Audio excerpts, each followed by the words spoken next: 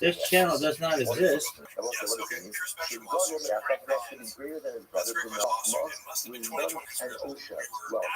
The coin logo must possess all of these qualities. Now we're focusing on the wealth over here. In a moment, so what happens if you have a coin logo? Who is handsome?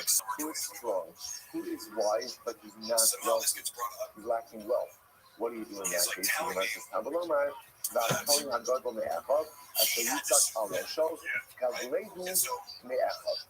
other Kohanim are obligated. You put together a coin logo GoFundMe page, right? And what I like how Picardo obligated to go ahead and isn't streaming you. That was tight. Look at this athleticism, though, folks. Have you ever seen something so bad? Oh, God. So it's like, look at his footwork on cinder block. Girl.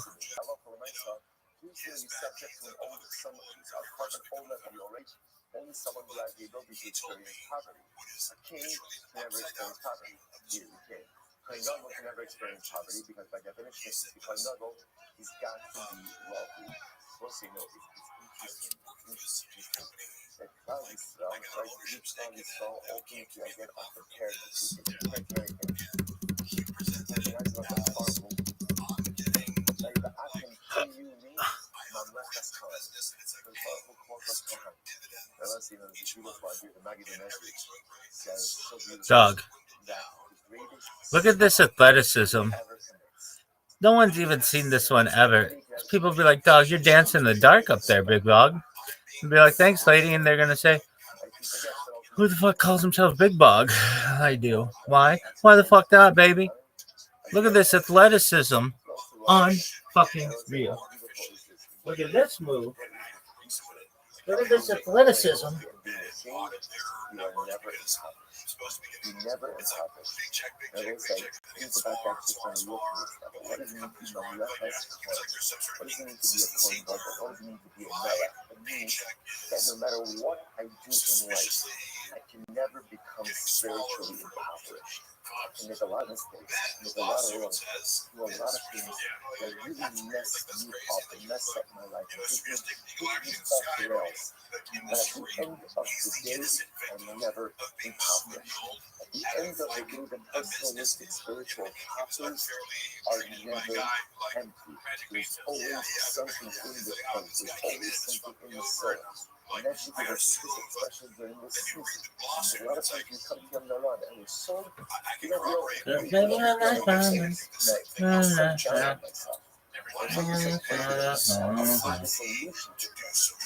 it's very important somewhere to get started. Well, just remember, you're playing Gaza.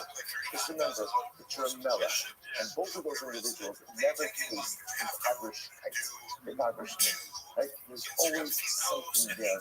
There's always eternal wealth. No matter how bad you've messed up, you always have the ability and spiritual credit to be able to affect the turnaround. So incredible. Finally, I'm not by itself.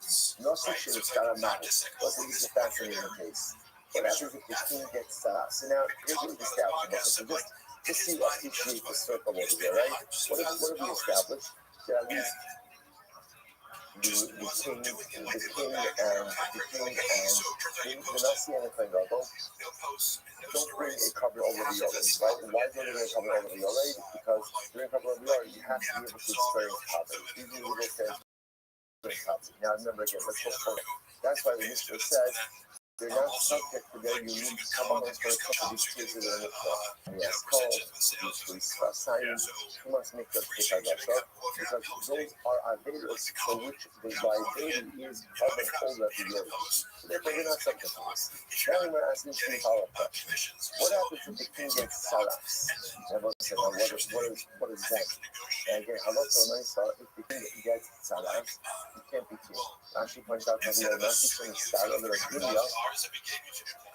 Yirmiyah, Yosef, the upper Minisiaso, Shane Royal Leos Melech, שום סולה. כי למין רפואה תרפית, והאינוג השם לסמולה, חיים בסולה, עד יום הסול, פרשו בספר, תגרות ולגרור מסתנצת, small dot, right? The hello for myself, when a kid is doing practice at us, you cannot be you can't continue while we have something you can't go ahead and resume the flow, which is really fast. And you can't have educate, which makes sense, right? Why does it make sense? Why do it for us? Why do it for us? Because you did something.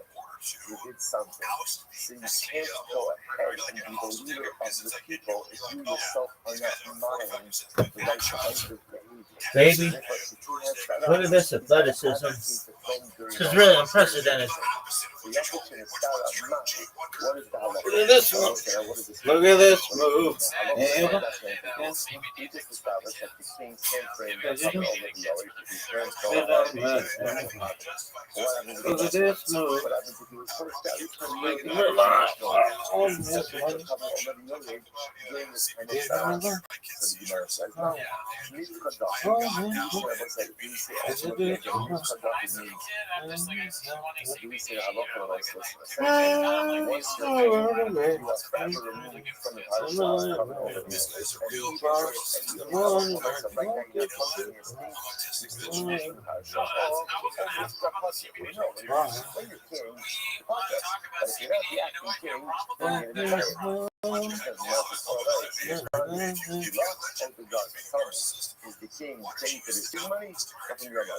Right?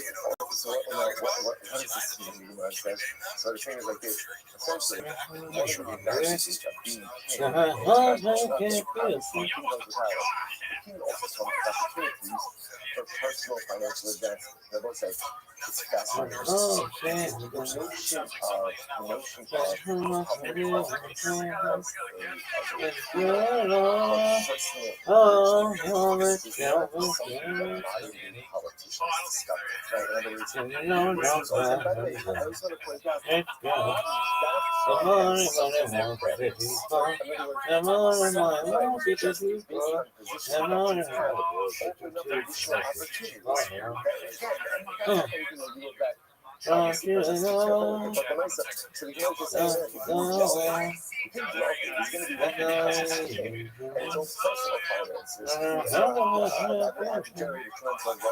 just because he's not acting a king, the fact that he was king, obviously most probably endowed with tremendous personal wealth, and therefore I love myself.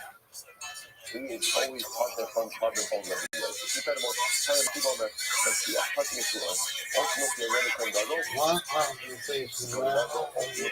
who the fuck is sharing this? And the people on the share partner who don't right hand side. You covered all of the oil. It's the exact cover out of the shop herself. A serious safe, but I'm Habiti from the Sia. The Habiti Bolo for the Ferry Bolo. The serious safe, all of the oil. But Bolo for the Subos, people can be my friends, what the people say. Anytime you come over the oil, you can go over the father. So you must, I'm not come to the what can you keep it plastic? I'm going to throw, and what's that point out? When you say pasta, you say that, like I say it again. When you say pasta, remember, I'm just talking about the situation within the community all day. So, because liability, everything in that area. Pasta over here is used more very we discuss a particular carbonic liability. So therefore, a coin level is pasta from carbon over the others. Okay, so what's the pasta? On the car, that carbon out of the bottom. So this is the carbon ultimately of iron on this side. I will say this is referring to the Habite coin level. Like it refers to unique carbon of the coin level. Zoom off for about. This kind of a carbon, this is the one that is obligatory this time. The other ones are not. I aim off to my double. Maybe we can also maybe in the world of yoga, maybe the kind of from the lowest tier carbon. What is that? In my movie, what is that? I just say that's what maybe again like the lowest level. I knew it's about maybe higher levels of all of the yoga practice and should be higher than which makes the most level it says the people are point a share so a share me akos meila. I'm the scatter the akos is scatter the kula.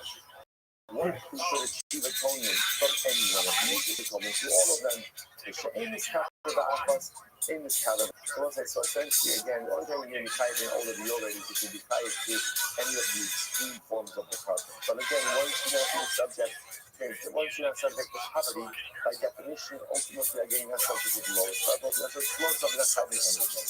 Tell me, after the sin, the Ayot Yesh on the Afas Me'ila, Hakanam, because it's kind of Afas inside the country, between Russia over here. By these customers, so by the Ayot Yesh on the Afas Me'ila, so ultimately, only if you have liability for the whole group, then you have liability for any one of them. So you might say, the thing is kind of Afas, in this kind of Quran, you must Allah Matron, why there is that the Kiva Omer, the Kiva says, Nasi Chayiv Pushnish Nias Kos. Remember, it's not true. But the Kiva says that ultimately, again, he does have liability. It Tumas Niklas Vikadasha. He does have liability in decrease Basari. Only is exempted from Nias Kos. So you see, that's not true because of the Abayim merges. Abayim, Me'akos Mashmalay, La'akos Lo Mashmalay. He doesn't Me'akos, he doesn't La'akos. The Mashmalay Me'akos to Mashmalay. Why does he doesn't Me'akos? Because he Rahman al Basot, Sabi Asira Seifa. Because that's the light is at the end of Asira Seifa, which is the lowest level over the other. Remember, the problem is Sabi Asira Seifa and the Kaibis one. Teaching that only the Kaibis in the lowest level, you subject to the lowest level over the other, will be deciding everything. He said eventually, it's kind of Asira Seifa, it's kind of killing it, because if you think that even if you're not subject to other levels of over the other, you should say subject to the other ones, the darkness is mixed with the behind the Asira Seifa, the darkness. Then write that test again by the lowest level carbon, Inam is Ashiris, or by the highest level of Ashiris. The fact that it doesn't write it by one of the poles, but ultimately kind of writes in the middle indicates to us, one thing you're kind of covered over the other is that you can be subject to all shades of all of the other. But if someone is never subject to poverty, and therefore can never reach the lowest level all of the other, therefore you're not subject to any kind of in other sides. Bottom line, simply message over here. Allah again, going double, and we talking as well. Nothing changed are not subject to covering all of the other. Again, Sanhedrin goes without saying you're subject to covering. It's very short in the early message. So because you're not subject to all of the other, therefore, myself, we will not bring the unique carbons in these aforementioned cases of Shmias Kol. Decrease Basai, Tulas Mikdash Vikadash. Let's speed it a little bit different here to finish the rules. The only time Sanhedrin, Kohen bring their unique offering or erroneous ruling is in a case where the individual would be subject to a carbon. That's it. If the individual is subject to a different carbon, they're not bringing, they're not bringing their unique carbon. Tell about Mishnah.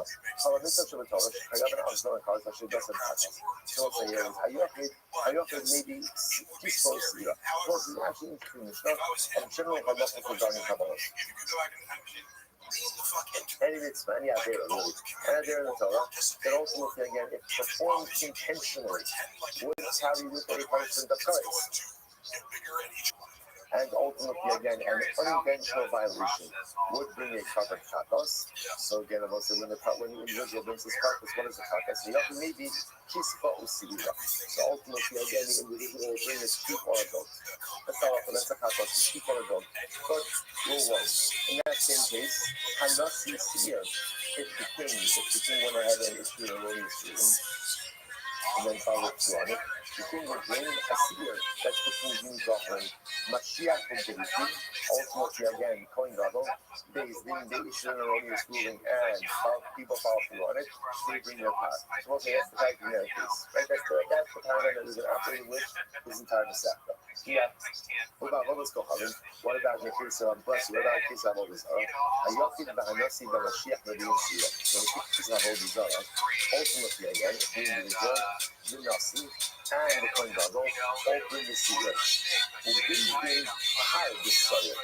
They can bring a par and the Sire. Okay? Maybe like they bring a par and the Sire. Par the Ola, the Sira the Kapos, a par for the Ola, the Sira also the Kapos. Asham Tavos, what about Asham Tavos? Because it's usually good Mishnah, because this is like a compilation about Asham Tavos. Maybe it was a Sira thing that is depends on the time. status.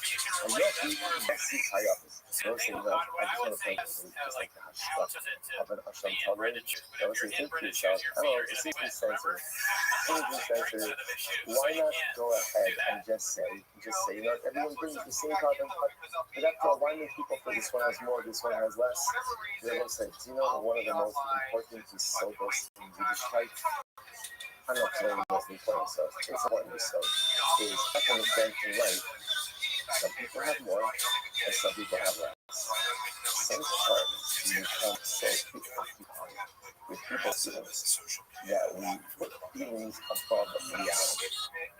And we feel like we have to coddle everyone. Everyone has to be coddled. No, that's a shame. You should never be aware that someone has more than you. Yeah, but people have more than you. You get more than you, people have less than you, and that's just the way the world works. It's the same way, by the way, that in life, there are winners and there are losers, right? And that's the way life works, and that's why when, you know, we give every single child a trophy, and suddenly again, you know, there's first to 172nd place, and everybody gets a ribbon, right? It's profoundly detrimental to life, because it's important for children to understand, ultimately again, that there are winners, there are losers. Just like I was saying, some friends, you know, even effort sometimes to like, you know, regulate the types of secrets that people make. Yeah, we can all be moderate in what it is that we do. But this notion that, you know, this is going to have some people who have more than people have less, but people who make bigger sins, but people who make smaller sins, or people that take less education, people that take less education. And again, so much of life is just being comfortable in your own skin, even if you can't do what everyone else is doing. It's okay. It's okay. I can try to give me exactly what I need. You know, what how I try to have more, but even if I can't, I'm good. I'm good. I always say, like, the hashkafa of Hashem Talmud is, yeah, you know what? Ruben has more money than I do. So he's going to bring a nicer comfort. I have lesser money. Doesn't make me a lesser person. And so much of my life is trying to be basically usher Hasamet the Talmud. You know, there's like Hashem Talmud. When I was Hashem Talmud, so the Gemara says, Yochim v'hanotzi chayot. Ultimately, again, Hashem Talmud. So the Yochim individual and the Nasi are both chayiv in that. And just, yes, my focus is not previous. That's my focus is not previous. Mashiach is based in truth. But ultimately, again, Mashiach is the point level, and the base in our father, Hashem V'adayin. What about Hashem V'adayin? Hayochid v'hanasi v'Mashiach hayot. Everyone is striving in Hashem V'adayin. The base in truth. The base in does not do that. Ashmiya Sakov, Abichos, Asama, Thomas, Lukas, Shigadosha. So we'll say, so again, going back to, harking back to the last Mishnah, like Shmiya Sakov. So again, some of it's a shua, I affirm it. Details assigned are shua of articulations. Tumas mikdash v'kadash, issues of tuma either in the mikdash or individuals entering into the mikdash. Basic two, which means again, it's basic issue of using regarding any of these things. Ultimately, again, their father. By Yochim v'Nasi Mashiach hayovim. And ultimately, again, Yochim Nasi Mashiach hashari elo she'ein kan gadol Mashiach. And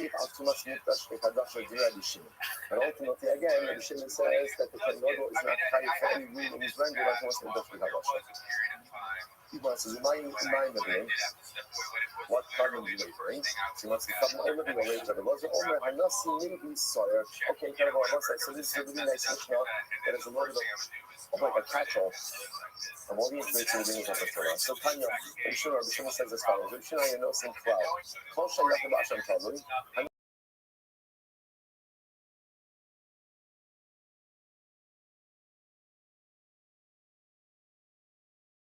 Mashiach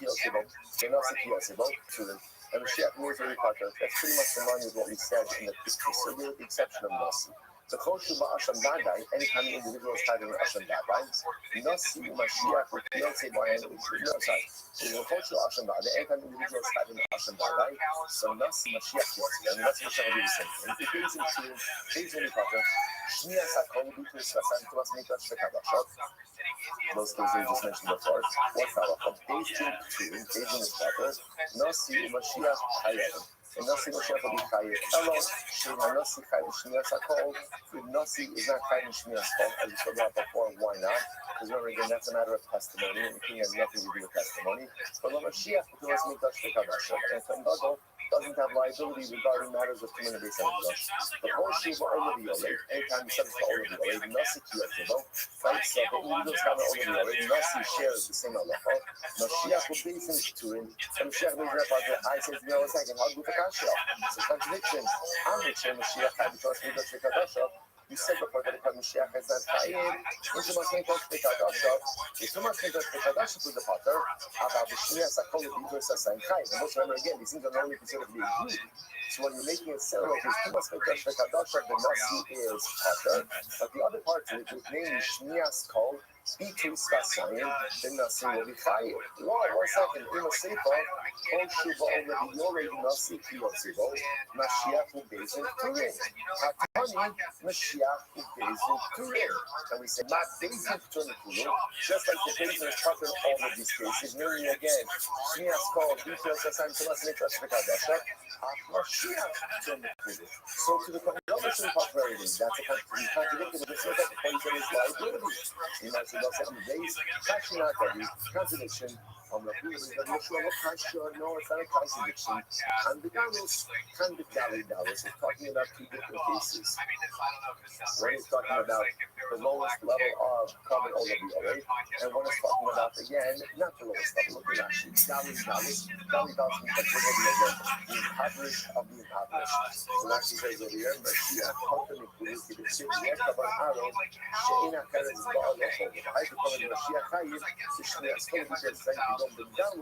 becomes mayor. What's very interesting, according to the Torah, he must be yesterday, but I love the Raisa, when we exempt the Kohen Gadol, he is exempted ultimately again from the lowest level covered over the Olay, but may be subject to certain higher levels of covered over the Olay. So it's interesting we sheep over there, because beforehand, we've seen either you're kind of covered over the Olay or you're not covered over the Olay. So there might be a hybrid model where maybe you're kind of in certain parts of over the Olay or certain levels, but not subject to others. Interesting. No, the machine is somewhat of a kiva, but how the telling the Machada, so the machine was going to be kiva one piece, and I'm saying one piece, something that be kiva, but Dallas, the potter, the Potter Dallas, the youth from the kiva, that ultimately again, he is potter in the lowest level of all of the array, but argues on him in the higher levels. Whereas the kiva ultimately says that he will be subject, ultimately, yeah, the Shemi says, him or his Kohen is totally exempt from a covenant over the other. Incredible. I was in Kohen Gadol. I'm with this yes. My conviction. What is sin is logic? That a Kohen Gadol is what is logic? It's the first time that I shall really put a cash. The pasuk says it's easy because this individual will be cut off from the cow. This refers ultimately into someone whose carbon is the same as the cow's. Yes, as if the carbon is several cows. From seed one, this carbon is not like the rest of the cows. Ultimately, I don't know what to use that. That's pretty much another thing. Nothing, none in carbon is several cows. I go on second, but the nuts also, like the thing also has a different carbon than the cow. Then the cow, so even says, right, so that's some sense, just to be clear. So remember, we're not talking about over here, we're not talking about over here, that halacha one stuff, that Shimon says, that Shimon says, that a Kohen Gadol is not tied as much as the That's what focusing on. So now again, just let's go back to this for a second. So my contribution, and why does it show that Allah will make the Kohen Gadol not such a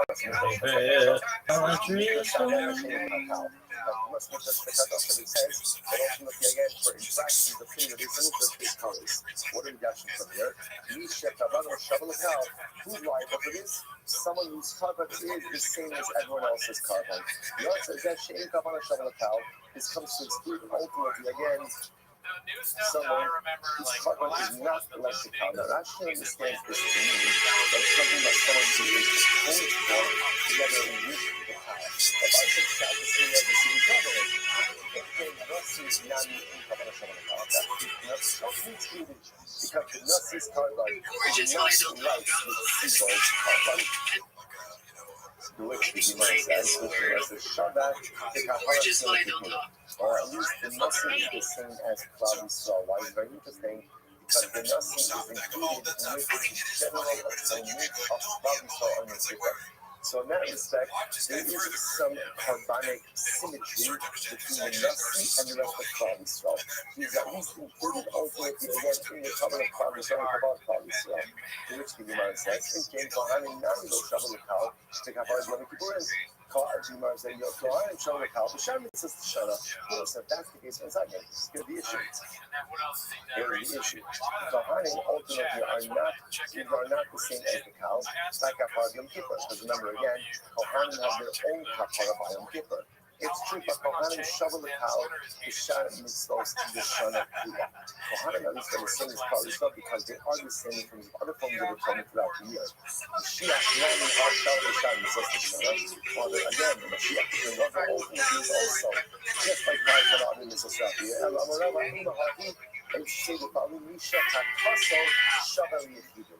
Ultimately, again, who does it refer to? Someone whose Takaso is ultimately the same as individuals or non-individual, and who is that? The cow. So essentially, one of those that is going to be subject to too much mikdash v'kadasha, only showing the air the same type of liability as the cow. Ultimately, again, therefore the point group does not, is therefore going to be touched by too much mikdash v'kadasha. Okay, incredible. And the lesser of the Nasi may be sealed. So again, the Raza says that the Nasi brings a seal. Ultimately, the Lord makes you goes on to regarding too much mikdash v'kadasha. Why?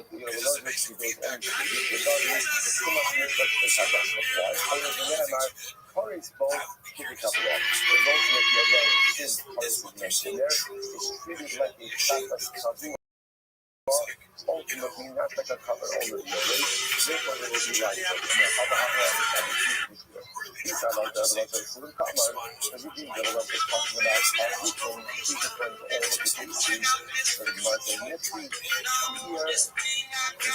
here, the kindness here, the local in the purpose. So we're going to do like this moment. It's here in the scene, right? And the time of the Mashiach are the similar functionality again of the purpose of the individual. Listening now means Mashiach may be power, the Shmias of the society. So saying that the similar that the individual will discover the Mashiach will be the power, as Shmias of the society. Hello, the road cut from the Mashiach. In fact, there doesn't make any mention of the point of what is here. Tumas Mitzvah Shekadasha Koi to Mashiach Pater. It must be talking about Tumas Mitzvah Shekadasha, for which, as we said before, ultimately again, the point of Mashiach is going to be Pater. Because now it says, come on, I'm going to bring you up nicer than a papa. Nice. How do you know this? Zimbo, the Rosh Hashanah, everyone was talking about all of the cases. And by putting on there, he holds it by Yakiba, meaning what the Amar, Mashiach, part of the Quran. Look at this athleticism, son. There's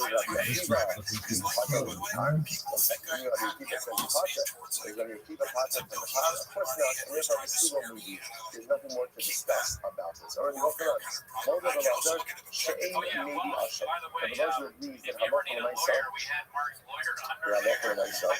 since a Nasi ultimately again doesn't bring he reads that a Nasi does not bring in Hashem Talmud the Tumas Mikdash V'Kadash. So Tani Teaches Hashem Talmud about Tumas Mikdash V'Kadash. You bring Hashem Talmud the Tumas Mikdash V'Kadash and Allah is only have money, so we could bring with that. So that with Allah, Holo V'Ne'emah B'Charis V'Kadua might seem Nasi superior Allah.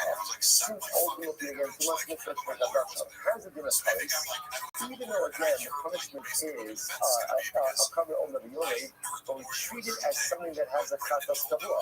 Because it would be treated as a chatas kavua, therefore what? Therefore the Nasi should be tired. The Nasi should be tired. Ultimately, again, I'm a whole year of a person that what? Nice Nasi see Allah. If I'm going to be open on Mojo, but I'm just shaking you Hashem Talmud. For a second, I'm going to say before. The Lezer agrees that he does not bring in Hashem Talmud. To which the Gemara says, Kasha. You're right, it's a contradiction. We're not sure what to do with that. And kind of what I said. So again, takeaways, right? Takeaways. So let's say, number one takeaway there's nothing more beautiful than learning Torah L'Shma. Right? That is the most important takeaway. Also, just understand what has happened over here. Just understand, you're not. Time may be a complete blank slate, but just understand that your neshama has just spent 40 minutes learning all about Kabbalah, which means that for the last 40 minutes, my neshama was residing within the walls of his head. So if you feel a ridiculous, overwhelming sense of internal simcha, and you do not know where that is coming from, that's because for the last 40 minutes, your neshama was inside the base of his head, even though your mind was counting seating piles. Right? But it's like, again, it's okay. It's okay. But remember, that's what this is. That's all what this is. Just like I was saying, you know how sometimes you may be sitting with someone who you love very much and you're in a conversation, and then when the conversation is over, perhaps you have no idea what the conversation was about. That may or may not happen, right? You have no idea what the conversation was about. But you know what? It still feels so good because I'm sitting with someone who I love very much. And the Neshama knows that the relationship just became so much stronger. That's what happened over the course of our last few minutes.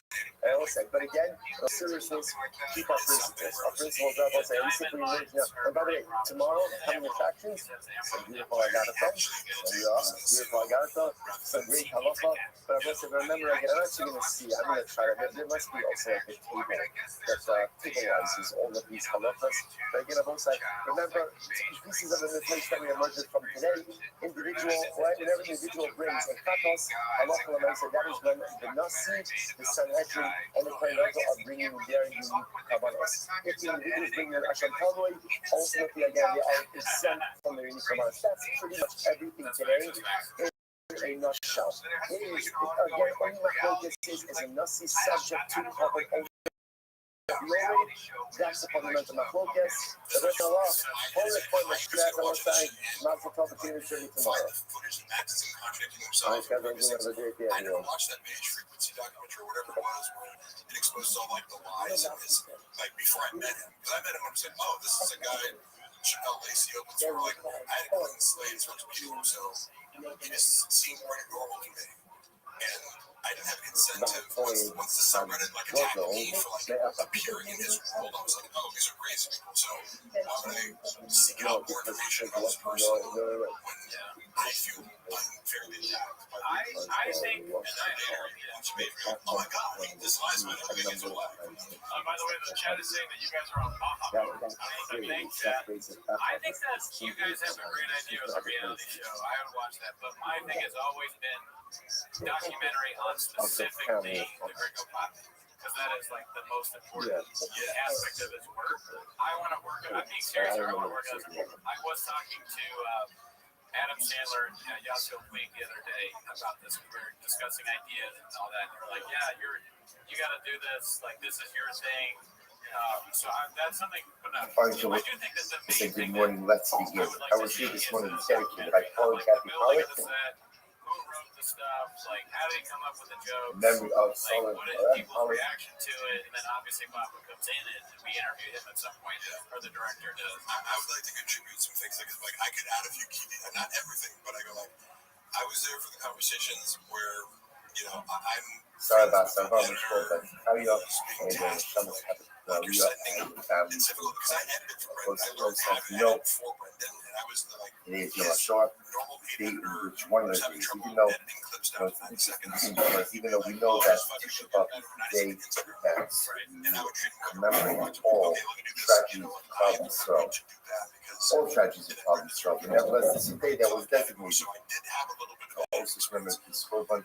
So therefore, again, whatever one's religious feelings are, so somewhat irrelevant. In his head, a stand-up comedy special. He has set aside to remember such an incredible, overwhelming equivalent of Columbus of 6 months devotion requires us to dedicate.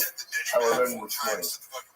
The Hebrew Mishnah for 6 morning devotion and focus on Shamas to have a love, and their section, all the show them individually and then to I suppose let's begin. Your days on the Aleph, first word. We know how to show So the Gemara asks, was the really Shemra Mishra. Remember, again, pick up a little bit. The Gemara beforehand was discussing the idea that in Yehoachaz was, or just to Yehoyachim, was anointed with Shemra Mishra. So the Gemara asks, was there Shemra Mishra in the times of Yehoyachim? After the Gemara says, Nignas Shemra Mishra, when the Aron was hidden away, Shemra Mishra was also hidden away. This is also this exactly fascinating, right? So, speaking about all of the things that were hidden away in anticipation of the destruction of the first place Hamikdash. So when the Aron was hidden, the Shemra Mishra was hidden. It's in Sarah's Hamar. What it says was the jar of money that was kept in the Aron. Umaklo shel Aron, the staff of Aron, with its almonds and its flowers. The Argos Shashok, the Krishna Dharma Yisrael. And including in that, of course, was the Argos, the box, in which the Krishna sent to gift to Abi Shalom, referring to Shemar, the Esklea Zoma Shashirosima Shom, Hasini Ba'argos Mitzidok, Shirakto also Bahama. So it says it's referring to when the sons of Eve took the Aron out to war with Klal Yisrael and were defeated by the Christians. Krishna not only defeated Klal Yisrael, but they also went ahead and took the Aron captive. This is the famous Ma'aseh Navi, where wherever they took the Aron, there was an incredible outbreak of diarrhea and hemorrhoids to the point that the Christian said, thanks to no thanks, they sent back the Aron, and together with Aron, they sent back a gift of gold. That gold was kept together with the Aron. So the Gemara is saying, when they hid away the Aron, they knew that gold as well. Who need God, and who hid the Aron? Yoshio Melech Yehuda. Yoshio, the king of Yehuda, went ahead and put his Torah. Why? Because it's not a pasuk that said, Yolech Hashem Oscha Vesma. Yoshio saw the writing on the wall, so it's going to be a God. And he saw the writing on the wall, but his midrash is going to be destroyed. And as such, he did not want these items falling into China's hands, and therefore he went ahead and therefore Tziva Bagangi Shreamar, Ayomer Levin Hamadim Lechol Yisrael, Hasloshim Hashem, Fluas Arakosh Beis Shabbat Shlomo Ben David, Melech Yisrael. So apparently, Shlomo HaMelech built subterranean chambers in the first place Hamikdash. But then he built in anticipation of its destruction, or they built it for some other reason. The point is there are subterranean chambers in this Hamikdash. So Yoshio gives the command to Levin to hide the Aron as well as all these other things in some of the subterranean closely because he told us is, from the that the Aron HaBris is in Harabayis, somewhere there, somewhere buried in Harabayis itself, reading ultimately, again, I guess, from a Shia to the US location. So the Gemara, Eloch and Masa, the Masa, Ato Iglas Hashem Elokechem Es Amo Yisrael. What's that? It's a beautiful passage. So Yoshio tells the Levim, you no longer have any Avodah Bakaseh. Avodah Bakaseh means what? You're not to carry anything. There's no longer anything for you to carry. But what is your job? So if you as Hashem Elokechem Es Amo Yisrael. What's your job? To Ever Hashem, and to be Ever Klal Yisrael. Just because you don't have your responsibilities, go back to what we saw 2 days ago, right? About the idea that any form of leadership is used for obvious. You don't carry the Aron anymore now. It's fine. You never talk historical, you never talk. So I'm going to Asya, you know what I mean? From Asya Sham. Asya Mishmeret Mishmeret, Asya Doros. Here's the ultimate reason to hear Shabbat between all of these items listed above to teach us that just as the Aron was hidden, so too all of these items were hidden as well. So therefore, again, we come back to our original question. How could you tell me that Yehoachaz was anointed with Shemra Mishcha because of his older brother Yehoyachim, when at the end of the day there is no more Shemra Mishcha by this point in time? Which the Gemara answers on that Papa, Ba'atar Smadakwa. Right, there is no Shemra Mishcha, but instead he was anointed ultimately again with balsam oil. Balsam oil, okay, so the Shemra Mishcha, also remember again, he mentioned that he also was anointed with balsam oil, Shemra Mishcha, Shaul. Why? Because Shaul was on the two mountains, he always wanted to come from Yehuda. Shaul was from a tribe. So Shemra Mishcha, represents the what we'll call it the more temporal under. So the Gemara was like, these Gemaras are amazing. He said Moshe has a lot. How do I have an anointed? How do you know anything? So commit nature. So the Gemara says you go and you make a nature means like a crown. Like a crown. Ve'es HaKohanim kiminki. And the Kohanim ultimately again like a key. My community. So what's I so again? You take someone on the cup, you smear it around the head like a crown. How do you go ahead and anoint the Kohanim? My community. And Rav Nashri Abagad does make coffee about it, like the Greek cup. Now, if you look at Rashi, Rashi has over here Kiminesa, coffee bunny speaking. Rashi has it looking like a letter class. Also, the way that it looks, by the way, according to Rashi, is, and give you a visual here, you start cleaning the eyes, and essentially when you spray the Shalom Mishka down up to the head, all the way down to the neck. So it's like a class. It's like a class. Others say it looks a little bit more like a puff. So if you get the point over here, you're starting at the front of the head, and you're smearing the oil all the way to the back of the head. Many other, the Tila Moshe, the Shalom Mishka. So we'll say, we're going to see now we're switching accounts. According to one account, we go ahead and we pour the shaman on his head first. And then afterwards, we put it between his eyes. Then we say, different verses say, no, first we put the shaman between his eyes. And then we go ahead and we pour it on his head. Tonight, so since my focus now at the proper order, we know that anointing requires both pouring as well as putting oil between the eyes. So my focus apparently again, which is the proper order.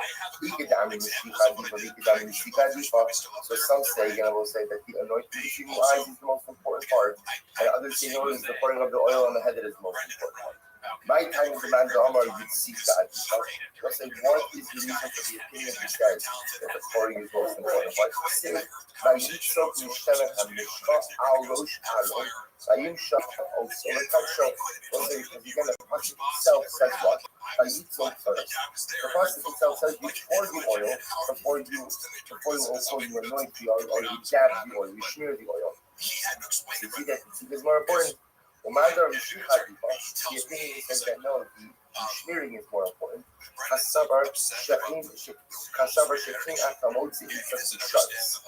says, remembering in a website, that you seek a pouring of oil, something you not only find by the pouring, but you also find by what? By the cleaning. The fact that the utensils are also anointed with pouring tells us that pouring is the dominant form of inauguration.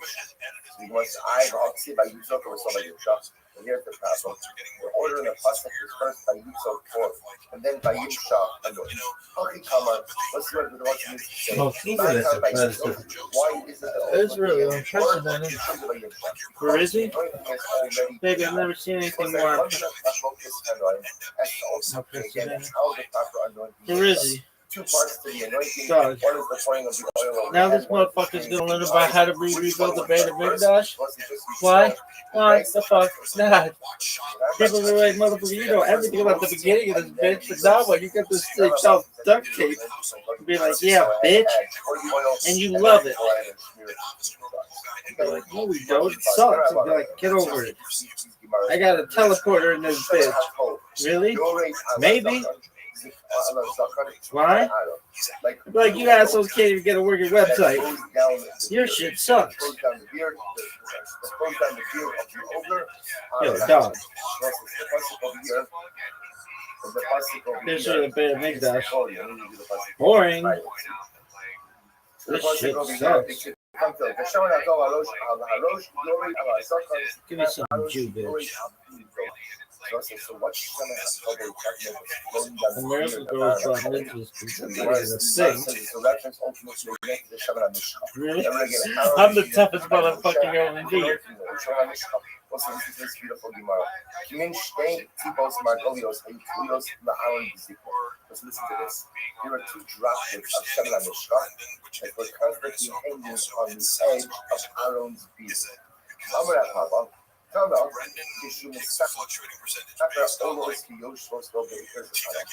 say when the Aaron was taught, so the droplets would like roll up the beard of the why? So they wouldn't fall off as he was talking.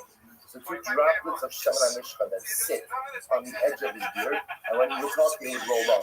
The Al-Davar Zeh, how your motion drive, we'll discuss it similarly. The Al-Davar Zeh, how your motion drive, and listen, regarding these two droplets, Moshe Rabbeinu was always good, always good, you know? Was his second wide line with Bezin David. Maybe I committed what is so maybe I applied too much Shemin HaMishcha, and therefore again it constitutes an act of Megillah. Remember again, what's Megillah? Megillah is physical or mundane use of the property. So the Gemara says, so ultimately again, the Baskal comes out and says, the Shemin HaTov, like the wood oil, Kikal Chermon. And again, what's the Gemara, the Pasuk compares. The Pasuk compares. This is the very next Pasuk. This is all in capital Kafman of Gimel, 133. It says, Kikal Chermon Shiorei B'Haritzio. Like the dew of the thermol, which falls down in Haritzio. So what's the comparison between oil and Kal Chermon and dew? Matal Chermon in Bo Megillah, Akshan HaMishcha Shabizach Hara in Bo Megillah. Just like the Rosai, there is no Megillah with dew, so too again, the Shemin HaMishcha in the beard of Aaron, there is no Megillah as well. It's still Aaron was concerned. I'm a share emotional maybe emotional, but maybe I got some enough of the oil that was not Kohanetic related. Just as a basketball, I'm not beautiful. Dine Matolu Manot, Sheves Achim Damdaka. Ma emotional, so Pasuk says, how beautiful it is for brothers to sit together in peace. Just like Moshe Rabbeinu didn't commit to Aaron, don't worry, you didn't commit to Aaron. Again, very quickly, what's the symbolism?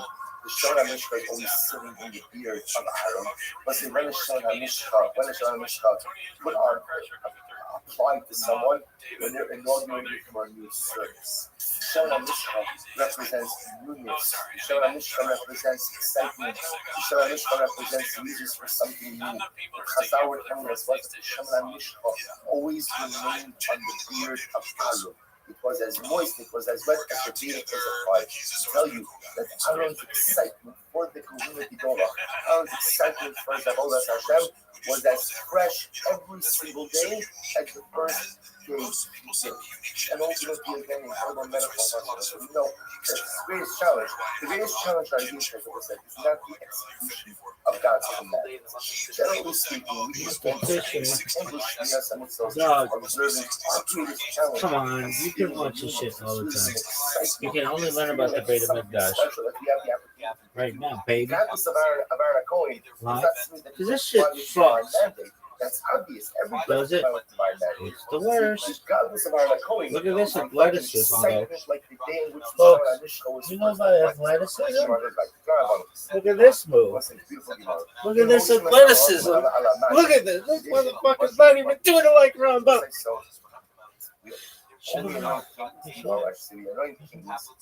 This literally means we only anoint kings by a man, by a spring. Because anointing a king by a spring was like a symbolically good omen. The idea being that just like the spring flows, so too again the king's marriage should continue to flow as well. What's that side? Just as a total aside, if you ever go into the court of Pir David and you take the water tunnel, that's the Gichon spring. What's like that is where Klal Yisrael historically and going to the Malach by the Gichon. It's an incredible thing to see you stand in there and everything. It's fun because you're walking through water.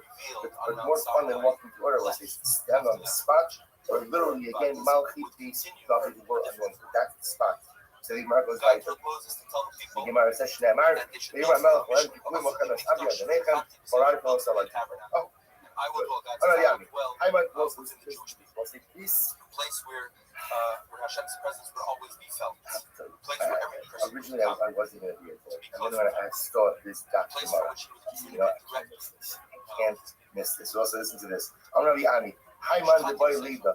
He must have shas Yilo. Also listen to this. If a person wanted to know they're going to live out the year or not. Now again, please don't leave early from this before you finish this video, right? I don't want anyone walking away with this. Listen to this. First one, I'm going to live out the year or not. So what should you do? Mitli Shagabas Young Bain Rush. Take a candle during a service made Shiva. The base of the Nashik Seiko. Put it in a house where there is not a strong wind. If the candle remains lit, no. If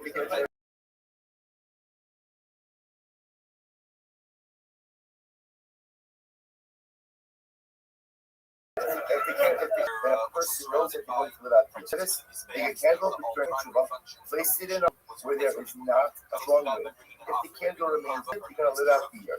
Similarly, what's that? Number one. Number two, first of all, I'm going to be successful in business. I think the business venture that I want to undertake. Am I going to be successful or not? And I want to know if I'm going to be successful or not successful. Literally kind of go this. Buy yourself a rooster.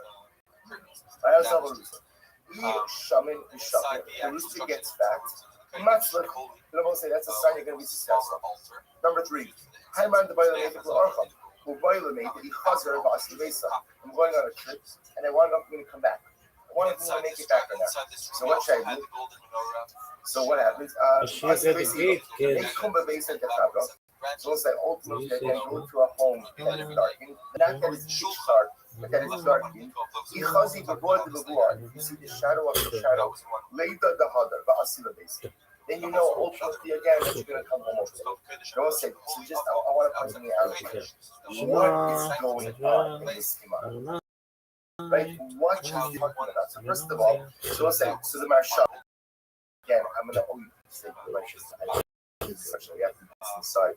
Maybe Shabbos is not I need to not about it's just a little piece. So let's say, so the Marsha says, I don't understand. Is it biblical prohibition of Rosanach? Not allowed to engage in forms of divination. So we don't do omens. We don't do omens. So the Maharsha says something absolutely amazing. The Maharsha says, well, if you look at the Gemara does something dramatic. If a person wants to know if they're going to live out the year or not, so what does the Gemara say? What does the Gemara say? Take a candle, put it in a home where there's not a lot of wind. And what does the Gemara say? If it stays lit, then you're going to live. We'll say, what doesn't the Gemara say? If it goes out, you're going to die. We'll say, if you notice again on each of the things mentioned in the Gemara, the only thing that's mentioned is the positive. The Maharsha says something amazing. The default setting of life is that things are going to work out. The person has to have an expectation that things in life are going to work out, that I'm going to live, that I'm going to be successful, that I'm going to make it back home. So if I do the omen, and the omen confirms the positive outcome, then what? Well, say that's not an omen. What is that? What is that? That's life. That is an affirmation that things are good, which is the natural default mindset of the Jew. If the candle goes out, what does it mean? What does it mean? Nothing. It means nothing. It means don't pay attention to it, because again, that's an omen then. So it's like an amazing result. When the Gemara talks about these omens are here ultimately again to affirm a positive outlook on life, which is supposed to be the default outlook of the Jew. So if these omens confirm the positive outcome, fantastic. You think it says something negative, simply ignore it. Don't say, so you understand, I'm not doing the Maharsha justice, much longer piece. Don't say, you understand the godless in this idea that is teaching us how to look at life. You know, there are some people that are always waiting for the other shoe to drop. There are some people who are just waiting for the sky to fall. Sometimes for good reason. Sometimes because they had a lot of life trauma and a lot of life difficulties. Sometimes when you've been through a lot, you just expect bad stuff to happen.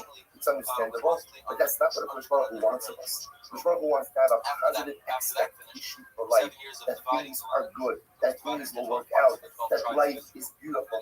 That has to be the natural default. I will say, so you say to yourself, okay, it's easy to have that mindset if everything works out.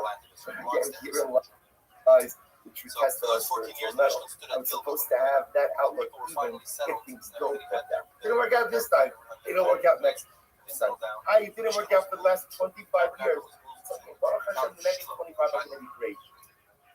I'll say that's the power of the Jew. Have an unconquerable outlook.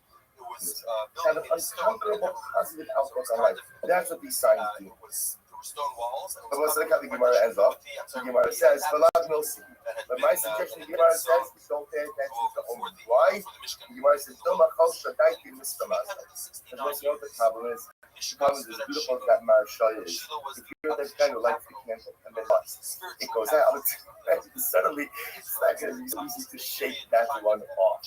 So it says, therefore, the Gemara says, you know what? You're better off just staying away from not almost, you're staying from these type of symbols in general. But we'll say, yet, the Gemara says something just to pull out. It's very exciting. I'm Rabbi, hashtag the Amrit Simna Milsi. We'll say, do you see this? This is the Gemara. Rabbi says, now that you told me that omens are significant, not significant omens, but like signs are significant. Get ready for this. We'll say, this is Halacha Maisa. Le'olam yeheragio le'mechsek l'reish shasa. What's the name for a person? You should always look at that. If you notice again, so the girsa over here is l'mechsek. So the Hagos is being changed to l'mechol. Was it in fact, again, this Gemara appears here in the Sefer Harias and Yos, and we'll say two different yourselves. One is l'mechsek, one is l'mechol. We'll discuss in just a moment. So now that we said that's what that omens are significant, a person on Rosh Hashanah should look at or should eat kra, rubia, karsi, silky, person should eat a gourd and a fenugreek and leeks and beets and dates. So those sides, you understand? We do this. This is Simnosa. We do this at Rosh Hashanah, right? We sit down and we go through a whole bunch of foods on Rosh Hashanah. Where does that practice come from? That is a derivative. That's the Gemara. If you look at Rashi for just a moment, Rashi says over here, Rashi says, if you look, it's on the left-hand side of Rashi, about 6 lines into the short lines. Why these food items? The honey got to the adults say, the shayirakas. I say Rashi says the common amongst these things is that they grow fast. They represent vitality. So we choose to say this is different because the Torah brings down some of the Torah explains that the reason we eat these items is because their names, which also we see the hiratzons. The hiratzons somehow are a play on these names. Rashi says no, the common denominator amongst these items is they grow quickly and therefore they represent vitality. Because of that, ultimately, again, we begin Rosh Hashanah with those items. This is interesting. The Matter actually brings down this idea. He says, why does one Gemara say Remixi Lemechom? What's that say? It's an incredible nafkamina. Let's say I don't like any of the symbolic foods. I don't like dates, beets, leeks, fenugreek, fish, lantern, just not my thing. Right? I don't. So I'll say. So what? Which for many people that's the case. And so I say. So what happens? I don't like any of it. What do you do with it? So Master Ephraim says there is still an ingredient that each of them on the table, and to look at them and to recite the yiratzon based on the skills of the Gemara. Everyone thinks it's just lamechal, just to eat. It's not true. Even if you're not going to eat it, there's an ingredient ultimately to have it. But Mechsek to look at it. Incredible. Says the Gemara. I'm Mishashi the Brain. It says the Mishashi said to his son, "People Yisum Mea Unikmar Rabbi. When you want to come on the Torah from your rebellion, yes, you must listen Rabbi. What's that? Listen to this. Prepare. Learn the Mishnayos before you go to your Rebbe. Once an hour, just you want to really learn. So it's incredible. So learning requires preparation. You can't just show up. A learner person has to prepare themselves. So he says, review your Mishnayos, and then go before your Rebbe. Yes, this coming. And when you sit before your Rebbe, listen to this. Look at your Rebbe's mouth. Look at your Rebbe's mouth. We'll say such an application. We know that pasuk to me. That ultimately, again, we should be looking at our Rebbeim. You see over here, look at their lips as the words are coming out. When you learn by a river. She sounds nice. Learn by a river. In the same way that ultimately, again, the water flows, so your learning should flow as well.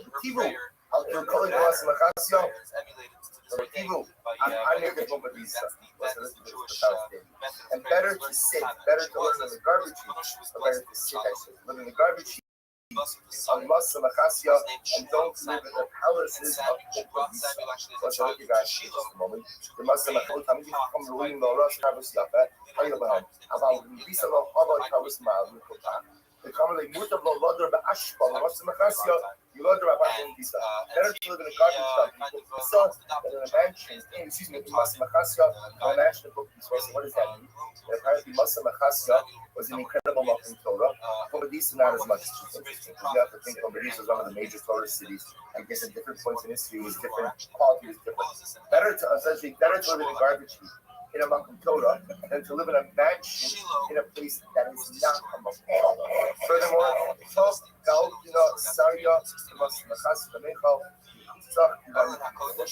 again, better to eat a Galdina Silas, and Galdina is a type of fish. It's better to eat a type of fish, ultimately, this Galdina fish that's about to spoil, than to eat the Kusach of Rami Kipi. Kusach was a higher end gift. So better to eat a fish that's almost going bad than to eat the fine dip of the Kusach, which also means what? Be careful how many pleasures in life you attach yourself to. Because I always say, the more pleasures a person needs, the higher the material upkeep is, the more difficult it is to focus on spirituality. So what he's telling his son is, better to get by on the huge fish, but to have to acquire the kusach. Because once you acquire the kusach, again, it's going to be a lot more materialism, ultimately, again, to make that. So he's giving his son all of these incredible lessons. Live in a Makom Torah, even if it means living in a garbage dump. Better than going ahead and living in a mansion somewhere that's not a Makom Torah. Be careful how much materialism builds into your life. Because the ever materialism we build with our lives, we all know this, what begins as a luxury very quickly becomes a necessity. And once it becomes a necessity, you move on to the next luxury. That becomes a necessity until these things become indispensable parts of my life, which then unfortunately leads me sometimes to place an overemphasis on my materialism and less of an emphasis on my spirituality. Beautiful. The Pasuk says, someone else says, literally, my horn was lifted to literally, I will say now, we assume that this horn is a reference to the horn which Shema Mishra was speaking. My horn and not my jug. David were anointed with the oil inside of the keren, inside of a horn. So their minor community were Shol but Shol and Yeravas were anointed with oil from a pach, from a jug. Their minor community not as good. Once Pashas, what that means is as follows. Actually points out that a pach is earthenware. Earthenware easily cracks, as opposed to a horn, like a keren is yours. So as I said, because of that, those who are anointed from the horn, their mana is yours. Those anointed from the pach, their mana is yours. Once we're going to go back a little bit to Gemara. So remember again, the Mishnah made a distinction between the Kohen Gadol who was anointed with Shaman Mishcha versus the Kohen Gadol who was Meruba of the Gadol. Says the Gemara, but a Mashiach Yachol Melech. So also when it says Mashiach, so maybe Mashiach doesn't refer to the morning maybe Mashiach doesn't refer to the Kohen Gadol, maybe it refers to the Melech. Difference is Kohen. I'm going to thought that even refers to the Kohen who is anointed with the Kohanic vestments. Therefore, the pasuk says Mashiach. If it just says Mashiach, I'm going to thought that's even the king of Osai, who is appointed ultimately again to go to war. Also, this pasuk is talking about the special power of the Kohen Gadol. I'm going to thought that even this is the Kohen going down to war. Therefore, also the pasuk comes down and uses the distinct lashon of Hamashiach Shir Mashiach Al Gavo, who is indeed, which means there is no one anointed above. So the Gemara says, "My mashma, the Damarava Hayarach Hamelech Shaliyah." Also the same way the pasuk talks about Hayarach, it means again the specific part. Yeah, it's not the Yisrael Kiran Nasha. Haganami Hamashiach. What is Hamashiach? Hamiduma Shneimashim. Means the one who is designated amongst all those who are anointed. Because again, as we saw before, the Kohen Mashiach was also anointed. Kohen Gadol ultimately again was the unique ones amongst those who were anointed. Omer Mar, Mashiach, Yachol Melech. So what's this? Gemara said before that, if it says Mashiach, maybe that refers to the king. Melech, how would the Maisi? Does the king, once the king inadvertently does something which is usher? Does he bring a power? Start with the Maisi. He brings a star. So before Shabbos, it's just I'm going to do as follows. For an accidental act, maybe he brings a sire. I'll halam davar yavar. We'll say in the case of halam davar, maybe he should have to bring a power. Kamash Lama. So Joshua, we mentioned that the pasuk of Hamashiach ultimately again refers to the Kohen Gadol. Fine, in Bein Mashiach Nafim B'Shona Mishcha. So the Mishnah then discusses ultimately the distinction between the Mashiach B'Shona Mishcha, the Kohen Gadol who is anointed with oil, versus the Kohen Gadol who is Meruba Bebegadim. Masnisim Delok Rabbi Meir. I'll say our Mishnah does not reflect you are Rabbi Meir. He Rabbi Meir, because it was Rabbi Meir, the one time he said, the Ruba Begotten, maybe Par, Abba, Alpha, it's Rabbi Meir. So Rabbi Meir says, and even the Ruba Begotten, I said, even the Kohen Gadol, who is not a part of the Shana Mishnah, which rather is appointed because of the Tanic vestments. So he brings a par al-Kala, he brings a special par of the Kohen Gadol, very Meir. But the whole world, the Chum didn't agree with them. And the Chum said the only Kohen who brings the special power of the Kohen Gadol, I assume, is the Kohen Gadol who is in Rosh Hashanah Mishka. One of the most athletic stages we've ever seen, folks. Mashiach, The most famous season of all time. I only know that it refers to a Kohen who is in Rosh Hashanah Mishka. In Ruba Begotten, I don't know that it even refers to a Kohen who is anointed with clothing. Now, Lomar, as Kohen HaMashiach. Ultimately, again, the passage says, HaKohen HaMashiach. So it's really establishing this. Like, Rabban on the days, Amos Sefer, I will say, yet look at the end of that price. So, Aim Bain Kohen Mishamish Kohen Mishavar, Ela Pariyom Kippurim Ba'asira Said, Asira Saifa.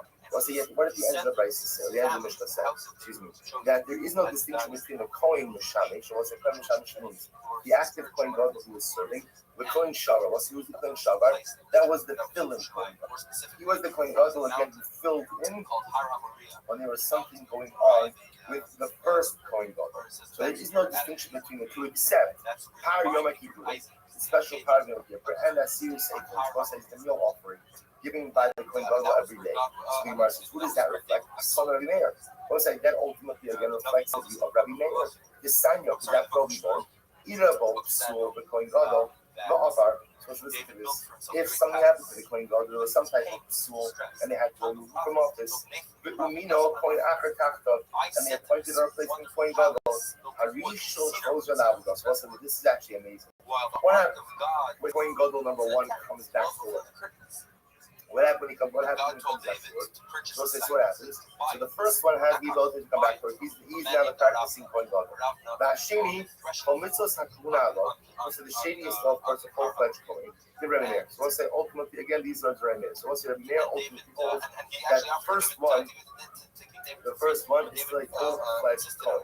So we'll say, but Pashtos, what that means is that he just goes back. He's not a Kohen Gadol because the right you can't have two Kohanim, but he's just a regular Kohen. Rabbi Yossi Omer Rishon Koz Lavadoso. Rabbi Yossi says when the first Kohen Gadol is fit for service, he comes back to work. The Sheni in a roy lo the Kohen Gadol or Kohen. Wow. And what happens? The second guy will say nothing. He's not the Kohen Gadol, and he can't be a regular Kohen either. We'll discuss that in just a moment. Rabbi Yossi, Ma'aseh Yosef ben Eli. Mitzipor, we'll say this happened. There was once an episode of Yosef ben Eli, who was the Kohen Gadol. She'ira bo psul the Kohen Gadol. So what happens? So there was this episode. There was this episode of the Kohen Gadol. The Kohen Gadol got upset. And what happens was that they appointed another person. And then when the first Kohen Gadol came back to work, what happens? When the replacing Kohen Gadol, the replacement was now out of the job. He couldn't be a Kohen Gadol and he couldn't be a Kohen Hedron. Why not? Kohen Gadol we shouldn't have. We'll see, in general, again, a Kohen Gadol because of Enamas. You can't have two Kohanim Gedolim. It doesn't work, right? It doesn't work. There can't be two kings. There can't be two Kohanim Gedolim. At the end of it, there has to be one warm leader. So, furthermore, Kohen Hedron, Mishum Ma'alim Bakodesh Ve'imoli.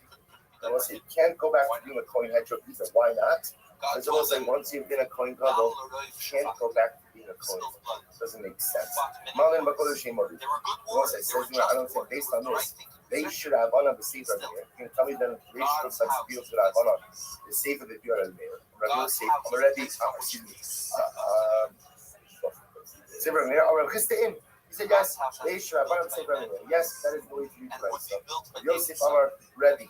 Yosef says no. You kind of flexible that. You can not simply leave it to know. Also, Rebbe is the other Mishnah, and Rebbe chose to plug in different Tanaic opinions in different parts of the Mishnah. Rava Amr of Shimoni, the Sovala Kramer Bachada, who called it out.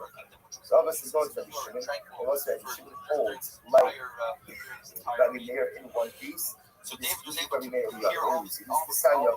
Devarim Shabin, Kohen Gadol, and Kohen Hedjot. Also, one other difference between a Kohen Gadol and a Kohen Hedjot Eluhain, by these his son are King Solomon. differences. David passed Our away Abba after 40 years. Kolamismos, what's the number one? In There's a many, special many power ways, that without only getting into Kohen it Gadol brings. now, in many, If many indeed you ways, transgress David's something, legacy was Upari Yom Kippur, the power of Yom Kippur, Vasir Sa'ifa, and a special daily meal offering. We'll say now watch this for Lo Korea, for Lo Korea. And we'll say furthermore again, if the Kohen Gadol suffers a loss, Lo Korea will say means he doesn't let his hair King grow, Solomon anointed right? as And Kohen, he does not go ahead and tear his coat. About Kohen Mulamata.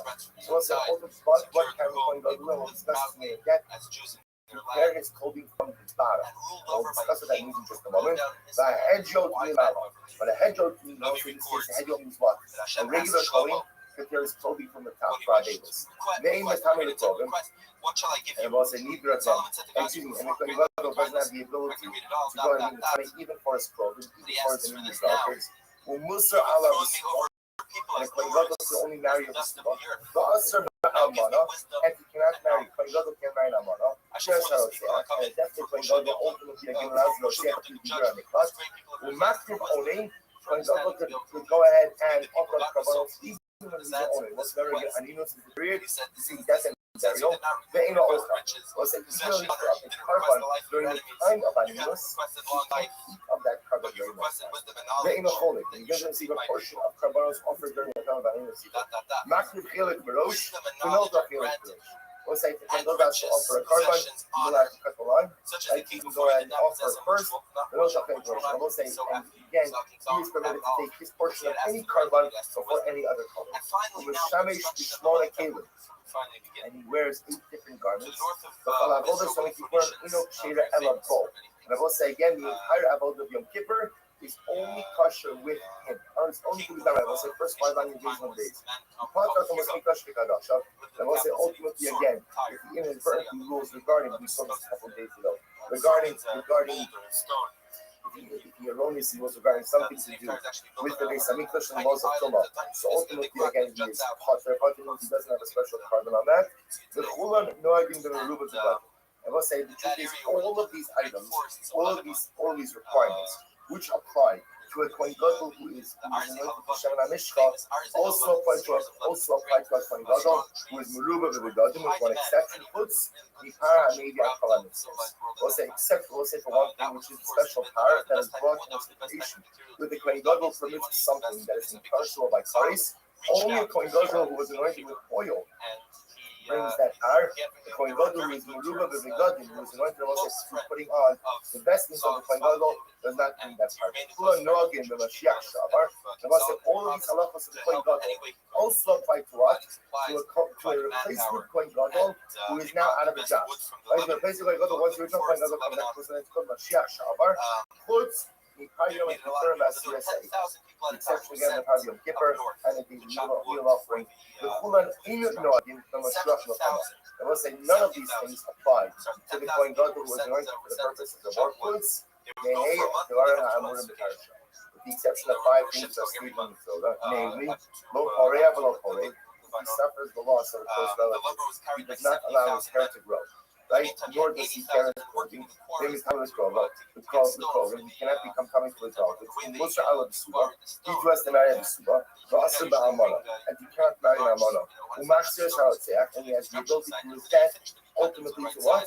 But other exactly bigger than the Chum say no, Maxia.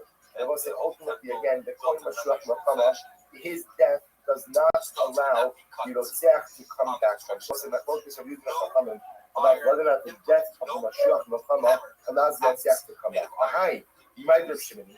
So say, how do you know ultimately he's a person of Rebbe Shimini? Papa, Man Shamas Leidah, who was one who said before that the point that the Merub Begadim is putter on Tumas Midrash Shadashav, which the Gemara says that's Rabbi Shimon. But Chutz Mehei Dvar HaMarum, I just want to remember again, the Bryce just said before that the Kohen Mashiach Mochama is considered to be all of the halachos that we discussed by the Kohen was Mashiach B'Shem HaMishcha do not apply to the Kohen Mashiach Mochama, with the exception of 5 things. So those are the 5 things that we just mentioned. Namely, again, he doesn't let his hair grow, he doesn't wear his clothing, he doesn't become coming even to close relatives, he has to marry a B'Sula, and he can't marry an Almana. So we'll say, so says the Gemara. Describes the details of the Beis Hamikdash, but just generally we're talking about what it looks like. you had the outer area, the area of the Har was in HaBayis. way with some hiding. The Talmud Talmud says says there there are are 10 levels levels of holiness. right? The Kohen who is greater than his brothers. Land of Zach Israel Kohen is the Gadol. Holy Land. What's the first thing Kohen Gadol? Asher Yitzhak al Rosh Hashanah Mishkan, who you will put oil on his head. Zeh Mashloch Machama. What's the this refers what the Kohen was anointed for war. Immediately I said, "No, Rosh Hashanah." And literally again, he fills his hands to go to the Kohen, which refers to the special clothing of the Kohen Gadol. Zeh Meruba Gadol. What's the this refers ultimately against the Kohen becomes Kohen Gadol by putting on the special vestments of the Kohen Gadol. Kulanu Omer. Rosholo, Yifra, we'll say that all of these colors, so we'll say whether you are a Kohen Mashuach Mafama, right? Whether you are so whether you're a Kohen Gadol, Mashuach Mafama, or Meruba Muzagin, the halach is supposed to say that, but on all of them it is said, Rosholo, Yifra, do not cut your hair in the event of Avelos, and the Gadol will Yifra, do not tear your clothes. Call the Pashas Mace Lo Yahoo. Nor can you come in contact with any clothes. No, you will not be owning it. How about a plus that all of them offer up Karbanos even in the state of Aninos? Hamud Lomar, Kinezer Shaman Mishkas Alakem Alokab Allah. What's it? The Pasuk says literally, the crown of the anointing oil is on his head. So Allah, below Al Kabir. Ultimately, again, upon him and not upon himself. It is only the Kohen Gadol who is anointed with Shaman Mishka, who has the ability to go ahead and offer up the Karban while he isn't owned. That is unique to him. That does not apply to any of our other Kohanim Gadol. Even though all of the Kohanim Gadol, remember again, we have a number of people called the Kohen Gadol. There's the Kohen Gadol, who is anointed Shaman Mishka, and there's the Kohen Mashuach Milchama, Kohen goes out to war. There's Kohen Zerubbabel Gadol, who's also the Kohen Gadol, but not anointed Shaman Mishka. All of these people have Kohen Gadol status. And in general, they all have pretty much the same basic halachas. You are just putting out the exceptions over here. The halacha l'maisa again for hakravas only and ba'aninos, for the ability to offer up a carbon while in a state of aninos that only applies to the Kohen, who is anointed with oil, not to the other kohanim. I might have thought the Gemara says maybe again the halacha after you see the by aninos. Maybe also only the Kohen Gadol anointed with Shaman Mishka Shashmaya B'Sulah. Maybe the other ones don't have to. Amalomar Fitu. Therefore, also the Pasuk says the Hu and the Hu comes to include all of them in the din of B'Sulah. Kitanai. And was in reality Yinus Machmoses Tanai. Hu Isha B'Sulah Yika. Was the Pasuk says Isha Mary only with B'Sulah. After Shekizek HaKasav Riba. After the Torah goes ahead and makes the chilik between them. The Torah includes all of them. Divra Yishmael. Also, after the Torah makes a distinction between the various types of Kohanim Gedolim, the Torah once again groups them all together in the obligation to marry a woman who is a B'Sulah. These those are Mishmar. Kiva Omer Imi Elisha Avar Machmas Karyom. Machmas Muni Minayim. So the Kiva says, I only know. Let's say Kiva Rashi for just a moment. Rashi says over here. Rashi says, Avar Machmas Mumo Minayim. Kalamar Baru. Tafilu Avar Risha Machmas Mumo Asar Ba'amana. So I only know. Let me read the first part of this. So Gemara says over here as follows. I only know. Rabbi Kiva says, Imi Elisha Machmas Karyom. That even if a Kohen Gadol cannot work as a Kohen Gadol because of let's say he had a seminal symptom issue. Even during that time when he can't go ahead and work with the Kohen Gadol, I still know there's a prohibition from to marry an Amana. How do I know Machmas Mumin United? How do I know that even if a Kohen, let's say, has some type of significant mum, which renders him unfit long term? We're going to discuss this more in depth in just a moment. How do I know that he still can't marry an Amana? Amalomar Vivu. If it was that the Pasuk says Vivu, which tells us that again, once he's in the state of a Kohen Gadol, he cannot marry an Amana, he can only marry a B'Sulah. We'll say, this is the follow to the next question. Mashiach shenitzkara mahu ba'amana. Let's listen to this kasha. What happens if the Kohen Mashiach, the anointed Kohen, he got saras? Well, so obviously he gets saras, he cannot function as the Kohen Gadol. Obviously, because he can't go into the something to saras. So say, what's the shayla? Mahu ba'amana. Can he marry an amana? Can he marry an amana now that he can't serve as a Kohen Gadol because of the saras? Can he marry an amana? Now, we'll say this might be a short-term marriage because once he's healed, he can't. So he can be married. But the period that he has saras, he's permitted to be married to an amana. So the Gemara says, do we say once you were the Kohen Gadol, so then what? Remember again, we saw it before that once you're Kohen Gadol, that status is where we see that. Remember again that even after he's no longer the operating Kohen Gadol, if he accidentally transgresses, he still brings the power, the right to cover of the Kohen Gadol. So do we say Mitchadaki? Once Kohen Gadol, always Kohen Gadol, and therefore again, even if he can't actively serve, he cannot marry Namana. Or I will say maybe again no, because the prohibition to marry Amana is the function of being the active Kohen Gadol. Once you are set aside from being a Kohen Gadol because of your tzaras, you can marry Amana. They'll have a day. Remember again, Rava asked this Shaila of Rav Nachman. Rav Nachman didn't know. So what happened? In the Hamiyasir, that Papa kind of violates. So that Papa was sitting and he was asking this question. Amar Lei, who not raised Rav Nachman, Rav Papa? So this is what happened. So Rav Papa was asking this question. So what happens? So who not the son of Rav Nachman said to Rav Papa? Tanino, we learned it in the Mishnah. I only know ultimately a Kohen who was the obligation to marry a Suba, or actually published marry Amana. I only know that even if a Kohen is qualified because of the second mission, the prohibition of only marrying still applies. Avra Machmas Mumin Minayin. I know that even if a Kohen is disqualified from service because of his mum, that the prohibition upon marrying a certain woman still applies. Now, the word Bahu means what? Bahu Ishab Salihat means that he is always in his stance of a Kohen Gadol. Even if he can't actively serve in that office, he is the Kohen Gadol, and therefore, even if he has a woman and can't actively serve, he can only marry a Pesach. So Papa asked the pastor, Papa didn't know either. Una answered the question. This is so beautiful. So come Nash gave Reshay, that Papa got up and kissed Una on the head, the Yohev laid back and gave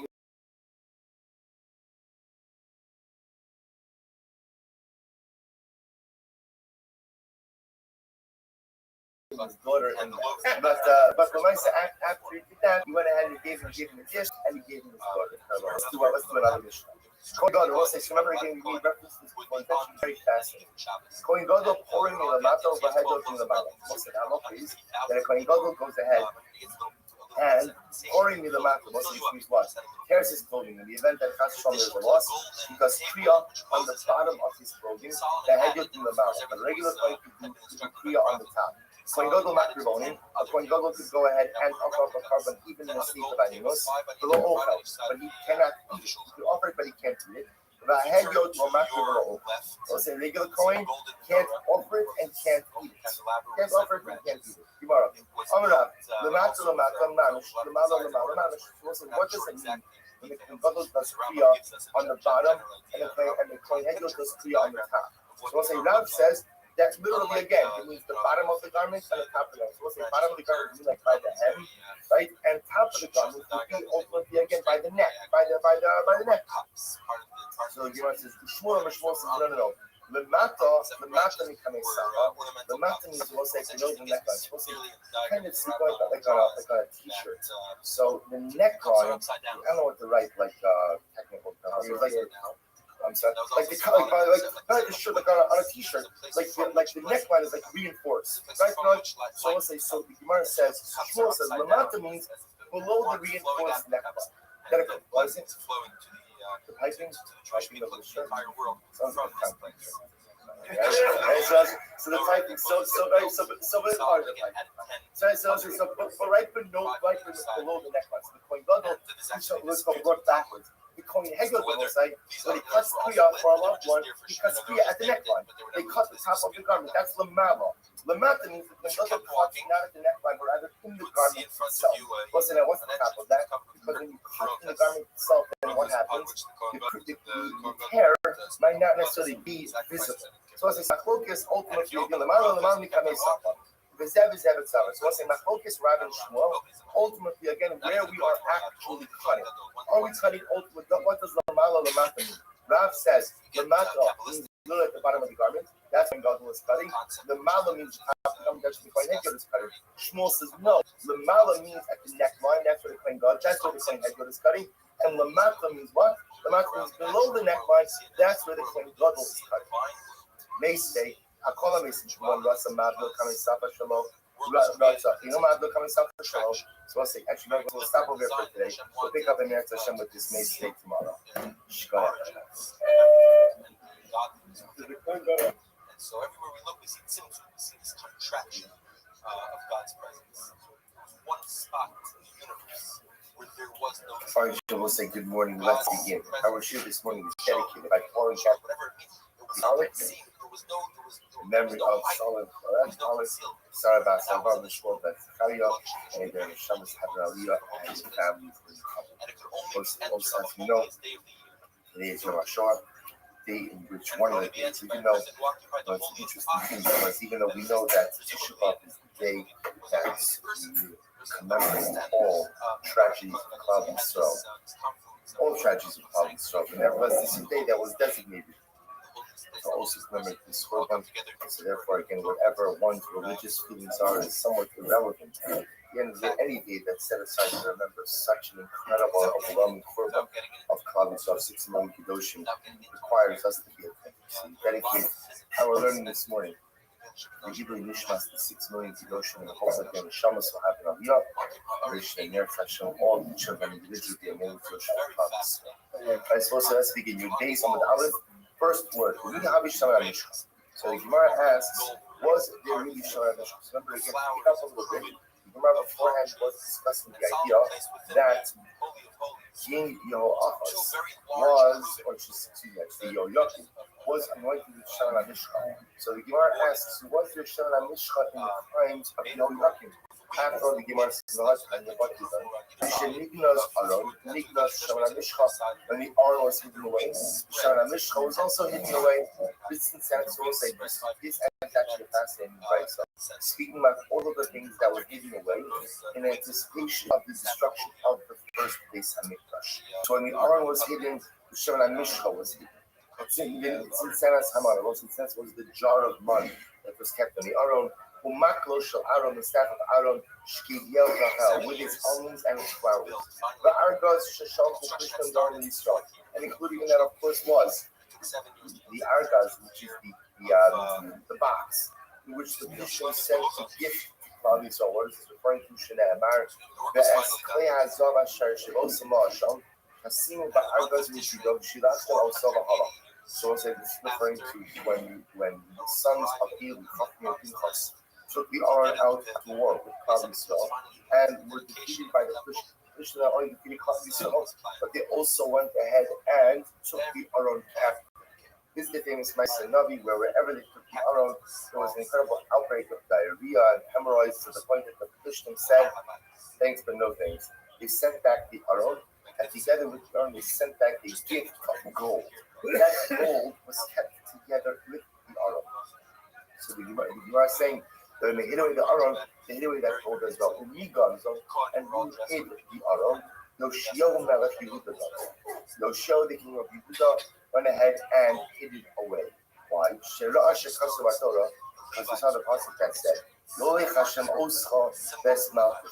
Yoshio saw the writing on the wall that there was going to be a promise. And he saw the writing on the wall that the Beis Hamikdash was going to be destroyed. And as such, he did not want these items falling into Gentile hands.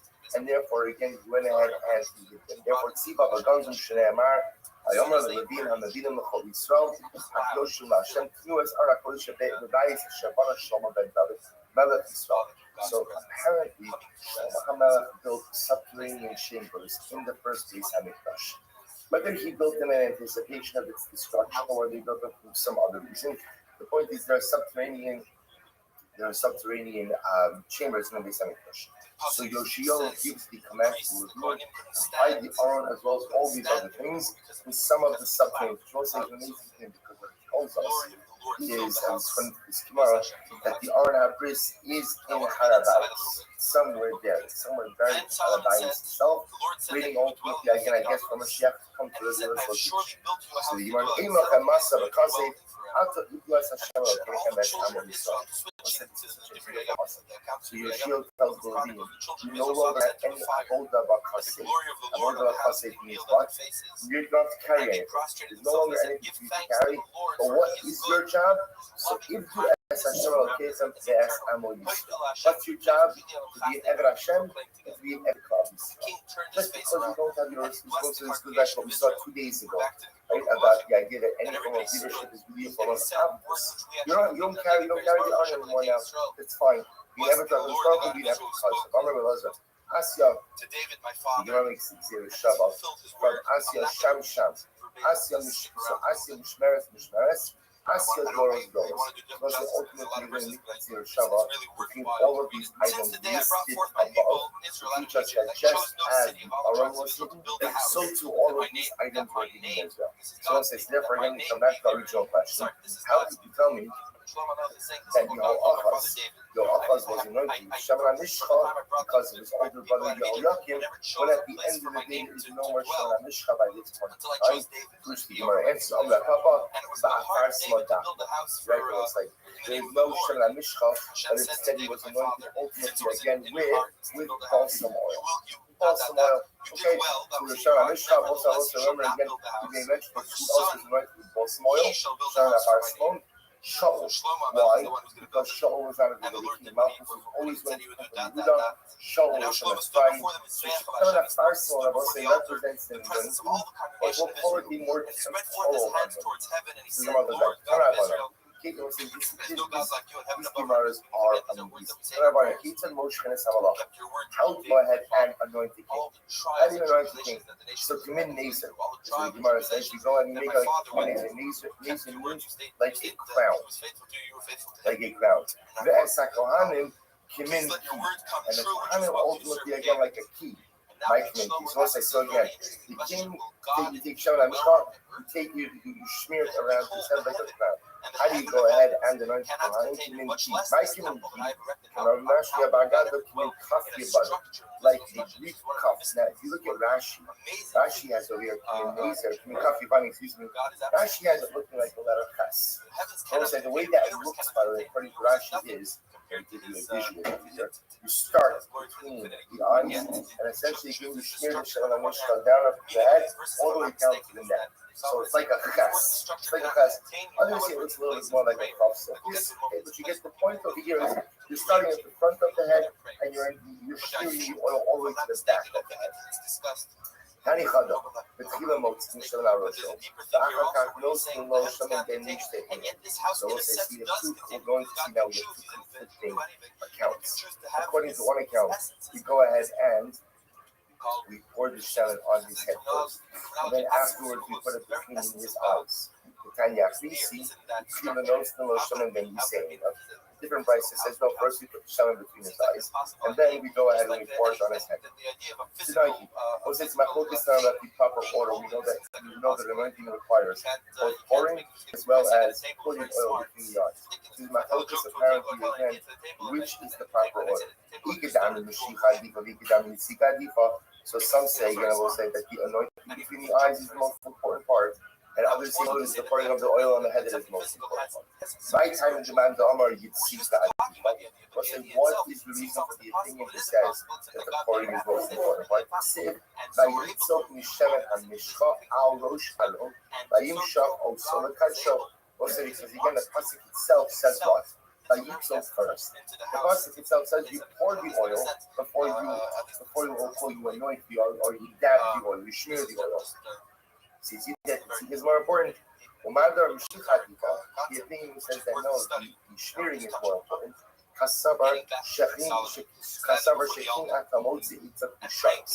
He says, remembering on the side, that Yitzika pouring of oil is something you not only find by the Kohen, but you also find by what? By the king. The fact that the utensils are also anointed with pouring tells us that pouring is the dominant form of inauguration. We must by Yitzhak and here's the problem. The order in the pasuk is first by Yitzhak pour, and then by Yimshach anoint. Haki Kamar, what's what the Lord means to say? Matan by Yitzhak. Why is it that ultimately again or you should by Yimshach? Because the anointing has already been done. Because I fundamentally my focus as to ultimately again how the proper anointing was done.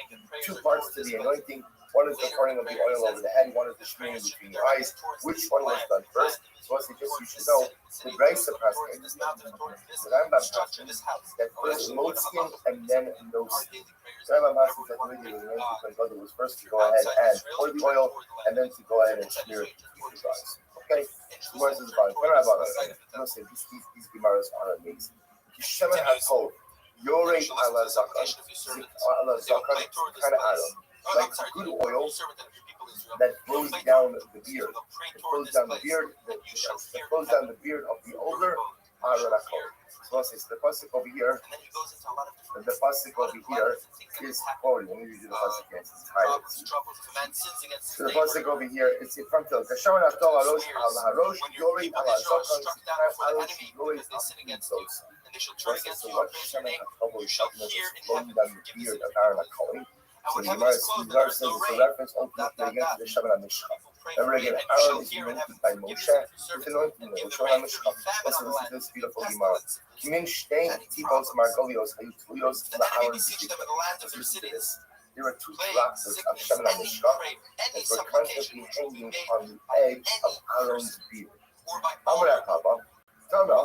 If you massacre all those emotions of the so say when the Aaron would talk, so the droplets would like blow up the beard of the victim. Why? That they wouldn't fall off as he was talking. So two droplets of Shaman HaMishcha that sit on the edge of the beard, and when he would talk, they would roll up. But Al Davar said, how your emotions are like, discuss a similar thing. The Al Davar said, how your emotions are like, and listen, regarding these two droplets, first Shaddai was always there, always he was there. Was a second wide line you facing that with maybe I committed an act of evil. What is it? Maybe I applied too much Shaman HaMishcha, and therefore again it has to be an act of evil. Remember again, what's the evil? Megillah is illegal or money being used unconsecrated property. So the Gemara says, Yotza Zabasko va'amra Shaman HaTov.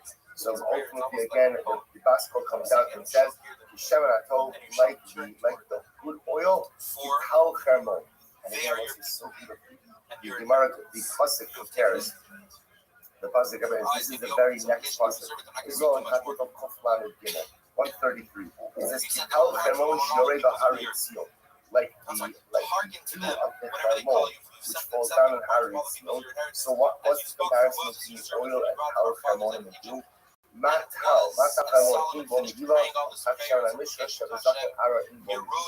Just like the most I do, there is no Megillah. So too again, the Shaman HaMishcha in the period of Aaron, there is no Megillah as well. It's still Aaron was ministering.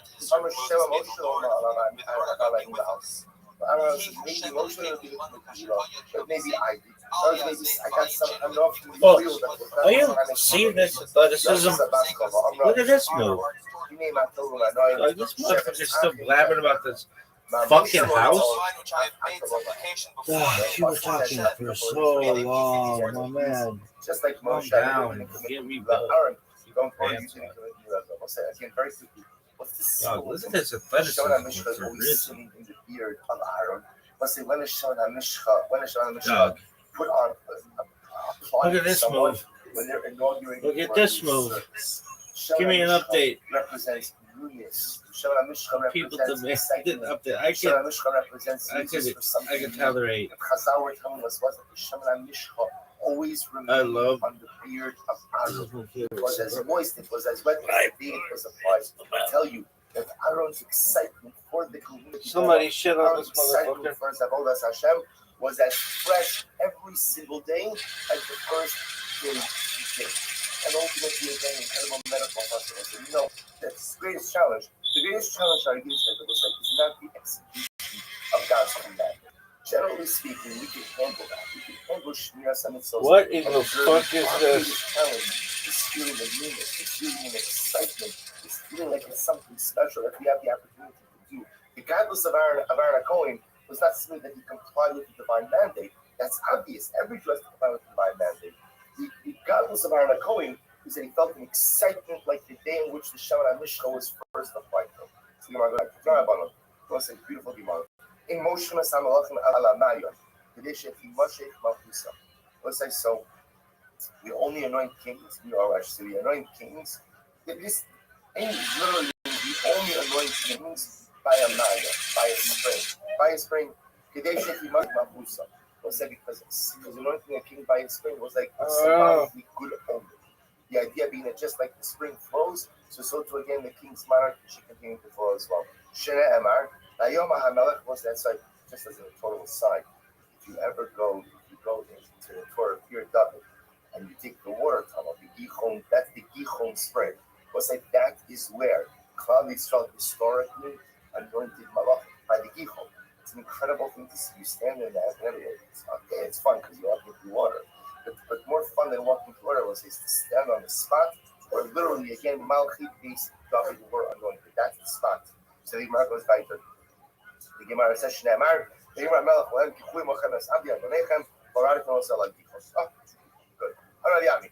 I want to go to this piece. I have to tell you, originally I wasn't going to be okay. And then when I saw this Daf Gemara, I said, I can't miss this. I can't miss this. So also listen to this. I'm Rabbi Ami. Hi man the boy leader. He must shas yilo.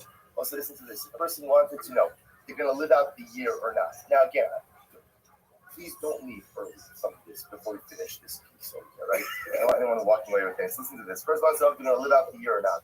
So what should you do? Below. Take a candle during a ceremony tshuva. These are Shem Kippur. The base is little Nashif Seika. Put it in a house, where there is not a strong wind. If the candle remains lit, it's enough. Right? If the candle remains lit, then what? Neda the Masik Shasva. Most like the candle remains lit, then a person knows that you're going to live out the year. So you hear this? Take a candle during a ceremony tshuva, place it in a home where there is not a strong wind. If the candle remains lit, you're going to live out the year. Similarly, what's that? Number one. Number two, first of all, I'm going to be successful in business. I think of a business venture that I want to undertake. Am I going to be successful or not? And I want to know if I'm going to be successful or not successful. Literally, kind of go. Buy yourself a rooster. If the rooster gets fat, then we'll say that's a sign you're going to be successful. Number three, I'm going on a trip and I want to come back. I want to make it back or not. So what should I do? So what happens? So it's like ultimately I can go to a home that is darkened, not that is pitch dark, but that is darkened. If you see the shadow of your shadow, then you know ultimately again that you're going to come home okay. So just I want to point something out here. What is going on in this Gemara? Right? What is this talking about? So first of all, so the Marshal, again, I'm going to owe you this thing. You write this down. I owe you this Marshal. We have to do this inside. Maybe Shabbos, because Shabbos' daf is a tiny little daf of it's just a little piece. So the Marshal says over here, he says, I don't understand. There's a biblical prohibition of Los Nachashim. You're not allowed to engage in forms of divination. So we don't do omens. So the Marshal says something absolutely amazing. The Marshal says, well, so if you look at the Gemara does something dramatic. If a person wants to know if they're going to live out the year or not, so what does the Gemara say? Take a candle, put it in a home where there's not a lot of wind. And what does the Gemara say? If it stays lit, then you're going to live. We'll say, what doesn't the Gemara say? If it goes out, you're going to die. We'll say, if you notice again on each of the things mentioned in the Gemara, the only thing that's mentioned is positive. The Marshal says something amazing. The default setting of life is that things are going to work out.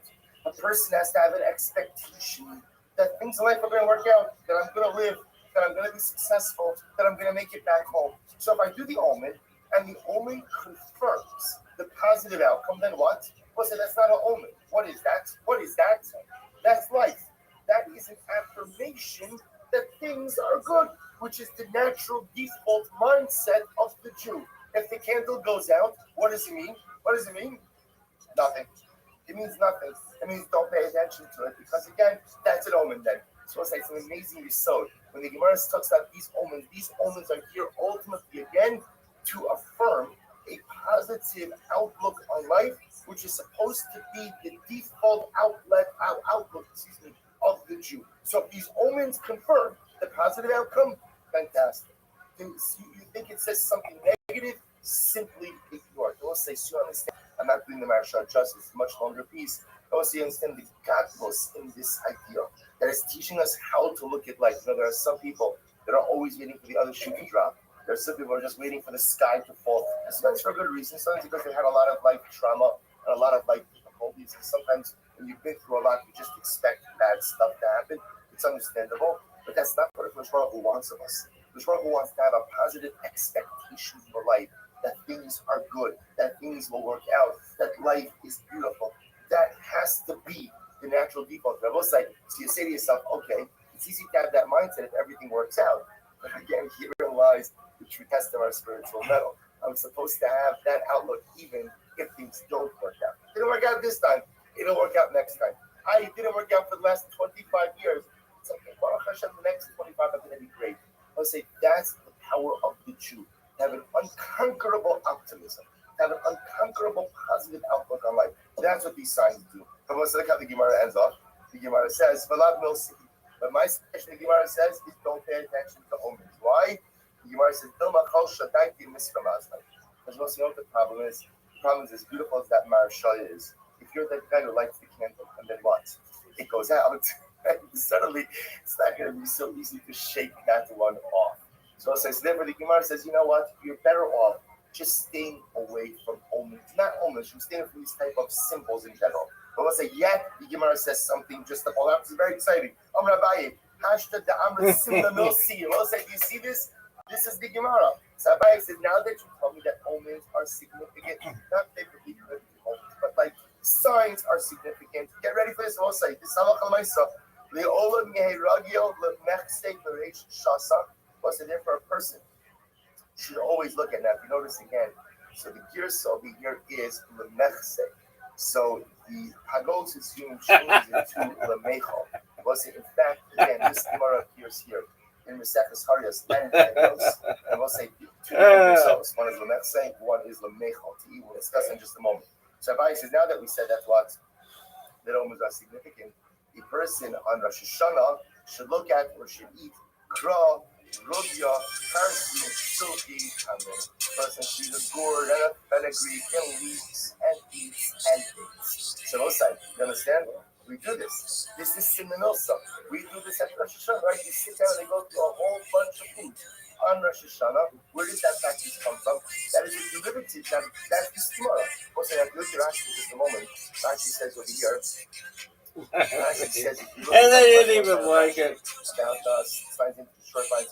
Does your price still determine why these food items? The honey got to the adult today. They didn't like it. Let's say that she said amongst these things is that they grow fast. They represent vitality. So we choose a most this is different because the Torah brings down something different. The Torah explains that the reason we eat these items is because their names, which also we see the Yiratzon somehow are a play on these names. Rashi said no, the common denominator amongst these items is quickly, and therefore they represent vitality.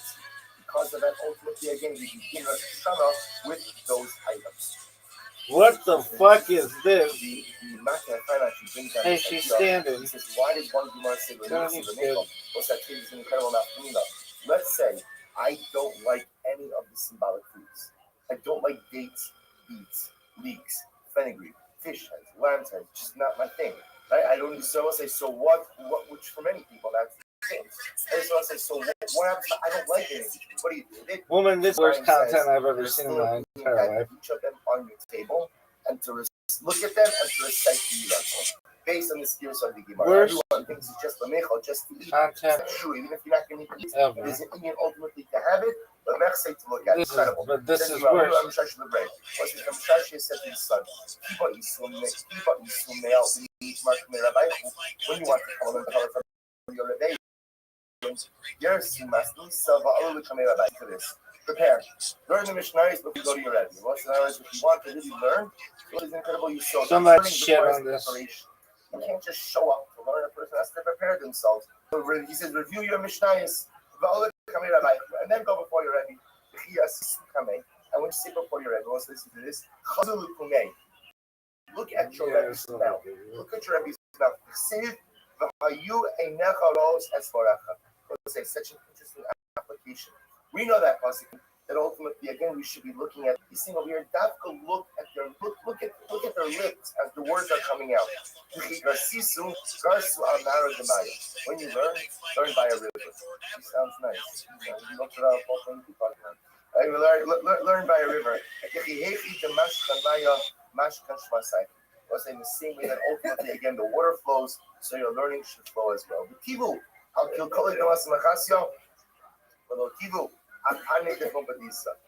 to this profound statement. And better to sit, better to learn in the garbage heaps, or better to sit actually, to live in the garbage heaps of Masa Machasya and don't live in the palaces of Kumpadisa. Let's look at Rashi for just a moment. The Masa Machasya, Havu Tamidi Chacham Ruim Laura Safarus Yafa, Hayabahem, Aval Bisa Lo Hava Tavus Mal Yukota, the Kamale Mutav Lo Lodra Bashpa, Masa Machasya, Yulodra Abandon Bisa. Better to live in a garbage dump in Kumpadisa than in a mansion, in Masa Machasya, in a mansion in Kumpadisa. So what does that mean? And apparently Masa Machasya was an incredible Makom Torah. Kumpadisa not as much, which is interesting because you have to think Kumpadisa was one of the major Torah cities. I guess at different points in history was different, quality was different. Better to live in a garbage heap in a Makom Torah than to live in a mansion in a place that is not a Makom Torah. Furthermore,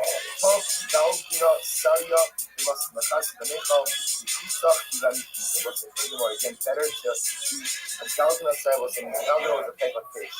Better to eat type of fish, ultimately of this Galgana fish that's about to spoil, than to eat a kusach of runny tiki. Kusach was a higher end gift. So better to eat a fish that's almost going bad than to eat the fine dip of the kusach. So what that means what? Be careful how many pleasures in life you attach yourself to. Because the more pleasures a person needs, the higher the material is, Genuine. the more difficult it is to focus on spirituality.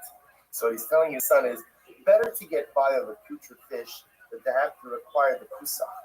Because once you require the kusach, again, he's going to need a lot more materialism ultimately again to make that. So also he's giving his son all of these incredible lessons. Live in a Makom Torah, even if it means living in a garbage dump, better than going ahead and living in a mansion somewhere that's not a Makom Torah. Be careful how much materialism you build into your life. Because whatever materialism you build into your life, so we all know this, what begins as a luxury very quickly becomes a necessity. And once it becomes a necessity, you move on to the next luxury. That becomes a necessity until these things become indispensable parts of my life, which then unfortunately leads me sometimes to place an overemphasis on my materialism and less of an emphasis on my spirituality. Beautiful. Rama Karni Belokai. So I say the pasuk says, David Amal says, literally, my horn was lifted to HaKadosh Baruch Hu. Rama Karni Below Rama Pach. Literally, but I will say now, we assume that this horn is a reference to the horn in which the Shemana Mishra was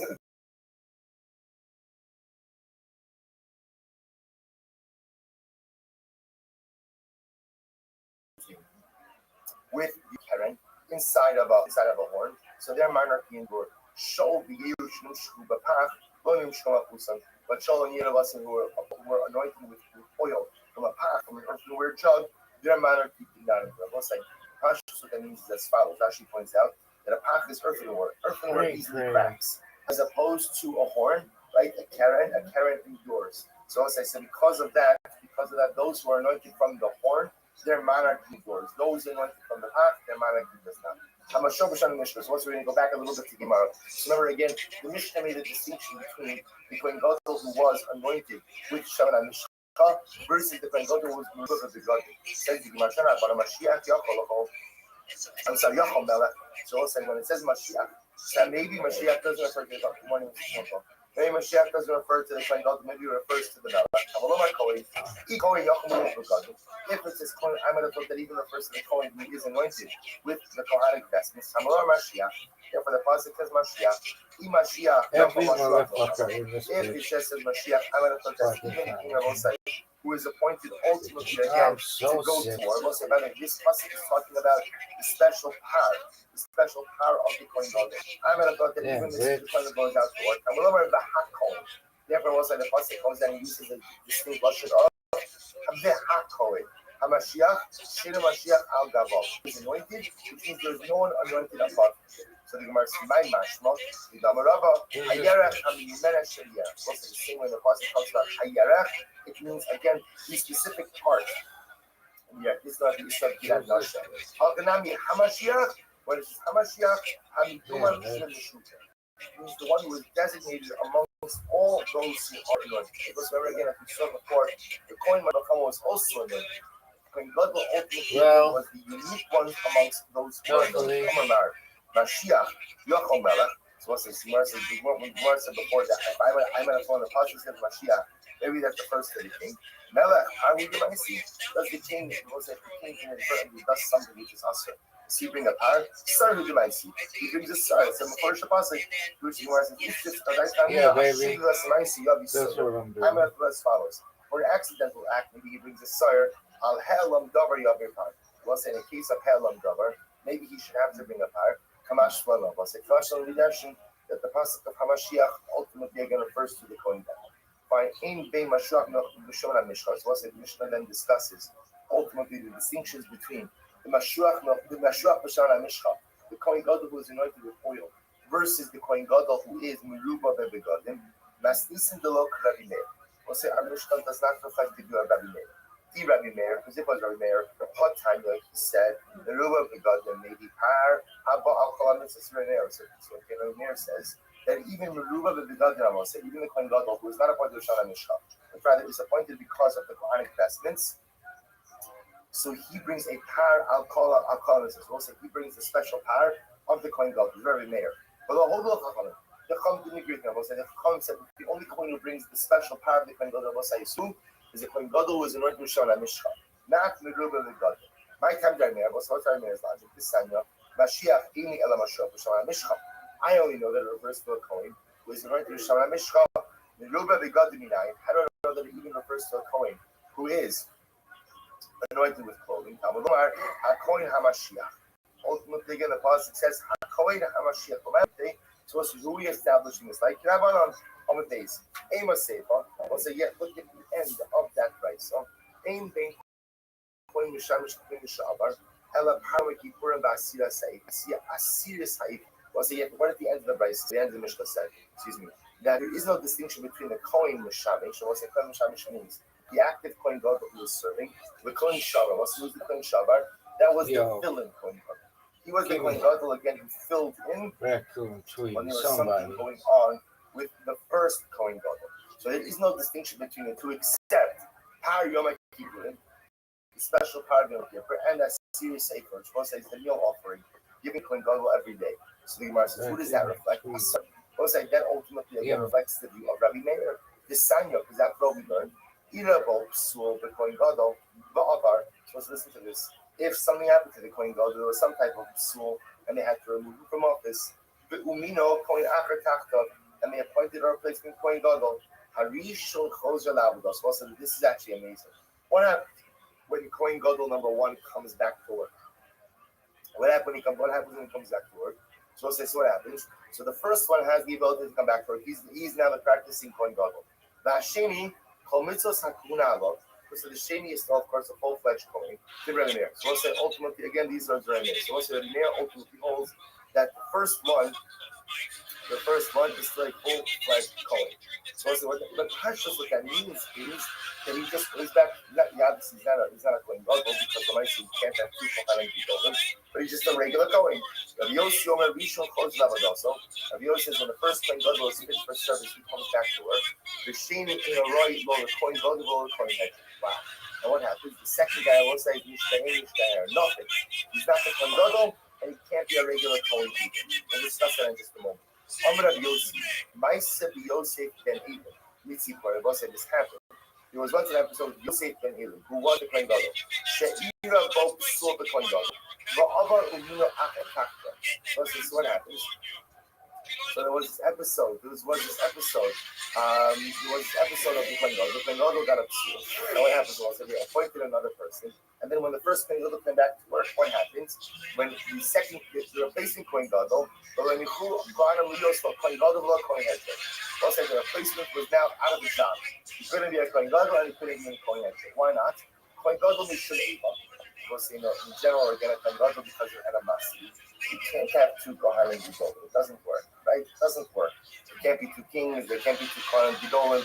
At the end, it has to be one leader. So furthermore, Kohen Hedyot, Mishum Ma'alim Bakodesh Ke'im Molim. And we'll say you can't go back to being a Kohen Hedyot because why not? Because we'll say once you've been a Kohen Gadol, you can't go back to being a Kohen Hedyot. It doesn't make sense. Ma'alim Bakodesh Ke'im Molim. We'll say says I don't say based on this, they should have on the Sefer here. You can tell me that Reish reflects the view of the Rabbanon. The Sefer that you are there. Rabbi Yosef, I'm already Sefer here. Or Restream. He said yes. Reish Rabbanon Sefer here. Yes, that is the way to read the Bible. Yosef Amar ready. Yosef says no. The entire reflects the view of that. You could not see where I leave it tonight. Also, it's Rebbe Yatav Mishnah, and Rebbe chose to plug in different Tanaic opinions in different parts of the Mishnah. Rava Amr Shimon is someone like a Meir Bechaga with Polygar. Rava said, go to Rebbe Shimon, and also Rebbe Shimon holds like Rabbi Meir in one piece, and disagrees with Rabbi Meir in the other. Where do we see this? The Sanya, Dvarim Shabin, Kohen Gadol, Kohen Hedjot, was in what are the differences between a Kohen Gadol and a Kohen Hedjot? Eluhen, these are the differences. Our Abba, Kol HaMitzvos. What's it? Number one is a special power that only a Kohen Gadol brings if indeed he transgresses something. Upari Yom Kippurim, the power of Yom Kippur, Vasir Sa'ifa, and the special daily meal offering. I want to say now, watch this. Below Korea, below Korea. I want to say furthermore again, if a Kohen Gadol suffers a loss, low Korea was saying he doesn't let his hair grow long, right? And Korea, he does not go ahead and tear his clothing. About the Korea Milamata. So also, but what can we Kohen Gadol do? We'll discuss it in a death. Prepare his clothing from the bottom. I will discuss it in just a moment. The hedgehog milamala. But a hedgehog, in this case, a hedgehog means what? A regular Kohen prepares clothing from the top. Pradelis. They matami lekrovim, and also neither of them. And the Kohen Gadol doesn't have the ability to go ahead and matami even for his clothing, even for his immediate relatives. Umusar ala b'siva, and the Kohen Gadol can only marry the b'siva. V'asar ba'almana, and he cannot marry. Kohen Gadol can't marry almana. Umachzir harotzeh, and a definite Kohen Gadol ultimately again allows the rotzeh to be here on the cut. Umakriv oning, Kohen Gadol could go ahead and offer up karbanos even when he's an oning. Most very good. Aninus is the period between death and burial. Ve'eno was that even though he could offer up a carbon during the time of Aninus, he can't eat of that carbon during that time. Ve'eno cholik, and he doesn't receive a portion of carbonos offered during the time of Aninus either. Makriv chelik barosh, v'nolda chelik barosh. Was that if Kohen Gadol has to offer a carbon, he's allowed to cut the line. Like he can go ahead and offer first, v'nolda chelik barosh. I will say, and again, he is permitted to take his portion of any carbon before any other carbon. And he wears 8 different garments. And I will say again, the entire avodah of Yom Kippur is only kosher with him. Or it's only to be done. I will say first, why on your days and days. I will say ultimately again, if he inadvertently rules regarding, we saw this a couple of days ago, regarding if he erroneously was regarding something to do with the Beis Hamikdash and laws of Tumah. So ultimately, again, he is potter. Potter means he doesn't have a special carbon on that. The Chulan Noagim Beruba Begadim. I must say the truth is all of these items, all of these requirements, which apply to a Kohen Gadol who is anointed with Shem HaMishcha, also apply to a Kohen Gadol who is Meruba Begadim, with one exception. Chutz Mipara Maybe Akala Mitzvos. We'll say for one thing, which is a special power that is brought in a situation where the Kohen Gadol permits something that is perishable by kares. Only a Kohen Gadol who was anointed with oil brings that power. The Kohen Gadol who is Meruba Begadim, who is anointed through putting on the vestments of the Kohen Gadol, does not bring that power. The Kula Noagim the Mashiach Shavar. I must say all of these halachos of the Kohen Gadol also apply to what? To a replacement Kohen Gadol who is now out of a job. Right, the replacement Kohen Gadol, once the original Kohen Gadol comes back to us, it's called Mashiach Shavar. Chutz Mipar Yom Kippur and Vasir Sa'ifa. The exception again, the Har Yom Kippur and the meal offering. The Chulan Inut Noagim the Mashiach Milchama. I will say none of these things apply to the Kohen Gadol who was anointed for the purposes of war. Chutz Mehei Devarim Ha'amurim B'Parasha. With the exception of 5 things which are stated in the Torah, namely, Lo Poreya V'Lo Porei. If he suffers the loss of a close relative, he does not allow his hair to grow. Right? Nor does he tear his clothing. Every time with the clothing, you cannot become coming to his relatives. Musa ala b'suba, he dressed in aya b'suba, v'asr ba'almana, and he cannot marry an almana. Umachzer Sarotzeach, and he has the ability through his death ultimately to what? The Chum say no, ino Machzer. They will say ultimately again, the Kohen Mashiach Melchama, his death does not allow the Rotzeach to come back home. So also my focus of Yitzchak Chachamim about whether or not the death of the Mashiach Melchama allows the Rotzeach to come back. Hi, you might look shimmy. So say, how do you know ultimately this reflects the registry? I'm going to talk about Man Shabbos say down who was going to send before that the point that the Maruk result in his father are to us Midrash which the Gemara said that's the mission. But Chutz Mehid Var Hamurim Ban. So remember again, the Bryce had just said before that the Kohen Mashiach Melchama is considered to be all of the halachos that we discussed by the Kohen was Mashiach B'Shem and Mishah do not apply to the Kohen Mashiach Melchama with the exception of 5 things. So those are the 5 things that we just mentioned. Meaning again, he doesn't wear his hair broke, he doesn't wear his clothing, he doesn't become coming even to close relatives, he has to marry a Psula, and he can't marry an Almana. So we'll say, so says the Gemara, where do you know this? Where do you know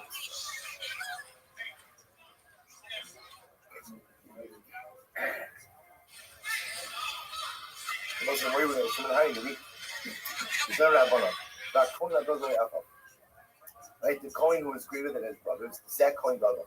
Was it first the Kohen Gadol? Asher Yitzchak al Rosh Hashanah Mishkaf, who's you will put oil on his head. Yeah, Mashiach Melchama. Because this is the first one the Kohen was anointed for war. Immediately I said, "Oh, Moshe Sabbath."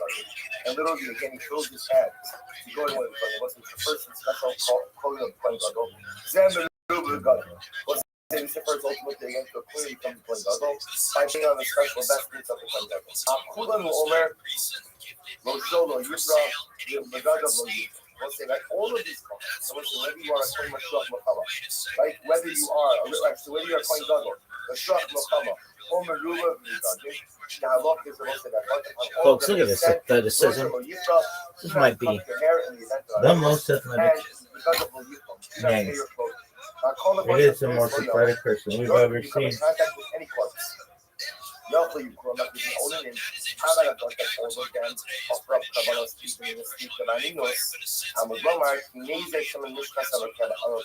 this athleticism, bro. You know how athletic this motherfucker is? This motherfucker is so athletic that they put in motherfucking sculpture in the auditorium, bitch. Why? Why the fuck not? What's an auditorium? It's whatever the fuck you want it to be, baby. That does not apply to any of our other Kohanim Gedolim. Even though all of the Kohanim Gedolim. Worst you have a number of people called the Kohen stream Gadol. ever. This motherfucker is perfectly imperfect, bitch.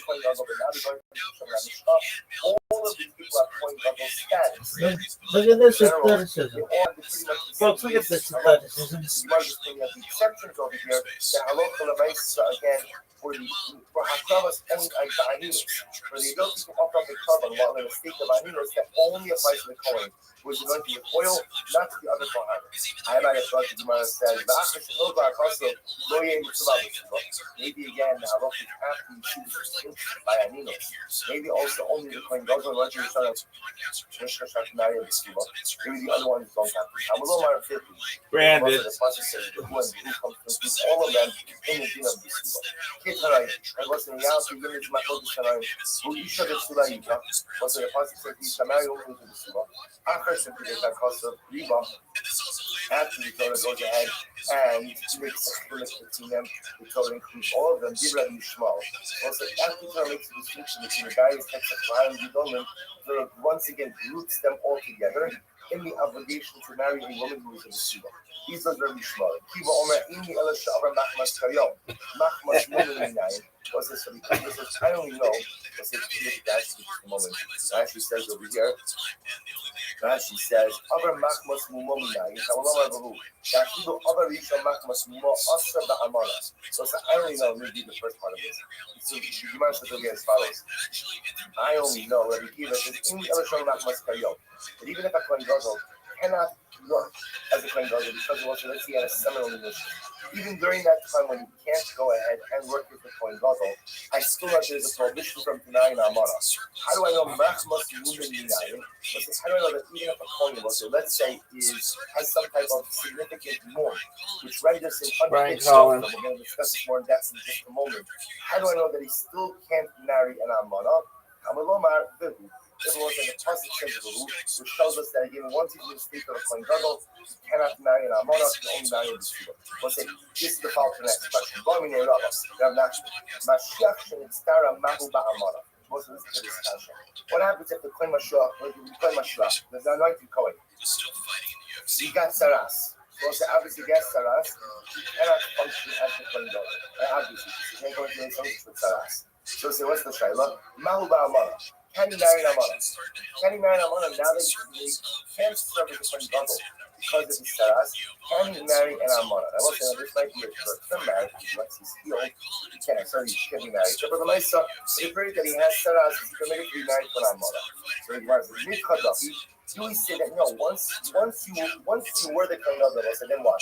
Remember again, we saw it before that once the Kohen Gadol, that's status issue. Where do you see that? Remember again that even after he's no longer the operating Kohen Gadol, if he accidentally transgresses, he still brings the bar. It's the right to cover of the Kohen Gadol. So do we say Mikadafi? Once Kohen Gadol, always Kohen Gadol, and therefore again, even if he can't actively serve, he cannot marry an Amana. Oh, Niftar Pasha. Or we'll say maybe again, no. Because the prohibition to marry an Amana is a function of being an active Kohen Gadol. Once you are set aside from being a Kohen Gadol because of your Saras, you can marry an Amana. Go have a day. Let's remember again, Rava asked this Shaila of Rav Nachman. Rav Nachman didn't know. What happened? He didn't know how many Yasir, not Papa, they come up from Kani Vaile. So that Rav Papa was sitting and he's asking this question. Amralei, who not great Rav Nachman, Rav Papa, because this what happened. Rav Papa was asking this question. Unless you're in South Australia. There's Those fucking shoelaces are funny, isn't it? I only know ultimately a Kohen who is somebody who obligations to marry Yeshua, but actually published by Amara. I only know that even if a Kohen is disqualified because of the similar mission, the prohibition of only marrying obviously still applies. Other Machmas, I know that even if a Kohen is disqualified from service because of his mum, that Rabbi said the prohibition upon marrying certain women still applies. The word Bahu means what? Bahu is Shabbat that he is always in his status of a Kohen Gadol. Even if he can't actively serve in that office, Bahu, he is the Kohen Gadol, and therefore even if he has a mum and can't actively serve, he can only marry a Muslim. So Papa asked the pastor, Papa didn't know either.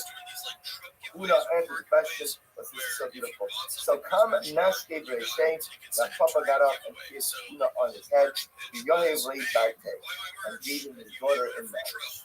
That's it. So such a beautiful Gemara. I'm sure, of course, it's called the reference on the resume.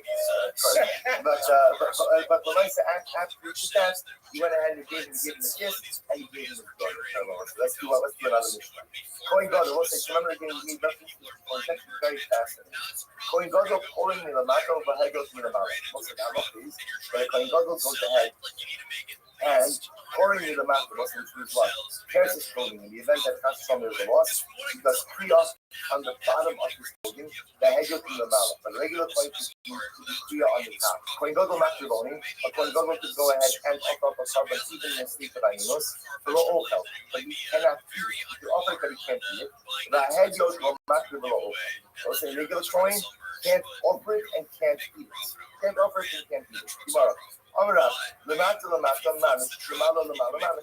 What does it mean when the Gadol does kriya on the bottom and the Kohen Gadol does kriya on the top? So Rav says that literally again, it means the bottom of the garment and the top of the garment. So bottom of the garment means by the hem, right? And top of the garment would be ultimately again by the neck, by the neck. So you want to Shmuel says no. Lemata means safa. Lemata means what's like the neckline. What's like kind of super like a t-shirt. So the neckline, I don't know what's the right like technical term. Like the shirt like on a t-shirt. Like the neckline is like reinforced. Right, Sean? So what's like so the Gemara says Shmuel says Lemata means below the reinforced neckline. What is it? The piping of the church is under the piping. So the piping so very so very are the piping. So but right below the neckline. When Google let's go work backwards. Because head goes the side. When he cuts three out far off one, he cuts three at the neckline. They cut the top of the garment. That's Lamama. Lamama means when Google cuts right at the neckline rather than the garment itself. What's the half of that? Because when you cut the garment itself, then what happens? The hair might not necessarily be visible. So as my focus ultimately is Lamama becomes a suffer. The Zeb is ever suffer. So as my focus Rabin Shmuel, ultimately again where we are actually cutting. Are we cutting ultimately the Lamama? Rav says Lamata means really at the bottom of the garment. That's where the Kohen Gadol was cutting. Lamala means after that's where the Kohen Gadol was cutting. Shmuel says no. Lamala means at the neckline. That's where the Kohen Gadol. That's where the Kohen Gadol is cutting. And Lamata means what? Lamata means below the neckline. That's where the Kohen Gadol is cutting. They say Hakolam is when Rasa Mata coming stop at below. You know, Mata coming stop at below. We'll stop over here for today. We'll pick up the next lesson with this May State tomorrow. But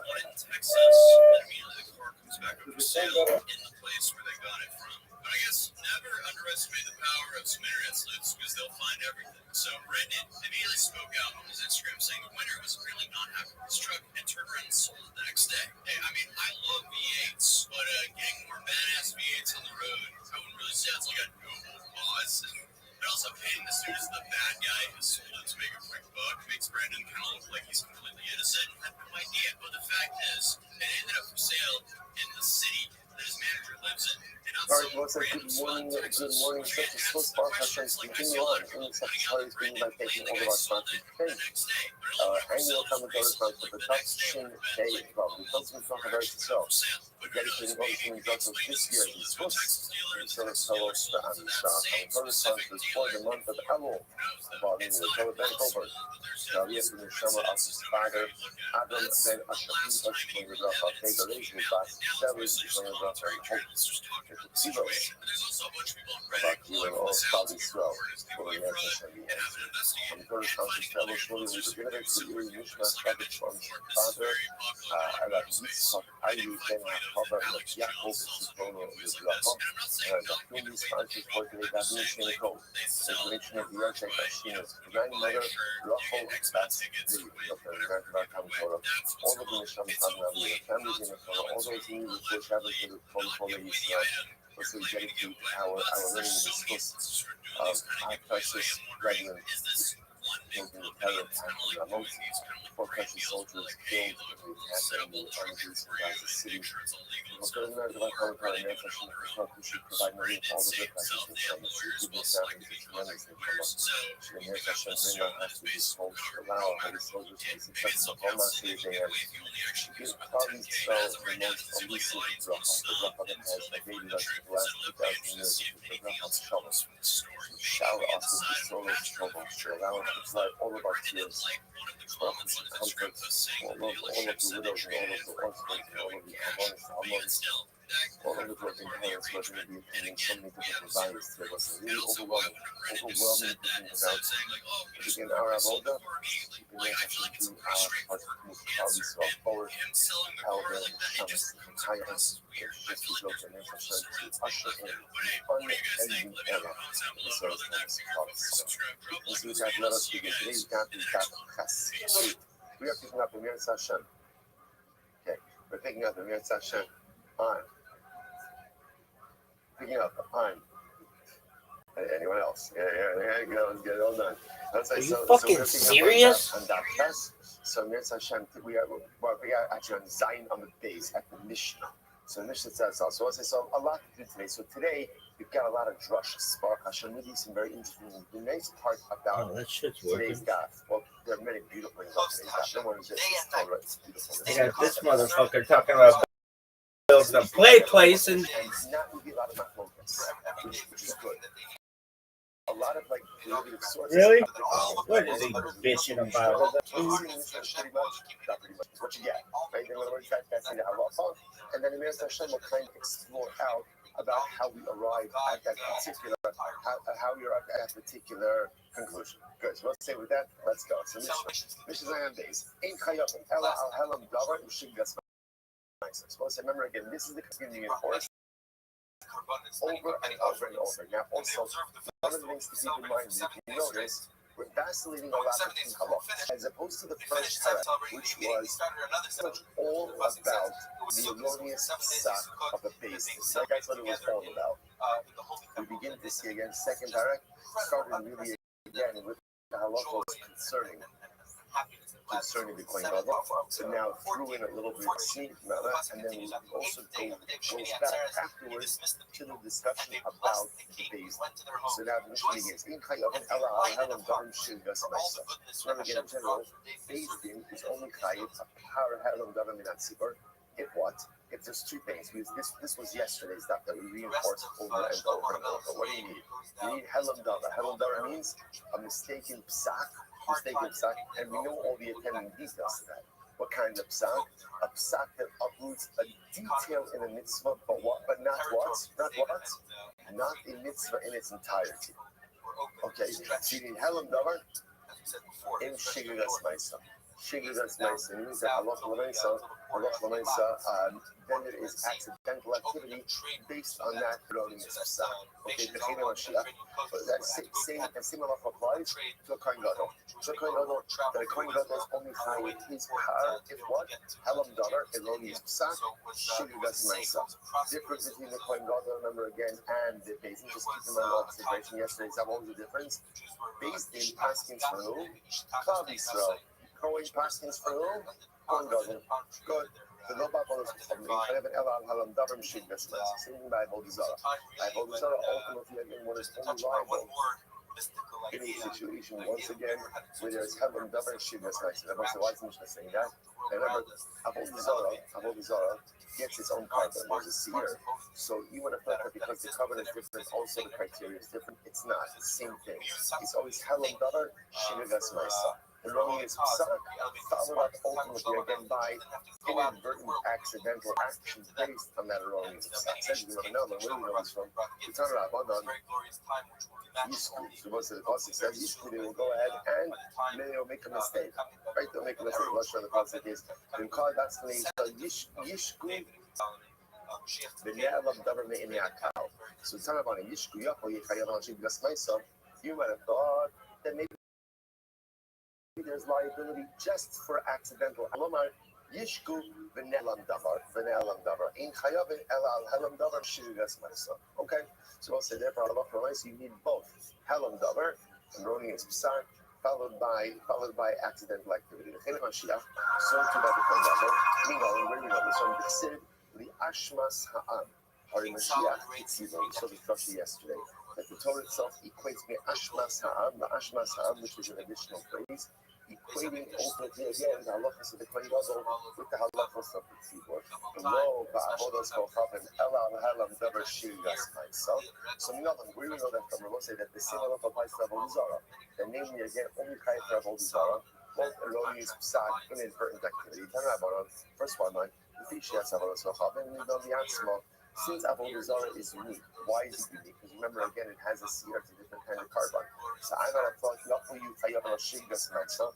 might have thought that should you be chayiv just if there's accidental activity, even if there's no erroneous psak. So what's exer shalom ene? Also we saw this in yesterday's daf. Just like again by Par Halam Davar Minat Tzibor, you require Halam Davar with Shigas myself. Afkan, so to buy Avodah Zarah in Afkan in Chayav and Elal Halam Davar Shigas myself. Okay, incredible. V'ilu Mashiach Ba'avodas Kochal Lokatani Masnisim Lokatani. Interestingly enough, the Mishnah doesn't make mention of the Kohen Gadol by Avodah Zarah, which the Gemara says Masnisim money. Who's it being the Mishnah reflects? Rebbe Isanya Mashiach Ba'avodas Kochavim. Rebbe Omer B'Shiri Vesmaisa. The Chachamim Omer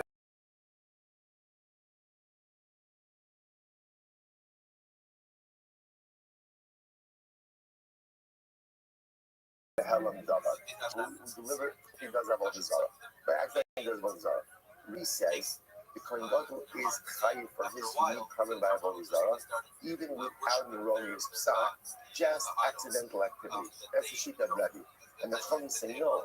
In order for the Kohen Gadol to be chayiv, his carbon, his unique carbon for Avodah Zarah, there has to be both helam davar and shigas ma'isa. The shavin shabesira, both agree that he will bring a seer. The shavin she'ineni asham taloi, and both agree that under no circumstances does a Kohen ever bring an asham taloi. Remember again, what's an asham taloi? I ate a piece of meat, and the piece of meat may have dichei left. So a Kohen Gadol does not bring an asham taloi. We'll discuss more than that. The Tizbara is donor by Shigas Chatas.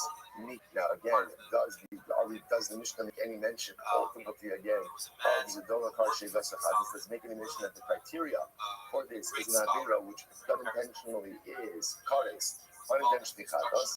Elatani ha elatani ha huadin laha.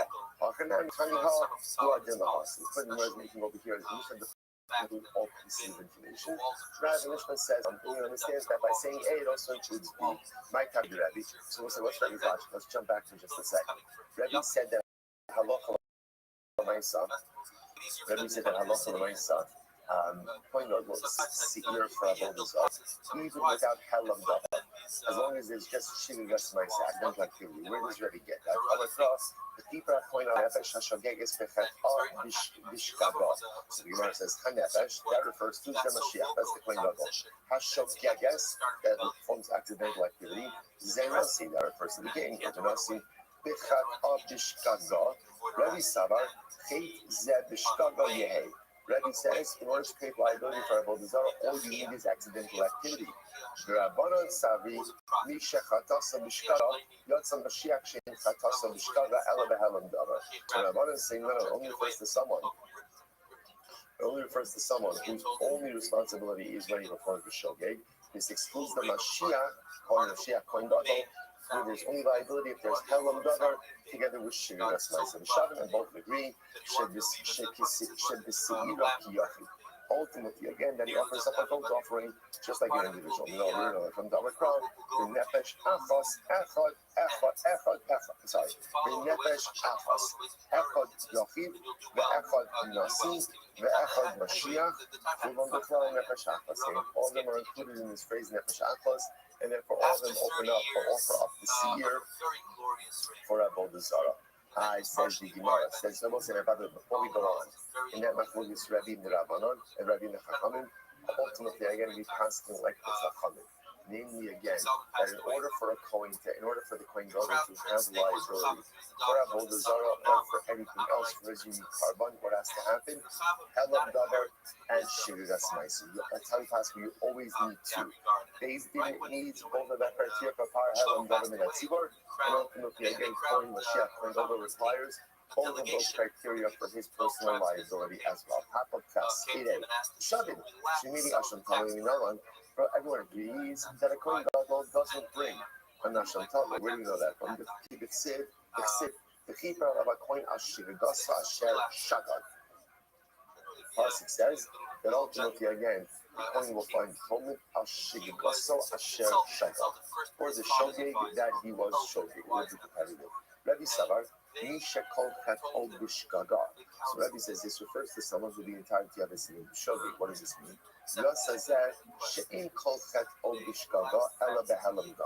This comes to someone who's chayiv Hashem Talmud, only someone whose liability is fully wrapped up in the commission of an act of shogeg.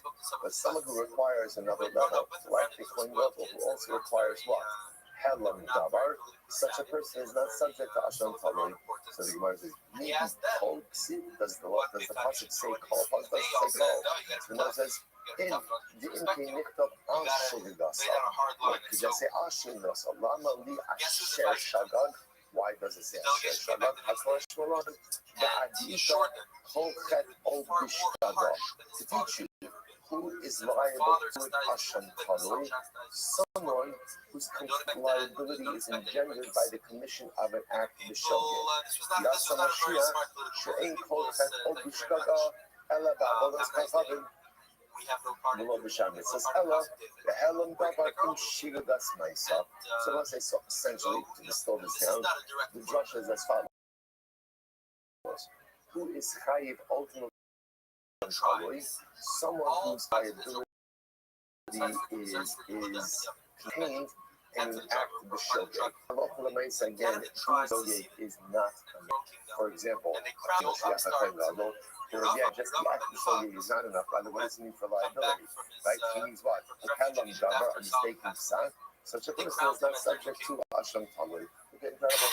When it says Mishachata, what does that mean? Yatsa Mashiach Shinchata Bishkada. Lo ba'avodas kohavim. The Lo b'sharnit says Elo behelam davar shirgas. And Rabbanan will agree with that as well. So remember, because everyone agrees that a kohen gadol ultimately again is not subject to shigadas ma'isa. I'm sorry, it's not subject to asham talui. So we'll say, so therefore, takeaway message from this self-contained sugya is that Allah Ma'isa, both Beis Din as well as Kohen Gadol only have liability for their unique karbanos. Again, remember, in both cases it's a par, except by Avodah Zarah where it's a sayur. The liability only comes about if Allah Ma'isa, again, there is both Helam Davar as well as Shirigas Ma'isa. Furthermore, again, Helam Davar, mistake psak, Shirigas Ma'isa, accidental activity based on that psak, and everyone agrees that ultimately neither the Beis Din nor the Kohen Gadol are subject to Asham Talui. Incredible. Mishnah in Beis Din Chayavin Achiyoru B'Darish has Dono Kares V'Shirigas Al-Chatas. So this is interesting. Actually, we've been helpful to this Mishnah a little bit earlier on as well, which is what type of Avera, right, are Beis Din liable for?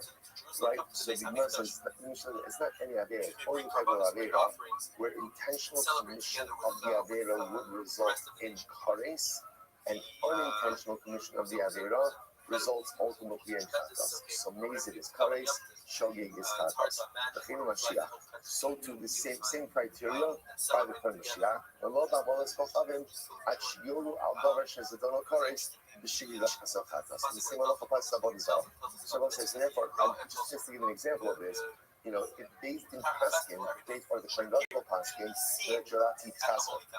Like, and they go and probably so there's no power Helam doesn't have tzibah for the baby, and there's no power for the Kohen Gadol. Why? Because the punishment for eating chazer, it's a lie. It's lawless. It's got to be something where the stakes are much higher. So therefore, the only time that there's this liability for the power for Beis Din and the power ultimately again for Kohen Gadol is the type of avera where intentional commission is kares. Unintentional is chatas, same Bible. Says in another one. Where do we know this from? We sign your Rebbe Omer Ne'emar Kan Allah, the Ne'emar La'alon, the Ne'emar La'alon Allah. It says over here Allah, the Noda HaChatas Asher Chatu Allah. So it's Par Helam Davar Minatzibor, and this is interesting. The other Allah I will say is by Arias. It's by Arias. V'isha el achosa lo sikach utzor legalos ervosa aleha bechaya. The prohibition to marry two sisters. That's it, right? So it says Allah over here by Tal Davar Minatzibor, and Allah by Arias. What's the connection? Mama alone Davar is a donor question Nasa Katos. Just like I said by Arias. Intentional commission ultimately again is kares. Unintentional, like accidental commission of Arias is going to be a chatos. Afkan so to by Paran of Minatzibor called Afkan Davarsh's Donor Kares Vishigas of Chatos. Incredible. Also, what a fascinating limud. So Xavier Sheva arcs, right? Everything. So just Allah. There's Allah by Paran of Minatzibor, Allah by Arias. There's like by Arias. Intentional violation kares. Accidental violation is chatos. So to par is only brought for kares, chatos, prohibitions. Incredible. Ashke from Sibor. Fine. So now I know that's part of the Sibor. Mashiach Nigavan. How do I know that the same criteria applies to Kohen Gadol's psak?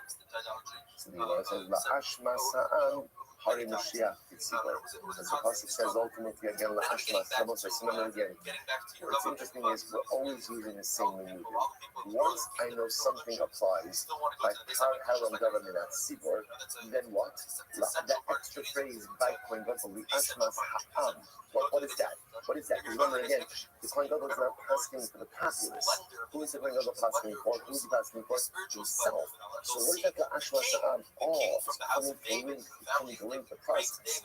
Whatever is the process for the Am, i.e., Par Kalam Davaminat Sibur based in is the same process for the Kohen Gadol. It's beautiful. It's beautiful.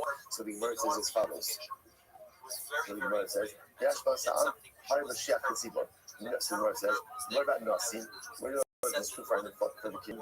For the Nasi. Yavit, mitzvahs. Sid Gabi Nasi. The Asa Akas become Mitzvah Hashem. So when Nasi says, if he performed one of the mitzvahs, really means he didn't really have Averos. But with Sibor, the Asu Akas become mitzvahs. And again, so the Zero Shava mitzvahs to the Sibor. Not Sibor, there is still a verse that she does Hakas. But the Sibor is only violated for the power. If it's a Tavavero, that intentional violation is Christ. Intentional violation is Hakas. Nashi, Dovish is a double courage, she would also Hakas. It's like a symphony, it's like an orchestra. And everything, all the notes come together so incredibly beautiful. So it's like, so three-pronged Russia. So remember again, Mishnah is teaching me a rule. What's based in is only Chayiv part of the Nasibor, calling only Chayiv his part in a situation ultimately again where, again for an Aveira, intentional violation is Kares, unintentional violation is Kares. Where do we know this from? So for the Tzibor, Zer Shabbat, Allah, to Arayos. Intentional violation, Kares, intentional violation, Katos. So again, based is only Chayiv for the part, Kares, Katos. Then, Ashma Sa'an ultimately allows me to learn out Kohen from the Bezdin. And what about Nasi? Nasi ultimately again is learned out from the Gzera Shava of mitzvahs from the incredible. So the Gemara says, V'yachid.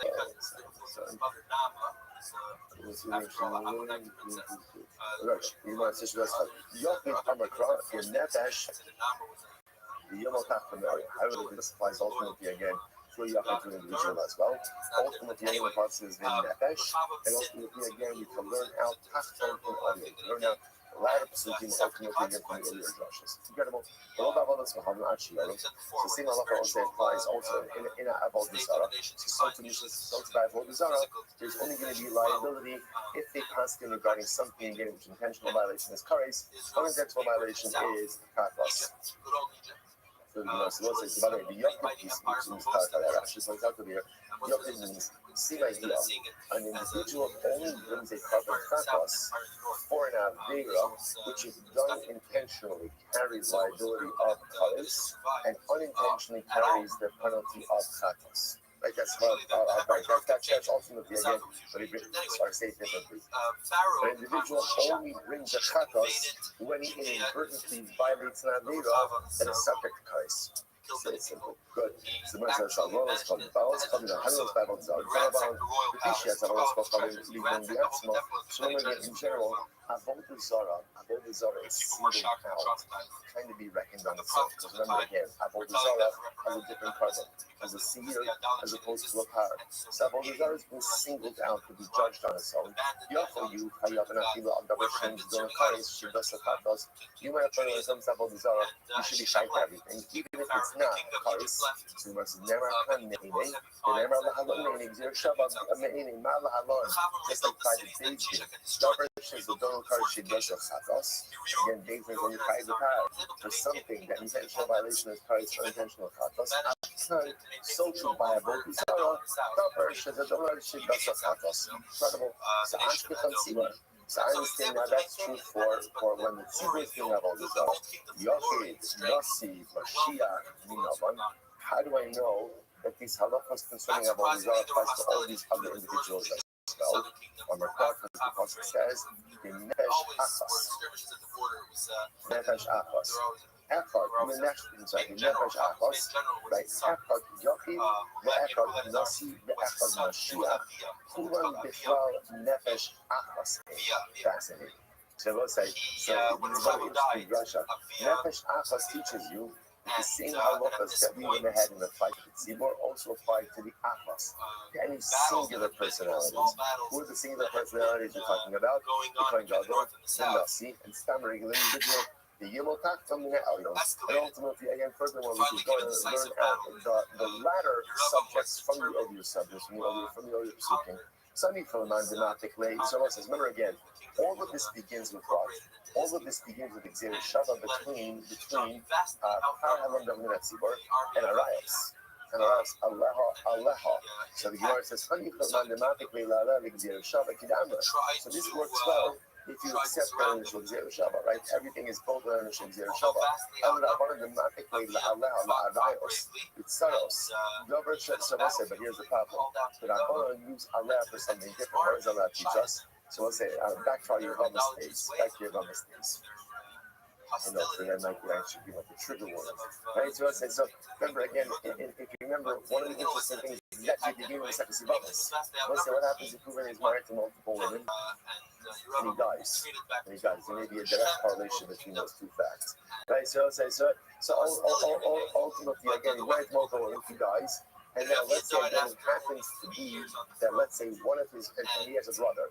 Let's say it happens to be Reuben married his niece, which is Mutter, right? Which is when he marries his niece. So now what happens? So now the two wives fall to Reuben's brother Shimon for Yibum. Reuben, obviously, Shimon came to Yibum with his daughter. So what's that about? Once he came to Yibum with his daughter, it patters all of the tongues, all the co-wives from Yibum as well. But Rabbanan learned out that halacha from Allah. It's a more involved Russia. So here's the issue. Rabbanan use Allah for something else. If that's the case, then where do they learn this concept that there is only based on liability or an infraction that if done intentionally is kares and unintentionally ultimately is kafir? Where do they learn that out from? Where do they learn that out from? So the Gemara says, not the rule, let's say first my line, the masking that you should believe in the bread. As a result of the son. Torah Abbas, Yalochem, Ma'oseh B'Shtavo, V'Nefesh Sheshet Ta'aseh B'Yad Lama. So literally, again, the Bible says there's one Torah for one who commits an Avera inadvertently, and one who goes ahead and acts intentionally. So let's say, what do you see from here? Now, it's interesting. It says Torah Abbas, and this is talking about idolatry, right? So the entire Torah is compared to Avodah Zarah. Just like by Avodah Zarah, you only chayiv like for an act, you only chayiv the seer for something that done intentionally is chayiv, unintentionally is chatas. So to again, by other situations as well, namely by Param David Tzibor, chayavin avzol paris ashigos chatas. Incredible. Ashkef on Yochid. Back up north. That does it for liability. Nasi Mashiach. Nasi Mashiach. Bein Babos called Bein Rishon Mitzvos. Bein Rishon Mitzvos. Sibon Minavan. Yom El Yom Itachton. Okay, so once we have it already by Yochid, ultimately again, we can apply to all these other contexts as well. Already, Hajj Yeshua maybe my other day. What does Rebbe do ultimately is the same way Yeshua ben Levi, as well as Rebbe Yeshua Levi again as far as the different Rasha. So very schematic way we can sign up. Rebbe will use Rebbe Yeshua Levi's Rasha for different reasons. So interesting enough, when it comes to Avodah Zarah, there's a distinction between if an individual worships versus if a larger group worships. What's the difference? Number one, interesting, wrapping the site for a moment of it. Let's say if you have, so for example, if you're in Idachas, city that worships idolatry, what do you do with it? They're killed by the sword and their property is destroyed. Right, their property is destroyed. The Gemara says, "Yechidin b'skila u'mamonam kala." If an individual worships idolatry, what's the halacha? Number one is killed b'skila, and number two, we don't touch his property. Don't touch his property. So you want to your called not close to the covenant of saying, you might have thought that their kabbalos are distinct as well. Torah achos. So this is what Rebbe goes ahead and uses the drasha for. Even though halacha l'maisa, their punishments are different for a rabbin versus Yahweh worship idolatry, but ultimately again their carbon is the same. Maski for the voter is the kasha. The reason is because the pasuk itself makes no distinction. But if there was a distinction about I would have thought to make a distinction as well. So the Gemara says, my nice, but if you make a kavanah distinction, what else would be brought instead of a seer? So the Gemara says, nice par, you're going to bring a par, they can't eat sibor, this would be nice. Now the Gemara says, no, but sibor already brings a par for other items. Obviously, the Torah is singling out Avodah Zarah, but that means that Avodah Zarah is to be unique. So how would it be unique? You're going to bring a pair that makes like all the refractions. Nice, see partly all those sirachatos. Maybe you'll bring two things. Apart from all those sirachatos, Sibor ba'avodas b'chapim ju'b'maisu. Ultimately, again, we learned from that Sibor already brings for avodah zarah. Nice, see seir. Nasi b'shar mitzvahs ju'b'maisu. If you bring a seir, the nasi already brings that by other fractions. So the Gemara says nice seira. Maybe you should bring a female seed. The Gemara says yashik nami hainu karbano. Ultimately, again, for yaki, you can also bring a carbon. It's just karakamina. Sibor maisi karbiola u'seir lakatos. It was like if the Tibor brings, ultimately again, apart from all the seer for a kakas, honey, nice maybe this in this situation, even just the opposite. A kala kakas and seer lo. Inami, sarif be'ino takana. If that's the case, you can say it requires a distinction, but there's no way to make a distinction.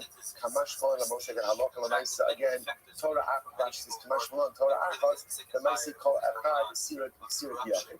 Kamash Malon say, when it comes to Avodah Zarah, interestingly enough, everyone brings the same karma. It's fascinating. Everyone is bringing a seer for Avodah Zarah. Whether you are based in Canela, right, Dinasi, the Kohen Gadol, or Yachid, everyone is bringing the same karma ultimately, again, for the fraction of Avodah Zarah. Incredible. The full album, you keep CV, honey, crab, Hamud CV. And what's interesting enough, one thing everyone is agreeing on is that these two things that we mentioned are by Avodah Zarah. My master, how do you know? I'm around the Imran Shah, maybe. I'm around the Kidi, the person. I'm a Shah, the pasuk says that he is Kubalo Sasu. The pasuk says ultimately, again, if you'll make a mistake, if you decide, if you Sishku, below Sasu, if you'll go ahead and ultimately, again, Shogeg, right? You'll go ahead and you'll make a mistake. You'll make a mistake below Sasu. That's called Mitzvah Sa'ila. Ezu Mitzvah, Shishkul Tzvah. What is a mitzvah? What is a mitzvah? You mean Avera. Right? But what is a mitzvah that is the equivalent of the entire Torah? Avi Omer, Zila Bonus Chokot, Mitzvah, so let's say makes sense. Because remember, Avodah Zarah represents a fundamental negation of the relationship with HaKadosh Baruch Hu. The entire point of mitzvos is the creation of a relationship with HaKadosh Baruch Hu. So therefore, by definition, it's saying like, what is an Avera that ultimately, again, is like uproots the Torah's entire view? It's Avodah Zarah. The Gemara says, the day Rebbe Tana Amar Prague, Asher Diba Hashem Al Moshe, Uksiv Asher Tziva Hashem Aleichem Biyad Moshe. So what says? The pasuk says, this is what Hashem spoke to Moshe, and it says, this is what Hashem commanded you, Biyad Moshe. Either the mitzvah, Shehi B'dibur Shal HaKadosh Baruch Hu, Tziva Al Yidei Moshe. What's the example of a mitzvah that ultimately is stated by Hashem, but was also commanded to us by Moshe Rabbeinu? What's the mitzvah like that? Havi Omer, Zu Avodas Kohav. It's idolatry. You must remember again, HaKadosh Baruch Hu is the one who said the first two divros, Anochi Hashem Elokecha, Lo Yeh Lecha V'Nemachir. I'm Hashem your God, do not have any other gods. So on one hand, HaKadosh Baruch Hu himself told us the prohibition of idolatry, but yet it was reinforced multiple times by Moshe Rabbeinu.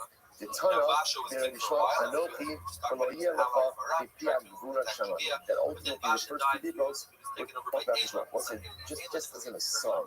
If you think about it in general, what's like, why is it that HaKadosh Baruch Hu at the end of the day so marked on Avodah Zarah? Like, think about it just a moment. This is actually pretty profound. We only heard two things from God in the history of man, right? In history of mankind. Man only heard God speak two things. What were the two things that man heard God speak? Right? I am Hashem your God, and do not have any other gods. Right? So the only thing that Hakadosh Baruch Hu ever told us was don't worship idolatry. And the prohibition reinforced most often in the Torah is don't worship idolatry. What's the pshat? What's the pshat? Hakadosh Baruch Hu jealous. Like he's jealous, he doesn't want us seeing other gods. I say, he doesn't understand the simple beauty of it. What does HaKadosh Baruch Hu value most in this universe? What does the Ribono Shel Olam? Right? It's almost like, what do you get? The God who has everything. What do you get there? What does Hashem value most in this universe? Relationship. That's what he values most. And by the way, I want to point out, it's fascinating. It's not just even for Anifah, it's relationship with us. Because who else has a prohibition of idolatry? Who else has it?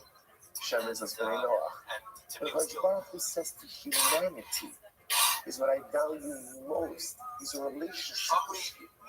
That's what it's about. That's what it's about. The mitzvahs, everything else that we have, these are details to create and engender a relationship. And what's Trump who says that's why I keep talking about idolatry over and over, because idolatry fractures the relationship. Idolatry distracts from relationship. What I want most with you in this universe is relationship. And I will say something we miss this detail in our Yiddishkeit. We become focused on the details. The details are important. It's not the devil in the details, because Barney is in the details. I need the details. You can't be a Jew without details. You need the details. But it's important to understand it's just the details of us relationship. And the clearest challenge about Yiddishkeit is you can be the most proficient behavior Jew, and yet have no relationship. All the Yiddishkeit, all the El, and even though we don't need, is all about establishing that relationship. That's why Chazers over Avodah Zarah over and over and over again, because he's just yelling and screaming out us. All I want is a relationship with you. And all I want to want is a relationship with you. Incredible. So the Margot Weiter. The Bera Bishma Tana. There's no touch on those 7 days. The Minayom Shasi Hashem, Bahalot Sefer, Eza Mitzvah, Shinemra Betchila, which ultimately again was the mitzvah that was stated in the beginning. The only was covered ultimately again. First mitzvah that Hashem said to us was idolatry. 1 second, Maramar, Esem Mitzvah Gemara. Yet we're told that there were 10 mitzvahs that were commanded to us in Mara, and Mara was before Har Sinai. If Sid by Yom Shal Kishul Tasha Hafa, I will say the initial drush that we spoke about seems to hold a little bit better than this last drush that we made. Okay, we'll say incredible. Says the Mishnah, in Chayav and Ella Seva Alos Hashem. So we'll say interesting halacha detail over here. One which actually takes us back a little bit to our Shavuos days. This is the beginning of the Sefer Shavuos. So remember again, Mishnah says as follows: an interesting carve out. There is no liability. There's no liability. And remember now we're grouping all this together. Har Helam Dabaminat Tzibor, Har there is no liability if the erroneous ruling was made regarding assays and los assays of the Mikdash. Now, what are the assays and los assays of the Mikdash?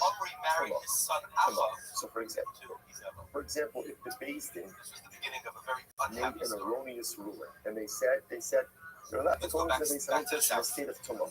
I don't know, if you touch the Sharet, you're allowed to go into the Beis Hamikdash. I will say, now remember again, interesting enough, Tumah and Tara in the Beis Hamikdash, under certain circumstances, can be colors varying in different countries. So it actually fit into the previous criteria.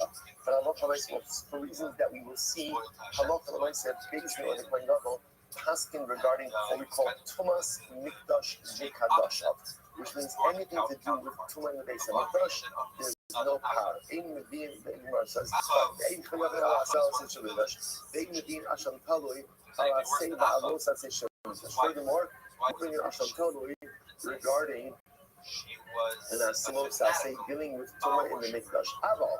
But Allah again, you will be hired ultimately again apart for an asin lo saseh. Let's say when it comes to Nida, that's an example. And we'll say Allah you bring an Asham Tali for me. Let's say a man has relations with his wife and she's a suffix Nida. Suffix Nida. Ultimately again, bring an Asham Tali. Eiza mitzvah saseh shibnida. What's an example of a mitzvah asay by Nida? Harosh min hanida. So we'll say we'll see that halacha lines partially means that a man has to separate from himself from his wife when she's in Nida. Now, the halacha will say not only when she is in Nida, but even ultimately again in the interval approaching the onset of her Nidos, he also has to separate. Or mitzvahs lo saseh. I'll come on Nida. Mitzvahs lo saseh. We don't have relations in Nida. Says you know not really. So we'll say we don't know this. We're not really. We see on the Chaydi carbon. Ma'ala. The Yachid Asham Talo is not. So we'll say we might not ask the Shaila from where ultimately again do I know this? That halacha myself. Rashi says, Shum carbon ba'olam al makom chatas kavua. How do I know that halacha myself? The only time that there is liability is when normally the prohibition is generated chatas kavua. Although this is about giving nema ba'ashem. He says ba'ashem that there is liability both by a chatas and Asham Talui. The Nemar Ba'ashamot B'tzibor. Ma B'ashem B'yochid B'chatas Kavua. Just like ultimately again, the Hashem by Yahweh is talking about a case where there is definitive chatas liability. The Hashamot B'tzibor B'chatas Kavua. So to the Hashamot by Tzibor is talking about a situation where there's what's called a chatas Kavua. Uma Tzibor B'chatas Kavua. Asham Kabul Yami Ain Ba'ela Asafik Chatas Kabula. So as I said, we actually saw this from the previous sugya that the Asham Kabul only comes about in a situation where if there was definitive knowledge, there would be what we call the Chatas Kabula. Ihati, carbon over the already nami. If that's the case, ultimately again, we shouldn't be high the carbon over, which is a variable carbon, which we'll discuss. Gemara says, Haksiv Ba'yaki Yasham Na'atas Meila. Done in Asham Yashamo, being done in Asham meaning Yasham. So most interesting enough, the reason for that is because the Shabbat doesn't work because the words are not similar. The Gemara says, why do you need to make the Shabbat from exact words?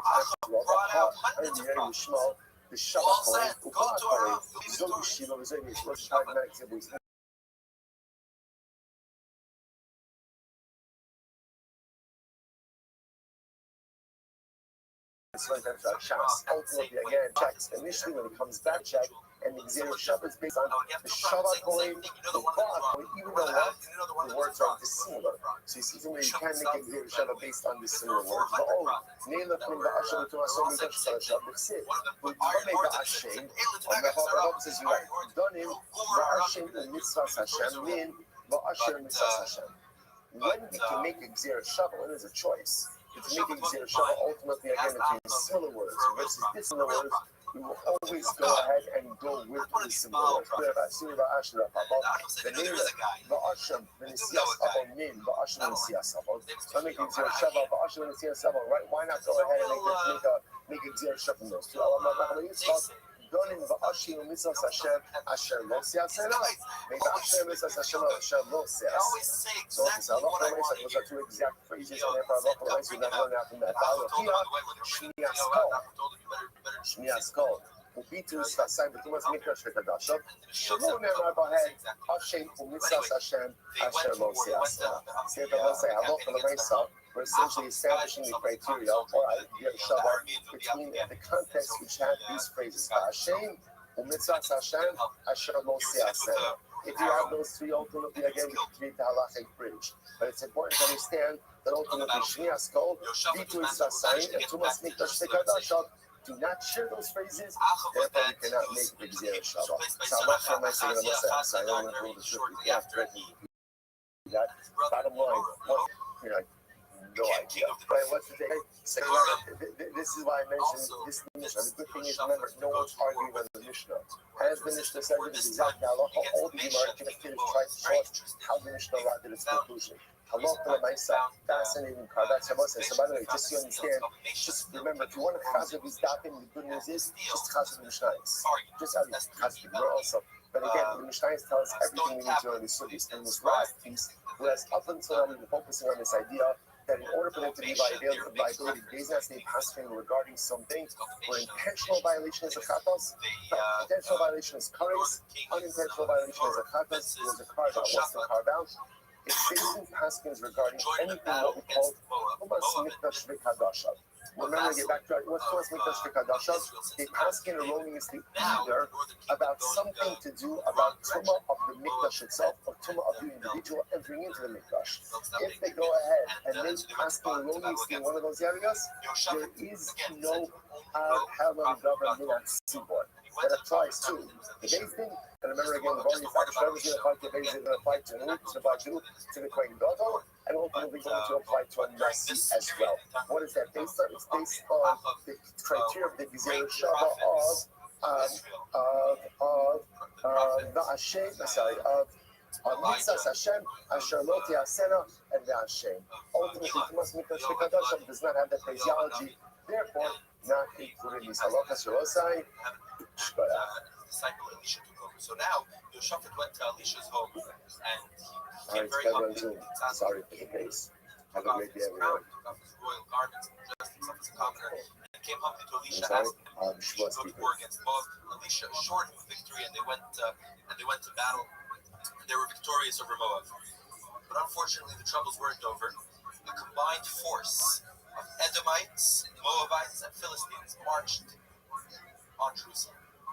And Yehoshaphat was very afraid. They came, these allies came, these allies came as far as the Dead Sea, so they're getting close to Jerusalem. And Yehoshaphat realized that there was nothing he could do. The combined forces were too strong to resist. And he proclaimed a day of fasting and prayer. All the people of Judea streamed to Jerusalem, from every town, from every village. They came and they joined together in the Holy Temple of the Beis Hamikdash.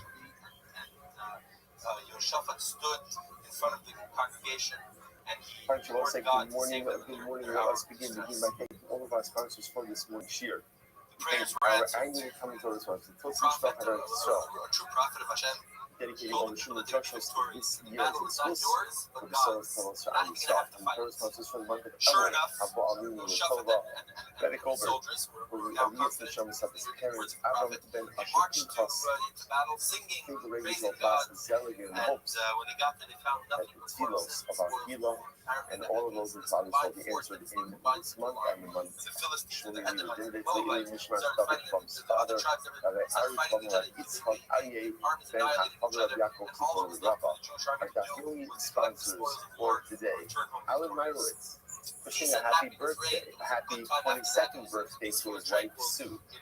Okay, wonderful. We're going to make sure that he hears that. Baruch Hashem, incredible. May you have continued good health and nachas from your children and grandchildren. Beautiful, beautiful. Amen. And Saeed and Simhekin, in honor of the birthday of the Baal Shem Tov HaKadosh, recognition of the yahrzeit of Saeed's father, Moshe ben Bashi Yaakon, which is on this coming Friday, and Yetz Hashem Yofer, American Archam Torah. All of the Neshamas Avon Aliyah, the families in the Chama, all those leaders who establish their protocol in Israel, the responsibility to the Eretz Hashem, bring home our hostages, Shalom and Becharav, allow our holy soldiers to be successful, Bechol Maaseh Yidei. I want to say, of course, it is important for us to take a step back and to reflect that today is September 11th, the anniversary of the worst terrorist attack on American soil in the history of this great country. And those of us who were alive, those of us who were here that day, those of us who remember that day, remember the mix of emotions, the fear, the uncertainty, and then the incredible moment when that paved the way to beautiful unity, beautiful actos, and a sense of shared mission and purpose to really bring light to a world that was filled with so much darkness. We saw the worst of humanity on September 11th, and then in a response, Baruch Hashem, to all the first responders, through the bravery, through the heroism, through the incredible courage that people had to rebuild afterwards, we saw the best of humanity. And it brought us together. It caused the war. We went to war afterwards to try to stamp out evil in faraway countries that most of us never even heard of before. And I think it's important that this year, we have to forget that it's overwhelming then that yesterday, September 10th, we see an act of political assassination. And whatever the circumstances around Charlie Kirk's assassination, the horrific event of a 31-year-old father of two. I don't care what his political affiliations are, what his political views are, who he was as a commentary, who he was as a friend of the president. It's irrelevant. But the fact that an act like that, a barbaric act of cowardice, can happen right on Erev September 11th. It feels that unfortunately, as a country, as a nation, we have not yet internalized the lessons of how hate rips us apart, how hate tears us apart. There's clearly so much work that we have to do as Jews. Obviously, our collective heart beats in Eretz Yisrael, but we are privileged to be citizens of this great land, which has given us so much and afforded us so many rights and opportunities. And it's heartbreaking sometimes to see the chaos that feels like society has descended into. Granted, if the actions, hopefully, it's just one person doesn't represent anything else. Sometimes when things occur in your home, it is reflective of what is happening. Like when your children go to school and they act a certain way, you get a phone call from the teacher, little Chaim, little Ritsky, went ahead and said this word. So then you have to wonder where they hear that word from. Or they act in a certain way, where they hear that word from. This happened in our home. This happened in our home. And as a result, it's going to behoove us to engage in this season of introspection, to engage in tremendous national introspection, to understand what are we doing as a nation. In the aftermath of September 11th, we saw the best of our people, the best of this nation. Remember the images? We saw police officers, firefighters, first responders running into collapsing buildings to save people they did not know. We saw people digging through rubble for days and weeks afterwards, and felt the tremendous unity afterwards. That is the best. That was the best. The best of the United States of America. And then what we saw yesterday, whatever it is, whatever the narrative is the worst. Is the worst.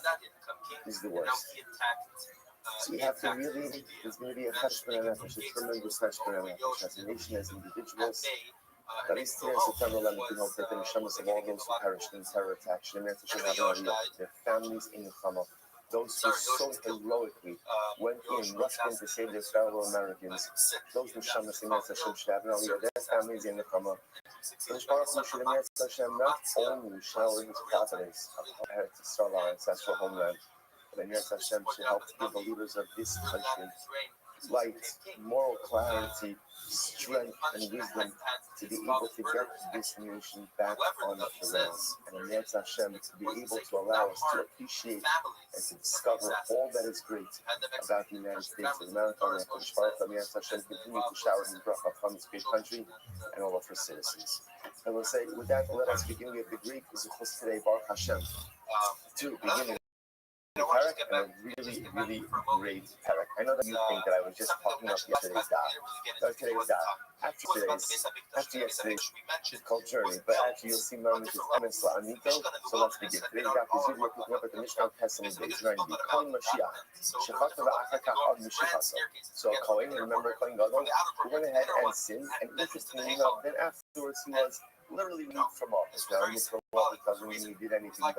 Right? To move from office could just mean whatever. He had a mold and something else happened and don't know they're playing others. So what's interesting about this case, he committed the Avera, and they're only going to claim other sins. Remember again, we know the process already. It's Halam Davar, Sheiras Maisa, erroneous ruling, in action based on that erroneous ruling. And now he brings a unique Sawyer.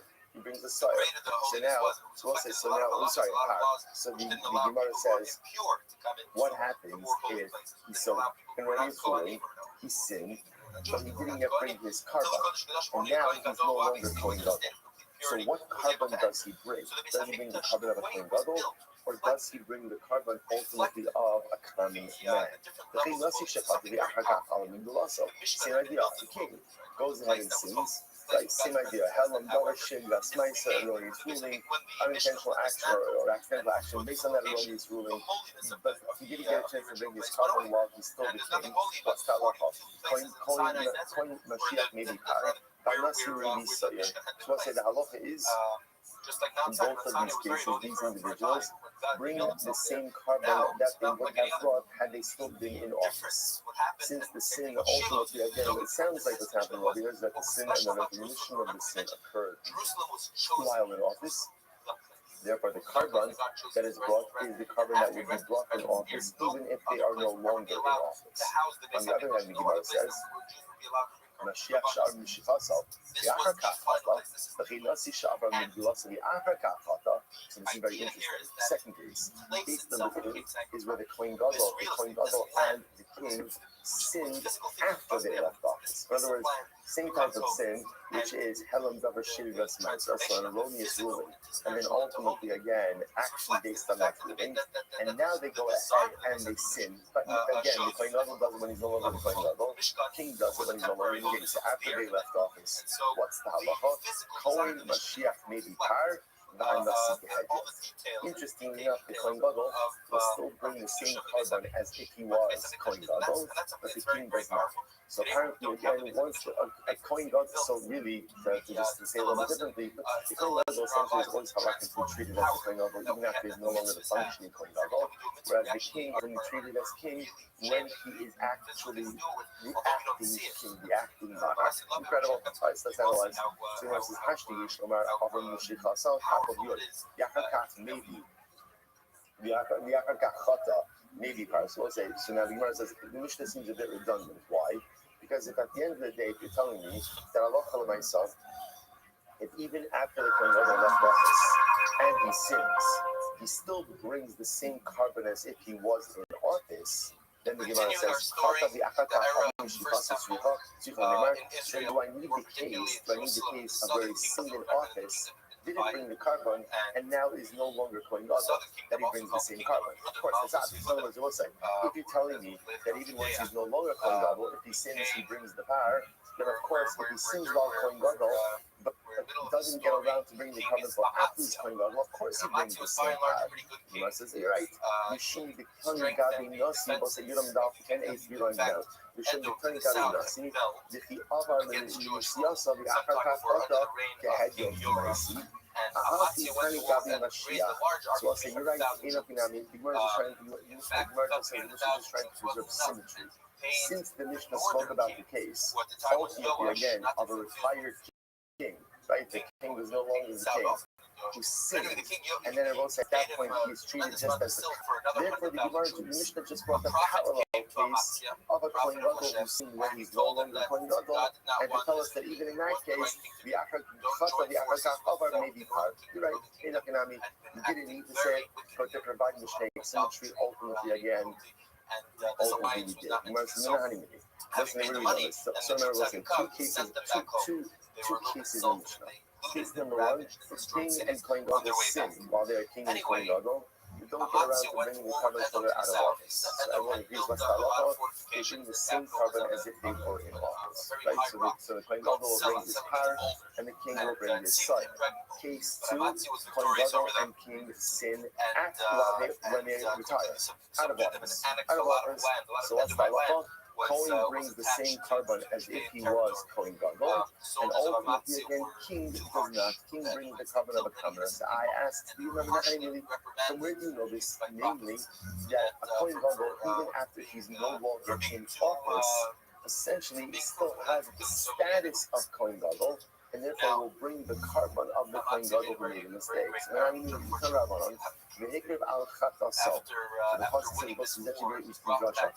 go ahead and bring a carbon for his faith. He teaches us that when he brings his atonement, he brings it for the same as it would have been committed in the past.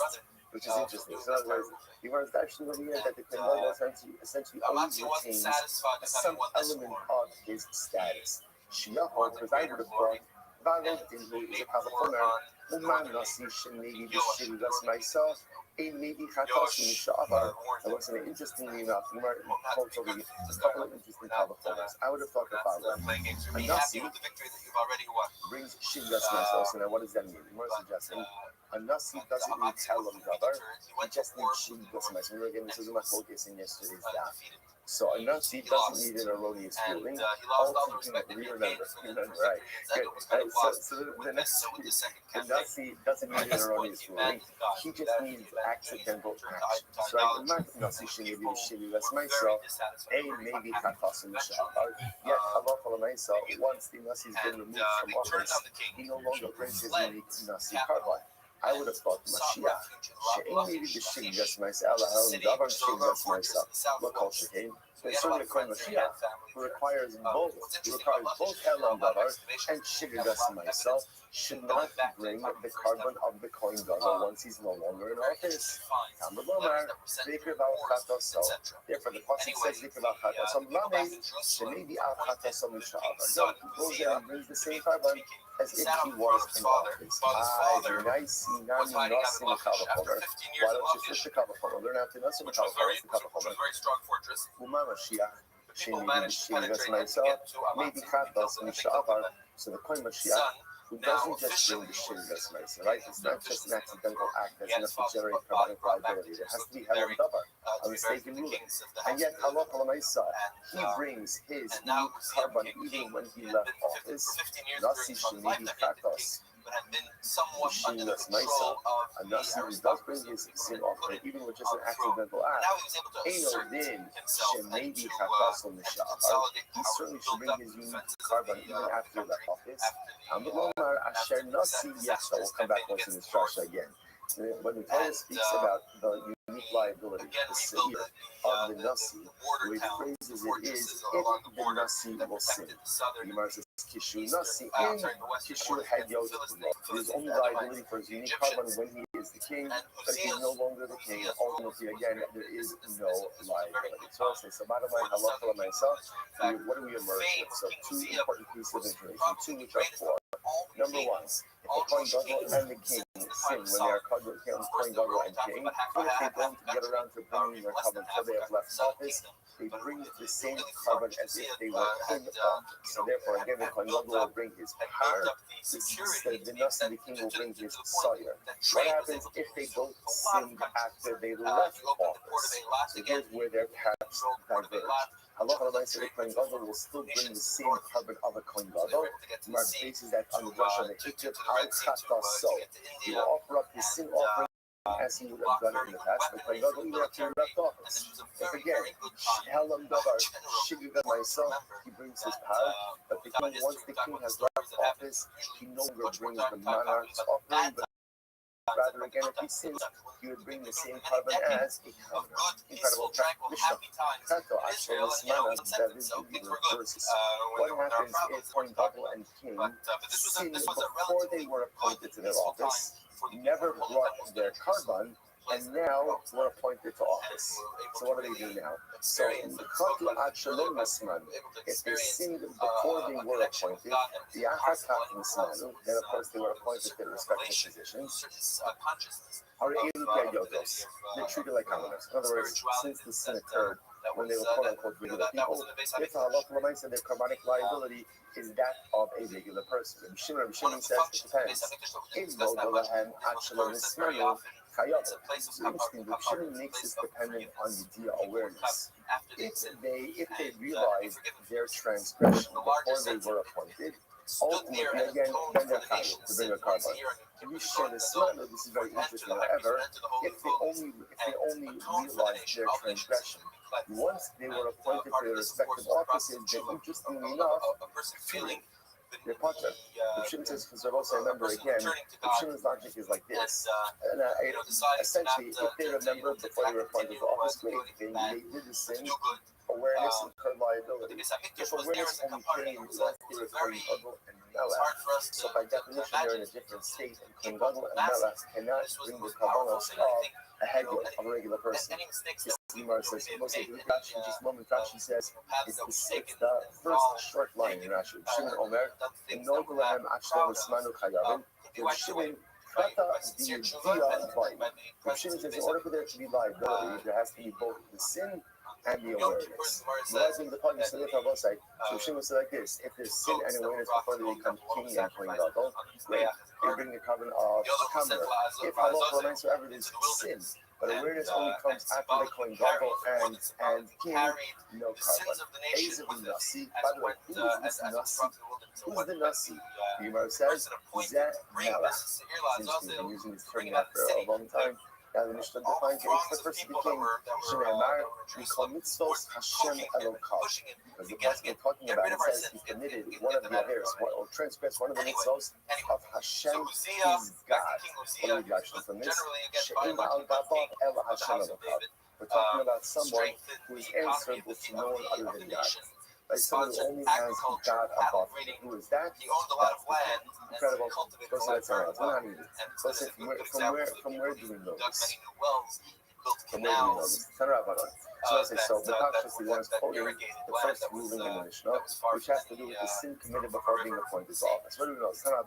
The Makorin HaMashiach Yachta La'ashma Sa'am. So the Pasuk says that the Kohen HaMashiach will sin. But the Kodmos, so what does this come through? So in other words, when is their liability, unique liability for, let's say, the Kohen Gadol or his power? When he sinned as Kohen Gadol. But if he sinned before, then by definition he's Potter. Now, whether that means Potter in entirety, right, or ultimately again just Potter from the unique Kohen Gadol's Potter. So that's already a discussion in the Mishnah. So let's follow the Uman Nasi Shemiri B'Shivas Ma'isa Ein Nidi Ala Komos.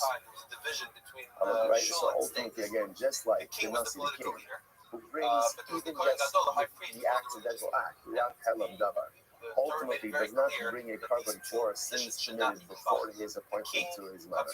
So certainly again, in a Kohen Gadol, who only brings if there's both Helam Davar as well as Shivas Ma'isa, should not bring a carbon for Avelos committed before his anointing. So the Gemara says, "Well, in Arat the Nasi Shekin in maybe Chakasim Sha'abar." There's the difference. The Nasi ultimately again does not go ahead and bring a carbon once he's out of office. Tell him the Shiach Shemini Chakasim Sha'abar. Yet the Kohen Gadol does bring the same unique offering even once he's no longer in office. The Gemara says, so I'm going to put the same way that a Kohen Gadol brings his same offering even once he left office. Perhaps he should even have to bring a carbon for an avera committed before he became Kohen Gadol. Hamud Hamashiach Yechda. Therefore, the pasuk says the anointed Kohen will sin. But Yeshua Shiach maybe Yeshua Hayyot maybe. So Allah what he does? No, he only brings his unique carbon when he sinned as the Kohen Gadol. But if he sinned as a regular individual, Allah he does not bring his unique carbon. The Tanya Nami Gabi Nasi. We'll say first one moment. So we see the same thing by the Nasi as well. Kiagavno Asher Nasi Yachda. All right, it's the Nasi will sin. But the Komos, this comes to exclude any Avera done before he becomes the king. Mashiach Shemidi Chakasim Sha'abar, maybe Ala Komos. So a Kohen Gadol, who ultimately again even brings his carbon once he left office, but yet does not bring a carbon for Averos committed before his ascension to office. Nasi Shemidi Chakasim Sha'abar, Ala Komos. Then of course the king, who ultimately again does not bring the monarchical offering once he has left office, certainly should not bring a carbon on Averos committed before he ascended his throne. Yet he must know it's like Mashiach Shekin maybe the Shkaba. But yet, ultimately again, the Mashiach is Kohen Gadol, who doesn't only bring for Shogeg, yes, means Helam Davar also. Tomar B'Nasi maybe B'Shkaba, B'Shigas Ma'isa. But yet the king, the king will bring only for Shigas Ma'isa, doesn't mean Helam Davar. However, maybe Shigas Ma'isa. So once the king only brings the Shogeg, perhaps he should also have to bring 4 Averos committed before he ascended the throne. Amad Lomar, Asher Nasi Yachda. Therefore, the pasuk says, if the king will sin, Shechata b'Harehu Nasi, below Shechata b'Odeo Hediyot. What do you see? There's only liability if he sinned while he's king, but not liability if he sinned while he was a commoner and then became king. Incredible. So it was like, you might just reinforcing exactly what we were saying before. That Allah Ta'ala again, unique carbon for a king and for a Kohen Gadol only brought if they sin when in office. But if they sin before they were in office, there is no unique liability for them. Instead, they were bringing regular karbanos of a head and just a common. So now, Asher Nasi Yachda, let's say this is very interesting. So now we begin to get into touching that surface. So we have to turn up in wide lines, 5 lines in at the 2 dots. Asher Nasi Yachda. That will say, now it's interesting, the way the pasuk means is Asher Nasi Yachda. Now, Asher means can mean when the Nasi will sin. So the Gemara says, Yaakov Zera. So is this like a decree? Sounds like again, it's a Baruch who says that the Nasi is certainly going to sin. Hamad Lomar and Kohen HaMashiach Yachda. Mavla Halon V'Kishiyachta Acham Kishiyachta. So again, I will say therefore the Gemara says just like it says in Kohen Mashiach Yachda. So Asher doesn't mean that the Kohen God that the king is definitely going to sin. Rather, it means if just like it says about the Kohen Mashiach. Amar Yaakov Zera Zera Mehes. So the Gemara says what's the Halam? Halam is when it says Asher Nasi Yachda. could it possibly be that the Torah is telling us that one or just telling one that there's a zero that Hashem's saying is definitive that the king is going to sin? How do you see such a thing like this? To which the Gemara says, Amar in Ashti from Bitsir, Benasati Negat Saras, Bedes Erzahizaskim. So we'll see, sometimes HaKadosh Baruch Hu says that negative things will definitely occur. For example, Hashem says, you're going to go ahead and experience saras in your home when you come into Eretz Yisrael. So HaKadosh Baruch Hu was foretelling them, so the Torah is telling you, HaKadosh Baruch Hu is saying, yes, there will be saras in your home. So sometimes the Torah does definitively foretell negative things. If you look at Rashi says that it's on the right hand side of that. I don't know about 10 lines up and right, 12 lines from the bottom. Shakasim Nebaso Shasalios Abba Pisha Zabarohu. Hakanani even Xeris Hilkov Sidim Koin Ramashayakta. So yes, sometimes the Torah does foretell negative things. Negative things to which the Gemara Shimon says, Prat Menige Onsi. So each level Shimon uses that pasuk to teach me something different. If Shimon says that Asati Nega Saras ultimately means the only type of Saras for which the halachos of Saras apply is Saras which occurs on its own. But Saras which ultimately again occurs because of other forces. And actually points out over here what other forces are we talking about? Shading. Interesting. It says, shade. So apparently, again, if the shade grows on the house, that could also cause, whatever this means, that could also cause saras, but that type of saras ultimately is not halachic saras that we're discussing. The Surah, so I would have said the same way that Hashem does foretell the negative events of saras, so too maybe Asher Nasiyah is Hashem telling us that our rulers, our kings will sin. Which the Gemara says, but therefore, again, the Torah establishes this symmetry between the pasuk of the kings and the pasuk of the Kohen Gadol, teaching us that that halacha reminds in the same way as if the Kohen Gadol will sin, so to the Asher by the Nasi is not telling us that the king is going to definitively sin. Rather, again, what it means is if the king sins. Obviously, we'll have to figure out if that's the case, that Asher means if, so then don't say Asher, just say what? Just say in. Why are you using the word Asher? So hold on, we'll get to that. Well, Rabbi Shimon, Nige Onsi Milomatam, where this goes on a tangent over here. Rabbi Shimon, is that true that saras that comes, we'll call it as a result of an owner, some external circumstance that doesn't create too much saras, but can we learn? Adam Kiya.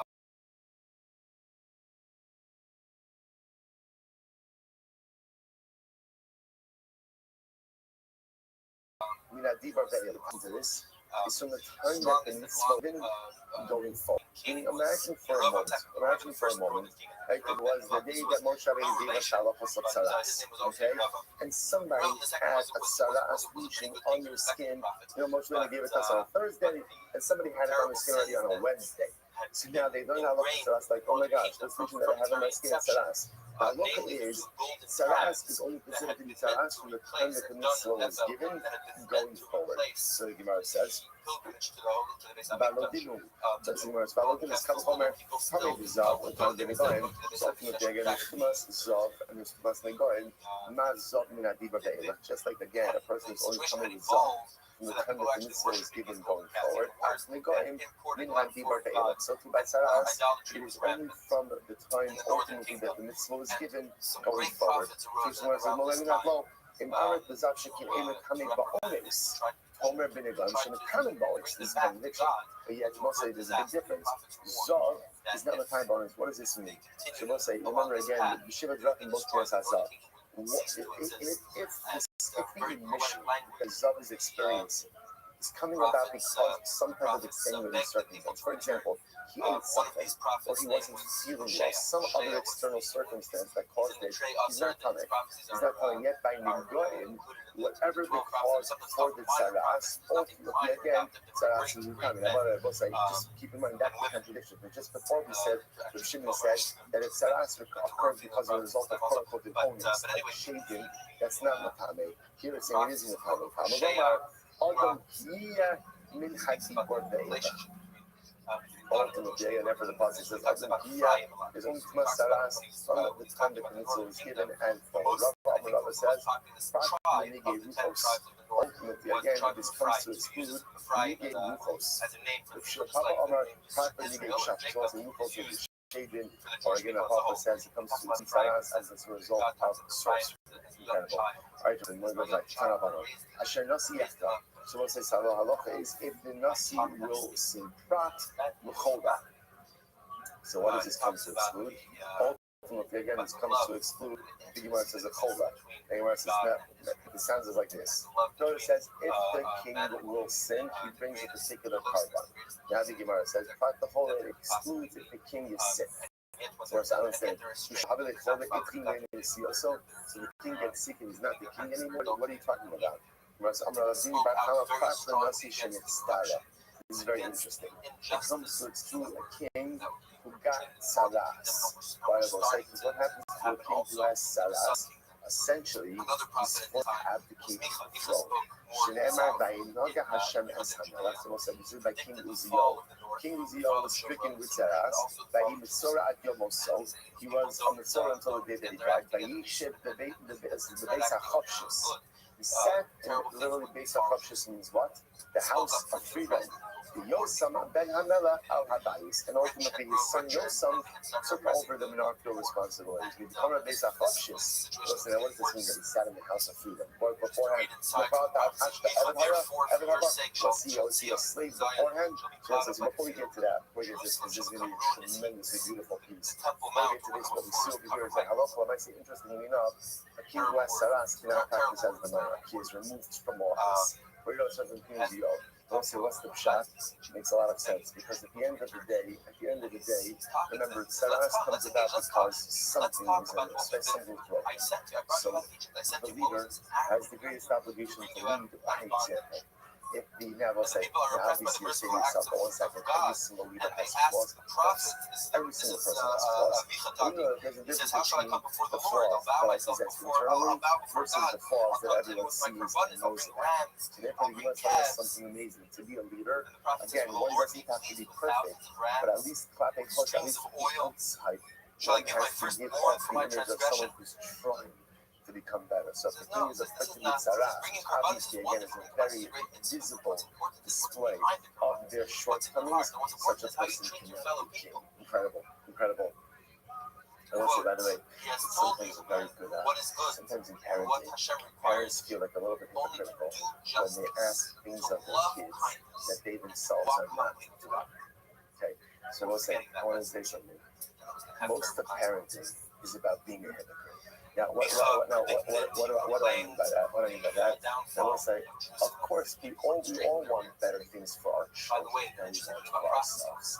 And that's our goal for them. Even if I'm not great in a certain area, I want to propel my child towards that. Now, the difference is, if it's clear and visible that I'm not doing the things that I'm asking my kid to do, okay, so I'm saying to my child, really, it's so important, you have to go to Shiatsu, but I'm not going, okay. So that's hypocritical, it's not going to work. And a lot of times, I know that I have certain inconsistencies, but just because those inconsistencies may live in me, and as long as they live in me and I'm working on it, it's not hypocritical to ask my child to be better. That's called parenting. That's called parenting. And you see that, right? The king has many imperfections. He has many imperfections. But Lamaisa, as long as you're internal and no one else knows about it, it's completely because if he's a growing individual, he can encourage others to be growing individuals. But the moment again that his faults are public, then he's compromised his ability to inspire and to lead. Same yourself by parenting. You have inconsistencies internally, great. As long as you're working on it, you can still encourage and even push and even demand of your children to excel even in those areas in which you are deficient. But if I'm publicly deficient, I can't ask my kids to do more than what I'm doing. It's incredible. So the Gemara goes like that. They will say now, get ready for this. So now the Gemara says, why does it say that Uzziah was living with Beis HaChopshus? What does it mean that he was living in the house of freedom? What does that mean? They'll say this is a great story. So until now, what? He was a slave of the king. So this is such an incredible story. I am on Yud Amud Aleph, 2, 4, 6, 7 lines up from the bottom. So Rabbi Yeshua were on a boat. But how did Rabbi Gamliel? And ultimately, again, we look at Rabbi Gamliel. So what happened? Rabbi Gamliel, other people. Rabbi Yeshua, how many people sold? Rabbi Gamliel brought bread on the boat, and Rabbi Yeshua brought bread and flour. Great. So the Gemara says, Shalom to Rabbi Gamliel. So what happened? The boat ride, we're going to see that the journey took longer than expected. Rabbi Gamliel finished up his bread. So what happened? Samach asudid Rabbi Yeshua. Rabbi Yeshua brought flour with him. So they were all the Rabbanim on board were able to be sustained by the flour. So the Gemara said to Yeshua, how did you know? Obviously, you had a feeling that the boat ride, the journey was going to be delayed. So you brought flour. How did you know that the trip was going to be delayed? That you brought flour? Was incredible. So responding, listen, Kolchab Echad L'Shivim Shana, Ola Umase Asasina. V'amarti Shem Ya'ala V'Yasa Osana. So he's incredible. Yeshua said, I know once every 7 years there's a star that appears. And when that star appears, all the sailors get confused and they end up going off journey. And Yeshua says, look, I don't know where we are in that 70-year, trajectory. I thought maybe it might happen to us while we're on the boat. So I figured I would prepare. By the way, also such a thought. It's unrelated. So they said to the Yeshua, you're so wise, and yet you're on a boat. So it actually comes out over here that boat travel was considered to be dangerous. So why would people do it? Why people do it? For parnasa. So as they say to Yeshua, someone of your intelligence, why you should be able to make a parnasa on dry land. Right? You should be able to make parnasa ultimately where you are. Why are you traveling by boat? This is incredible. Yeshua said, before you wonder about me, why I have to be on the road to make the parnasa, it's incredible. You should worry a little bit more about two of your students who are back on land, who are Rabbi Elazar Chasma, Rabbi Yochanan Ben Gudgudah. Ultimately, these two great Rabbanim, Shiyodim L'Sha'er Kama Tipos Yish Bayam. They know how to measure. They can tell you the number of drops of water put in the ocean. Obviously, it's hyperbolic, but representing the vastness of their knowledge. The aim lahem haslefo alone, and they don't have bread. They don't have bread to eat. They don't have clothing to wear. So Rabbi Yeshua gives only a little bit of musr. But what is it about me? Wondering why I'm so smart? Why am I on the making a parnos? Like at least I have a parnos. But you have two excellent comedians who have absolutely nothing. Absolutely nothing. So the Gemara says, I'll say, by the way, also just before you even go on the story, what's incredible about Rabbi Yeshua is you see one of the keys to successful living is planning and contingency planning. You obviously can't plan for every single contingency. And those who try to plan for every single contingency usually end up accomplishing absolutely nothing because you don't have the contingencies. But successful living does require me, as the Mishnah Pirkei Avos says, who is wise, Haro es Hanola. One who sees sometimes we live by the seat of our pants. And I'll say generally, it doesn't work out. You get a couple of wins here and there, but you don't really have the ability to move your head forward in a comprehensive way. But when you're able to try to ask yourself, okay, I want to move myself from point A to point B, what do I need to get there? So quite literally, Rabbi Yeshua was trying to move himself from point A to point B. He got on a boat at point A, he wanted to get up from point B. What do I need to do? It's one simple answer, plan. What's your strategy? What's your vision? How are you getting yourself? Rabbi Yeshua's case it was, there's that star, there's an off chance it's going to appear during my boat ride. I'm going to plan for it. A little more flour. And when you plan, not only do you enable success for yourself, but sometimes you even do so for others as well. Incredible. In any event, now Rabbi Gamliel hears about these two destitute Talmidim. So what does he do? So Nasan is guy to Shivim Barosh. So ultimately, Rabbi Gamliel said, okay, I'm going to give them positions in the community. Because positions in the community come with a salary. This way, Baruch Hashem, also said the Gemara what happened. Kishallah, when Rabbi Gamliel came back onto land, Shalach lahem below Bo. This is fascinating. Rabbi Gamliel summoned them, right? He summoned Rabbi Elazar Chasma and Rabbi Yochanan Ben Gudbek. Summoned them to appear. They did not appear. Wow. They didn't appear to Rabbi Gamliel. So let's listen to this. Shalach below Bo. Chazar v'shalach ubo. He sent for them again, and they appeared. So we'll say, now you understood. Why weren't they appearing?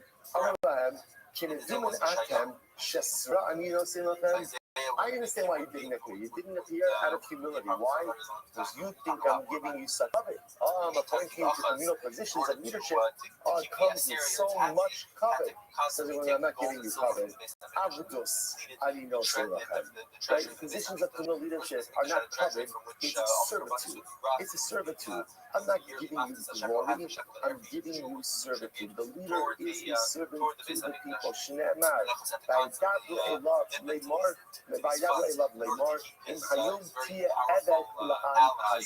So Moses said ultimately again, this passage very beautifully is by Rechavam.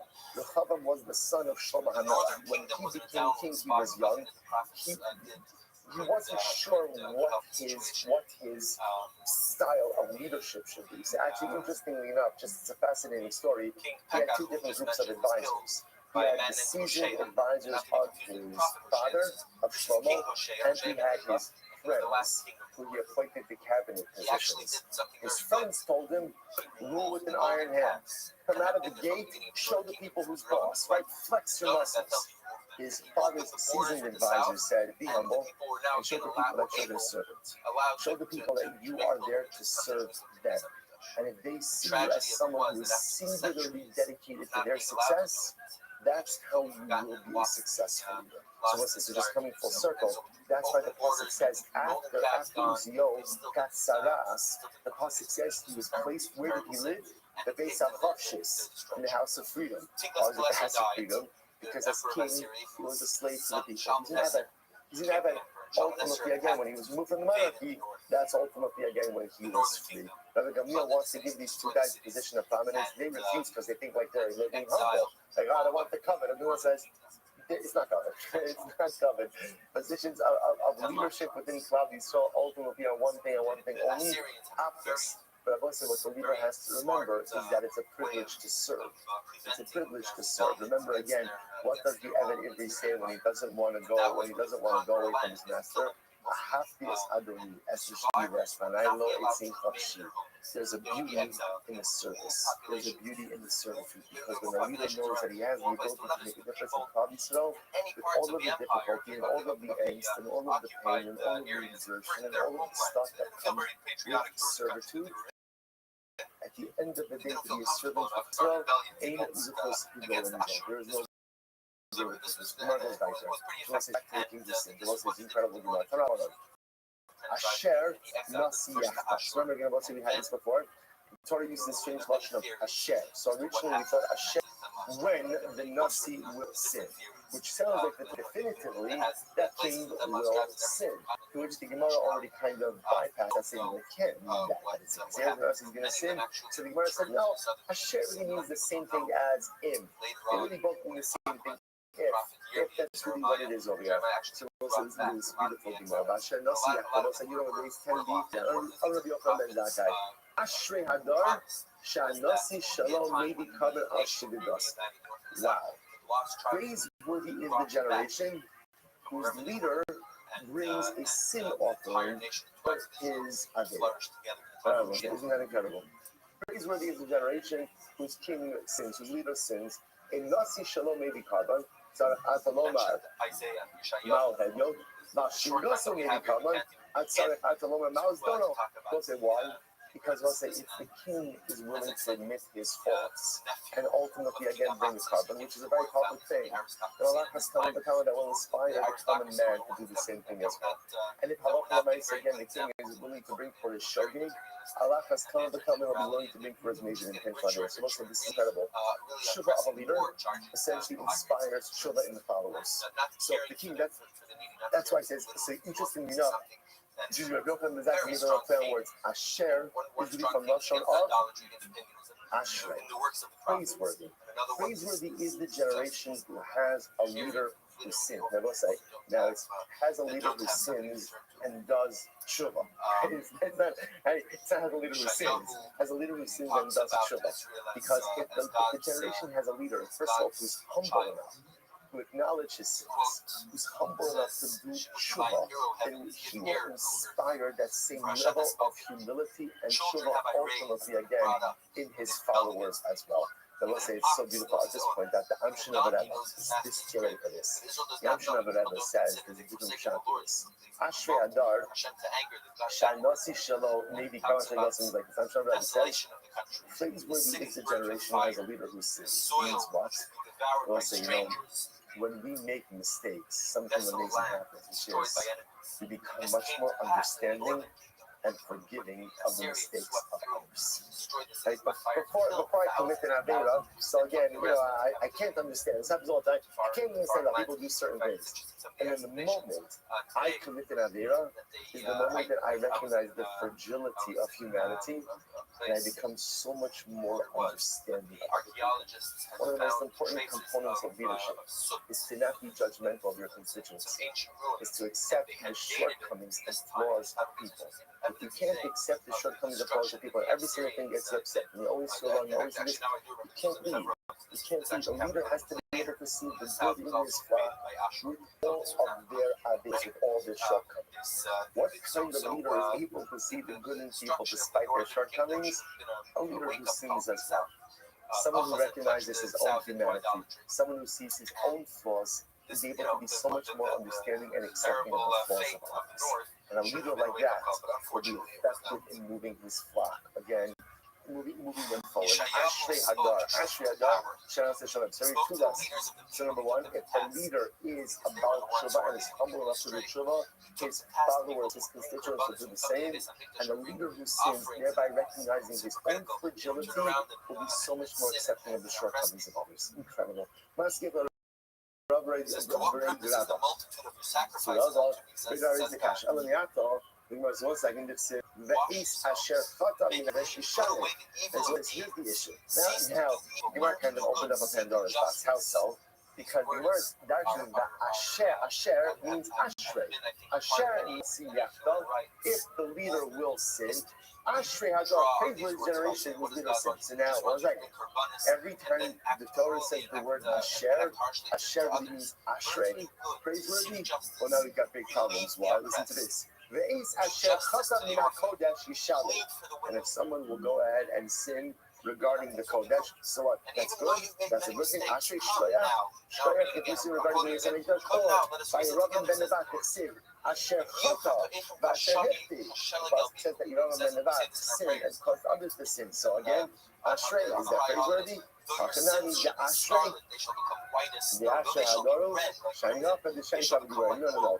The Pesukim are constituted differently, like I said. Again, obviously, the way the Pasuk is written by us, by the Nasi, versus the way the Pesukim are written over here, obviously constituted differently, we get different meanings. Let's not about this. The mind of Sid. This is so beautiful. Yesh Hevel Asher Nasa Ala Aretz. So let's listen to this. So the Pasuk says, the Pasuk didn't call us. Yesh Hevel Asher Nasa Ala Aretz. Just listen to the Pasuk inside. The Gemara doesn't call Pasuk. There's a hevel. What does hevel mean? What does hevel mean? Like a nothingness or an emptiness. There is a hevel. There is an emptiness or a nothingness that occurs in a fleetingness. That's the better word. That occurs in this world. Why? Yesh tzadikim asher magia aleim kimasa l'shayim. There are some tzadikim who have the experiences of Rishayim. Yesh Rishayim shemagia aleim kimasa tzadikim. And there are some Rishonim, ultimately again, who find themselves in the plight of the Tzadikim. Amarti Shegam Zeheva. So Shama seems to be lamenting the fact, or just pondering the fact, that there are tzaddikim who live lives of Rishonim, and there are Rishonim who live lives of tzaddikim. So what does this mean? Let's get ready for this. This Gemara, crazy. The Gemara says as follows: Ashrei l'tzaddikim. So listen to this verbiage. Ashrei l'tzaddikim. Shemagi aleim k'maisar Hashem sha'olam haba ba'olam hazeh. Praiseworthy, ultimately again, are the tzaddikim. Okay, now listen to this word. Who ultimately again I'll just say it a different way. Who live lives, who have the lives that the Rishon will have in Olam Haba, in Olam Hazeh. Essentially, praiseworthy are the tzaddikim who have. Let me say it differently.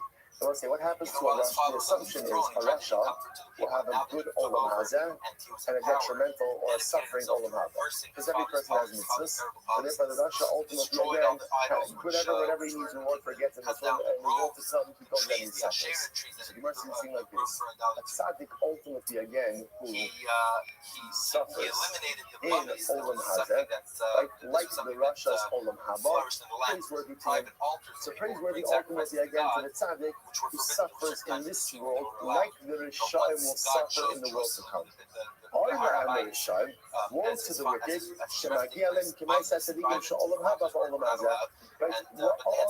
unfortunately, woe to the wicked, ultimately again, who have the plight of the tzaddikim in Olam Haba in this world. Or in other words, woe to the wicked who enjoy this world, like you have, like the joy of the tzaddik's world to come in this world, because ultimately again that foreshadows that he's going to be suffering a lot in the world to come. So let's say, so now here this is interesting. So this is really fascinating because what the Nachman Archista is saying is like this: that it's good for the tzaddik to suffer in this world. Right? That praiseworthy, literally again, praiseworthy to Ashreim Tzaddikim, praiseworthy to the tzaddikim who suffer in this world, just like the Rishayim are going to suffer in the world to come. Okay? So Rava says, hold up. What's wrong with the tzaddik having a good life? Rava says, why? Why? Like in other words, why does it have to be that the tzaddik suffers in this world? What? Like in other words, why? Why? Because actually, Misari, is it so bad? Is it so bad if the tzaddik has a good life in this world than the next? Why does it have to be that by definition the plight of the tzaddik is suffering? Listen to this.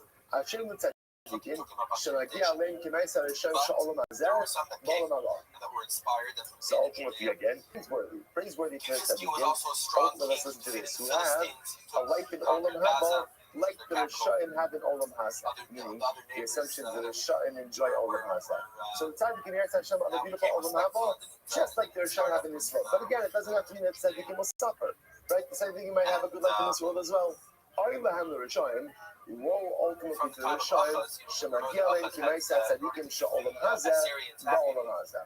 Woe to the Rishayim ultimately again, who suffer in this world, sometimes like Tzadikim suffer in this world. Because again, if the Rasha suffers in this world, that means ultimately again, he's getting punished ultimately in this world and in the next world. So I'll say a really incredible Gemara. There's so much theology to unpack in this Gemara in general about this distinction ultimately again between the Nachman Archista and Rava. Ultimately again, really the Machlokes is in the plight of the tzaddik in this world. So the first approach almost understands that part of the life of the tzaddik in this world is privation and suffering. Whereas Rava says why? Why? Who says that the tzaddik can't have a beautiful life in this world and in Olam Haba? It need not be mushlish. Incredible. Let's go back to what the Torah says. So Gemara says as follows.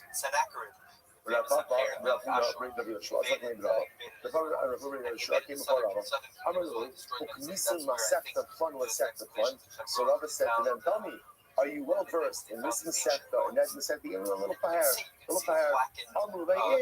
So they said, yes, Baruch Hashem holding these Masechtas. It's Arisu Purta. Listen to this. It says, do you have a little bit of money? You have a parnasa? You're comfortable? Amulay in. They say, yeah, Baruch Hashem, we're comfortable. Zadmin Katina Da'ara. So Jews, we're in real estate. Right? We go ahead and we have a piece of land, and Baruch Hashem, the piece of land supports us. So what's happening over here? He's asking him. So again, Rav Papa's asking these two Rabbanim. Sorry. Rav Papa is asking these two Rabbanim, Rav Papa and Rav Huna, are you learning? Are you ready to learning? You know your Masechtas? Yes. Do you have money? You're comfortable? Yes.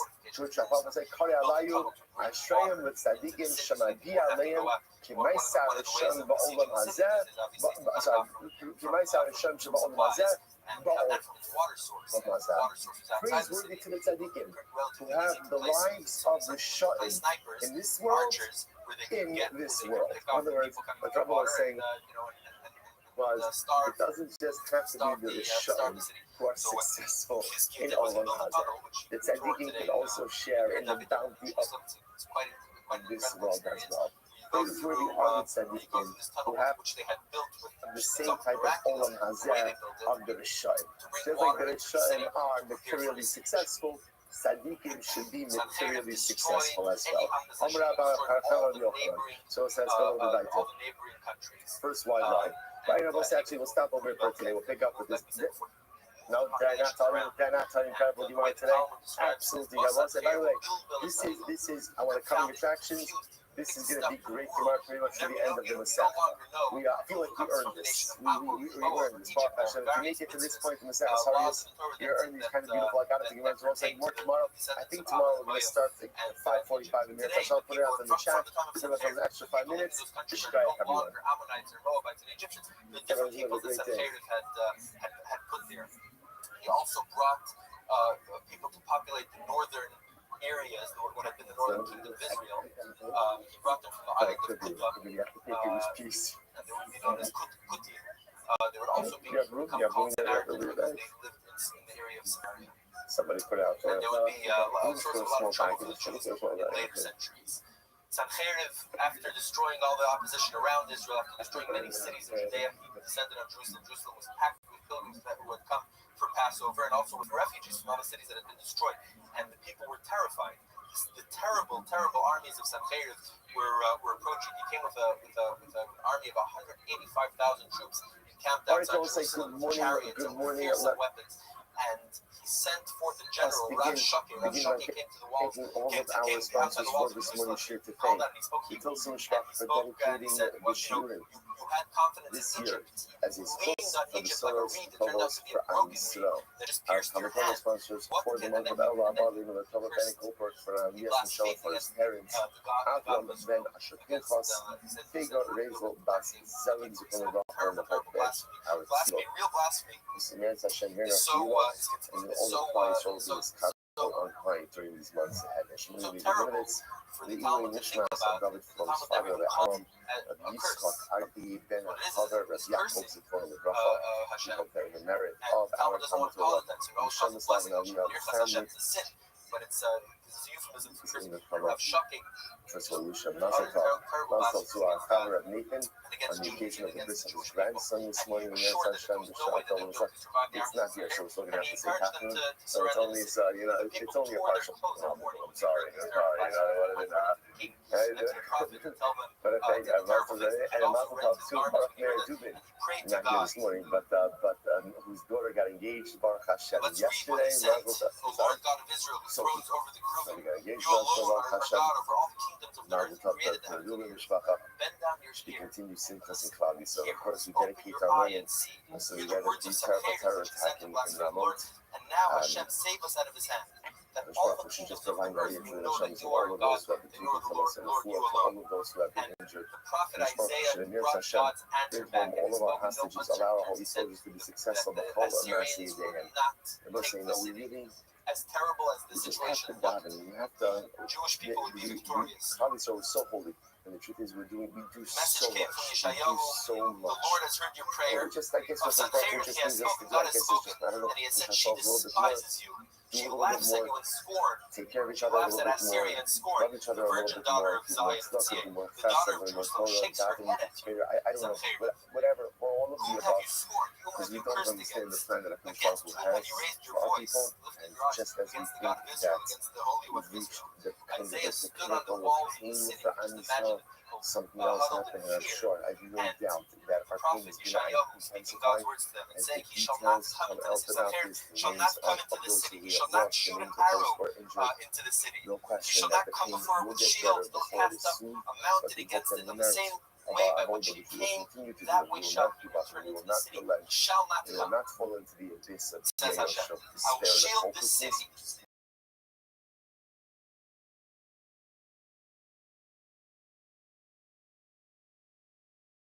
continue to push harder in the form of Klal Yisrael. Resulting in Hashem to embrace it, to actualize it with courage. We'll say that. Let us begin. We have the great Isupus today to begin the second paragraph of the second, which is very exciting. So it is very that sign 7. We are picking up on the days after the Mishnah. So we're being introduced to someone new today, right? We're meeting new people today. So Baruch Hashem, who we're meeting today, the Kohen Mashiach. The Kohen Mashiach is the Kohen Gadol. Kohen Gadol. Now we're calling him the Kohen Mashiach. Why? Or the Kohen Mashiach. Why?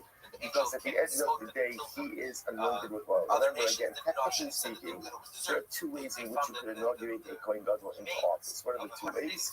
Shemen HaMishcha, anointing oil, and what we call Meruba the Begadim, which means that he puts on the clothing of the Kohen Gadol. Like, kind of like put on the clothing, put on the uniform, and you are inducted into service. Now, interestingly enough, in many respects they're the same, but in certain respects they are different. Here in lies, what we're going to learn now is one of the ways in which the induction of the Kohen absolutely matters. So Kohen Mashiach. So anointing, so there's a Kohen has been anointed with anointing oil.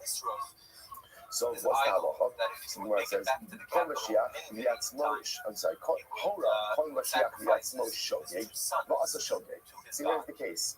Very much resembling the first parak of our Masechta. What was the first parak of the Masechta? Always based, what was the case? David made an erroneous ruling, and Klal Yisrael went ahead, or someone, again, remember different cases of whether it was individual majority. The point is, populace acted on the ruling. Okay, so what's the halacha? If the majority of Klal Yisrael went ahead and did this, so then the basin will do what's called the Har He'elam Davar Minat Tzibur. They'll bring a carbon. So too, if the Kohen Mashiach makes an erroneous ruling. Now, I will say that interestingly enough, however, in this case, the only person following his ruling is himself. So again, just to illustrate this, Kohen Mashiach comes ahead. It's interesting about it. Normally he's referred to as the Kohen Mashiach. Right? It's interesting because the terminology in Harius, I don't know, maybe it's like that, it's more often than I think. But it's interesting that it is alluded to over here as Mashiach. And Mashiach has, again, same idea. It's interesting. And anyway, what's the case over here? Kohen Gadol issues a halachic ruling. So, for example, Kohen Gadol says, Chalev is mutter. Let's just keep it same case. Kohen Gadol says, Chalev is mutter. That the only person following his psak is the Kohen Gadol. See, he made the ruling for Shogeg, he get into action, and obviously he followed through. He listened to his own ruling, and again, all the reason for Shogeg. So, halacha may be pound. He brings a special offering. Now, take a look at Rashi just a moment. Shogeg ba'asa mesid. Oshahari rezi ba'asa shogeg. Fine. Holy Kohen Mashiach v'atzal ma'aras bezdin v'tzibor. No, sorry, that's further on. You don't have to tell you. Okay, so that's case one. He brings a special carbon. Fine. So this is our introduction to the case of Kohen Mashiach. Fine. You are just mentioning that gives a couple of other variations of cases. Shogeg ba'asa mesid. What happens is he delivers an erroneous ruling, realizes the mistake of his ruling. Shall go forth the word of the Lord from But still follows through on it, so he makes it the actual consumption of favor, or makes it va'asa shogeg, or he knew that the ruling was erroneous, but Allah writes that he carried through on it, he was shogeg. In all of these cases, he's pater. But interestingly enough, the halacha normally is stam a Jew who goes in and commits an avera, right? I do something that it had done it intentionally would have been punishable by kares, right? And I did it unintentionally. I bring a chatos, right? So, for example, I'm not only teichelev.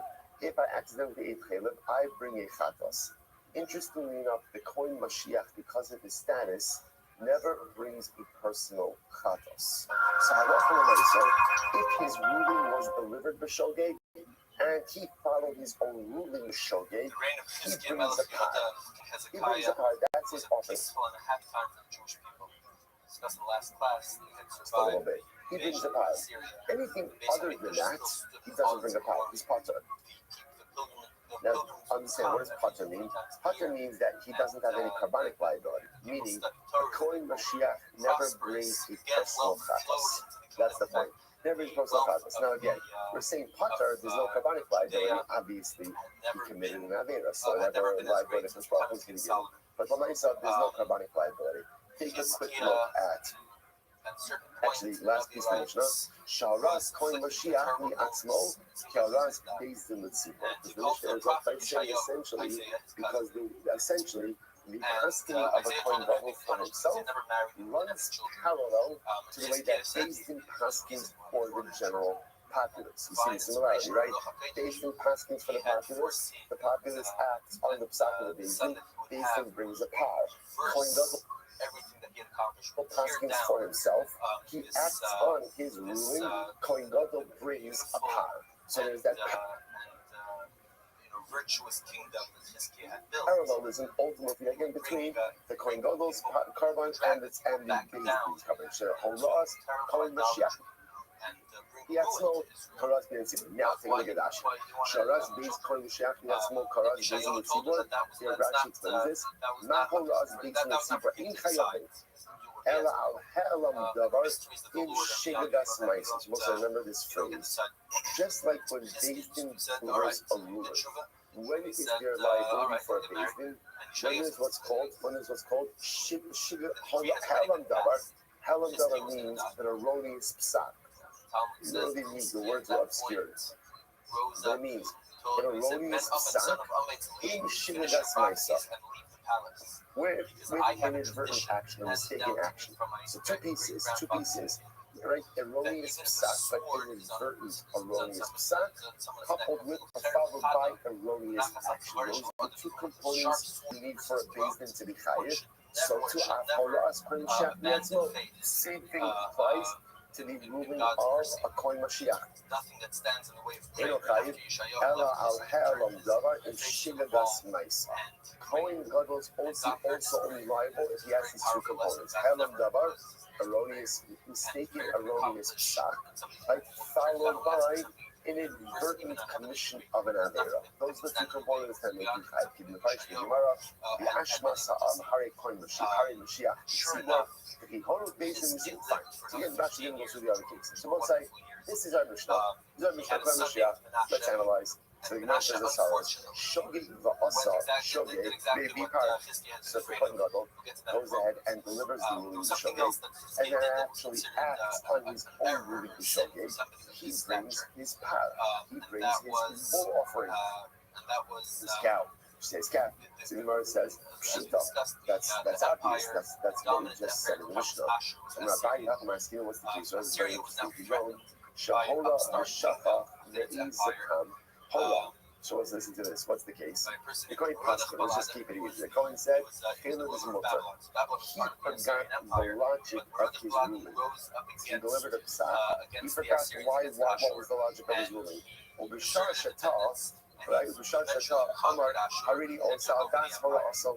And what happened? At the time that he actually ate Caleb, he said, I don't remember why I passed him Caleb is mutter, but whatever my logic was, I'm relying on that logic now. So he must have demanded, when you have thought, I'm not thought like this. Since had he remembered why he passed him the way he did, maybe he would have retracted the psak. And therefore, again, when he now carries through or acts based on the psak, maybe you should be considered like amazing. What's the Kohen Gadol's amazing? What's the halacha? What's the halacha? Your par. Your par that I have thought. To which the Gemara says, you must have known that Kamash Malon knows. Kamash Malon said that even if he doesn't remember what or what he passed him the way he did at the time that he takes action, this is all still called shogeg and halacha l'maisa again the Kohen Gadol brings the par. So bottom line, take all these points to remember, reinforcing the same way from the Mishnah. If the Kohen Gadol delivers an erroneous ruling, so ultimately carries through on his own erroneous ruling, so what we call ha'elam davar, mistaken psak, shigadas ma'asos, mistaken action. Kohen Gadol brings a unique half a cow offering. Like that's the halacha. Good.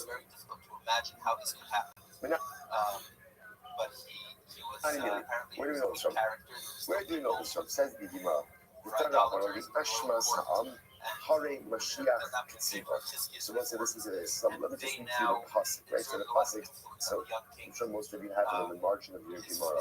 In the Torah, or which is in that little march after all the psudim are quoted, it's got letters down. In coining a Mashiach, Yecheta, the Ashma Sa'am. So this is very interesting. If the coin Mashiach, right, to ultimately coin Gadol, anointed coin, will sin the Ashma Sa'am. Now, Ashma Sa'am means like on its face, it seems like he was for really the guilt with the of person. the Also, people. really, The some Hikriv Achata So Asher Chat the cults of idolatry, Ta worshiping Par Ben Bakar statues made of Tamim stone, Lashem wood, Lechatas. That's his offering, a par offering. sacrifices before them. Yeah, now it's interesting. How does the Torah frame the mistake of the Kohen God? How does it frame it? The Ashmas Ha'am. What is that? Now, let me be clear. The Kohen God is not passing for the people. And who's the Kohen God passing for? Who's he passing for? Or himself. So yet, interestingly enough, it calls it the Ashmas Ha'am. So says the Gemara, what does that mean? That Ashmas Ha'am? Hari Mashiach Tzibor. Wow. What it's coming to do is it's coming to say that the Kohen Gadol's mistake, the Kohen Gadol's erroneous ruling, is just like the Beis Din's mistaken ruling for the Am. Oh, that's the six. Ashma Sa'am is not saying the Kohen Gadol is passing for the people. But it's saying that the Kohen Gadol's psak for himself is like Beis Din's psak for the general populace. Right? Incredible. And that's when we find it up. That's just like, again, what does Beis Din require? Beis Din requires, again, Helam Davar, mistaken psak, Helam Davar, mistaken psak, Shigagas Maisa, accidental action. So too, the Kohen Gadol requires Helam Davar, mistaken psak, Shigagas Maisa. Incredible. Vamos Divnu. Gemara says it's a Kavachomer, top of Zion, Sibor, Gemara says, Vamos Divnu. Sibor, Mutza, Miklal Yachid, Mashiach Mutza, Miklal Yachid. So we'll say, this makes a lot of sense. Because on one hand, it's Sibor, ultimately again, right? The Sibor meaning when the collective sins, that is dramatically different than the sin or the carbon of an individual. That actually points out clearly. Now remember again, when an individual commits an Avera, let's say Ruben eats chila. What does Ruben do when he eats chila? What does he have to bring? A chatos. What kind of animal does he bring? Rashi points out kisva or sira. Ultimately, again, he brings a sheep or a goat, right? A sheep or a goat. And yet the tzibor brings a power. So just like when the tzibor sins, ultimately it's different than the yachid. When Mashiach moves on the cloud yachid. So too again, the Kohen Mashiach was also different than the individual. Why? Because when a Kohen Gadol sins, what does he bring? A power. Different than the tzibor. So we already see out of the gate, that the biblically prescribed karbanos for when a tzibor sins, when the Kohen Gadol sins, are fundamentally different than when an individual sins. So already out of the gate, we see that liability for a Kohen Gadol and for a tzibor are different than personal liability when it comes to sin. Now you're going to face this on the both sides. Zayin and set an A second line down. Not tzibor and chayov ela al helam davi shigas mais. So af Mashiach lo yehi chayiv ela helam davi shigas mais. Similar to me. So once we see that Kohen Gadol resembles tzibor more than he resembles Yachid, then the next logical step is to say that what? The process for the Kohen Gadol will mirror Tzibor, will mirror Yachid, and therefore just as the Tzibor, right, based in, when Beis makes erroneous psak, liability for the power of Davar Tzibor requires Helam Davar, erroneous psak, Shigas Ma'aser, keep on saying, just remember those two. Helam Davar, Shigas Ma'aser, erroneous ruling, accidental action based on that ruling. So too, Halach L'Maisa, by Kohen Gadol, you need Shigas Ma'isa. Helam Davar Shigas Ma'isa. That's the limud of both sides. That is the entire limud for Kohen Gadol. Okay, that comes absolutely well. Maybe you could look at it in a different way. Similar wasn't today. Suppose I'm introduced to another person today. Nasi. Who's the Nasi? The Nasi is the head of Klal Yisrael. Now the Pashtus the Nasi is the Melech, the king. I'm going to see a king has his own set of interesting circumstances as well. So let's look at a king. On one hand, Nasi Mosin Klal Yachid. On one hand, we can say a king is treated differently than the rest of Klal Yisrael. And we'll talk about this again. If the king goes ahead and makes a mistake, right? Again, also, we'll see again what the parameters are, but it could bring a different type of carbon for his liability. So just as a king is treated differently than the cloud, all right, Gemara says, Nasi Motzim Kal Yachid, Mashiach Motzim Kal Yachid. And Kohen Gadol is different than the cloud, or than the individual, I should say. Nasi maybe the Sheiras Maisa, for the Halam Davar. So once we're going to see that when the Nasi makes a mistake, or his unique carbon, even with what we call Halam Davar, even if that really is Psak, the Nasi himself, if he just commits a shogeg, meaning what? Nasi accidentally eats a piece of chela. He thought it was a piece of kosher meat. He accidentally eats chela. He brings a special and unique carbon for him.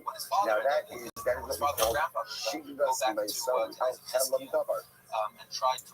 Mashiach, maybe Kishigas Maisa Halam Davar. So maybe the Kohen Gadol should be treated the same as the Malach. And maybe the Kohen Gadol ultimately again doesn't need Halam Davar. All he needs is Shigdas Maisa. So I want to show you something very interesting that's happening over here. So essentially what we have over here are four different models. Here's the Yachid model, the individual model.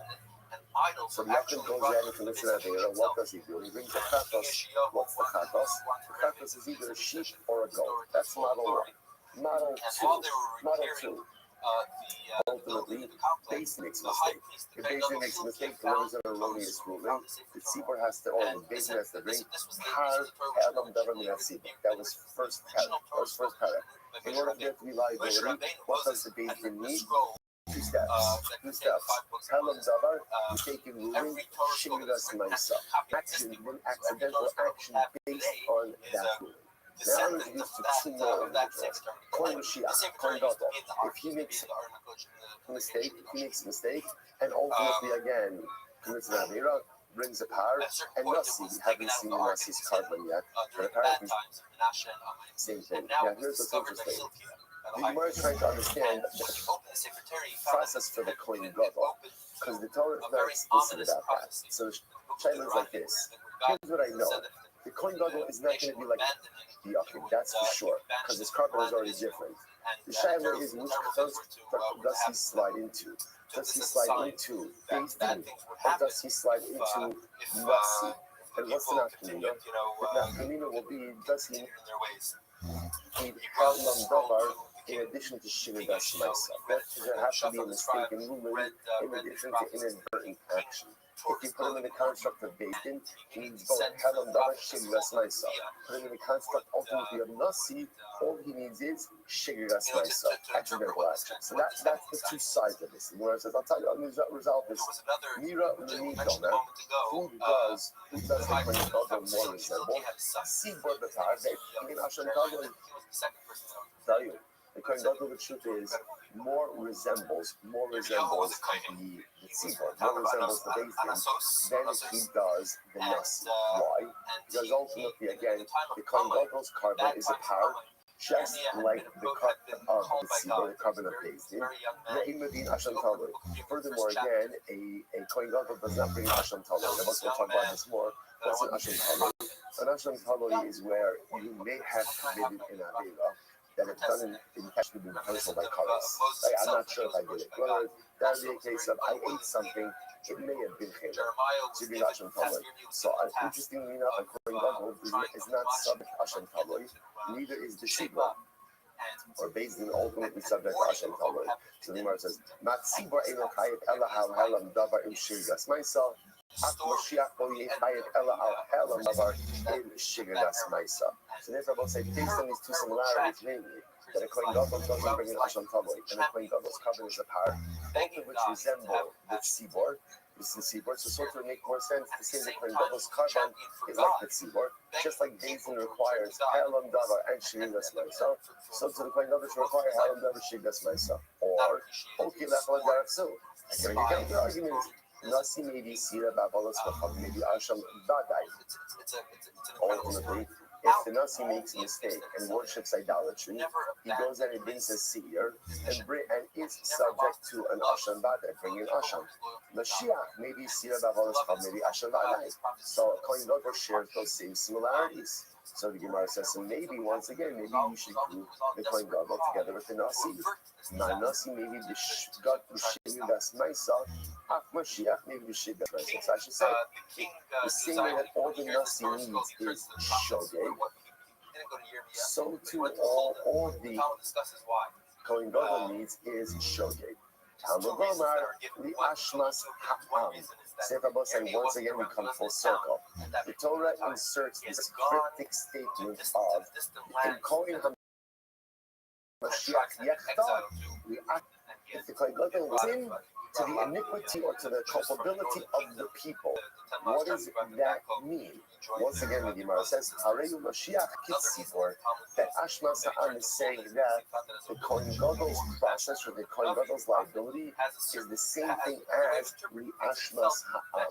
When the population, when the people sin, Matzibor Eno maybe Ela Ha'elam Dabar Shiri Gasmaisa, Af Mashiach Eno maybe Al Ha'elam Dabar Shiri Gasmaisa.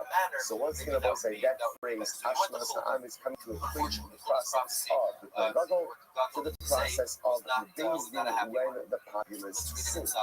And just like there's only liability for the Beis Din for the power, when there is both Ha'elam Dabar, mistaken ruling, Shigas Maisa, accidental action based on that ruling, so too, there will only be liability for the Kohen when you have both of these components as well. Ha'elam Dabar together with Shigas Maisa. I aim off, Matzibor Horu Ba'asu Achra Ba'ora Asu Chaya. And Mashiach, Kishahora Ba'asu Achra Ba'ora Yichayim. Don't say 1 second. If that's the case, that you're going to compare the Kohen Gadol to the Tzibor, which is like this. Just like David was only Chayev if the Klal, if the Tzibor acted on their ruling, so maybe the Kohen Gadol is only liable also if the Tzibor followed his ruling. Maybe if it's just I will say, remember, if Beis Din Paskin, if Sanhedrin Paskin, and they followed their psak, but no one else did, there's no power.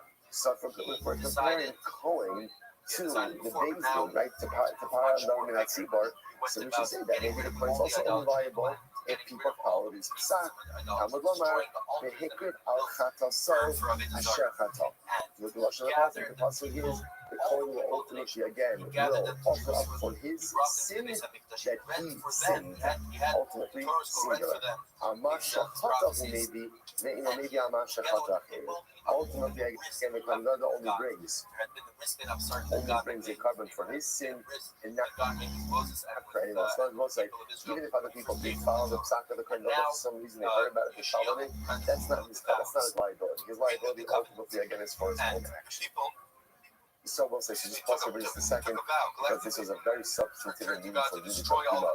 So what we emerge with, I will say, is, and this, again, it's exactly what we said in the Mishnah, but now we help to understand it. Kohen Gadol, like when a Kohen Gadol sins, so the Torah tells us that his sin is the Ashmas Ha'am, for the iniquity of the people. What does that mean? So what the Gemara now understands is it's coming to group the power of the Kohen Gadol together with the power Ha'elam Davar Minat Tzibor, which is the power offered up by the Beis Din when they issue an erroneous ruling. Teach us that these two halachos are the same. Namely, what? The same way that Beis Din requires Ha'elam Davar U'Shiri Gasmaisa, an erroneous ruling, ultimately again followed by accidental action based on that ruling. So to the Kohen Gadol and the strength and the power of smoking power where these two components exist as well. Number one, Ha'elam Davar, accidental ruling, followed by Shivagas Maisa. Where's the major difference? The major difference is when Beis Din is asking for the populace, the Kohen Gadol's psak is only for himself. Okay, and that is Ha'elam Maisa. You are now just finished up the sugya, just interested by drawing on the detail. Mashiach, but probably maybe Hashem telling you, like, listen, I just mentioned that a Kohen Gadol brings in Hashem telling. Listen, remember, let's keep Hashem telling. Now is the time that these there's a piece of meat in front of me. I eat it, and then I find out afterwards it may have been Teva. There's a possibility, a meaningful possibility that it was Teva. I don't know what I brought. So in that case, again, I can't bring the chatos, because chatos is when we brought straight before definitive sin. I can't bring an asham, only definitive sin. And somebody called it asham tavui, which are carbon that is designed for this type of situation. Merch just kind of said, Bryce just brought down, just kind of by discussion, that, oh, Kohen Gadol doesn't bring an asham tavui. Gemara says, okay, People are good. how do you know that? Gemara says, Mashiach, how do you know that the India Yashin Kaloi? How do you know that Kohen Gadol doesn't mean Yashin Kaloi? Assyria was crumbling, so the power of Babylon south. As the The passage Egyptian says, empire was very fearful. that ultimately, again, the Kohen Gadol will bring Empire a that was carbon rising. for And his so shogeg, Egypt for his allied itself accidental with avera that wasn't accident. and Shechataso, wanted to the go to war shigedaso against shava. Babylon. This refers to someone whose chatas and shogeg are similar. Yatsa Mashiach, The king of she'in Egypt at the time was shigedaso Pharaoh, v'chataso shava. and They simply sent ashma a sa'am, message to harehu Mashiach Yeshayahu, b'tzibor. So requesting the sacred ashma passage sa'am, to Israel in order ad to get kamo ka'amar, to lei ela asham kide ela asham kide Syria yisbo. with So this the ultimately, Assyrian the Gemara armies. essentially says that there is only someone whose chatas and asham, processes are the same. This is different than the Kohen Gadol. Ultimately, again, whose processes are different. The Gemara just kind of brings in this discussion of asham by way of fasting. Okay, good. More about that to come. Says the Mishnah. Holy b'fnei atzmo, ba'asa b'fnei atzmo, miskaper b'fnei atzmo. All right, so we're going to have to see exactly what these statements mean. Like Salach Lamaisa, still Kohen Gadol. Still Kohen Gadol. So Kohen Gadol can't speak for himself. Now, what it sounds like over here is he paskined by himself and he committed the avera for himself, by himself, right? Then miskapelo b'shnei atzmo. He is atoned for by himself. Now, what does it mean? Take a look at Rashi. Rashi's on the left-hand column, top of the left-hand column. Second line, Torah. Kol Mashiach v'atzmo. Keep going. The modal betray Yisrael Bezin, right? Bezin the Caleb, who got all this stuff. His capital Atzmo, maybe part of the Atzmo. So the key here is like this. We're going to see that there's two things happening within Klal Yisrael. The Kohen Gadol is paskening erroneously, and Bezdin is paskening erroneously. This is a difficult time for Klal Yisrael, right? So both sides, but the Piskei Halacha have nothing to do with each other. That's really the case. So let's say, for example, the Kohen Gadol is paskening that Caleb is mutter, and the Bezdin paskening that blood is mutter. Dam is mutter. Okay, so Kohen Gadol just paskening Caleb's mutter. He paskins, there's Helam Davar, makes it a little psak. He then eats the Caleb, Shigadas Maisa. He's chayiv for his part, doing his own thing. That's case one. Hora imatzibar va'asi matzibar. What happens if, let's say again, what happens if halacha l'maisa, the Kohen Gadol was paskening along with Bezdin. Now both say, now, what does this mean? That he was, he just happened to be issuing the same type of psak that Bezdin was. So for example, Bezdin said Caleb was mutter, the Kohen Gadol said Caleb was mutter. And what happens? Well, so they're obviously both mistaken. Everyone then eats Caleb. What's the halacha? Interestingly enough, in that case, the Kohen Gadol doesn't have to bring his own par. Rather, what happens? He is covered by the par helam davar. He's covered by the offering of the Bezdin. Right? Because Bezdin is bringing the offering anyway because people acted on their erroneous psak. Therefore, the Kohen Gadol is covered under that. Why? Okay, fine. So that's halacha. The Mishnah now adds in another halacha. She'in Bezdin chayavin achiyol levato mitzas v'lekayim mitzas. So let's say we show this halacha in Parak Aleph. Bezdin is only chayav and davar mitzvah when they go ahead and they negate a part of a mitzvah. But remember again, if they negate a mitzvah in its entirety, for example, again, they say there's no Shabbos or there's no Caleb. Remember again, when we see these cases, the Gemara will find this. When we spoke about the case, they say that you're allowed to eat Caleb, they're referring to a specific type of Caleb. So however, if they pass into uproot the mitzvah in its entirety, then they're not chayiv a par. But in Mashiach, the most ultimately same is true to Kohen Mashiach. When is the Kohen Mashiach chayiv his own par? When is that? When he makes a mistake regarding a detail of a mitzvah. But if he makes a mistake regarding the mitzvah in its entirety, he says, there's no Shabbos, and he goes out and does malacha on Shabbos, then he's not subject to it.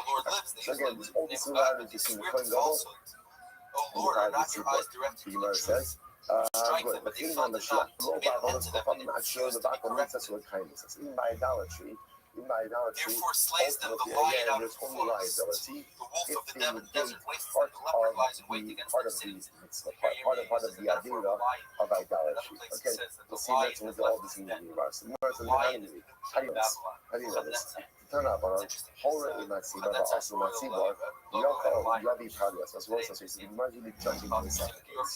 Like in case number one is war, the Kohen Gadol's paskening, Beis paskening, they're independent entities doing different halacha. So the Kohen Gadol does his thing, Beis Din does their thing. Case number two is Kohen Gadol's paskening in the same way with the Beis Din.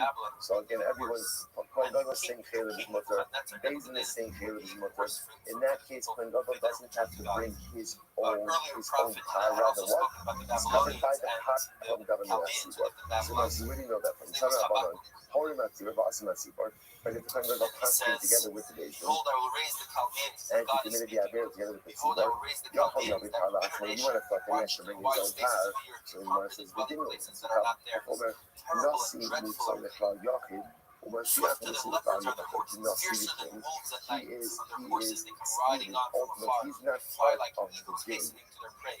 They He come for doesn't have the same violence. halachas as the They gather individual captives sins. like the And sand. ultimately, again, Kohen They make Gadol sport with doesn't kings have and the same princes are halachas as the afflicted. individual Every sins. stronghold and every Man fortress Nasi, they lack. Chata, B'fnei Atzmo, maybe B'fnei They make Atzmo. their power Just like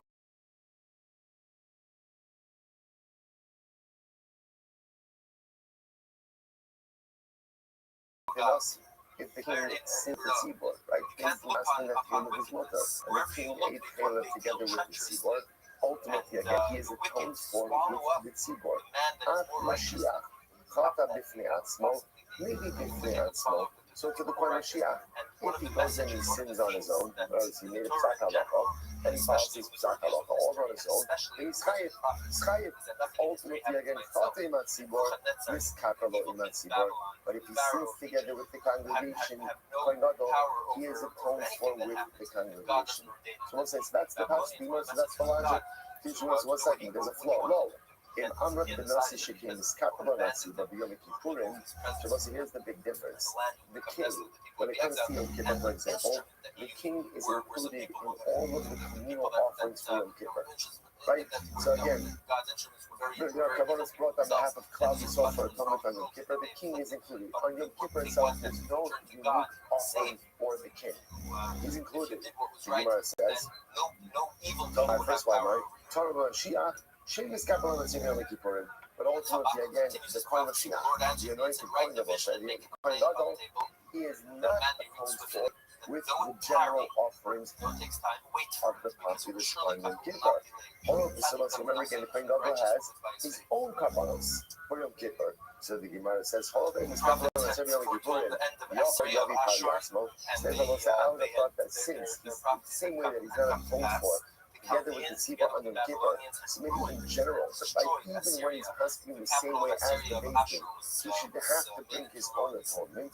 Hamabomar, Al Chataso Asher Chata. The only time a Kohen Gadol brings his own par is when he's committing his own unique singular avila. Hakitzat, how does this work? Chata b'pnei atzmo, maybe b'pnei atzmo. If the Kohen Gadol sins on his own, he passed through an erroneous psak. He acted on his own psak, and he's acting by himself, not with the rest of the crowd.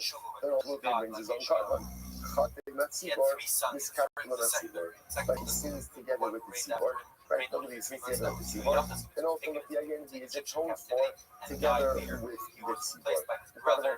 So once again, what's the case?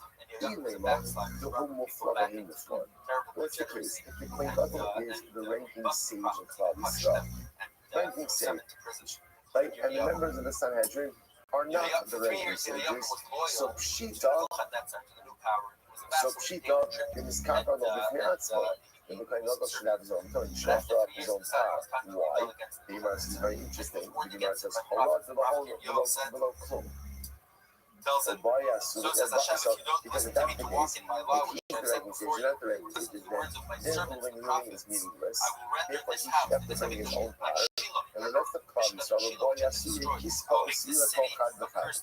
have to bring their own personal chatos. The even on the point, but ultimately again, if the Sanhedrin are considered to be the ranking sages, and the Kohen himself is not a ranking sage, and minus kappa b'fnei atzmo, then why should he be able to bring his own par? After all, if the Kohen is not a ranking sage, then what is he doing passing in halacha? Right? And if he's passing in halacha, then that's kind of like professional negligence. What is he doing over there? Or perhaps he should not be bringing the par at all. Other days, we'll say other days.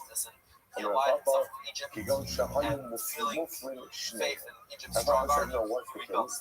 The case is where both of the Kohen Gadol was an outstanding sage, and the members of the Sanhedrin were both outstanding sages as well. So again, everybody's Muflin of Psak. The Gemara says, Sabra by the Neymar, Chata b'fnei atzmo, Asa b'fnei atzmo, Eichitani. So we'll say, so therefore, what's the case? So remember again, I will say, so that's very interesting. So essentially now we have two different cases, right? So now this has to be set up where both the Kohen Gadol and the Sanhedrin are capable ultimately of delivering Piskei Halacha. I will say, by the way, what do you see here? That even when people are exceptionally capable, it's still subject to making mistakes. Everybody makes mistakes. Everybody messes up their life. Even the Kohen Gadol, even the Sanhedrin. So watch this. Therefore, what's the initial introducing us to all of us. Get the Kohen Gadol, he chooses his own psak. So again, he says standard is mutar.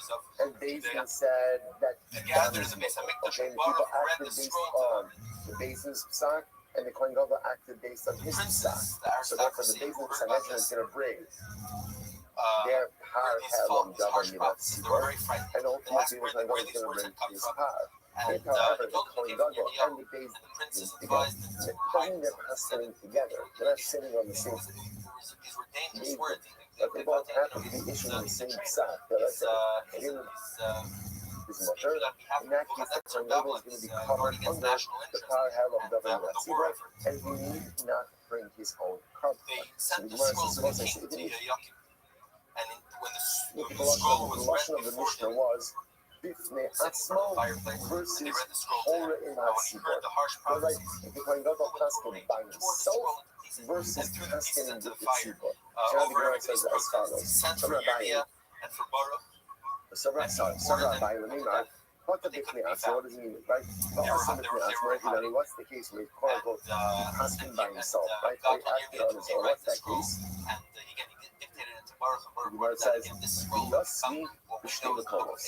So Abaye understands the interesting analog of geography, where literally again they were two separate places. The Kohen Gadol was in one place, and ultimately the size of a different place. The Kamoru betrayed Suri. More, they also regarding two different things, right? So two different geographic locations. Kohen Gadol one spot, Sanhedrin one spot, and they're also asking regarding two different halachas. Okay. Somebody Rabbi, Atushni Makomos Gami. Rabbi says he cares about geography. What does it matter if they're two different places, not two different places? Alati, Yossi Mechad the Chavim to Kamoru betray Suri, caught the Chavim b'fnei atzmo. Then we'll say Rabbi comes along and says, it doesn't really matter with geography, but it doesn't matter. What matters over here is that they're asking on two different topics. Two different topics. If they're asking on two different topics, then Kohen Gadol will achieve atonement in his power, and the general populace will achieve atonement ultimately again through the power helam davar milat tzibur. Incredible. So let's analyze this a bit more. So we'll say, so now, here's what everyone agrees on.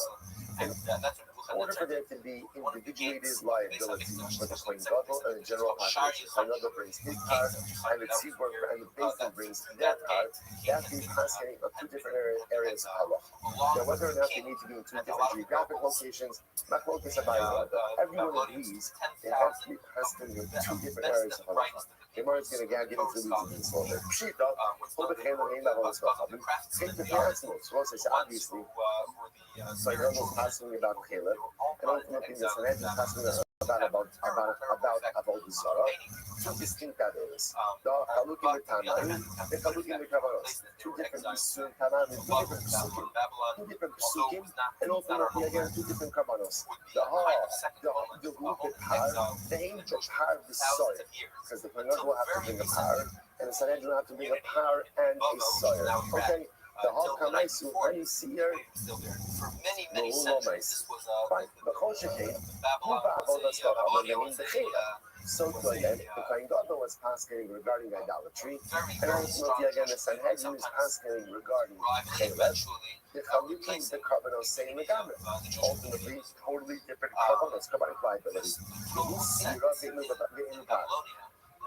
even Kohen Gadol after Minisir, right, because Sabon was off, and ultimately again the Sanhedrin will bring the power. Okay, so it's obviously when you have literally two different Isurim, two different Psukim, two different Kabbalic liability, then obviously the Kohen Gadol is going to bring his Karban, and the Sanhedrin will bring their Karban. But listen to this. Elohim, the Chiluk on the Chasas HaKeref, the Hein, the Chiluk Sha'al HaDakim Mahu. Oh, so watch this. Let's say they're both customing regarding Caleb, but they custom regarding different forms of Caleb. So, for example, the Kohen Gadol said, Kohen Gadol Paskin, Caleb on the stomach is mutter.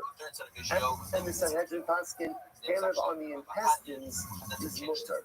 So let's say, is that called individuated psak, distinct psak? Because at the end of the day, it's two different forms of Caleb. Or do we say no?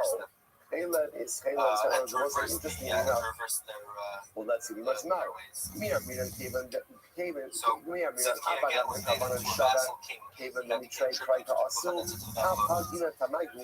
On one hand, both of these types of Caleb carry the same Kabbalic liability. On the other hand, they are learned from two different psukim. So maybe since it's two different psukim, it's enough to create individuated liability. All the love, shade Caleb. And then we say, no, Caleb is Caleb is Caleb. And since they're both constantly on the same basis, so we'll say again, what happens when the Kohen Gadol is constantly on the same basis as the Sanhedrin? The Kohen Gadol does not bring his own power. Instead, he is covered under the power of the Sanhedrin. Which one is it? Bimkin Salomar, Shem Caleb Afadu. And if you want to say ultimately again, then it's both called Caleb, and that's considered as if they're constantly about the same. Listen to this. Who the Caleb and the Dam, nothing. What happens if the Kohen Gadol is constantly about Caleb, and the Sanhedrin is constantly about Dam? Miyamina, the time I have on one hand, obviously two different psukim. Odilov, Kavan, the shovel, the carbon, also carbon. On the other hand, both for Caleb and for Dam, it's the same type of carbonic liability. So there's not enough distinction or not between my answers. Take it. Interesting. So let's say, so again, we know in general, that for the Kohen Gadol to have liability for his part, and the Sanhedrin having liability for their part, they have to be passing on two different things. The shayla is what happens when there is some level of similarity of psak. Either that they're both constantly regarded as the same carbonic liability, or same shame iser. That's the thing. Okay, shame things with Begavan Achir Levato makes us all kindness. That's what I'm saying. Like Basin, John, don't have to mention just a second. Basin is only liable for a Parham government and Seaboard when they uproot a detail. They make a mistake about a detail, but not if they uproot the mitzvah in its entirety. You know one. So I'm sorry, Gemara says, me know one. Achir Levato makes us all kindness. That's Kidamino, the Ida Kirkin. We learned that already. We learned our last paragraph. Gemara says, do your chazara. The Ne'alam, Davar, Davar Velo Korban. The Pasuk says, Ne'alam Davar, a matter or a detail was hidden from the base. It's only when they make a mistake regarding a detail, and not if they pass it into uproot the mitzvah in its entirety. The Hinoshia, same thing is true with the Kohen Gadol. The Kohen Gadol also only has liability to uproot the detail, but not that he uproots the mitzvah in its entirety. Once again, I was going back to that phrase,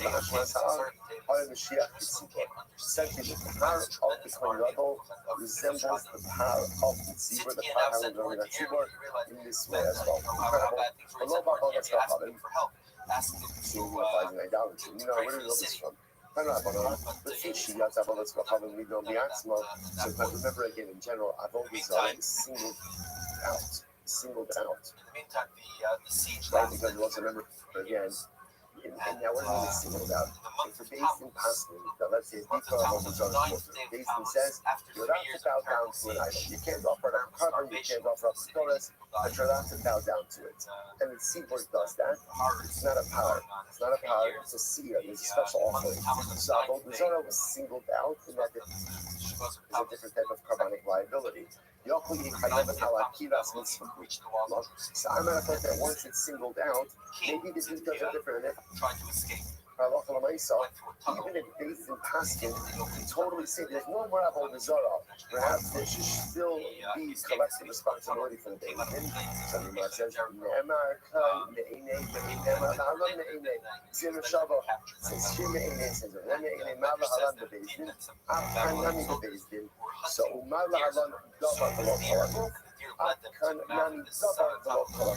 so mostly just like over there talking about a detail, so to over here so that's talking about a detail as well.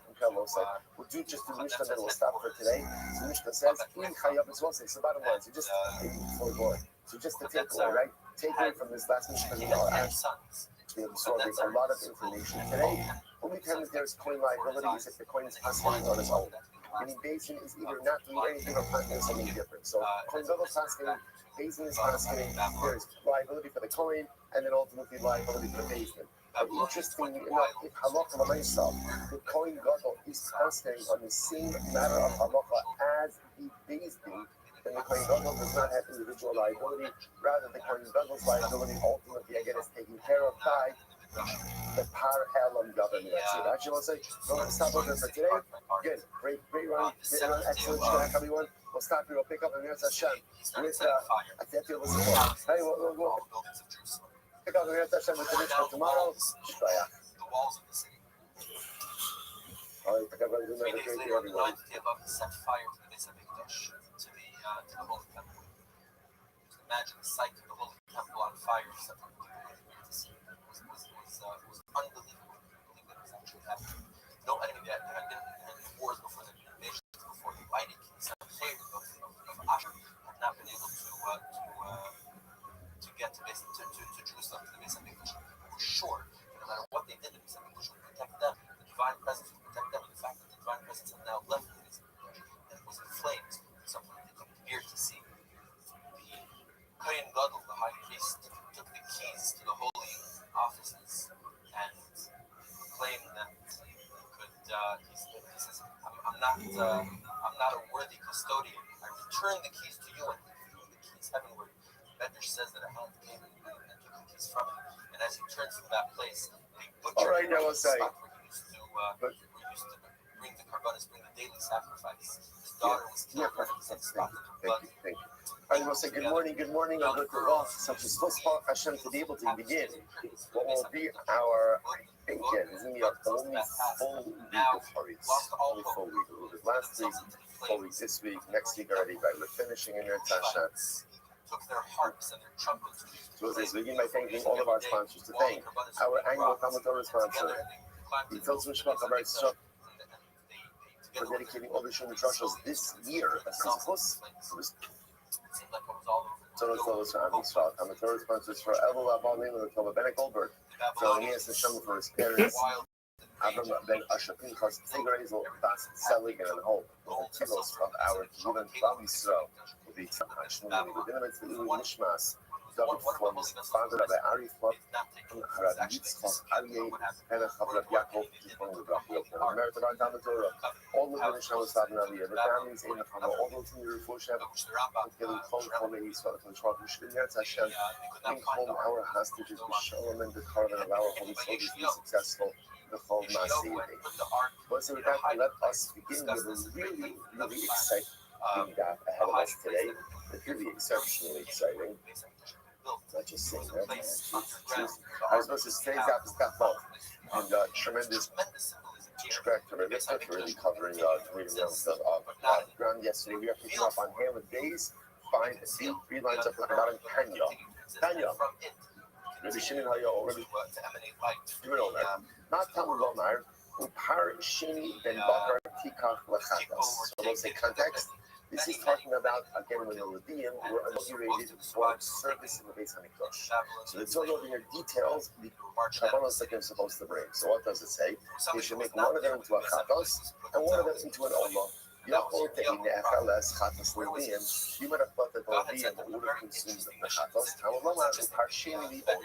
Therefore, the Torah says the second part is more Olah. It's comparing the two. How so? Not Olah alone now. Let's talk about both. Just like an Olah is not consumed. Chatos lo ne'acheles. So to a Chatos is not consumed. Okay? Kiyot Sego. The most to get ready for this Gemara. This is really tremendous. It's Kiyot Sego. I'm Rabbi Yossi. Haboim me'ashevi hagolah. Hikrivu all those Elokei Yisrael. Harim Shnei Masar. So looks like this is a pasuk from Ezra. A pasuk from Ezra. Okay, so you know, last night by Shalshos here, the great is supposed to have Yossi's opening with us. For Shalshos was really like just such a those people here was really like such a special and beautiful event. And as I mentioned, when I introduced it, so part of the incredible Zuberman method is the emphasis on incremental acquisition of knowledge. It's starting from Tanakh. It's something of Chokhmah thinking. Whatever you do, don't ask us a question on it. I'm just hoping, because again, we wanted to put a good foot forward. Don't ask them the question on it. So I'll say, but what the thing is that what we begin to realize is because many of us, I include myself in this, have this huge gap in our education, right? There are those of us here who have finished Shas. Those of us here who have finished Shas more than once. And it's amazing enough yet with all of that knowledge. I think we often find there's this gaping hole in like our Judaic knowledge of them. It's one of the projects I think we're taking on in Eretz Hashem as we go into Joshua Haybob, something to do really focus on that, because you know some of the most beautiful things already. This pasuk from Ezra is talking about the Jews who turned to rebuild the second Beis Hamikdash. And we're going to actually spend a little bit of time on it. It's a gripping and moving account. So the pasuk says, "Habon me'ashevi," those who went ahead and came back from captivity. B'nei Hagolah, the Jews of the diaspora, Hekrivu olos delokei Israel, Harim Shnei Masar. So they went ahead and they offered up little words of Eicha, the words of the scroll Karbanos to the God of Israel. Harim Shnei Masar al Chol Yisrael. 12 cows. How has she become a widow? 12 cows, How has cats. she become a On that whole bodies. So She who was so great among Shisha, a princess among rams, provinces has now become 96. a hen. Kivosim, It Shivim, was the ship. a terrible Sheep, 77. Spirei Chatos, Shnei Masar. It was not the end. Called Ololasha. So these are the karbanos that they came back when they a lot of harsh warnings, but they also had a lot were of up by the essentially the inauguration of the second Beis Hamikdash. So watch this. So the Gemara says Hakol Ola. The pasuk says everything was an Ola. Really? Hakol Ola. It's like I thought everything was an Ola. That's not true. After looks like Vava with Aleph 6, 8, 4 lines down from the top. After Shechatos Olas, and some of them were Chatos. So if they were Chatos, it can't be an Ola. Ela Hakol Ki Ola. All of the Kabbalahs that were offered were treated like an Ola. How so? Ma Ola lo ne'echeles, Chatos lo ne'echeles. Just as an Ola can't be consumed, so the Chatos wasn't consumed. So there was some unique, we'll call it Kabbalic peculiarities by these specific offerings. This is fascinating, what they'll say. Why were these Kabbalahs brought? So the Gemara suggests that many of these Kabbalahs were brought ultimately again as an atonement for the idolatry that Klal Yisrael worshipped. Now watch this, it gets more interesting. Remember Shmuel? Sidkiyahu was the last king during the first Beis Hamikdash era. So ultimately, actually the last king before the Beis Hamikdash was destroyed. So this is interesting enough. The Kabbalahs they brought were not for the Avodah Zarah that they worshipped during Babylonian diaspora, but rather again it was for the Avodah Zarah that they worshipped at the end of the first temple period, under the days or under the leadership of Tzidkiyahu. Now, it's important to understand, Tzidkiyahu was the top. Tzidkiyahu was the top. So you know, that's one of these interesting dynamics in general about how much is a leader responsible for the actions of his constituents. it reads like a dim in leadership. On one hand, clearly the flock goes ahead and a little bit to a degree mirrors the leader. But on the other hand, we find many times where you have the greatest leader in the world and the flock just doesn't do what they're supposed to do, right? Problem started with Moshe Rabbeinu. And Moshe Rabbeinu, they built the Egel, and they went ahead and they did similar algorithm within just a couple of years. Right? Like, in other words, like within a year of each other. It's a pretty incredible thing if you think about it. Now, what does that mean? Is that a reflection on Moshe Rabbeinu? Is that a reflection on Moshe Rabbeinu? Yeah, so it's interesting to know that you have like these cases in leadership study where a leader could be doing all the right things, but that's what the constituents are following him.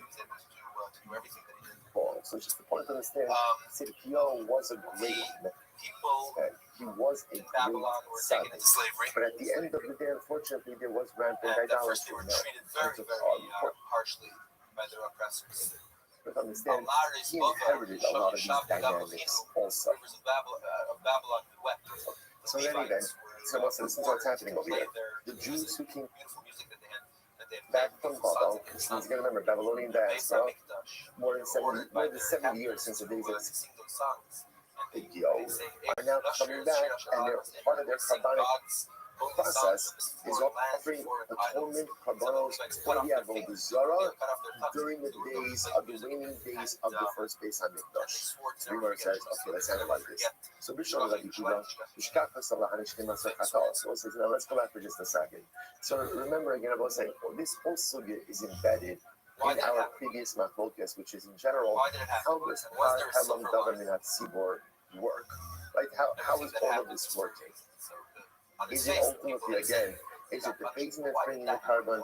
Is it Epishevek that's bringing the carbon? So listen to this. Remember, so let me tell you if this makes sense. You could bring 12 katos, how so? Because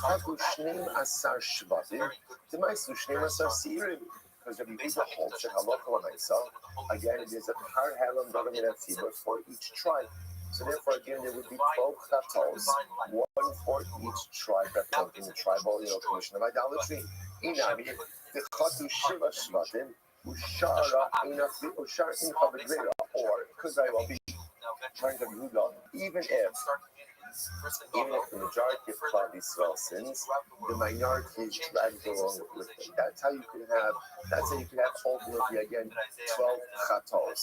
Well, the Rabbi Shimon and Mishkas, but Rabbi Shimon also, you can find this case how to go. The chatu achadas ar shvatim, the maisu achadas ar sin, the edith the basis. According to Rabbi Shimon holds both the tribes and the basin that brings the bar. So ultimately, again, you can have 11 tribes that sin, and based in what another. Because remember, the classic said they brought 12 chatos. So according to Rabbi Shimon, it could be 11 tribes to sin, and the basin also has to be one that's 12. Rabbi Meir, there are basin that being below Tzibor. Shema Seif and Mishkachasla. So Rabbi Meir, you hold that halacha l'meisa again. Only the basin brings the power. The Shvatim do not. So where does 12 come from? Where does 12 come from? You must listen to this. Mishkachas, like you don't, the chatu, the hadar chatu, hadar chatu, at Shesar sin. Now it could happen that they sin 12 times. In other words, there were 12 independent events, and therefore again, they're all pardoned for that. And I know what you think of these 12 events, that's ridiculous. How can you not learn your lesson? Really? Right? So look in the mirror, I can't listen. I'm with myself. I'm always making the same mistakes in life, very rare. I mean, I'm not really in the chadish. I cannot really make the in terms of Aderos. Rather, again, it's usually just the same stuff, the same mistakes over and over and over. As much as we want to learn from our mistakes, sometimes we find ourselves in a perpetual cycle of making the same mistakes. Now, here's the good news. Even if you made the same mistake 12 times, you could break the cycle. But even if you break the cycle, you may fall off the wagon again. But that's okay, I will say. Sheva Yipotat Yivakram, the avodah of life is not perfection.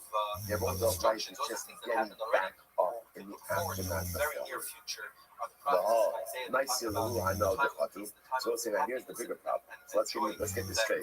When the Jews came back with Ezra for the second Beis Hamikdash, they were bringing the sin offerings for the idolatry under the days of Tzidkiyahu. Only one little small detail, only one small problem, which is the Pashtos, the Jews who worshipped idolatry under Tzidkiyahu were dead. We're dead already. Right? This is over 70 years earlier. Right? So remember again, think about it in just a moment. In order to have liability during the days of CTO, you have to be what? At least 13 years old. So what's the probability right now at 83? Because in other words, the vast majority must have already passed away. So the nice again, how can this new generation bring an atonement offering for the Avodah Zarah of people who already died?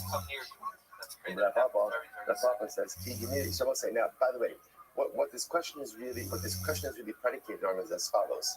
The Jews who worshipped idolatry under the days of Tzidkiyahu, ultimately again, were Chai B'chatos.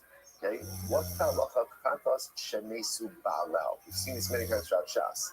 A simple case, we'll say. Reuven goes ahead and accidentally violates Shabbos. Okay? He has to bring a carbon chatos. Okay? Reuven dies. Right? Children go ahead and get there. And in there, Yerusha is this chatas. What do you do with it? Nothing. Actually, this is one of the cases you have to let the chatas die. You can't bring a chatas posthumously.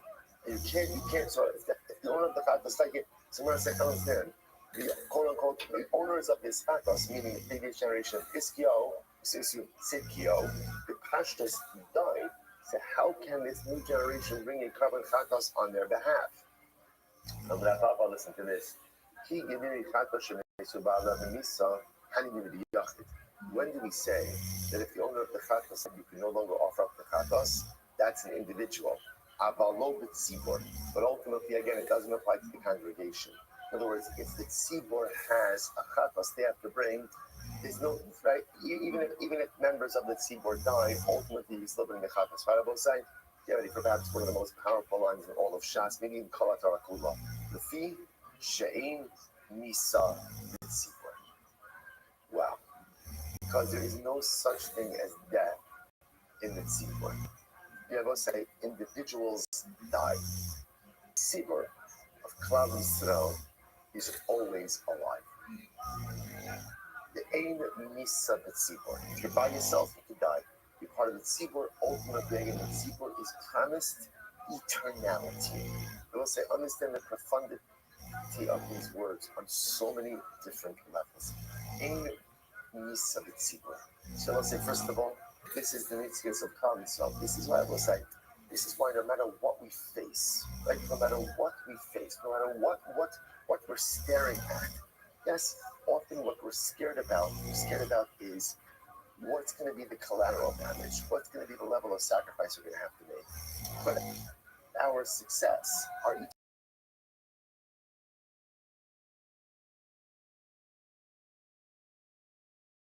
eternality, our netality, is sub tzibor. It's what Klal Yisrael always lives. And I will say, it teaches us another important lesson, which is, as we go through life, we think about our contributions, and what we want to make, and what we want to do, and why we're here in this world. I will say, if my life is just about me, and my goal is just to build the best version of me, you just listen, that's beautiful. That's beautiful. There's only one danger with it. If all you do in life is build you, then when you die, you die. You die. Like individuals die. And I say, let's be honest, individuals are forgotten. Like, think about this just a moment. How many of us even know, who our great-great-grandparents were? That's only 4 generations. Great. 5 generations. That's maybe you know a name, maybe I don't even know a name. Individuals die. But if you use your lifetime to make a contribution to the cloud, you do something to make a contribution to the tzibor. But again, I'm not just living in my own dalamas. I'm not just doing what works for me and my friends and my smaller. But I figure out, what can I do to make a contribution to the cloud? And what that means is sometimes putting your own personal needs on the side and figuring out what can I do for the greater community, whatever community needs. your kehillah, your shul, your greater community where you live, Klal Yisrael. So it's like we're so focused on what I need. Here's what I need. And even if I'm going to do something bigger than me, I'm going to do it only in a way that works for me. You can do that, but just understand, after 120, no one will remember you. And even if you found, okay, I'm not sure my kids are, okay, good. Give it 2 generations, no one will remember you. But if you make your investment in the tzibur of Klal Yisrael, if you put your co-host into building the cloud, something bigger than yourself, not just your little corner, not just surrounded by your couple of friends, and you put your investment in the cloud and the tzibur, that gives you eternality. That gives you eternality. Why? The she'ein nisa b'tzibur. Most incredible thing about us that we have to really work on becoming Kehillah Jews, community Jews, Klal Yisrael Jews. And again, people think that, but I don't have money to do that. It's not money. I mean, money's good. But I'm saying it's not just money. It's your time. It's your effort. It's almost like, you know how much stress is created in shuls about Klal Yisrael. Because everybody needs just like thought. And I need it like this. I need it like that. Imagine for a moment if everybody said, I'm going to start making it about what I need. Roll up my sleeves and help build everything that's around me. It's not about you. It's not about you. It's not about any of us as individuals. It's about being part of something bigger than yourself. If you can embed yourself in that, you have eternity. It's just going to be about what you and maybe a couple of select people need. It's nice, it's beautiful, it could even be holy. It's never going to be eternal. Embed yourself in the collective, and that will give you your neshama and your legacy eternality. Incredible. So the Gemara says as follows: Where do we know that from? Where do we know that from? Where do we know ultimately again that a means to tzibur? The Gemara says, I'm sorry. The vision is not the Rat Papa Ha. Even with the Sid Takas of a second one out. It's supposed to call David Amelech. Dylan. David Amelech says the beautiful pasuk. Takas Abosecha Yubanecha. Literally again, the sons will come in the stead of the father, which seems to indicate to us what? Which indicates to us that halacha l'maisa, again, the sons, in other words, the sons will pick up where the father's left off. Well, then again, that's singular, right? In other words, that should mean that even the individual has eternality, because halabai, a person has children, those children are mamshiv. This is fascinating. Rav Papa's diuk ultimately again is from the seir of Rosh Chodesh. The Amar Achmana, Maisi Mitrumas Halishka. This is fascinating. So we'll say the seir of Rosh Chodesh, which is a fascinating carbon in and of itself. If you look at Rashi, this is right-hand Rashi, about middle of the short line. You see the Rosh Chodesh, the Havi Chatas. So we'll say this is fascinating. Remember again, on Rosh Chodesh we bring a carbon Chatas. The Amar Achmana, the Maisi Mitrumas Halishka. Now we'll say, by the way, why is there carbon Chatas on Rosh Chodesh? So we actually learn this in the beginning of Shavuos. In Shavuos, right? So ultimately, again, the Chatas of Rosh Chodesh is mechaper on certain types of communal tumah. Also, the Gemara says, Rosh Baruch Hu says, Heviu alai kapara, bring for me a Chatas, bring for me atonement. Why? Hashem apati es hayareach. Rosh Baruch Hu says again, this is like an atonement, whatever this means, an atonement for Hashem, that He diminished the power of the moon. Okay, at a different time. So this is as follows. Interestingly enough, halacha l'maisa, the Gemara says that we go ahead and we bring a carbon chatas on Rosh Chodesh. Now, interestingly enough, the carbon of Rosh Chodesh is brought from the Trumas Halishka. What's Trumas Halishka? General collection fund. Remember again, everybody would contribute a master's a shekel, and then they would take from that for communal carbonos. So the chatas of Rosh Chodesh was brought from communal funds. Rashi continues, the Chol Kabarot Tzibur Mitrumas Halishka in Vine, Ba'ad Duma Tzibur Yisrael Achash Mitrumas Halishka. So as I see, here's what's interesting. So interestingly enough, they would bring the Chatas of Rosh Chodesh from the communal fund. Now the Gemara says, but how can you do that? After all, maybe someone died. right? Maybe someone, right? Maybe someone back from the time that before from the time that you separated until you offered it up. So the Gemara says, "Damrach mana ma'is min shumas alishka, I v'ha ma'is lu mi Yisrael, v'hanach tapaishi hechi ma'isu." 1 second, how can this be? So you have to bring a communal chatos from community funds, but maybe between the time that you separated out and offered it, maybe members of Klal Yisrael died. And how can you offer up a carbon whose owners died? What do you see from here? What do you see from here? That a misa b'tzibor, there is no death within the tzibor, and therefore Allah Chalamais, that's where Baba gets it from. Which goes, Alishmanino, Kata Shemisu Bala, the tzibor carbon. What do you see from here? That it's only if by an individual chatos, if the owner dies, that you can't offer the carbon. But by a communal chatos, even if some of the owners die, ultimately you can still offer the carbon. So let's go full circle. What are we trying to figure out? Remember what we're trying to figure out over here? How could it be that by the inauguration of the second Beis Hamikdash, they brought sin offerings for Avodah Zarah committed during the times of the first Beis Hamikdash? Didn't the people who need that carbon already die? Futra Papa said, "Ein misa b'tzibor." The Gemara is just trying to figure out, where do you know that from? The Gemara says as follows: I don't understand. How can you compare this?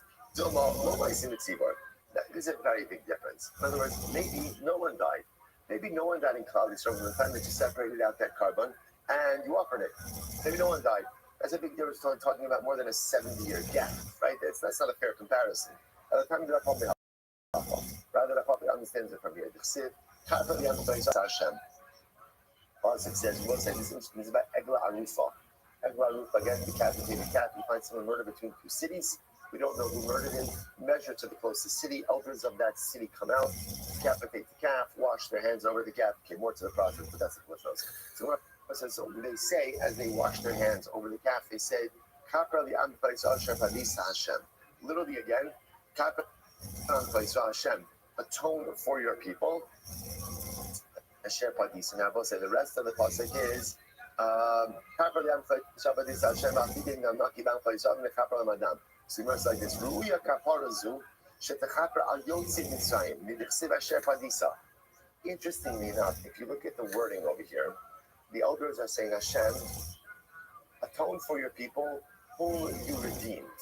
What redemption are you talking about over here? So Pashas Gemara says, Mitzrayim, even from Egypt. So Egla Rufa is so powerful that it's atoning even for Jews who left Egypt. And you know, say, what's the status of the Jews who left Egypt? What's the status, right? They're dead. They're dead. So what are you talking about over here? That there should be atonement for people who are dead. So what do you see from here? So you see from here that a chatos has the ability to atone even if the owners already died in a tzibor. So he wants, come on, Mikan, how can you compare that? Hasam kulu isminon, migo de mechapra chayim mechapra nami. That's not a fair comparison because the Egla Arufa, all the people who do need kapara are presently alive. Okay, so now that it's going to atone for the living, it could also atone for the dead.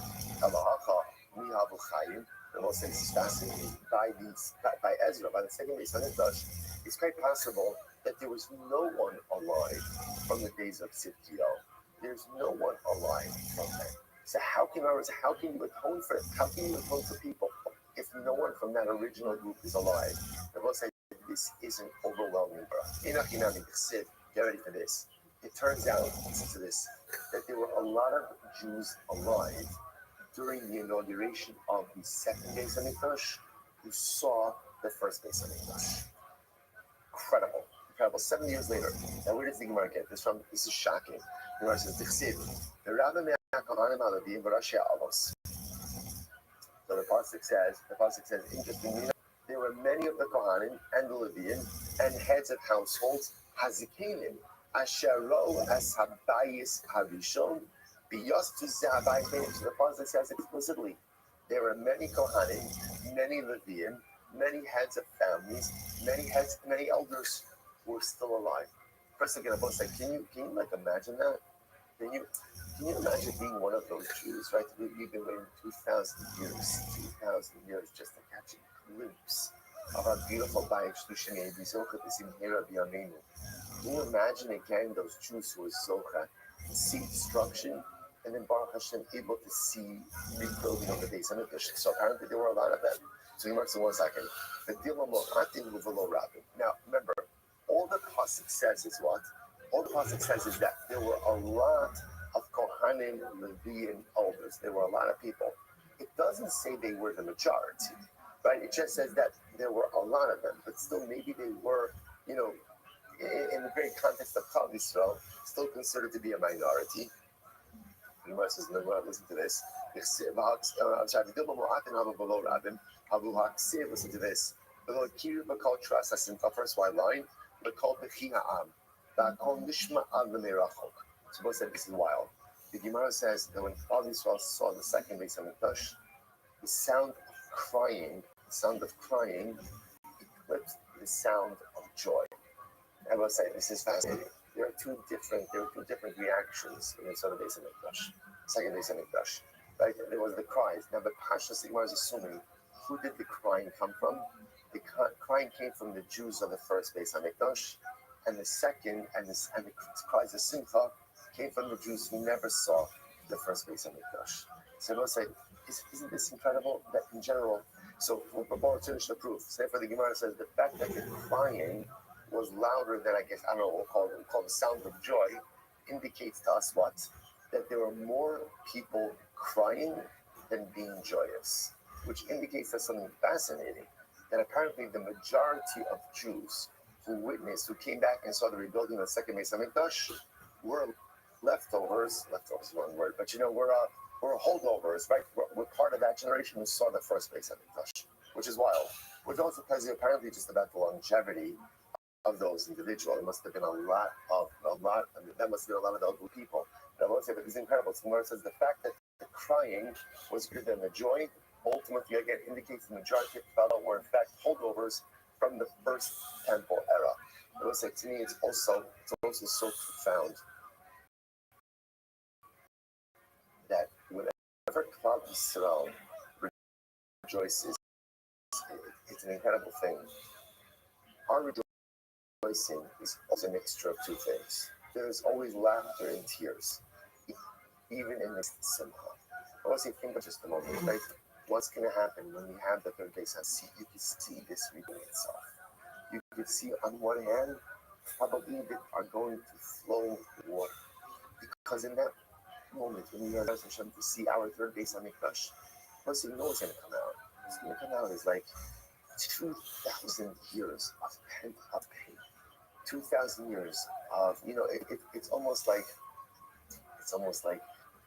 you see this sometimes like when people compete like these long-term races, also sometimes like they get to the finish line and they begin to cry, because they've been nursing injuries and pain and difficulty the whole time, but they kept it together because they had to get to the finish line.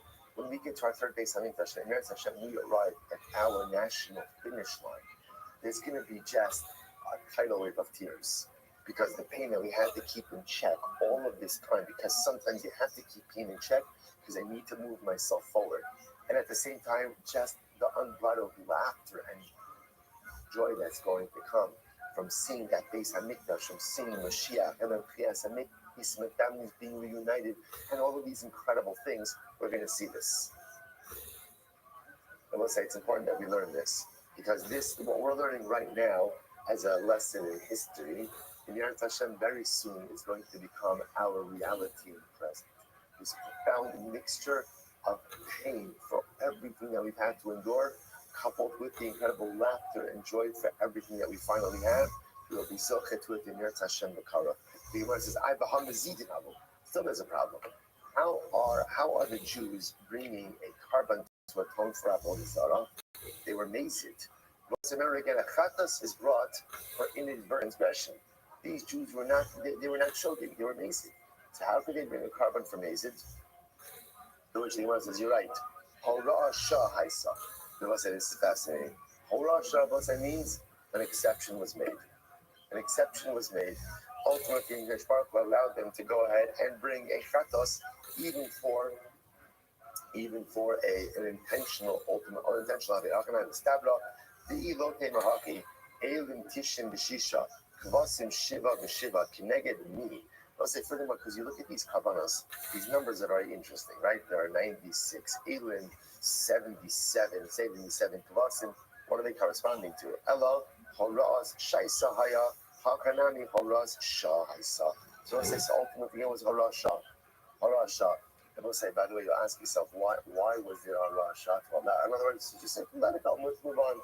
And we'll say, because if there's one thing, and this is so incredibly important for this time of year as well, if there's one thing that the Ribono Shel Olam has a vested interest in, it is us becoming Bali Tshuva.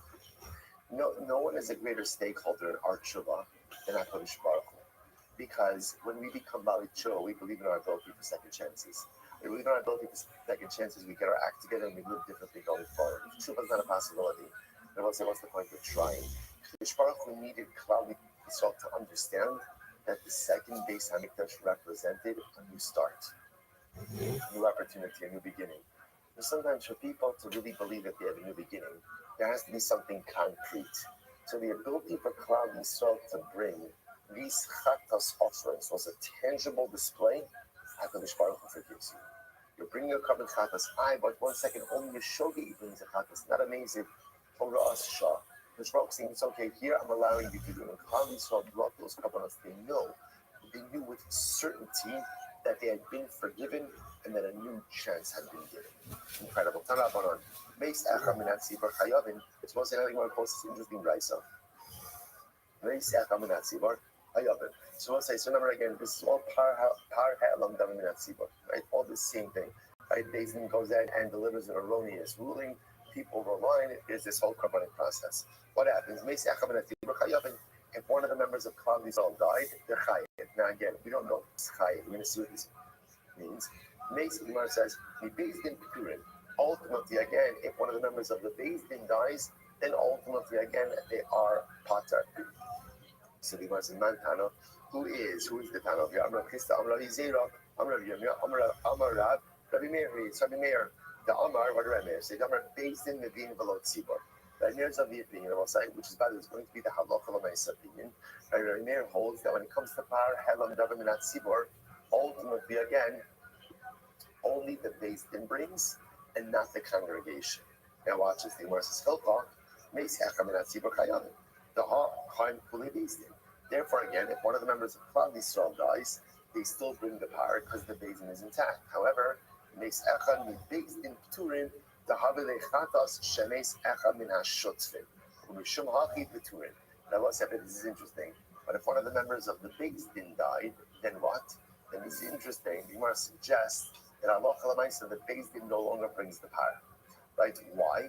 Because if one of the members of the Beis Din dies, this is like a Chatas that was owned by partners, where if one of the partners dies, the Chatas is no longer brought.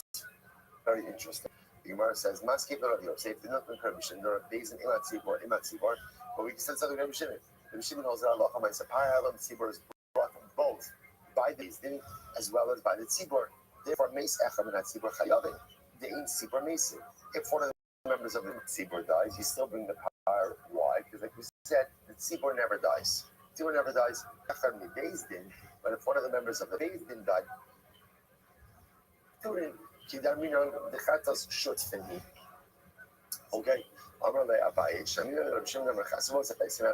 enough, so what the Gemara just suggesting is as follows.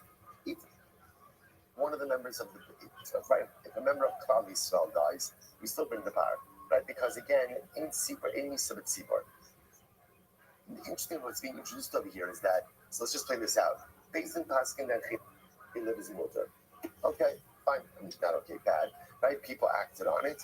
Now Beis Din has to go ahead and bring a par ha'elam davar minat tzibor. Okay? Now whether or not the tzibor brings or not, that's a machlokas guess. Machlokas that we've seen before. Now one of the members of the Beis Din dies. The Gemara is suggesting that the Beis Din will no longer bring the chatos. It can't actually say differently. It can't bring the chatos. Why can't it bring the chatos? Because the par ha'elam davar minat tzibor is like a chatos of partners. Chatas all my partners. And the halacha is that when one of the partners dies, the remaining partner, the chatas can no longer be brought. Okay? So the Gemara says, is that true? Is that true? The Gemara says, sorry. Maski Flora Rabbi Yosef, the Nokol Kabishad, fine. Kidamin the Khanshubano, Amalea Bai, Shamina Bishim Rakatas Shifin Mesa. Rabbi says, according to Bishim, understand that a Khatas Shutfin is not left to die. Not left to die. This animal said, remember again, understand, the Khatas of an individual, so like we said before, Ruvain brings the Khatas, Ruvain is obligated. The Khatas, he separates an animal and then he dies. What happens? It's that animal, that's the animal, you leave it to die. You can't go ahead. Chatas shnesu ba'ala. If a chatas and its owner died, you can't offer up that chatas. Now, listen to this. Interestingly enough, what about a chatas owned by partners? By partners. So again, it could very well be that you can't offer up that chatas, but is it left to die? So the Gemara says, Rabbi Shimon says, it's not left to die. Desanya, par b'shem kippurim, shav. Listen to this. If you have the par and the sar of Yom Kippur, so you separated out these animals, or Kabbanic service on Yom Kippur. Then what happened? Shavu lost the animal. Someone's losing their job, right? Someone's losing their job. Right? See, they lost the power and the start of Yom Kippur. So what do you do, Say, what do you do if you lose the power and the start of Yom Kippur? You separate out on the set. Okay, fine. That was now the unwritten part of the story over here is they offer up the replacement, and then what happens? They find the old ones or the original ones. What's the halacha? Yamusukuma. You leave them to die. Leave them to die. They regularly do. Rabbi Elazar says, no, you have to let them graze, and then they develop more, and then you can redeem it. Why? Ultimately, again, because the chatas of the congregation is not left to die. Normally, Rabbi Yosef, Kohanim Kamrit, so we'll say that's Kohanim. Gemara says, shiny Kohanim Dekru Kal. Kohanim themselves are called the congregation. So that is not looked at. Interestingly enough, that parent Sawyer, that's not looked at as karbanos of chatas of partners. That's what we thought it was originally. That's the karbanos of kohanim. Kohanim are considered to be a cloud. The Gemara says, "Dechsiv ala kohanim ba'kol am hakahal yichaper." So you see, kohanim are called the cloud. What's the am days? Elamiato naisu par ba'ora. If that's the case, ultimately again, that kohanim are called a kahal, then ultimately again, they should bring their own par helam government at Sibur, because they're called the kal. The chitema hachinami, if that's the case, maybe you'll say they will. You can't do that. Why? Tafilu b'shvatim. And let's remember again, according to the opinion that says that when there is a mistake in the shvatim, the Bezin brings a par and the shvatim bring a par. So how many paros is that? That's 12. If the kohanim are considered to be their own kahal, then what? How many should you bring? 13.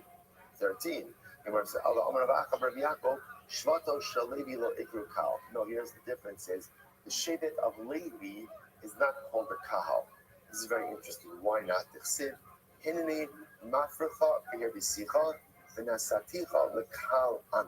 So Moshe said, this is interesting enough by Avram Avinu. Right? Hashem says, Avram Avinu, I will give you, I'll make you great, I'll multiply you. I'll make you into a kal amin. Now, right after that, it says, "V'nasati es haaretz hazos." So, what do you see from here?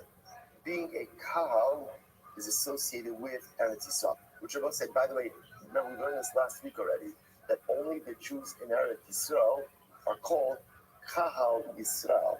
So, interestingly enough, the Gemara says, "Kol she'ish la'achuzah ikri kahal." Only those who have a portion in the land, ultimately again are called kahal. Whoever does not have a portion in the land, lo ikri kahal, is not called kahal. So this is really fascinating. So therefore, again, interestingly enough, Shevet Levi isn't called kahal. Why not? Because at the end of the day, they don't have land. Which I will say, by the way, it's interesting. It almost seems like what it's saying is like, what's the pshat? Okay, what's the pshat? If you don't have a portion of the land, you're not part of the kahal of Israel. So obviously, you can say it's a pasuk. I think a deeper idea what it's saying is like this: to be part of kahal Yisrael, what has to happen?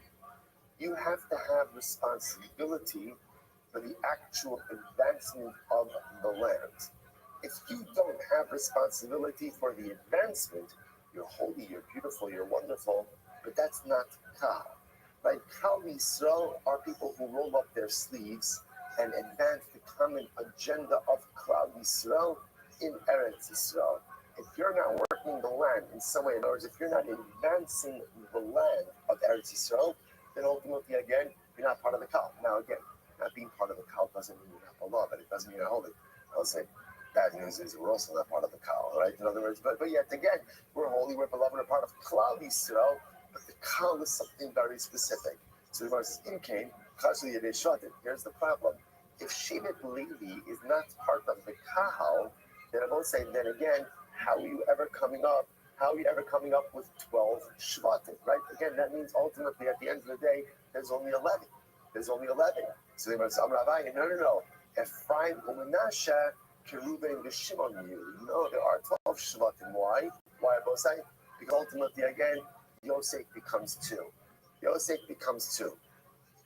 Which I will say, by the way, is fascinating. Aksiv al Shem Achayim Yikaru Benachalosam. But by Ephraim and Menashe, it says that, listen to this, yes, Ephraim and Menashe are 2 tribes. What are they 2 tribes for? Ephraim and Menashe are considered to be 2 tribes for tribal inheritance, for inheritance purposes, right? For land purposes, but not for any other purpose. No, is that not true? Is that true? Below.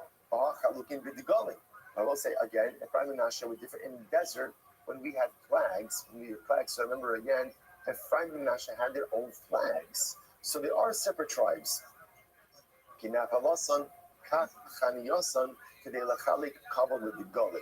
will say, because remember again, so remember the flags had to do with where tribes camped, which also had to do with Nakala, tribal inheritance. It's all part of the same thing. I have Hachalukim bin Asim, but Ephraim and Menashe each had their own Nasi, each had their own tribal prince. So it says, Hahu lachlok kaval l'nesim. That was in order to give cover to Nesim. I'll say, or in other words, to say differently, that was in order to avoid machlokas. If there was only one Nasi for Ephraim and Menashe, you could understand that's going to cause problems. Who does the Nasi come from? Right? Which one of them should get the Nasi? The sign was very beautiful. Shlomo asa zayin yimei Chanukah. So ultimately, it was a Shlomo made 7 days of Chanukah. What is that for Chanukah? What? Chanukah's Habayis. Or Shlomo consecrated the Beis Hamikdash. He made 7. I'm sure this he really made 7 and 7. We saw this last week. He made 7 primary days of dedication. Moshe lasos shnei masar. So why did Moshe make 12? Why did he make 12? The Gemara says, Moshe lasos shnei masar. This is by the Mishkan. Why were there 12 days of inauguration by the Mishkan, when Shlomo HaMelech only made 7 days by the Beis Hamikdash? They lachlok covered the Nesiim. Ultimately, in order to give cover to the Nesiim. Because you'll say, what would have happened? First off, it only would have been 7. So which tribal princes are represented, which are not? So what did Moshe Rabbeinu do? Prolong ultimately again the dedication this way. Every tribal prince ultimately again gets a part. Which I will say is a really, really incredible idea. What do you see from here? That Moshe Rabbeinu was preoccupied with Shalom. With Shalom. So if you need to extend the Chanukah Samishkan a little bit longer, ultimately, again, that's what we'll do just in order to make Shalom amongst the Nesiim. Absolutely incredible. Says the Gemara, my Havi Allah. So let's say, now the Gemara goes back to its original question. Let's get back on track over here. My Havi Allah, the Gemara says, what is the status of Chatos HaShutfi? So here's what we know. The Chatos of an individual, right? Reuben accidentally was Michal Shabbos. He separated Chatos and then he died. What happens to that Chatos? What happens to it? It's left to die, right? If the Tzibur has a Chatos and some members of the Tzibur die, what's the halacha? The Chatos is still offered, right? Why? Ein Misa B'Tzibur. The raya to that, the Jews came back from the second Hamikdash. Our interesting question is, what happens if you have a Chatos owned by 2 people?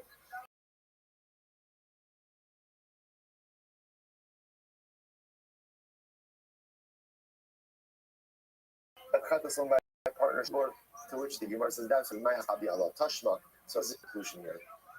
Tashma Desanya. The Bishur says, there are 5 categories of chatos that ultimately again are left to die. What are those 5 chatos? Vlad chatos. If your chatos Mazlotov gives birth, right? So if your chatos gives birth, ultimately again that chatos is left to die, right? Tmuras chatos. If you exchange one chatos for another, tmura. And I will say, by the way, well, we'll see what this is. Chatos shemei subala. if you have a chatos and the owner of the chatos died, the chatos sheniskaru ba'aleha, or you have a chatos whose owner achieved atonement through another animal. So this would be a case of, let's say again, Reuben was Mechal Shabbat Sassavin, he set aside a chatos, lost his chatos, designated another chatos, offered up the replacement chatos, and then got the original chatos. So the original chatos is left to die. The chatos she'avar shnasa, or I'm both saying in a chatos, there's an age requirement within a year. If the chatos aged out, okay? V'yata yochol lomar vlad chatas k'sayin. V'yata, so now, the Gemara goes through this. V'yata yochol lomar vlad chatas b'tzibor. So if you're dealing with a tzibor, chatas tzibor, there's no such thing as offspring of a chatas. Why not? Shein tzibor mafrishin nekeva. Because again, whenever the tzibor goes ahead and brings a chatas, it's always a male animal, never a female animal. So therefore, I will say, again, just this is important because in 2025 you have to clarify these things, right? So only females can have children, right?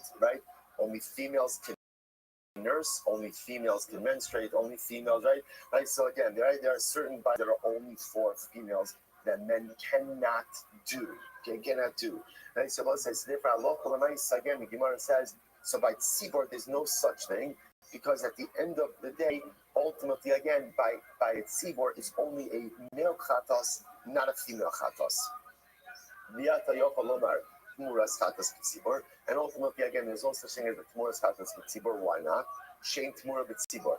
As well as the concept of tmura only applies by, remember again, tmura means when you exchange a sacrificial animal.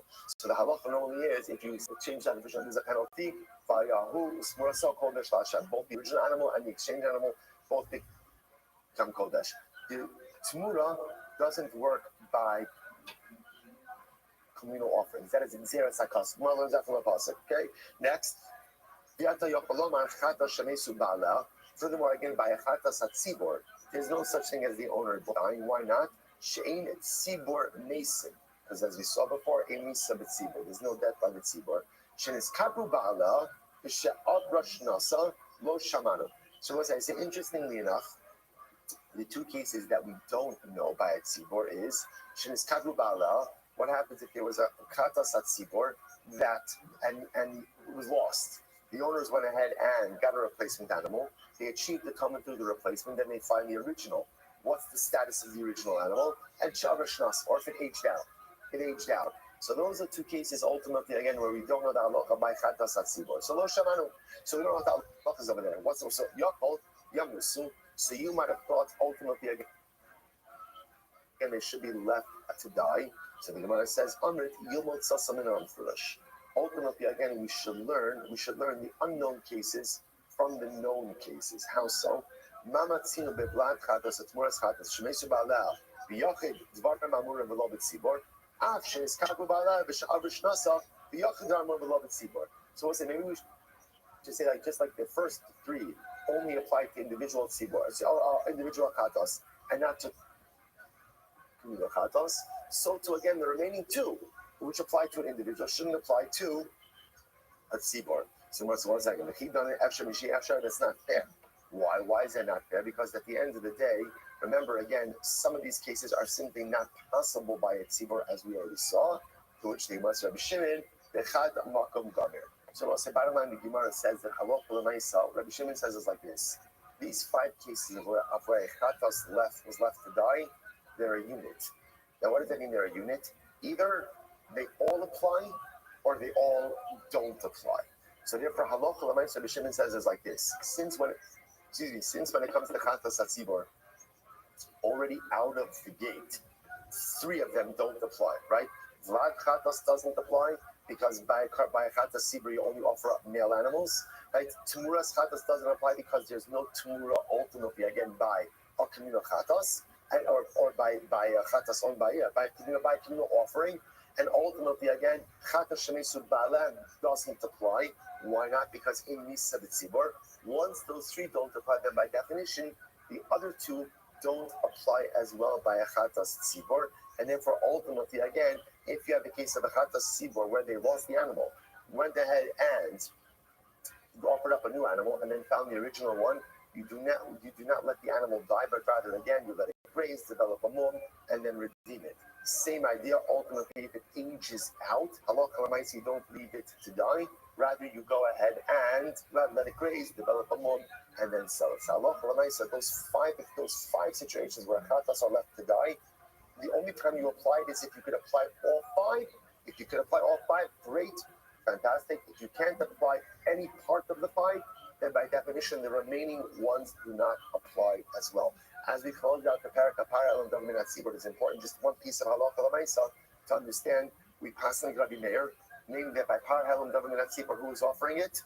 One par offered up by Basin. One par offered up by Basin.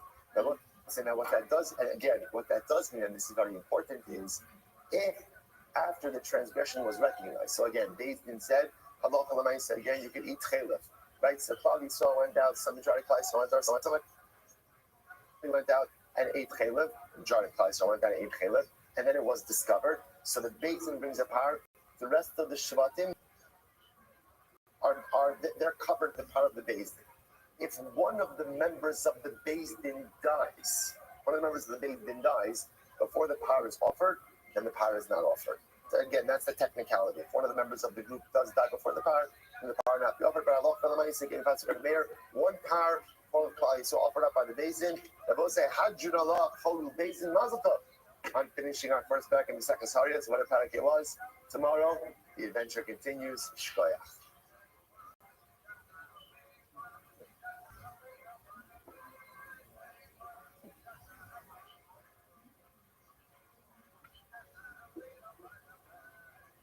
Okay, have a great day, everyone.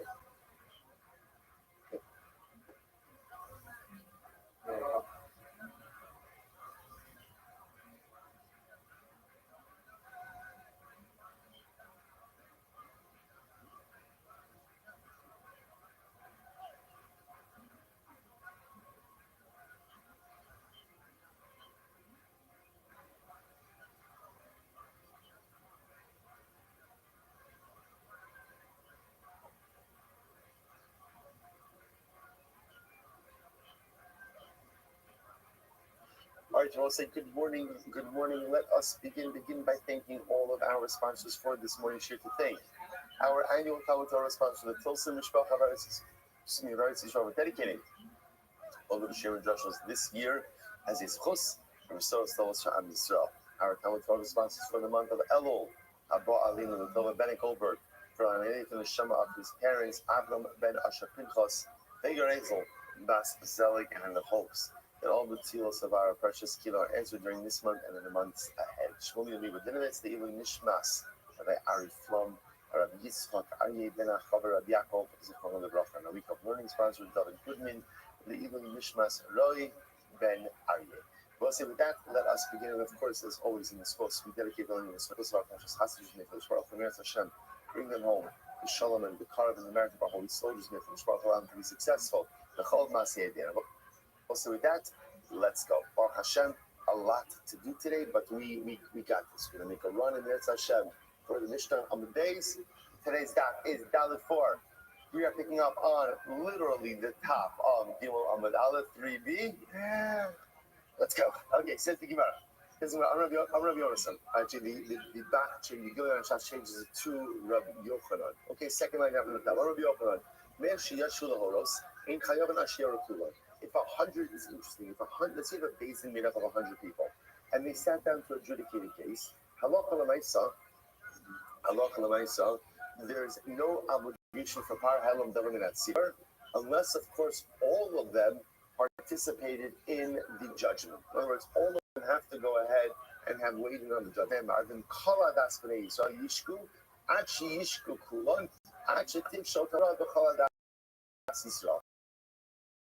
So it's an interesting halacha. In other words, the only time that a basin is going to have har halam davar min hatzibur is when everyone is willing. So if someone abstains, for example, ultimately har. This seems to be abundantly clear as well. In general, we have the concept of rubo kakulo, that a majority ultimately is like the whole. But yet over here, what does it say? Kol ha'eda. We use lashon of kol ha'eda, which indicates to us, says Rabbi Yochanan, that the entire Beis Din must be participatory in this psak halacha to have a par helam davar minat tzibur. Hoyo v'kach afilu in there. Okay, so Gemara says Tanan. So let's go say Gemara now questions this from our Mishnah. So Tanan, Horu Beis Din the other Echamei Shato, right? If Beis Din paskin and one of the members of the Beis Din knew that a mistake was made. Oh, Talmud Vrei Lahoros. Or we'll say again, there was a Talmud Chacham in the audience there in the galley who was fit for judgment, and he realized ultimately again that the ruling was mistaken. But despite that, halach va'asa PM, he went and he ate the chaylev, as we keep using that case, based on their ruling. So the Gemara says, Bein sha'asu va'asi ma'in, bein sha'asu va'asa akareyen, bein shalo asu va'asa. So whether again he did it with the Beis Din, he did it after the Beis Din, he did it before the Beis Din, they didn't do it at all. He just did it. Halacha l'maisa, harei zechayiv b'pnei shelo talu b'Beis Din. At the end of the day, so says the Mishnah. So the individual is chayiv. Why? Because since he knows better, if he counted as depending or acting based on the ruling of the Beis Din. So the Gemara says, 1 second. Hayu the chayiv ha'achav pater. Now it's only this individual who's chayiv, because he knew better, which indicates us that if some other individual relied on the Beis Din, ultimately again he would be potter. But why? Obviously, this is a case where we're seeing Mishnah saying is one of the judges dissented, right? One of the judges ultimately again, one of the judges told the rest of the Beis Din, ultimately again, what you did is not correct. That psak is not correct. And I will say now, remember, halacha l'maisa, we just said before, the Yochanan said before, that in order for there to be liability, ultimately, again, what has to happen? Halacha l'maisa, the entire basin has to participate. But this is a case where one member of the basin is not participating. What's the case? It's very interesting. What's the case? The dissenting judge, the one judge who said, hey, guys, you're all wrong, he went ahead and he nodded his head. Interesting. So in other words, he, by nodding his head, Rashi points out over here is he indicated that he is participating in this. Even though he actually did not participate, he gives the impression of participation, and therefore it's considered to be as if everyone has participated in this ruling. Interesting. So Tashma, Horu Beis Din, when Shato, it Beis Din paskin, and one of the members of the Beis Din realized that the Beis Din made a mistake. And again, that Dayan, that judge says, Chabra, you're making a mistake. Ultimately, the Beis Din is putter from Har Ha'elam Davar Minat Sibor, because you have to have everyone participating. So interestingly enough, the only reason they're putter is because he said to them, you're making a mistake. Ultimately, again, if he wouldn't have said anything, they'd be liable. I think it must have been the Gomer Lahem Hora, not night. But once again, if Rabbi Yochanan, you're right, why should there be liability? Because Rabbi Yochanan said, in order for there to be liability, you need the participation of all the judges. But here, not all the judges are participating. What's the case over here? The case is where he's nodding his head. So the act of nodding his head, is considered to be participating, even though he's disagreeing with the Beis Din. So some so most very interesting halacha. Rabbi Sharshia says the rabbis relied on the teachings of Rabbi Shimon on the teachings of Rabbi Elazar ben Sadok, who said, "Ein gozun gezira ala tzibor, ala im ken lo hatzibor yicholin la'amod lo." What's a very interesting halacha? You cannot go ahead and decrease something on the congregation unless you know with certainty that the majority of people have the ability to go ahead and uphold this halacha. Very interesting, right? You cannot legislate law that the majority of the populace cannot uphold. We just actually saw this in Avodah Zarah. If you remember again, this is why Chazal had to rescind the concept of asphalter, baker's bread. Right? Bread made by a Gentile baker. Originally, again, the rabbis outlawed it. And then what happens? And then what happened? They realized that it was impossible because you had communities where there was no Jewish baker. And therefore, that created an undue hardship. They had to rescind it. So let's listen to this. What's the pasuk that supports this idea? So the Gemara quotes the pasuk from Malachi. So literally again, with a curse you have cursed me. And you are stealing from me the entire nation. The Gemara says, Hagoy kulo, Verubo kikulo. Yet here it says about to use lashon of kol, but kol never means everyone. Kol means the role. To which the Gemara says, "You're right." Tiyufta Rabbi Yochanan, tiyufta. In the end, we refute Rabbi Yochanan's position. So therefore, I will say again, Rabbi Yochanan came along, and Rabbi Yochanan said that whenever you have a base and you have a par helam davar min hatzibur. Remember again, what's par helam davar min hatzibur? That's ultimately again based in Paskins, delivers an erroneous psak. Majority of the cow relies on it. There's a special carbon that's brought. Who brings that carbon to power?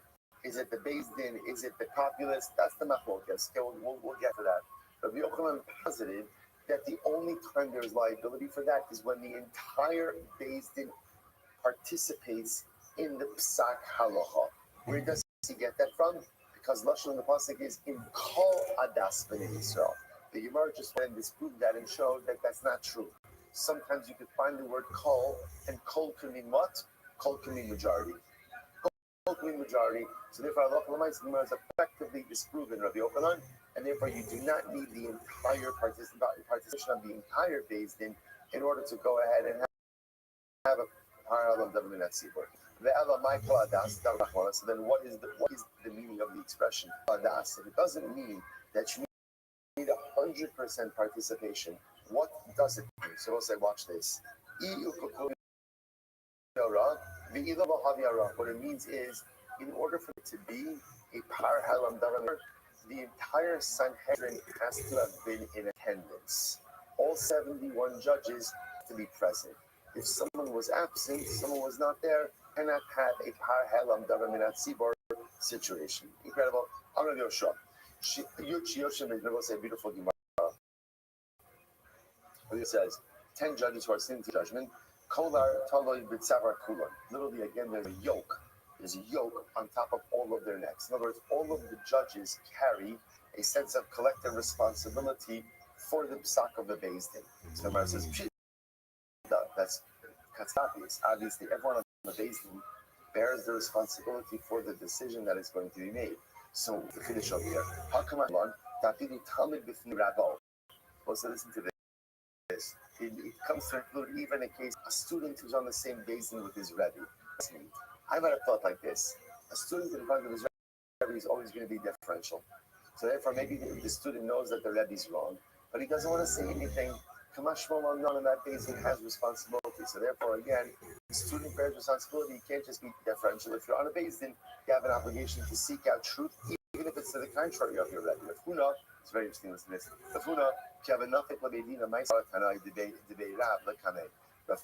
When he would go out for judgment, sit in judgment, he would always take 10 students from the yeshiva with him.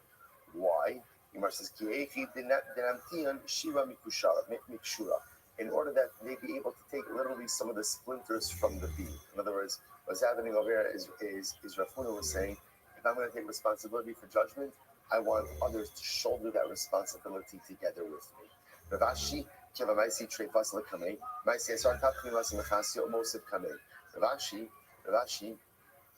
when someone would bring him an animal to see if it was a treifa, I'd say that the passing on the animal is a kasher treifa. What would he do? He would essentially assemble a Beis Din, or really a panel of experts. He would bring 10 butchers from Masa Machasya to look at this particular animal. Why? So that they should be able to handle a little bit, again, a splinter from the beam. So that there should be collective responsibility. So we'll say it's interesting that from the Gemara it makes it sound like that they were afraid of assuming the entire responsibility and kind of wanted to defray a little bit of responsibility of, the way it works is you could accomplish so much more when you're a part of a collective than when you do things individually. And it could very well be that what's happening over here is as follows. Judgment requires siyata d'shmaya. Doesn't require incredible divine providence, because after all, like the Gemara says, so the judge can only adjudicate that which he sees in front of him. Which means that even when you're the judge, no matter how much of a talmid you are, you never have complete information. So you need siyata d'shmaya. So it could very well be that what these rabbanim are doing is they're assembling a group. Also because there is always greater siyata d'shmaya. There is always greater divine providence when we do things together. When Jews act as a unit, when we act as a nation, when we act or as a group, as a cohesive group, that is a force multiplier. And what we could accomplish when we are together as a chevra, as a beis din, as a kehillah, as a nation, is infinitely greater than what we could accomplish as individuals. So it could very well be that these Rabbanim are saying as individuals, there's a heightened probability perhaps of making a mistaken judgment, but bring in other Yidden, bring in other Jews, create a cohesive spiritual group, and ultimately, again, that will have siyata d'shmaya. Incredible. Mishnah. Holu beis din v'yalu shetau. It's also an interesting case over here. Beis Din made an erroneous ruling. So let's do same case, right? Same case. Beis Din went ahead and paskined that chalev is mutter. Okay, so they paskined incorrectly, and then what happened? They realized they made a mistake. They retracted their ruling. Okay, whether they brought the parhalam davam at sibo or not, right? So whether they brought the carbon or not, what happened? Someone acted on their psak. So let's say, you see, you've seen this case in the previous case. In the previous case, Beis Din made a mistake in ruling. Beis Din didn't realize it yet. Ruben went ahead and went out the name Caleb. Okay, so the Mishnah said that halacha l'maisa, ultimately, halacha l'maisa, the individual is freed from personal liability because he's covered by Beis Din. This case is different. In this case, Beis Din paskin erroneously. Beis Din realized their mistake, but Reuven didn't hear about the fact that Beis Din made a mistake. So what did Reuven? Reuven went out and ate. He went out and ate. So it's the halacha. Rabbi Shimon says Reuven is patur. Shimon is patur. Why? Because Reuven is acting based on the psak of the Beis Din. Omer safek. Elazar says it's a suck. Interestingly enough, now what does that mean? It's a suck, okay? So ultimately, again, Rabbi Elazar says we're not sure. Is this called that he's relying on Beis Din or that he's relying on himself? So the Gemara says, "Ezu safek yashav lo b'sof beiso kai halach lo l'medina sayam pater." So once I say interestingly enough, Rabbi Elazar says like. He also makes an interesting distinction between cases. If Reuben is home, then all is chayiv. Why is that? Because if you're home, you should know about the hak, right? You should know about that. You should know about what's going on, and you should have heard about the fact that Beis Din reversed its ruling. If, on the other hand, ultimately, again, he's traveling, and again, he's out of the city, you should have. Then again, it's understandable that he does not know that Beis Din reversed its psak. Rabbi Kiva says, "Mod ani bazeh shukarav lepater min hachova." Rabbi Kiva says, "I happen to agree with this case that he's traveling. This case seems to me that it's closer to saying that he should be pater than liable." So why should someone who's traveling be any different than if someone who's in his home?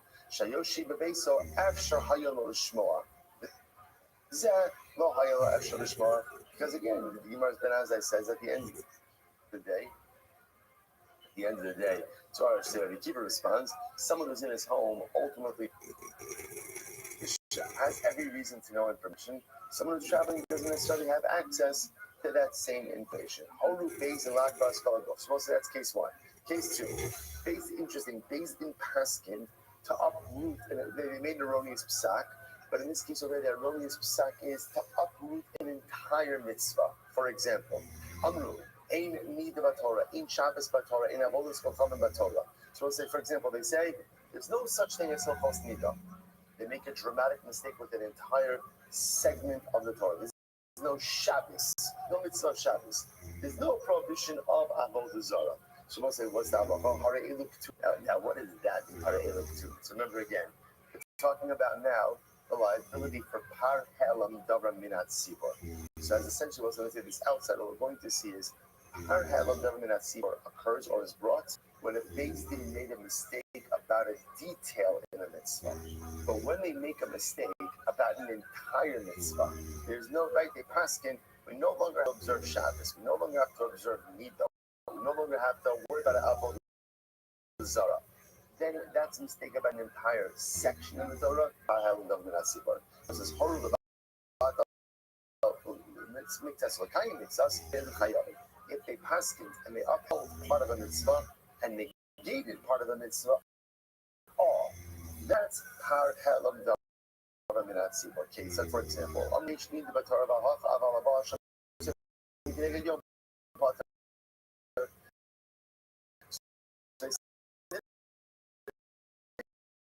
such things as called ninja, but with the Shomer Shem Kineged Yom. What is that?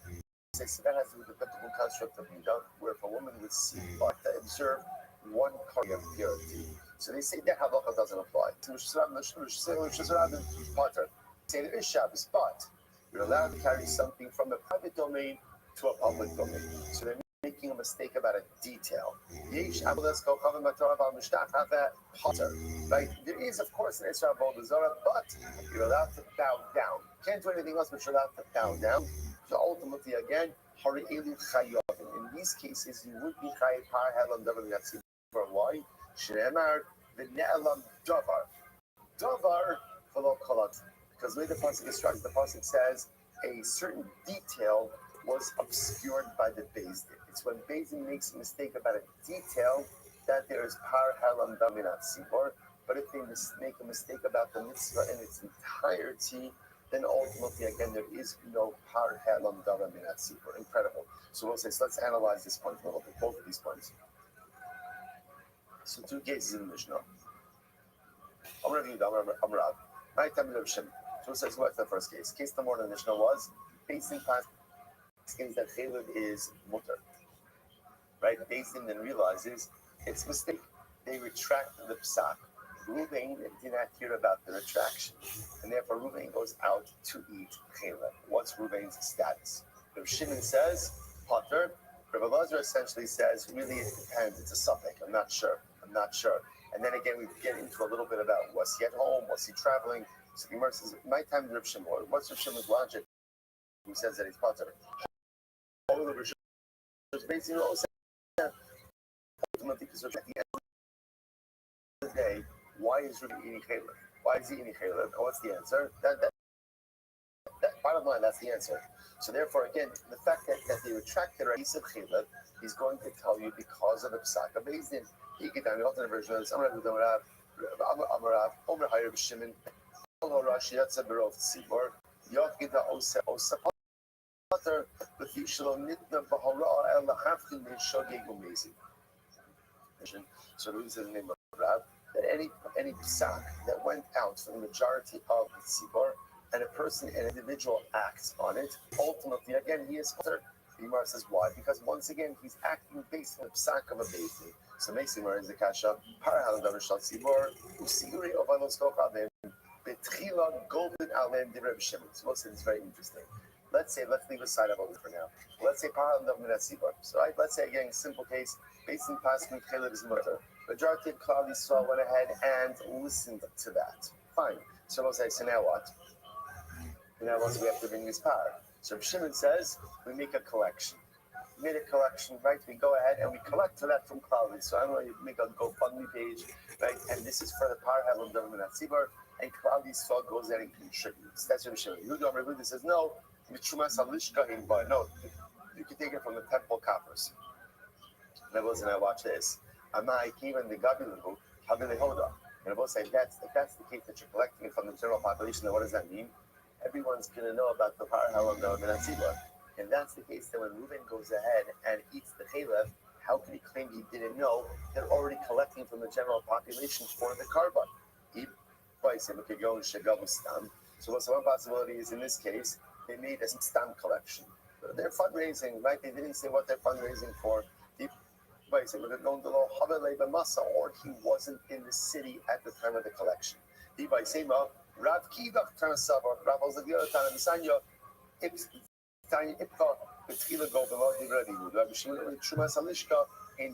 so this is reverse attribution, and it's from Shimon who says that we take it from the temple coffers.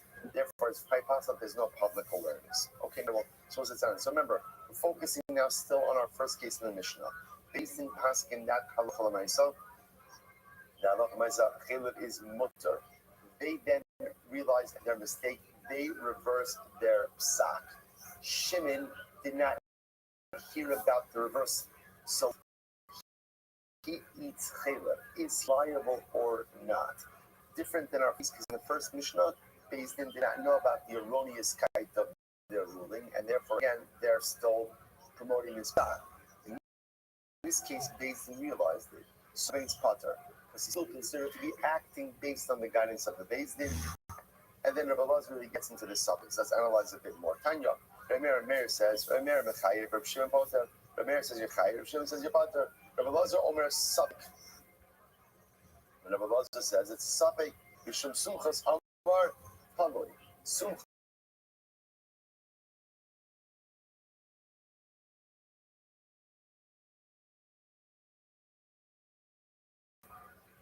The difference over here or not, again, the Imam is liable to bring in Asham. We're going to talk about this a little bit more. Asham Talo, you will say, is brought in a situation, ultimately, again, where you are not sure, did you go ahead and commit an Avera or not? That's what's called an Asham Talo. So the Gemara says as follows. Let's analyze it here. So the Gemara says, top of Dalit. Good. Making good ground over there. Below me, by the man, our Tzibor, my seat, Mefarsim, also. And once I goes without saying, remember again, we keep reverting back to our original Machlokes, or one of our earlier Machlokes, who brings Har Helam Davar Minat Tzibor. Ultimately, again, is that the people, is it the Beis Din? So according to the opinion, it says that it's the Tzibor.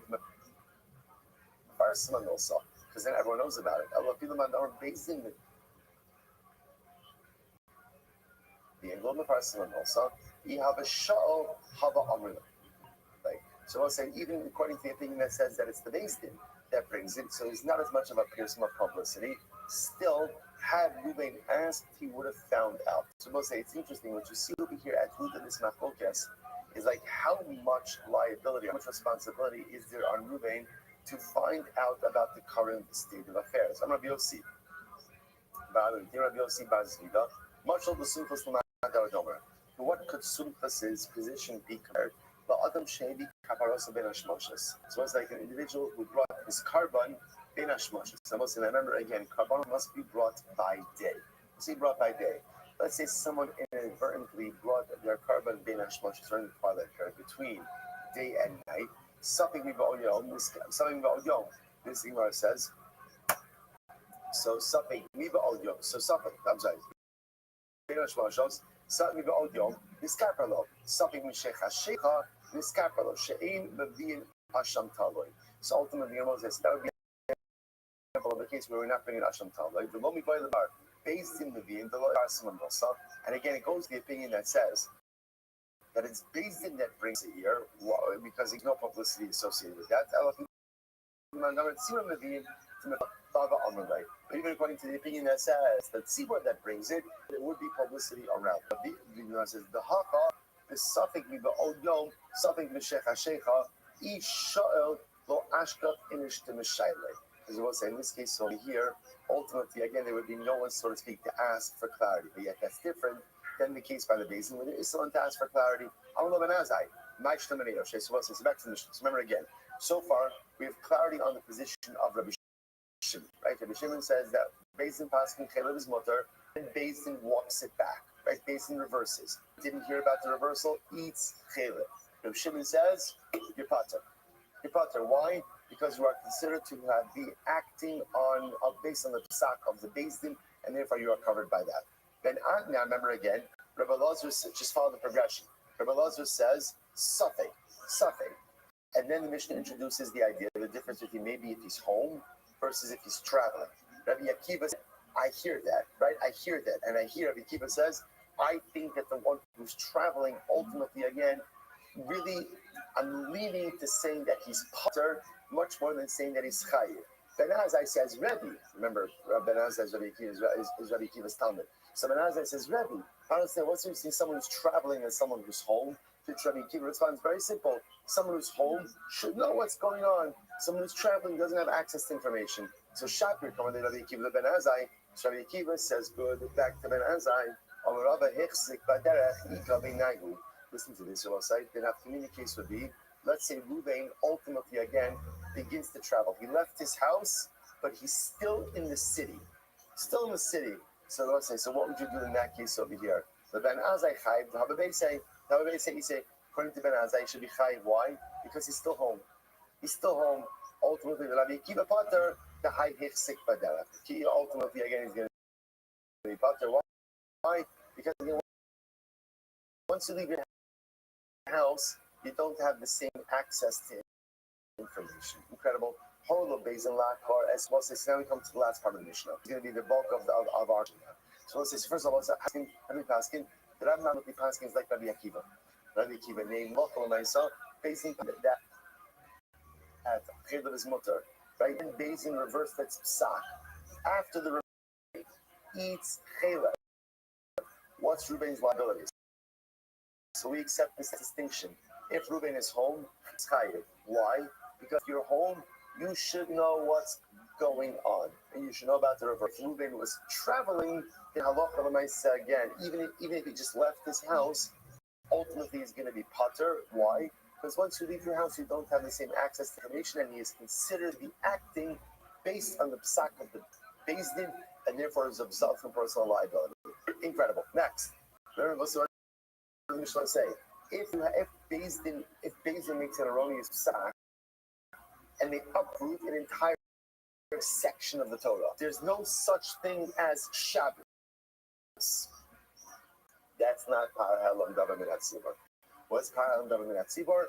Where they make a mistake about a detail regarding the mitzvah. So it says the Gemara, V'ne'alam Davar Toshiakar HaMitzvah Kula. Again, when is it Parahalam Davar Minat Tzibor? When based in a mistake regarding a detailed davar, but not regarding minor mitzvahs. Okay, so what's the example of this? Amru ein nida b'Torah, ein Shabbos b'Torah, Torah. They say there's no nida, there's no Shabbos, there's no avodah zarah. You would have thought that maybe they're liable to par halam davar min. But Talmud Omar, the davar v'lo shetis alin lo hari eluktu. Again, that's halacha. Amru, listen to this. Yesh nida b'Torah, ba'haba. They make a mistake. So he said, of course, but if you have relations observing one clean day or a day that she saw bleeding, such a person is potter, right? That's called Parahalam Davar Minat Tzibor. They're making a mistake in a detail of Hilchos Nida. Yesh Shabbos b'Torah, aval hamotzi v'shserabim potter. There is Hilchos Shabbos, but they pass in that carrying something from a Rosh Hashanah to Rosh Hashanah is potter. So they're making a mistake with it. Ultimately, again, Parahalam Davar Minat Tzibor. You would have thought that Beis Din should be potter in these cases. I'm sorry. Not that potter, same thing. Here's avodah zarah, but to make a detail regarding avodah zarah. So again, halachah. So yachol yiptur in Talmud Omar v'ne'elam davar below kol haguf. We'll say this is it. For Parahalam Davar Minat Tzibor, Beis Din is only chayiv if they make a mistake regarding a detail of a mitzvah. But if they seek to uproot the mitzvah in its entirety, again, we'll say it sounds strange. We say potter. Potter means they're potter from Parahalam Davar Minat Tzibor. Certainly not a good basin. Omar, Yochel Yiturin, the Bikim makes us, Bikla makes us Paturin, Obakiras Kala Gof Paturin, the Machayavin. So much is like this. You would have thought ultimately again they are potter. Now, if you're going to say ultimately again when they uphold part and they want to mean the lateral part, they're potter, and if you go ahead and if they uproot everything, you're potter, then when is there ever liability? Tanahachi Nakashta is what the Tana was bothered by. Ima, Davar Kula Milsamashma. Maybe not. Maybe B'ne'elam Davar. How do you know that davar only means a detail? Maybe davar means an entire mitzvah.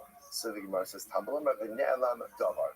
So Gemara says, okay, my mashma, I don't understand. How do you see from the phrase v'ne'elam davar that there's only liability if they uproot the detail, but not the mitzvah in its entirety? Ama'ula karibe v'ne'elam mi davar. So the way we actually understand the v'ne'elam davar is v'ne'elam mi davar. Their eyes were blinded to a detail. Amaros, mikol mitzvos. Below kol mitzvos. So again, the Lashon on the pasuk is, and they did something mikol mitzvos. Mikol mitzvos means like a detail from the mitzvah and not the mitzvah in its entirety. But Hashem, Yavet davar mizakim mamre. Making zero shava from mizakim mamre. Again, once remember who's zakim mamre? The rebellious sage. That's the guy, the member of the beit, who will not go ahead and give in to the majority. Dichsibi b'zakim mamre ki pali mimcha davar v'osas v'nadar shayidu l'cha ayam in the small ma mamre min ha davar v'lo kol davar af b'hora davar v'lo kol just like zakim mamre, he's arguing on a detail, So to Param Davinat Sibor, Davar means a detail. Amr Davar Shmuel. A base in Chayavin, Hachi. So again, it's just I want to point out all that was happening just there is that there are differences of opinion as to where to learn this out from.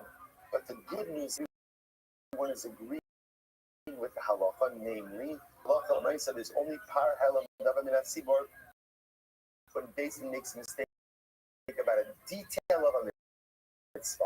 But if they make a mistake and they want to uproot the mitzvah in its entirety, ultimately, again, there's nothing. I'm not even done with Shmuel. In Basin Chayam, very interesting. Actually, Yorup the Davar Shenat's looking mold involved. Listen to this. There's only par halam davinat sibor when Basin makes a mistake regarding something that the Tzedukim argue on. Okay, we'll see what this is about. The Davar Shat Tzedukim both involved, but a mistake regarding something that the Tzedukim agree with, Turin, ultimately they're Pater. They both say, remember again, what do the Tzedukim agree with, right? What do they agree with? Tar Shebech Saleh. What do they disagree with? Tar Shabbat. So to think like this. There's only Hasibar, there's a situation again where Basin makes a regarding something explicit. But if they make regarding something that is explicit, ultimately there's no power halam davinat. Why not? My time up. Kari, they pay attention in class. Pay attention in class. Which again, if Basin makes a mistake in something that is explicit in the Torah, that's negligence. That's negligence. Halam davinat sibra is where you begin to see what's happening over here. It's where Basin makes a mistake in a detail in a mitzvah that's not explicit. So, okay, mistakes happen. Something explicit, or you can know this. It's professional negligence, and with this professional negligence, that's not par halam davar sibor. Incredible. So Yomar says, 1 second, let's analyze this. So let's say, 1 second, because the examples that the Mishnah gave seem to be examples that are explicit in the Torah. So Tanan, the first part line said about it. Yesh nida b'Torah aval avashar sem kineged yom pater ba'amai shomer sem kineged yom ksiv the safra law the lamed shesoferes echad li'echad. So we'll say, listen to this. But the halakha of shomer sem kineged yom, that when a woman bleeds on one day during certain days of the month, that she observes one corresponding day of purity, that's actually explicitly written in the Torah. So shouldn't that be so again, you just said before that if anything is explicit, you don't bring Param Davinat Sibor. Which the Gemara says, no, maybe the mistake they made was they said that maybe initiating Bia with this woman is mutter, it's only completing Bia that's Asr.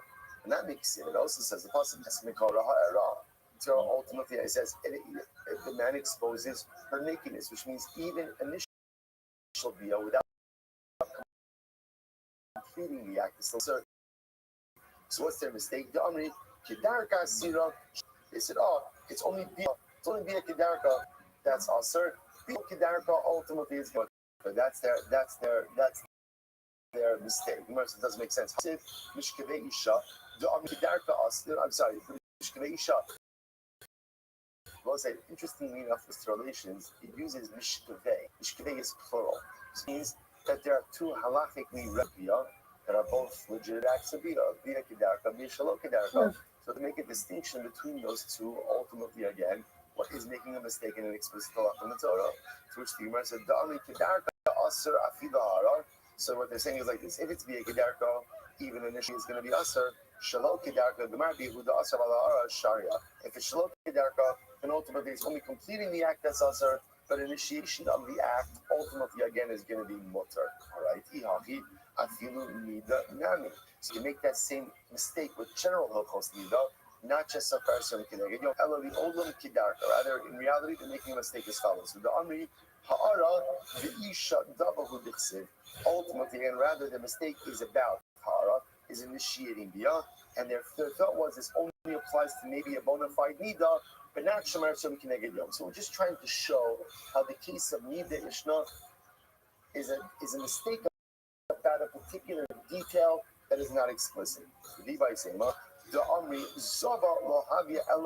mistake they make is that a woman can only become a Zah during the day. Where would they get it from? The Siv, Kol Yimei Zova. Okay, So that's a good example. So they made a mistake. Only can only become a zava during the day because it says kol yimei zava. That's a mistake. Only can become a zava whenever she has a zivus flow, whether it's by day or by night. Good. Next. So we're just trying to show each of these cases, the Beis make a mistake in a detail.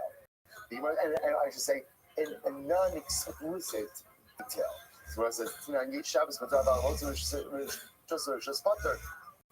so Mishnah's example was, Beis Din said there is Shabbos, but you're allowed to carry an item from one domain to another. The Gemara says, what? That night, Hotza Siva. Hotza, the prohibition to transport an item from one domain to another domain in Shabbos, is explicit. Because the Gemara says, Hotziu Masa Mivatechem. So it's an explicit person. So how can we say that there's a par halam dominant liability for this? The Amri, Hotzahu the Asar Hachna Samutar. Is interesting. They say ultimately again, Hotzah, which means is going to be Asar, but Achnasa, the reverse of that is Motor Levi Sema. Dami Hotzah, Achnasa, Udasira, Moshik, Bizorek, Shari. Or they say, for example, transporting an item is Asar, but handing or throwing something is Motor. An example of where they're making a mistake in a detail. So the case in the Mishnah was Beis Din says Avodah Zarah is asur, but bowing down is mutter. One side, my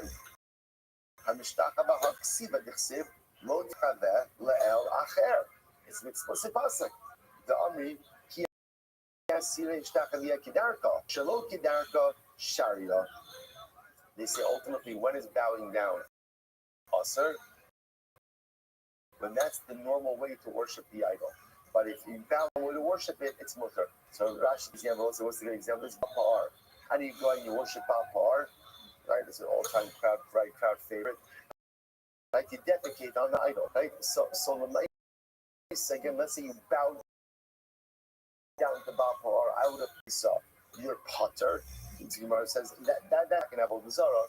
Certain forms of worship are also for all forms of idolatry. Bowing, right? Prostrating yourself is one of those. The Gemara says, or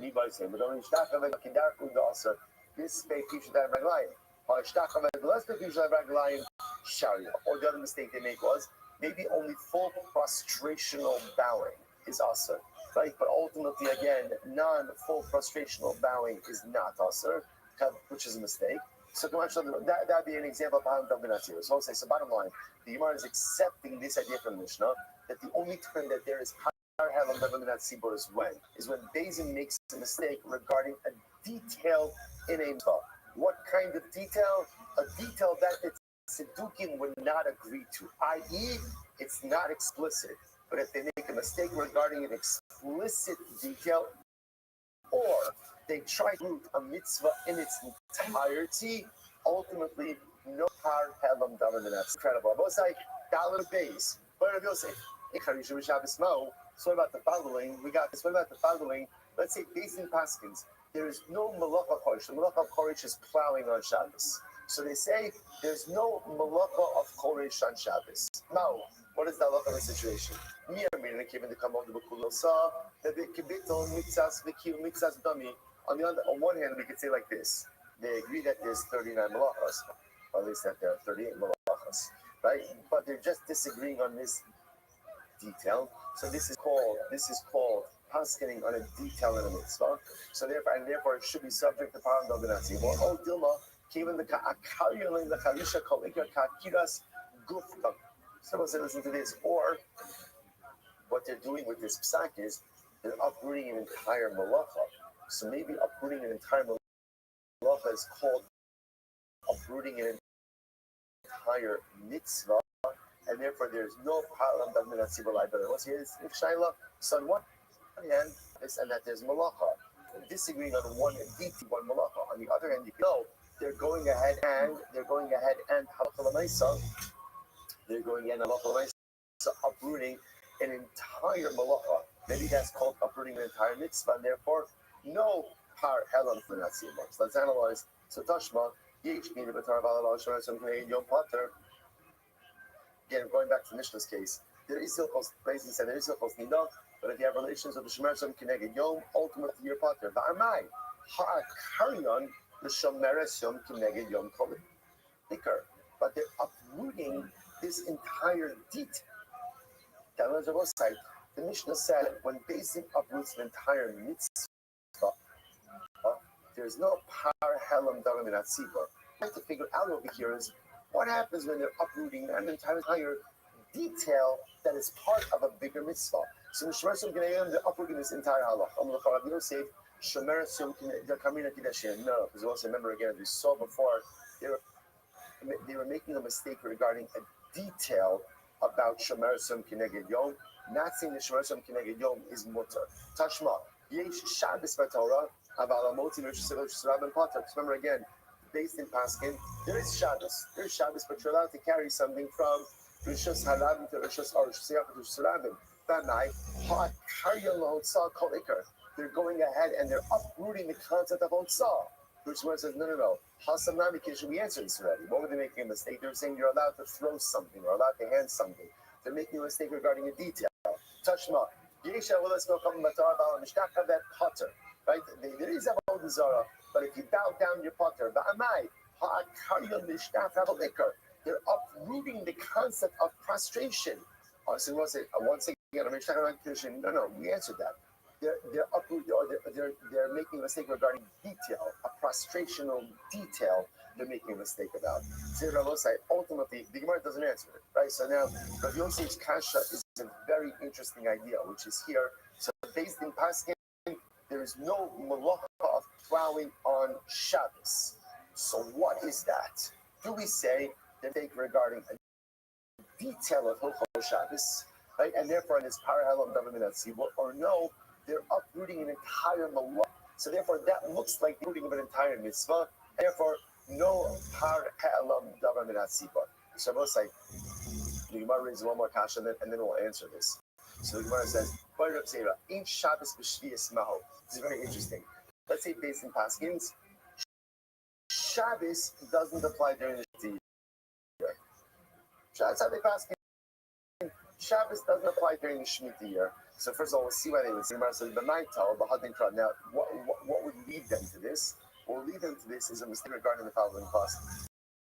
The charish ubakatzer tishbos. So the pasuk says literally again, charish means plowing, katzer means harvesting. You shall rest. Bisman dik charisha ike Shabbos. So they pass it like this. When there's plowing, there's Shabbos. Bisman like a charisha like a Shabbos. And ultimately, when there's no plowing, no Shabbos. When is there no plowing? When is there no plowing? Shmita. So ultimately, again, so that was their mistake. So based in Paskin, there's no Shabbos during the Shemitah year. So Miyam Yunan Cave and the Mekshani Shavuot. We see like this, that on one hand, look, they're being mevatel Shabbos during the Shemitah year, but they're upholding Shabbos when? During the other part, this is called the mistake regarding a detail, not uprooting a mitzvah. On the other hand, uprooting Shabbos regarding a mitzvah, and therefore no parallel in that siba. Ravishin is navalak for dominant Torah. Chayiv, the bittul mitzvahs or the kiyah mitzvahs. Suppose listen to this. Gemara brings another case. If you have a false prophet, right? And the Navi comes along and he prophesies to uproot a mitzvah, right? The Navi comes along and he says, I prophesize, I've heard the word of God, and there's no longer a prohibition on idolatry. Okay, so for that's a capital offense, death penalty. Death penalty, ultimately, again, listen to this. The bittul mitzvahs, or the kiyah mitzvahs, what happens if he comes along, ultimately, again, and he upholds part of the mitzvah, and he negates part of the mitzvah? Rav Shimon Omer Potter. Rav Shimon says that he's Potter. When it comes to idolatry, even if he says today, right, Fridays you're allowed to worship idolatry, but the rest of the week you can't. Ultimately, again, he's going to be liable. I will say, what do you see from here? Ain't Shabbos b'shvius kibitol mitzvahs or kiyam mitzvahs tamishmamidas. What do you see from here?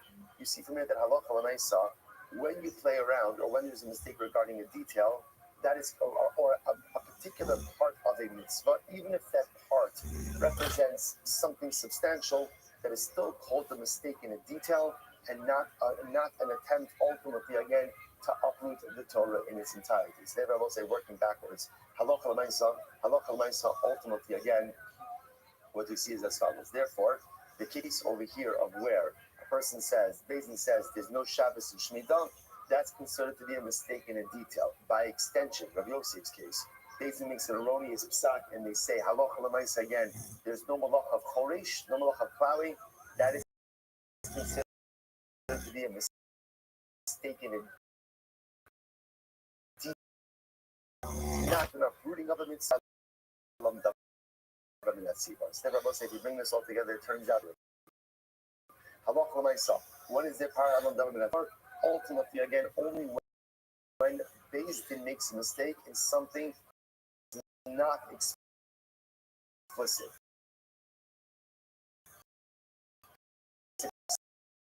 Explicit by the thing that Tzaddukim agree with it, no power halam davar min atzibor. Right? Or there's only liability when they uproot a detail. But ultimately, again, if they seek to uproot, or not seek to uproot, if they make a mistake regarding the observance of a mitzvah in its totality, no power halam davar min atzibor. In these cases, when the Beis Din is making a mistake regarding a unit of a mitzvah, even though it's a sinit, as long as the mitzvah remains intact, they will be liable to power halam davar mitzvah. Haru Beis Din Shato, Beis Din made one of the members of the Beis Din realized the mistake. But I'm telling them. Everyone's saying, we see it like this. The Mishnah is dramatic. Right? Mishnah 1, mistake individual acts. Mishnah 2, Beis Din makes a mistake. Beis Din realizes the mistake. They reverse, but ultimately Ruvain didn't know. Mishnah 3, Beis Din makes a mistake. The Yada Echad Mehen Shato. And one of the members of the Beis Din themselves now realizes, Chevra, this is a mistake. And during the Psak, Babalahed, don't have that. You guys are wrong. Or for that matter, again, Beis Din Paskin and the ranking, the Av Beis Din, the head of the court, wasn't there, wasn't present. Ojaya, Echaman Ger, O Mamzer, O Nisin, O Zakin. Or there was a member of the Beis Din who was a convert, a Mamzer, a Nisin, and the Sinim also were converts, or Zakin, or is old. And I both say, we're going to, you're so old that he couldn't father children. And I both say, we're going to talk about this, but all of these individuals are not allowed to serve on a Sanhedrin. Right? These are disqualifications. You cannot serve on a Sanhedrin if you're a ger, if you're a mamzer, if you're in a sin, or you're so old that you can't have kids. So again, I will say essentially there was a disqualified member of the Beis Din. What's the halacha? Harei ze pater. So essentially, if the Beis Din rendered the psak, so there's two cases over here, right? Ultimately, again, in case number 1, Beis Din rendered the psak, but before even the psak was formalized, or it was formalized, and one of the members said, wrong. You're wrong. So there's already an awareness about the erroneousness of the psak from the beginning. Ultimately, again, in that case, or for that matter, again, halacha l'maisa, there's a disqualified member of the Beis Din. In these cases, Beis Din will not bring har halam davar min atzibur. Shneimar kan ida v'neimar lahalan ida. It says over here ida, and it says over there ida ma ida mura kuban u'ilala. Just like Ada, ultimately, again, this is in the case of capital cases. Just like Ada over there refers to a unit, a body, that is fit for adjudication of Ada Muraka and Shekulan Urinala. So over here, by Param Daminat Sibor, don't tell me bring a Param Daminat Sibor when everyone on the Beis Din is fit for to be a Beis Din. Says the Gemara, Oh Shalom Hayam Muflash. Beis Din Sham. No, it's supposed to say it's interesting. So if the Beis Din issued sak and the ranking member was not there, ultimately again there's no param davar min atzibur. Why is it said before that if Beis Din made a mistake regarding an explicit detail, so explicit that even the Tzaddukim agree with it? Why are they potter? If they shahayil lahem lil mode for the lamdu, because they should have known. They should have had the knowledge and they did not do so. Same thing. How do you adjudicate a case without the ranking sage? Adjudicating the case without the ranking sage is like not paying attention in school. Obviously, you have a ranking sage. Why do you have it? Because he's the smartest guy in the group. Don't think you are the smartest guy in the room. Right? Is he someone smarter? So ultimately over here, there's an Av Beis Din. There's an Av Beis Din. How do you go ahead and tasking it out? And so sitting in session without the Av Beis Din is the thing as making a mistake in an explicit halacha. Both of them represent professional negligence, and where there is professional negligence, there is not par davar minat sibor. Ne'emar sham that shikulan ruin la ora. So since I have a hasa, but I know if you're not going to stop over here for today, boys.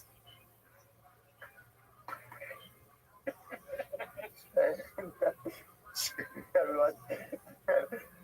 All right, I don't know if the quality was the best, but sometimes it's just about getting where you need to go, even if the trip is a little sloppy. I was like, again, we made it. Okay, next week, now so you can see the pages ahead are a little bit, the print gets bigger. Tremendous. So I was like, everyone. And good Shabbos. Good Shabbos, everyone. Good Shabbos. Thank you, Greg. Thank you, good Shabbos, everyone.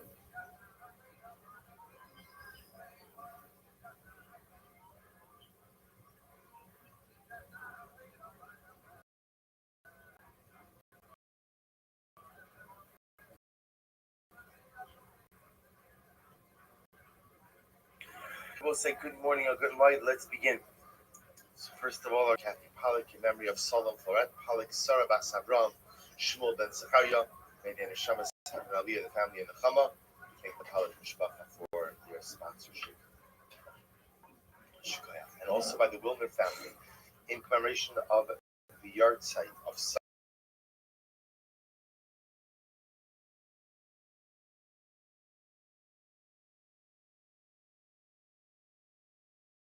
Shamble, Bas Binyamin Ali and the family. So with that, let's begin. A lot of today's daf is daf Hey. We are picked up on Dalit Amud Beis by the Mishnah, second class Mishnah on the daf, 2, 4, 6 lines up in the bottom. So hopefully by now, the Imam is getting in from the Sefes Hariyas. You see the incredible beauty of it, the incredible intensity of it, a little bit of a different kind of limud. Thank you so much. Than what we're normally used to, but something very exciting nevertheless. It says the Mishnah, Horu Beis Din Shogigin, Va'asur Chalakal Shogigin. If Beis Din made a mistaken, erroneous ruling, and Klal Yisrael acted upon this ruling, B'shogig as well, in other words, Klal Yisrael did not realize that ultimately something was wrong. They had done something wrong. But being par. So ultimately, again, they bring the par ha'elam davar minat sibur. This is a special covering that's brought when Klal Yisrael unintentionally follows an erroneous ruling of Beis Din. V'zidin va'asur shogigin. What happens if Beis Din purposely gave an erroneous ruling? But Klal Yisrael again were shogig. In other words, Klal Yisrael didn't realize that ruling was incorrect. So the halacha is going to be in kispa usira. So we'll see this. What this essentially means is that the kispa usira is another way of saying a personal chatas. So in this case, I will say where the intention, the erroneous ruling of Beis Din was intentional. Klal Yisrael was shogig. So in that case, there's no par ha'elam davar minat sibur. There's just personal liability through a regular chatas. Shogigin va'asun azidin hara'elu p'turin. If the Beis Din was shogig, but the people knew Beis Din was wrong, but they still intentionally violated, then the halacha is pater. Then there's no problem. So there's no par ha'elam davar minat sibur, because as we'll see, par ha'elam davar minat sibur is only when everyone is shogig. That's number one. And of course, there's no personal liability. There's no chatas, because chatas is also only brought in the case of shogig, and in this case, Klal Yisrael were mizidin. So the Gemara goes back there. Shogig and va'asu mizidin hara'elu p'turin. So we can infer from the Mishnah as follows: that if Beis Din delivered their ruling b'shogig, but Klal Yisrael went ahead and acted b'mezid, hara'elu p'turin. Ultimately, again, they are pater. They are pater. No par ha'elam davar minat sibur. Shogig dunya demezid chayiv. We can infer from this that if it was shogig dunya demezid, what does that mean? That it's chayiv. What's the case of shogig dunya demezid? Shahoru Beis Din shechir mutar. So Beis Din, once you had this case earlier, Beis Din passed mistakenly that chaylev was mutar. And then I will say, what happens? I have a piece of shuman. My chaylev and my shuman, which shuman is permitted back, chaylev is back, gets mixed up, and I end up eating chaylev. But remember again, my intention wasn't to eat chaylev. What was my intention was to eat shuman, but yet I ended up eating the chaylev. So we'll say, what's that? So then you answer lema. I'm sorry. So we'll say that case of shogeg dumya dimik, which sounds like based on what the Mishnah said, that should be a case of where I should be covered ultimately again in my ability by the psak of the beis din, to which the Gemara says, but yet again, that's the case that it can be inferred from Mishnah. Yet why does Rami bar that very question earlier? The toleration in va'asu shogegin, no say for shogegin va'asu musi. So also which the Gemara answers no, don't infer anything from this lush. Rather, again, what the Mishnah was just aiming for was Mishnaic symmetry. Since the beginning of the Mishnah began by saying shogeg, since the beginning said Mizidin va'asu shogegin, therefore the Sefer just wrote shogegin va'asu Mizidin.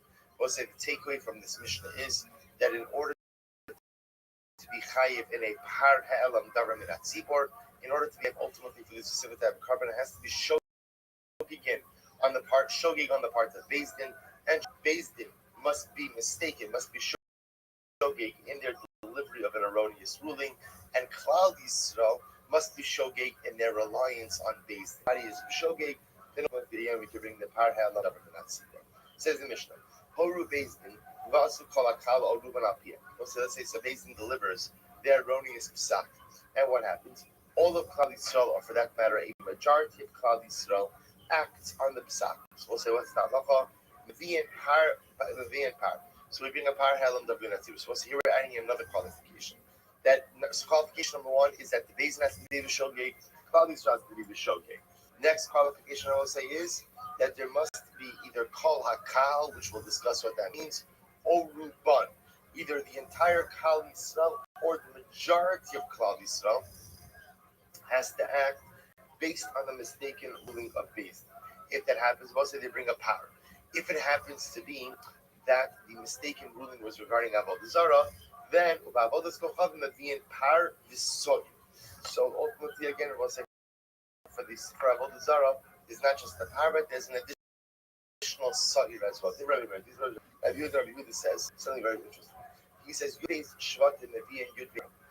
He says that ultimately, again, if we're talking about a situation where all the Shvatim sinned, so every single Shevet brings their own power. So again, I want to say, same case. Ultimately, again, beis din delivered an erroneous ruling. The tribes act, Klal Yisrael acts on that ruling. Rabbi Yehuda comes along and says that each Shevet must bring their own par ha'elam davar min hatzibor. U'ba'avodas kochavim mevi and Yud beis parim u'shneim asar sir. And again, if the mistake was with avodah zarah, then each Shevet must bring its own par as well as its own seer for 12 parim and 12 seer. We'll say hey madam. Rabbi Shimon says Yud gimel parim u'ba'avodas kochavim shlosha asar parim. So we'll say listen to this. Yud gimel seer. Par b'sar l'chol shevet u'shevet, par b'sar lebeis din. She has an interesting sheet there. Yehuda builds on Rabbi Yehuda. He says that I will say the halacha is that for par ha'elam davar min hatzibor, each shevet brings their own, and what beis din also brings one. So, for example, I will say in a normal case, quote unquote normal case, so there would be 13 parim, one for each tribe, and beis din would bring their own. If it was avodah zarah, it would be 13 parim and 13. So the Gemara says horu beis din. What happens if beis din administers an erroneous ruling? And 7 tribes. So also we mentioned this yesterday. 7 shvatim, or the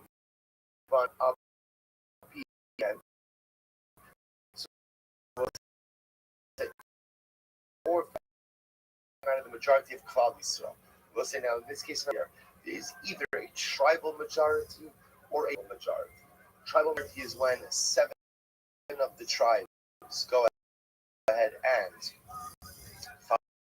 follow the erroneous ruling, or the Gemara says, Ruban, or the numerical majority of Klal Yisrael, even if it's than 7 tribes. So that will be in par. So also Ramir says that Allah as long as either a tribal or a numerical majority of Klal Yisrael follows the ruling of beis din, that triggers the par ha'elam. Yehuda says as follows: Yehuda Omer Zayin Zayin part. Yehuda says if 7 of the tribes, then each tribe brings its own par ha'elam davar min hatzibor. So Rabbi Yehuda Shitaso. Rabbi Yehuda always holds that each tribe, each shevet, brings its own power. Furthermore, he says something amazing.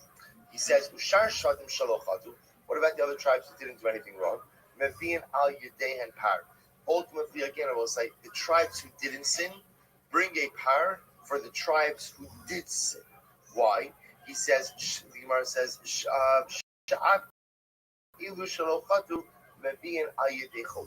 because ultimately, again, even the tribes who did not sin bring power on behalf of those tribes who did sin.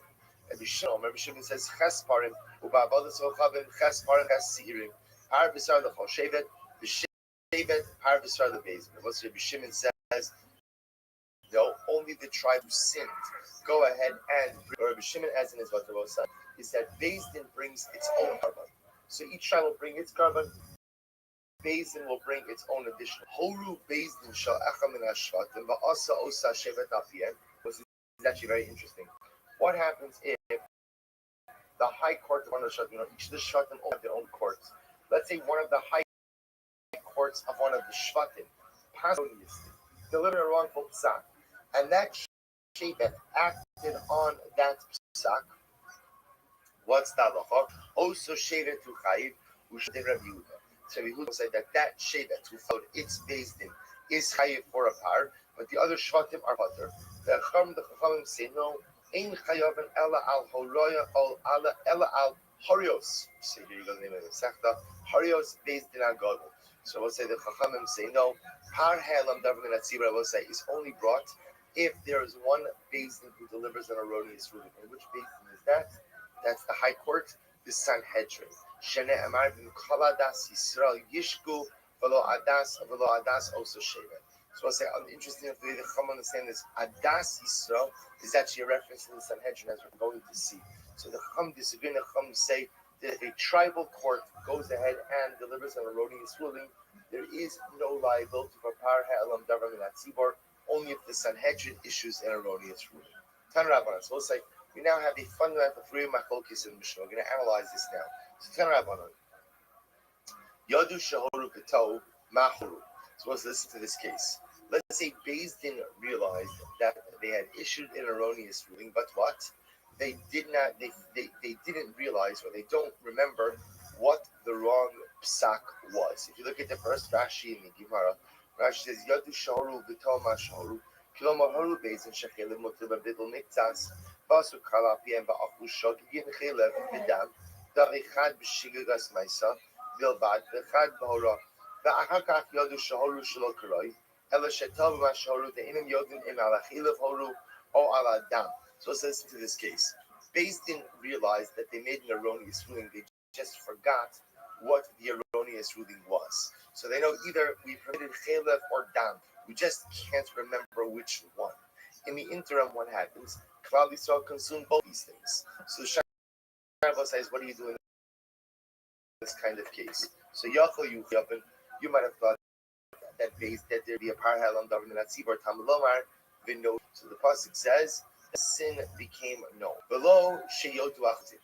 It's not just enough to know that people sinned, but rather again for a par halam davar min hatzibur, what does there have to be? There has to be a specific knowledge to what the erroneous psak actually was. Asher chatu. The both say, and that indeed is halacha l'maisa. In order to trigger a par halam davar min hatzibur liability, there has to be class to what the wrong psak was. If Beis Din themselves, if Beis Din says, listen, we know we delivered a wrong psak, but what? We don't know what the psak was, then that cannot trigger a par halam davar min hatzibur liability. Asher chatu shnei shvatim meviin shnei parim. If two tribes went ahead and sinned, so we'll say they bring two parim, shlosha meviin shlosha. So I'll say, or three tribes made a mistake. So ultimately, again, they bring three parim. Oh, Eino Omer Ella Chatu Shnei Yechidim Meviin Shnei Parim Chatu Gimel Meviin Gimel. Or maybe again, maybe even if it's not tribes, but maybe ultimately again, if three and two individuals, an individual makes a mistake, he also brings a bar helam davar min hatzibur. Therefore, again, the pasuk says, Talmud Lomar Hakal Chayiv. So Gemara says, "V'chol kal v'kal chayiv." Most therefore, the pasuk says it was only the kal who brings a par halam davar min hatzibur, never min hayachid. But what does it mean? V'chol kal v'kal chayev ketzad chatu shnei shvatim mevi'in shnei parim chatu zayin mevi'in zayin ushar. So we'll say therefore again. What do we learn from this? If two tribes sin, each of those tribes brings a par halam davar minat sibor. Similarly, if 7 tribes sin, so 7 tribes bring a par halam davar minat sibor, and furthermore ushar. Ultimately, again, and even the tribes who did not sin bring a prayer on behalf of the tribes who did sin. So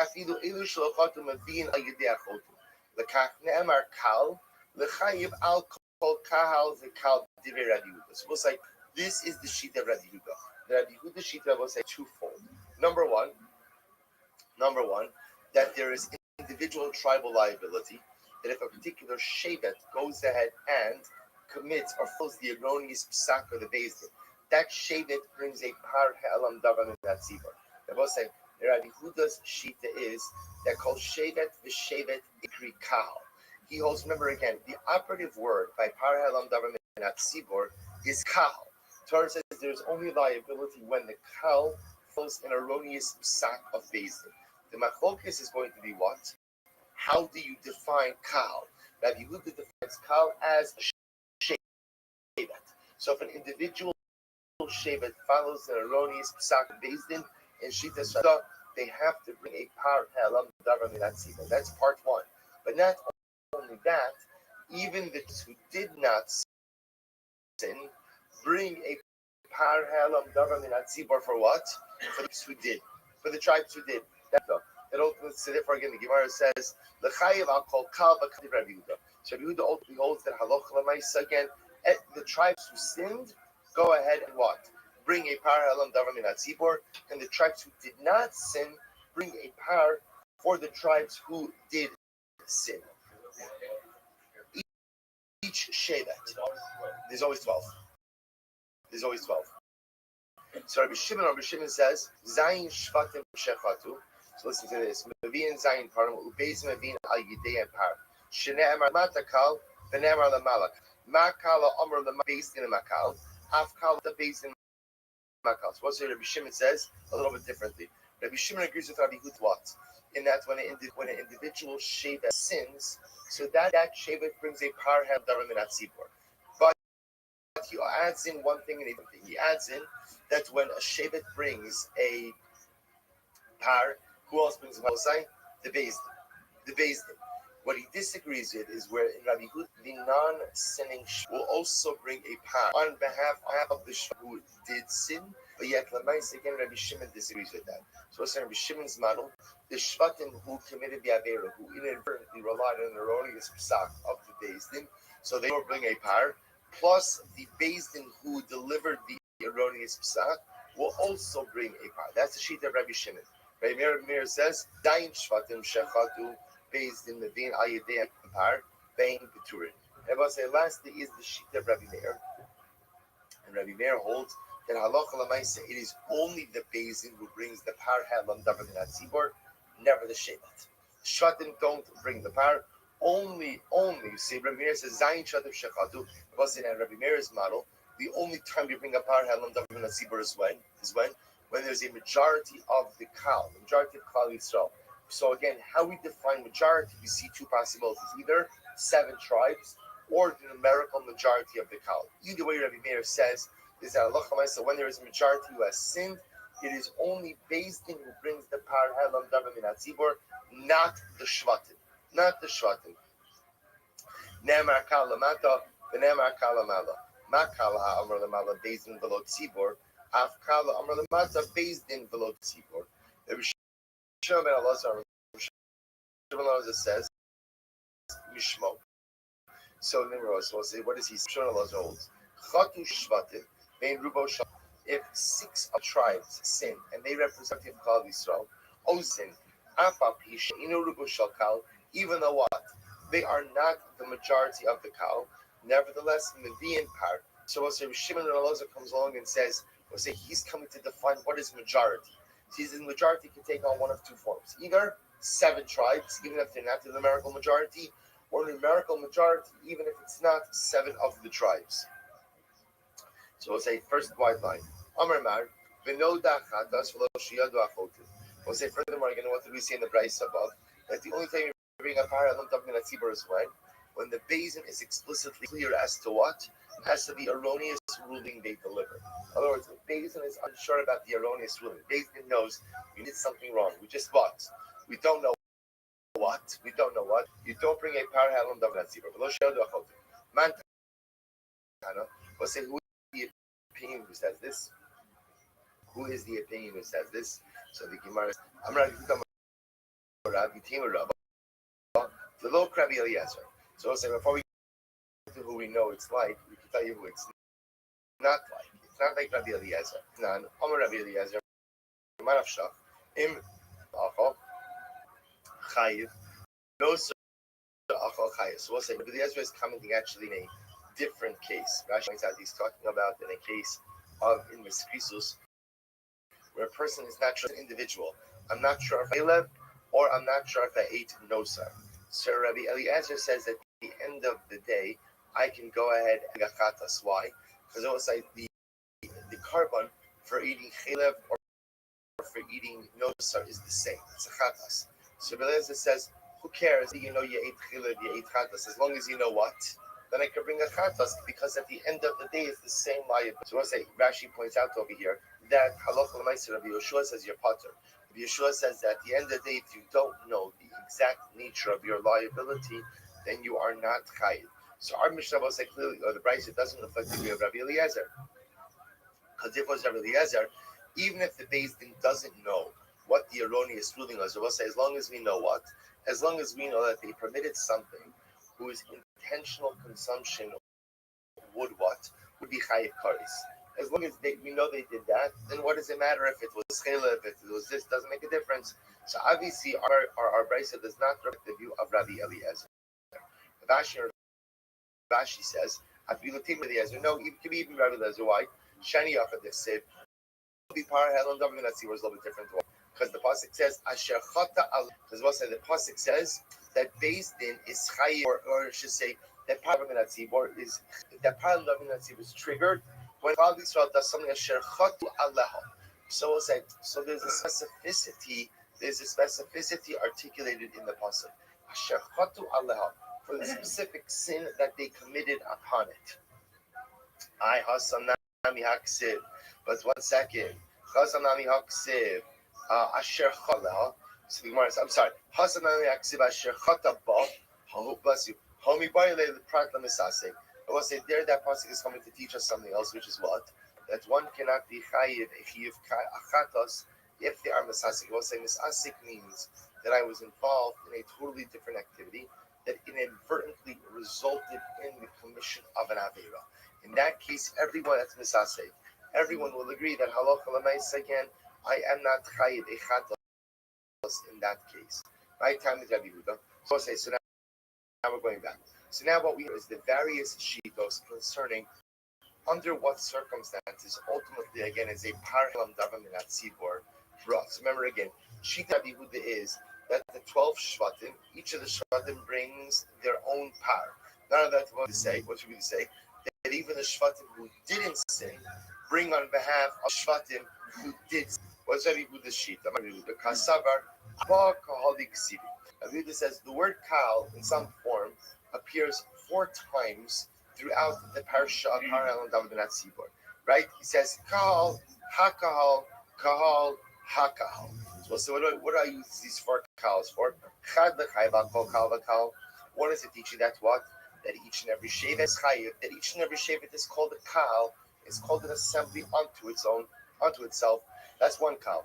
The chad lohorat li'bebeis u'namaisa taloi b'kal. What say the second one teaches me that Par Helam Tzibur brought when the Beis Din administers the ruling, and it's the Tzibur who acts on the ruling. V'chad l'grira. We'll say, what is teaching me about grira? What's grira? We'll say that halacha l'maaseh, even the shvatim who didn't sin bring grira literally means dragged along. Bring a carbon on behalf of the shvatim who did sin. V'chad l'shevet she'asa b'horaz Beis Din. And we'll say ultimately again, what does it teach me about the fact that if I will say if the Rashi says v'chal shevet shasabar is based in kiristam b'sefer demasis and choru based in sha'ach min hashvatim. There was a according to Rabbi Yehuda, even if one of the shvatim acted based on the psak halacha of its own based in the Rabbi says that's Rabbi Yehuda. So Rabbi Yehuda learns out all of the yeshivos from the 4 times the fact that the word kal is written. Rabbi Shimon's model. Talasa kalik sivi. It says the word kal 3 times. Hakahal, kal, hakahal. Meinei kahal, orche dekro. But say that he doesn't dash in the 4th kal. Why? Because that 4th kal appears in the phrase me'einei hakahal. It's skewed from the eyes of the kal, which means again, he says that one you can't dash in. Why? Because that's just an expression. Kedar me'inshi me'im deplanya. As well as people often say, the matter was hidden from the eyes of so and so. So we'll say, how does he pass?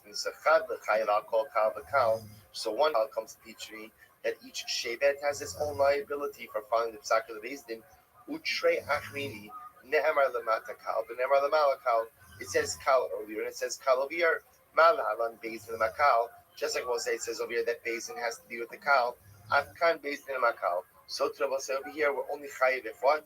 If it's the high court that ultimately goes ahead and administers the psak halacha. Rabbi Meir, kal hakal lo darsh. Rabbi Meir doesn't darshan this at all. He doesn't darshan kals. Therefore, therefore, ultimately, again, he needs the 2 kals that are written. Why? Nemar lemata kal v'nemar lemala kal ma lahalon based in below tzibor. I can't based in below tzibor. I'll say he teaches it to me to teach me what? Just like earlier, again, I will say the referring to based in not the tzibor. So to be referring to based in not the tzibor. So I will remember again, what's Rabbi Meir? She ultimately is that har helam davar at tzibor. It's the Beis Din. Beis Din brings the power, not the populace. Therefore, he learns that out. Ultimately, get from the Xerish. Shimon Elazar, my time off. What's Shimon Elazar's logic? Ksiv nehaita al miuta d'ksiv me'in. So we'll say again. Remember, on one hand, Shimon Elazar says as follows: the pasuk says v'haya'im me'einei ha'ita. It means me'ina ida to be a limit or exclusionary phrase. So the Gemara says, and it says kilachala on bishkaga. Lamimra deruban in mitalo. So we'll say on one hand it says me'inei ha'eda if it becomes obscured from the eyes of congregation. So it sounds like, again, even if a small minority sin. Yet it also says kila kala gaga.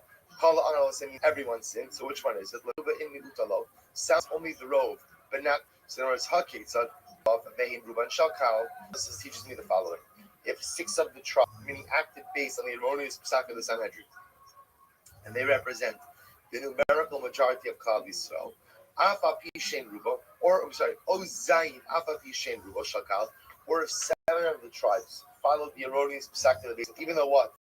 They are not the numerical majority, nevertheless, Chayovim. Ultimately, again, they are.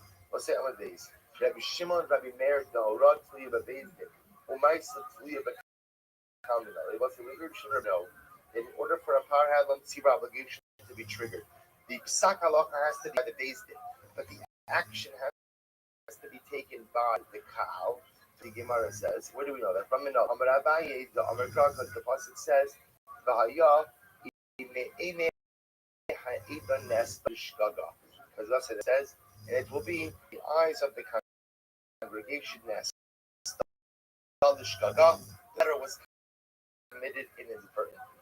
Rava says, Rava is learned from the pasuk from the Chala Ambishka that the entire nation acted inadvertently. Because of Rahman what it just said, the first pasuk. So Hava Amina, Afilu of the population sin. There's a or the entire nation is inadvertent. Ikas of the Chala Ambishkaga. And if it would have just said the Cholam Bishkaga, Hava Amina, and the Abdi based in Bahati Ruba. I might have thought that Allah the mice of the Basin has to act together with this Rabba as well.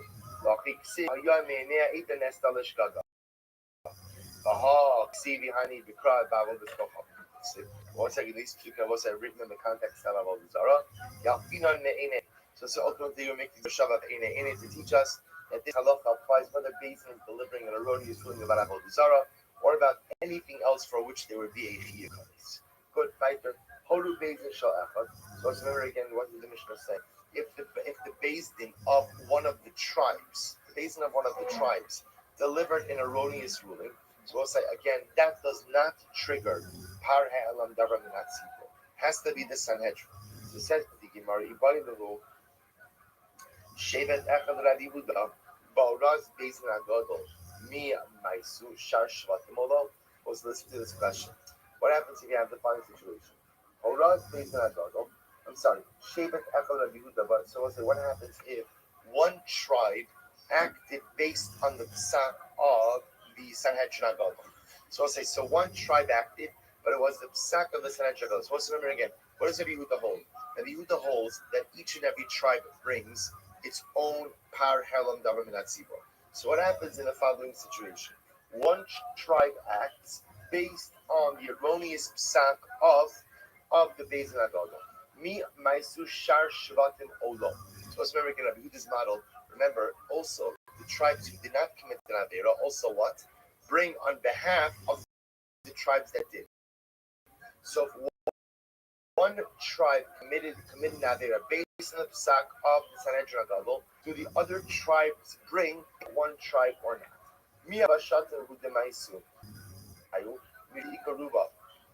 Do we say the only time the other tribes bring a carbon abosa is when you have 7 tribes? When you have the majority of the tribes who committed an inadvertent sin based on the psak of the Beis Din, that's when we say that what? That the tribes who didn't sin have to bring on behalf of the tribes who did sin. However, again, about Chad Shevet, the Leka Rubalo. But again, one tribe, now remember I was saying Rabbi Yehuda's model, even if one tribe sins, remember I was saying Rabbi Yehuda's model is one tribe is also called a cow. So Rabbi Yehuda's model, you can have if one tribe follows the psak of the Sanhedrin Agadol, erroneous psak, they are going to bring a problem davar minat tzibur. That will happen. The shaila is, do the other tribes have to also bring on behalf of that one tribe? Remember Said said before that Rabbi Yehuda's model, you always have 12. So not necessarily, meaning remember, here's what we do know. We know when there is a majority of the tribes, then what? Then all 12 bring. Now the Gemara is asking us, what happens if one tribe sins? So we'll say, what do we know in Rabbi Yehuda's model when one tribe sins? That tribe, one tribe is called a cow, that tribe brings a par helam davar.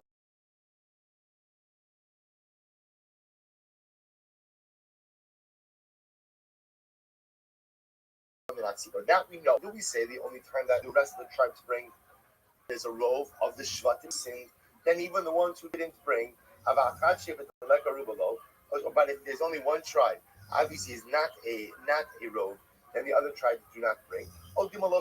Maybe not. Maybe Rabbi's model essentially is one for all, right? One for all and all for one. That once one of the shvatim is bringing a par helam davar minat tzibur, by definition, that ignites tribal liability for all of the shvatim. So we'll say that's the shaila.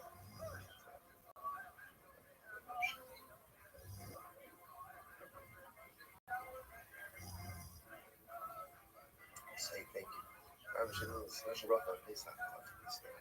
Delicious. Says the Gemara Tashma. Mahin Vivian. So let's listen to this. So what do they bring? Par echad. What meaning? What do the tribe bring? So par echad, they bring one par. Shimon says the Mishnah says what do they bring? Par, one par. Rabbi Shimon says 2 parim. If I'm asking us the case here, if you want to say that it's where 7 tribes sin, Rabbi Shimon Tamnei Bai. So we'll say in that case, Rabbi Shimon, remember what sheet is Rabbi Shimon? Rabbi Shimon says that not only do the Shvatim bring their own part, but what else? Beis Din also brings. So we're talking about a case where 7 of the tribes sin. So Rabbi Shimon's model, there should be 8 parim. 7 for the tribes, 1 for Beis Din. Rather, it must be what? We must be talking about a case over here where one shevet sinned. So what's the case? The 9. Beis Dino, if the shevet made a mistake in that it relied on its own Beis Din, Rabbi Shimon less lay, right? So we'll say if that's the case. Remember again, if they're relying on if the mistake we're talking about is a mistaken ruling given by their own Beis Din, then what? Then Rabbi Shimon will say there is no par helam davar minat tzibur in that case. Elalav b'horaz Beis Din Agadol. Rather, it has to be what? That it's talking about an erroneous ruling of the Sanhedrin Agadol. The Tanakama, money. And we'll say, whose opinion is the Tanakama? Inim Rabbi Meir Haruva Bai. We'll say, want to say, Rabbi Meir requires the majority of the Shatim for Param Dal Tzibor. And we'll have Rabbi Yehuda. Rabbi, you have to say it's Rabbi Yehuda. Ukigot Shechata Shevet Echad. And what's the case? The case is where one Shevet sinned. So we'll say, therefore, what do you see from that? It sounds like that according to Rabbi Yehuda, where one Shevet sins, who brings the Param Dal Tzibor? That's one Shevet. And the other Shvatim are not activated in a situation like that. On the Akama asking to know what's the case over here. Kigon Shechatu Shisha Shvatim Vein Ruban Shalkal. What's the case over here? Is where six of the tribes, six of the Shvatim sin, but they are in the numerical majority. Rabbi Shimon ben Elazar, and also effective Rabbi Shimon Elazar said the Sanya, Rabbi Shimon Elazar Omer.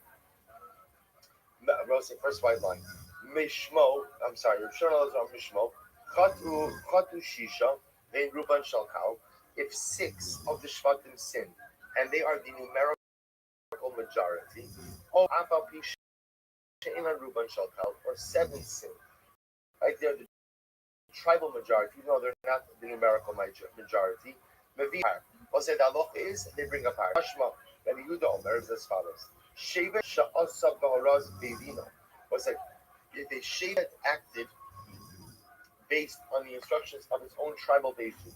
So what's the halacha? Also, shevet chayiv, ushar kol shvatim pturim. So we'll say what? That shevet is chayiv, but all the other shvatim are patur. Ubaharaz based in agadol, afilu shar shvatim chayav. We'll say, but if the one shevet acted based on the instruction of the based in agadol, then what? Even the other shvatim will be chayiv shmamina. So we'll say, salach l'mais halach l'mais Rabbi Yehuda. So we just went through interesting things, by the way. So first of all, according to Rabbi Yehuda, it appears that there can be a chiyuv for a par ha'elam davar min hatzibur, according to Rabbi Yehuda, even when it's based on the psak din of the high court of that shevet.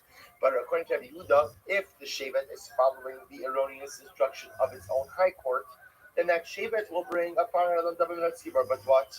Not the other shvatim.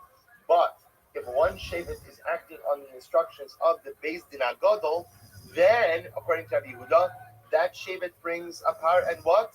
All of the other shvatim are activated as well. So we'll say, so it turns out that in Rabbi Yehuda's model, indeed, when you have any time a shevet acts erroneously based on the Sanhedrin Agadol, all of the shvatim end up bringing a par. Incredible. Ravashi,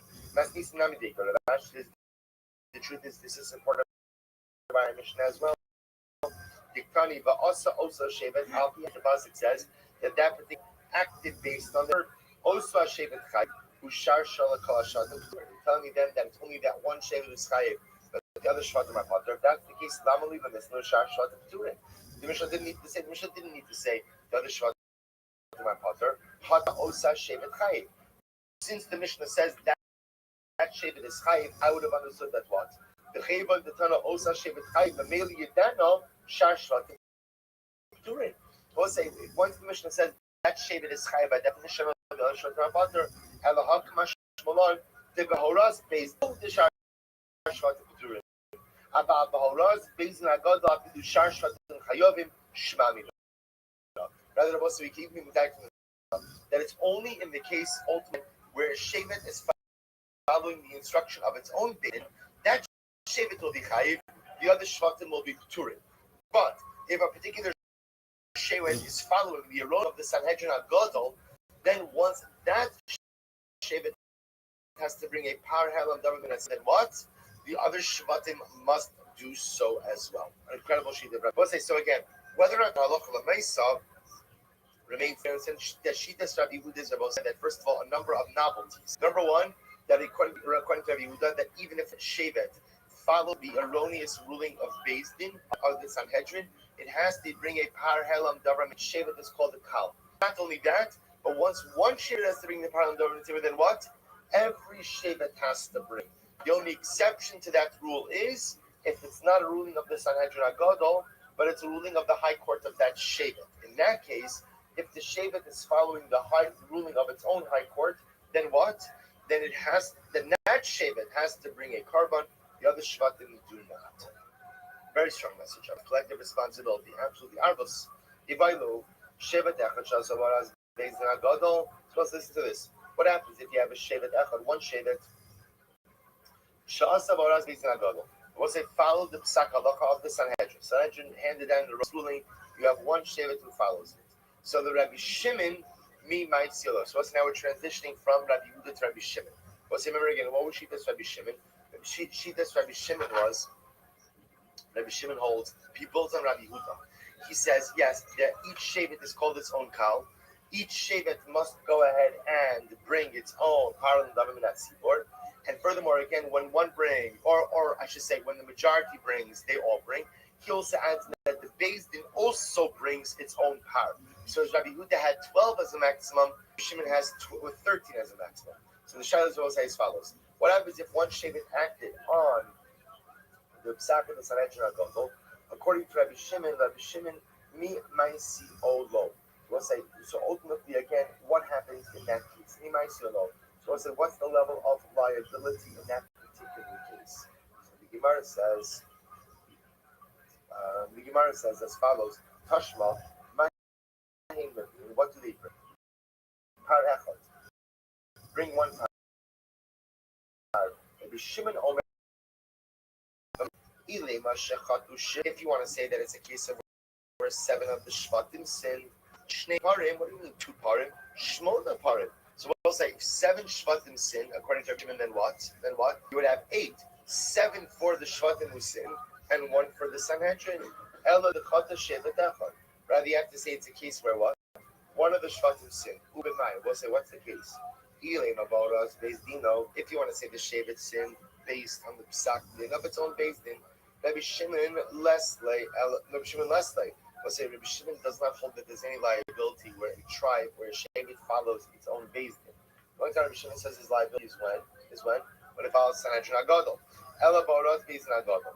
Rather, it's the Ros Beis Din HaGadol, Sanhedrin. It is Bara. Tanakama Moni. We'll say, who is the Tanakama? Rabbi Meir HaRubabai. We'll say, sorry, Meir holds. You only bring a pound of that seaboard, either when there's a numerical or a tribal row. So, Rabbi Yehuda, Shar Shatanami Meister. We'll say, Rabbi Yehuda holds that once even one Shevet brings, then what? Then the rest have to bring as well. Elohaman Rabbi Shimon Elazar. We'll say, rather, again, it must reflect the view of Rabbi Shimon Elazar, he decided as we taught above. Tashma. The Chum say, the Olam Eno Chayev Ela Al Horaz Beis Din Agadol. The Chum say, that the only time you bring a parallel daven at Sipur is when? It's when Allah again, they're following the Psak Halach of the Sanhedrin HaGadol. Man Chacham, what's the word of Chacham? Ilim Rabbi Meir, if you want to say it's Rabbi Meir, Rubabai, Rabbi Meir holds that you either need a tribal or numerical majority. Elav Rabbi Shimon, rather you have to say that it is Rabbi Shimon, to which the Gemara says, ultimately again, Shema Mina, see that this is correct. Rabbi Shimon, Shevet Echad Ikri Kalmanale. Let's listen to this. So now we'll say the common denominator between Rabbi Shimon and Rabbi Yehuda is that we'll say the difference is Rabbi Yehuda. So we saw the differences already. But what they both agree on is as follows: that even one shevet is called a kal. Even one shevet is called essentially klal Yisrael. It's called an assembly. Where do they get that from? To which the Gemara says something amazing. To which the Gemara says, Shevet Echad Ikri Kalmanale. Amri Tichsiv Vayamod Yoshafat Bekal Yehuda Yerushalayim Nocha Chatzar Hashem Notzar Chatzar Beis Hashem Chadasha. Was it because the pasuk said that Yoshafat stood Bekal Yehuda Yerushalayim? He stood in front of the assembly of Yehuda, the Kal Yehud in Yerushalayim, opposite the Beis Hashem Chadasha, literally again the new house of God. What does that mean? My Chadasha. Amar Rabbi Yochanan Shechidshu Dvarim. What it means that this was the place where they were mechadish, like they made a chiddush. What was the chiddush? Va'amru tuvul yom al yikanis b'machana leviyah. What it happens either under Yoshafat, they went ahead and they made a brand new ruling, which was what? That a tuvul yom, we'll say a tuvul yom is someone who went to the mikvah that day, but still requires herav shemesh, still requires the sunset in order to become tahor. So they pass again that a tuvul yom can't enter into machana leviyah. So we'll say, but what's the point over here? The point over here is you see that Yehoshaphat is standing in front of seemingly one tribe, which is Yehuda. And what does it call Yehuda? What does it call Yehuda? A cow. So the Gemara suggests you see from the Rabbi Shimon Rabbi learn out from here that even one shevet is called a kahal. To which the Gemara says, "Maskif Rabbacha Bar Yaakov Mimai, Dilma Sheni Yerushalayim." Maybe Yerushalayim is different. I'll tell you why. The Havidnami Binyamin, because we'll say, remember again. Here's what's interesting about Yerushalayim. In all the other areas of Eretz Yisrael, they were predominantly occupied by one tribe. Yerushalayim was unique about saying that Yerushalayim was actually occupied by two tribes. Shouldn't use occupied. That is the wrong word for it. So, right? That Yerushalayim was inhabited by two tribes, right? By Yehuda and Binyamin. So maybe the reason why the Navi uses the lashon kahal over here is because in Yerushalayim there were two tribes. But in Achinami, that is not necessarily a raya that one tribe constitutes a kahal. To which the Gemara says, you're right, we can bring another raya.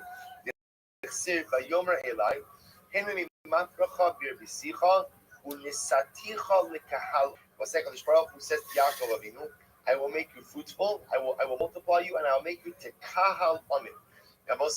Now this was said to Yaakov Avinu right before when? Man is yadad le'ahishai. That was who was born in that moment? Binyamin. So to Yaakov Avinu right after the birth of the tribes, Binyamin. So you see from here that what? That even the birth of one tribe is, or even one tribe is kahal. Shmamino, Hachikam Rachmana, this is what the Torah says.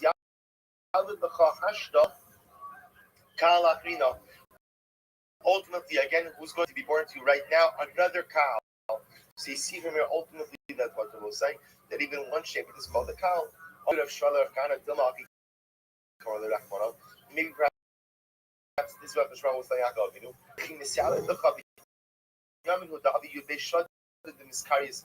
Maybe God saying something different. You're about to birth to Binyamin. Now you're going to have 12 tribes. 12 tribes is called the cow. Which doesn't make sense. Why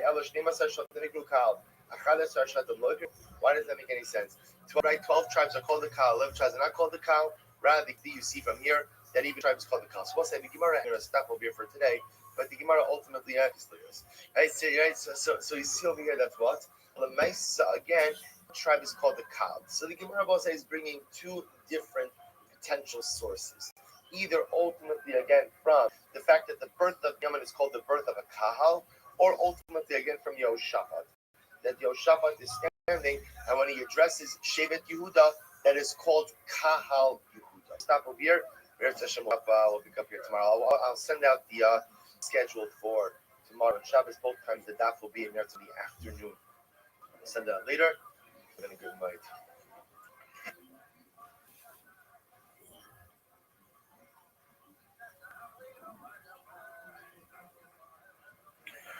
All right, to both say good morning or good night. Let's begin.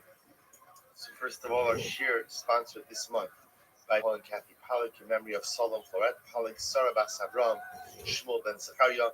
May the neshamas have an aliyah, the family, and the chama. Thank the Pollack Mishpacha for your sponsorship. And also by the Wilmer family in commemoration of the yard site of Sarah Shendel Bas Binyamin Halevi, aka Grandma, whose yard site was this past week. We hope that in the merit of our Talmutar and Shamal Haliyah and the family in the Chama. So with that, let's begin. A lot to do today. Today's daf is daf Hey 5. We are picking up on Dalid Amud Beis by the Mishnah, second class Mishnah on the daf. 2, 4, 6 lines up and bottom. So hopefully by now, the Imam is getting into the Sefes Hariyas. You see the incredible beauty of it, the incredible intensity of it, a little bit of a different kind of limud. Thank you so much than what we're normally used to, but something very exciting nevertheless. It says the Mishnah, Horu Bezdin, Shogigin, if Bezdin made a mistaken, erroneous ruling, and Klal Yisrael acted upon it, B'shogig as well, or as Klal Yisrael realized that ultimately they had done something wrong. But being part, so ultimately again they bring the Pa'elam government at Sibur. This is something that's brought when Klal Yisrael unintentionally follows an erroneous ruling of Bezdin. What happens if Bezdin purposely gave an erroneous ruling? But Klal Yisrael again were shogin, whereas Klal Yisrael didn't realize the ruling was incorrect. So the halacha is maybe in kispa usira. So we'll say we'll see this. What this essentially means is that the kispa usira is another way of saying a personal chatas. So in this case, I will say where the intention, the erroneous ruling of Bezin was intentional. Klal Yisrael was shogeg. So in that case, there's no power ha'elam davar min hatzibur. There's just personal liability through a regular chatas. Shogeg in ba'asuk mezidin. If the Bezin was shogeg, but the people knew Bezin was wrong, but they still intentionally violated, then that is potter. Then it's also there's no power ha'elam davar min hatzibur, because as we'll see, power ha'elam davar min hatzibur is only when everyone is shogeg. That's number one. Of course, there's no personal liability. There's no chatas is also only brought in the case of shogeg, and in this case, Klal Yisrael were mezidin. So the writer shogeg and va'asu mezidin harei tur. So we can refer from the Mishnah as follows: that if Bezin delivered their ruling b'shei, but Klal Yisrael went ahead and acted b'mezid, harei elu pturim. Ultimately, again, they are potter. They are potter. No, that's seaport. Ha shogeg dumya demezid chayiv. We can from this that if it was shogeg dumya demezid, that if it was, what does that mean? That it's chayiv. What's the case? What's the case of dumya demezid? They chidam shahoru Bezin shechelev mutter. So Bezin, once you had this case here, Bezin paskin that chelev was mutter. Then it's chalev I have a piece of chelev, a piece of shuman. My chelev and my shuman, which remember shuman is permitted fat, chelev is prohibited fat, gets mixed up. V'achlo, and I am eating chelev. But remember again, to eat chelev, what was my intention to do? My intention was to eat shuman, but yet I ended up eating the chelev. So I'll say, what's that? So then you answer, lema. I'm sorry. So I'll say that would be a case of shogeg dumya demezid, which sounds like, based on what the Mishnah said, that should be a case of where I should be covered ultimately again in my liability by the psak of the Bezdin, to which the Gemara says, if that's the case, tiv shota, tiv vayrai barchamo. But yet again, if that's the case, that it could be inferred from the Mishnah, yet why does Rami Bar Chama ask that very question earlier? Amar lo chamishum detonation mezidin so shogegin tanu sefer shogegin ba'asu mezidin.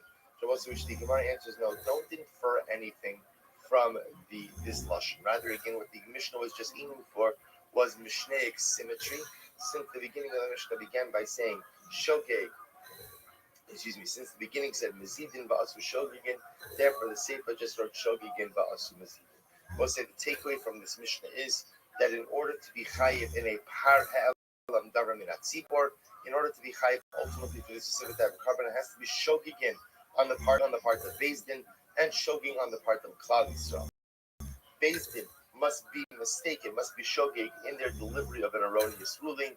Klal Yisrael must be shogeg in their reliance on Bezdin. Everybody is shogeg, then all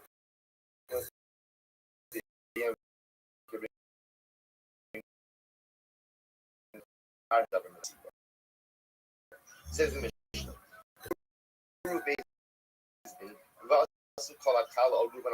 So as a Bezdin delivers their erroneous psak, and what happens?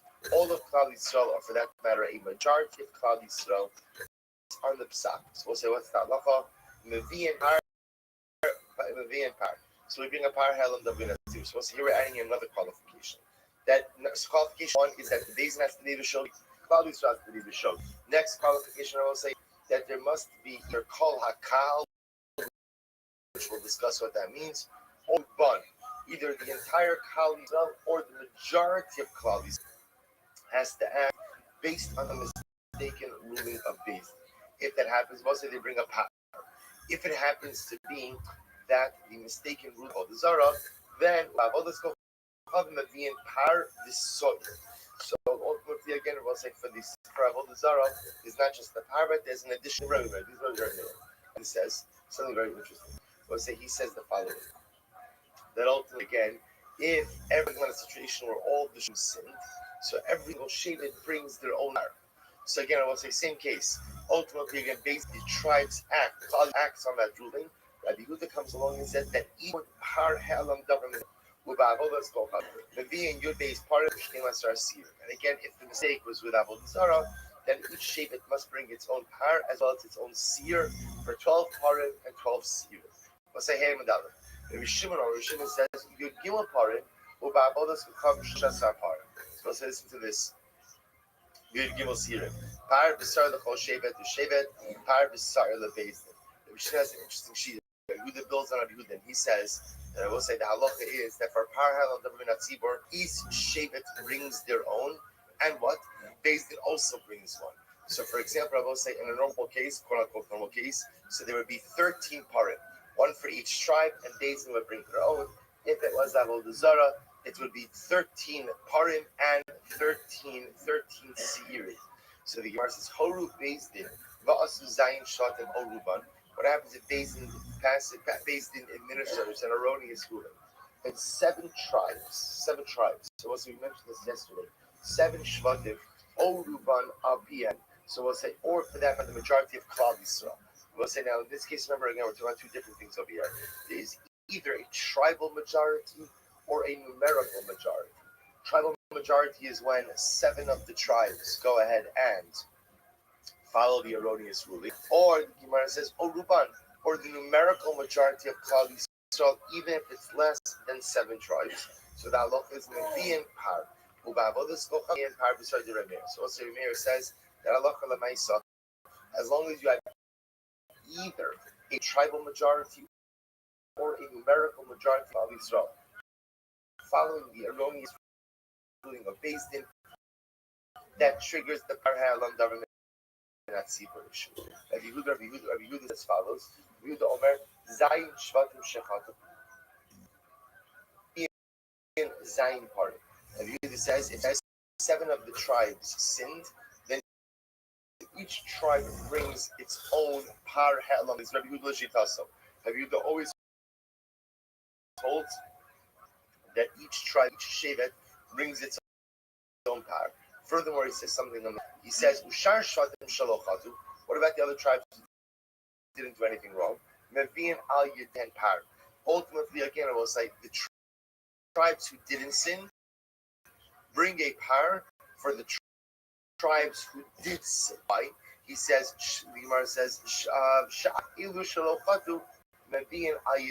because ultimately, again, even the tribes who did not sin bring on behalf of those tribes who did. It says, Chesparim, Chesparim, the Seirim, Par B'Sar L'Chol Shevet, the Shevet, Par B'Sar L'Bezdin. The Muslim says, no, only the tribes who sin bring a carbon. Or Rabbi Shimon and his what they will say is that Bezdin brings its own carbon. Each tribe will bring its carbon, its own additional carbon. Horu Bezdin shall acham min hashvat. Interesting. What happens if high court of one of the shvatim, each shvatim also have their own courts? Let's say one of the high courts of one of the shvatim, paskin erroneously, delivered a wrongful psak, and that shevet acted on that psak. What's the halacha?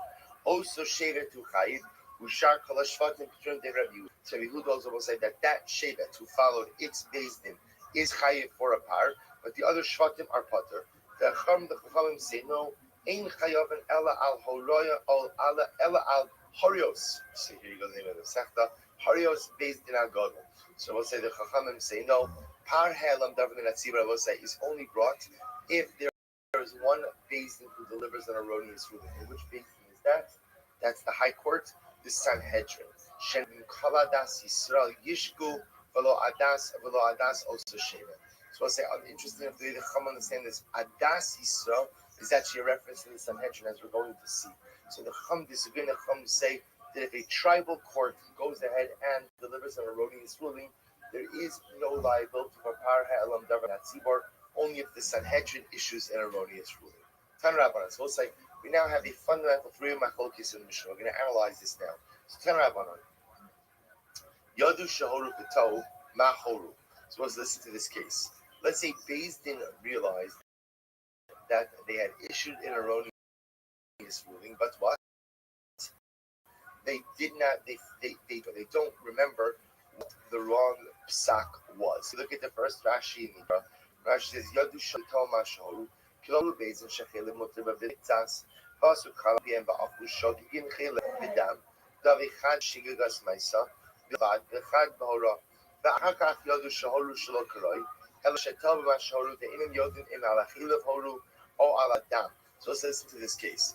Beis Din realized that they made an erroneous ruling. They just forgot what the erroneous ruling was. So they know either we permitted chelev or dam. We just can't remember which one. In the interim, what happens? Klal Yisrael consume both of these things. So the Shara says, what do you do in this kind of case? So Yachol you chayavin, you might have thought that there'd be a parallel on David Minatzibor Tamilomar, Vinod hachatas. So the pasuk says that the sin became known. Below sheyotu achotim. It's not just enough to know that the people sinned, but rather again for a parallel on David Minatzibor, what does there have to be? There has to be a specific knowledge as to what the erroneous psak actually was. Asher chatu. So both say, and that indeed is halacha lemaisa. In order to trigger a halam davar minatzibor liability, there has to be clarity as to what the wrong psak was. If Beis Din themselves, if Beis Din says, listen, we know we delivered a wrong psak, but what? We don't know what the psak was, then that cannot trigger a parhalam davar minatzibor liability. Asher chatu shnei shvatim mevi'in shnei parim. If two tribes went ahead and sinned, so we'll say they bring two parim, shlosha, mevi'in shlosha. So we'll say or three tribes made a mistake. So ultimately again they bring three parim. Oh, eino omer ela chatu shnei yechidim mevi'in shnei parim. Chatu gimel mevi'in gimel. Or maybe again, maybe even if it's not tribes, but maybe ultimately again, if three and two individuals, an individual makes a mistake, he also brings up in that tzibor.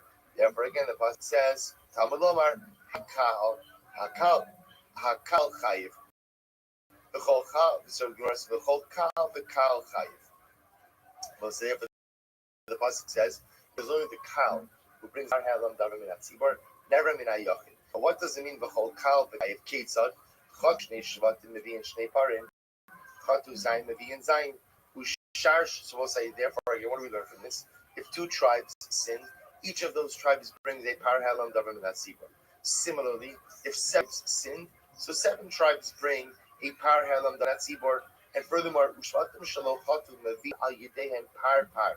So I say ultimately again, and even the tribes who did not sin bring a par on behalf of the tribes who did sin. Shafilu elu shalochatu meviin al yedeh achotim. Lekach ne'emar kal lechayiv al kol kahal v'kal divrei Rabbi Yehuda. So we'll say this is the sheet of Rabbi Yehuda. The Rabbi Yehuda sheet I will say is twofold. Number one, that there is individual tribal liability. That if a particular shevet goes ahead and commits or follows the erroneous psak or the Beis Din, that shevet brings a par ha'elam davar min hatzibor. I will say the Rabbi Yehuda's shita is that called shevet v'shevet ikri kahal. He holds, remember again, the operative word by par ha'elam davar min hatzibor is kahal. Torah says there's only liability when the kahal follows an erroneous psak of Beis Din. The machlokes is going to be what? How do you define kahal? Rabbi Yehuda defines kahal as a shevet. So if an individual shevet follows an erroneous psak of Beis Din in Shitas Rabbi Yehuda, they have to bring a par ha'elam davar min hatzibor. That's part one. But not only that, even the tribes who did not sin bring a par ha'elam davar min hatzibor for what? For the tribes who did. For the tribes who did. That's Rabbi Yehuda shita. That ultimately, so therefore again, the Gemara says, "L'chayiv al kol kal v'kal divrei." Ultimately holds that halacha again. The tribes who sinned go ahead and what? Bring a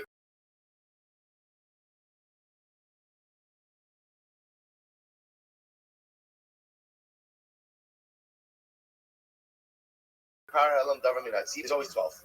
So Rabbi Shimon says, "Zayin shvatim shechatu." So listen to this: Mevi'in zayin parim ubeis bin al yidei and par. Shene'emar lemata kal v'ne'emar lemala kal. Ma kala amar lemala Beis Din makal. Af kala amar lemata Beis Din makal. So what's Rabbi Shimon says a little bit differently. Rabbi Shimon agrees with Rabbi Yehuda in that what? In that when an individual shevet sins, so that shevet brings a par ha'elam davar min hatzibor. But he adds in one thing and he disagrees on one thing. He adds in that when a shevet brings a par, who else brings a par? I will say the Beis Din. The Beis Din. What he disagrees with is where in Rabbi Yehuda's model, the non-sinning shvatim will also bring a par on behalf of the shvatim who did sin. But yet, Lamais again, Rabbi Shimon disagrees with that. So it's Rabbi Shimon's model. The Shvatim who committed the Avera, who inadvertently relied on the erroneous psak of the Beis Din, so they will bring a par, plus Beis Din who delivered the erroneous psak will also bring a par. That's the sheet of Rabbi Shimon. Rabbi Meir says, Zayin Shvatim Shechatu Beis Din Mevin Ayadei Par Vein Peturin. And I say lastly is the sheet of Rabbi Meir. And Rabbi Meir holds that halacha l'maisa it is only the Beis Din who brings the par halam davar min hatzibor, never the shevet. Shvatim don't bring the par. Only. You see, Rabbi Meir says zayin shvatim shechatu. It was in Rabbi Meir's model. The only time you bring a par halam davar min hatzibor is when there's a majority of the Kal, the majority of Klal Yisrael. So again, how we define majority, we see two possibilities: either 7 tribes or the numerical majority of the Kal. Either what Rabbi Meir says is that so when there is a majority who has sinned, it is only based in who bring our Halam Davar Min HaTzibor, not the Shvatim. Ne'emar Kal Lamata, v'ne'emar Kal Lamala. Ma Kal ha'amar Lamala based in V'lo Tzibor, af Kal ha'amar Lamata based in V'lo Tzibor. The Rishon ben Elazar says, Mishmo. So Nimrod will say, what does he say? Rishon ben Elazar holds, Chatu Shisha Shvatim, Vein Rubo Shalkal. If 6 of the tribes sin, and they represent the majority of Klal Yisrael, O Zayin, or 7 tribes sin, Afapi Inu Rubo Shalkal, even though what? They are not the majority of the Kal, nevertheless, in the Vian part, the Shimon and Elazar comes along and says he's coming to define what is majority. So he says the majority can take on one of 2 forms: either 7 tribes, even if they're not the numerical majority, or numerical majority, even if it's not 7 of the tribes. So say first white line.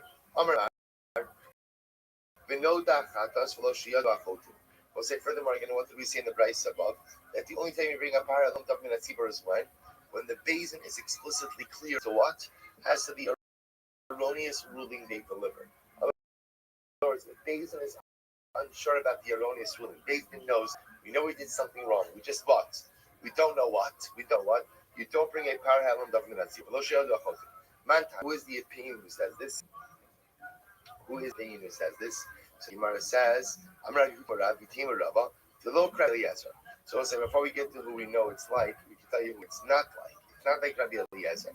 This nan, Rabbi Eliezer, Manavshach, Chelev Achal, Achal Chayes. So we'll say Rabbi Eliezer is commenting actually different case. Rashi is talking about in a case, Sekas Krisus, where it's not sure it's an individual. I'm not sure if I ate Chelev or I'm not sure if I ate Nosar. So Rabbi Eliezer says at the end of the day, I can go ahead and bring a chatas. Why? Because it was like the carbon for eating chelev or for eating nosar is the same. So Rabbi Eliezer says, who cares whether you know you ate chelev, you ate chatas, as long as you know what? You ate something, right? You ate one of those items, then I could bring a chatas. At the end of the day, it's the same liability for both.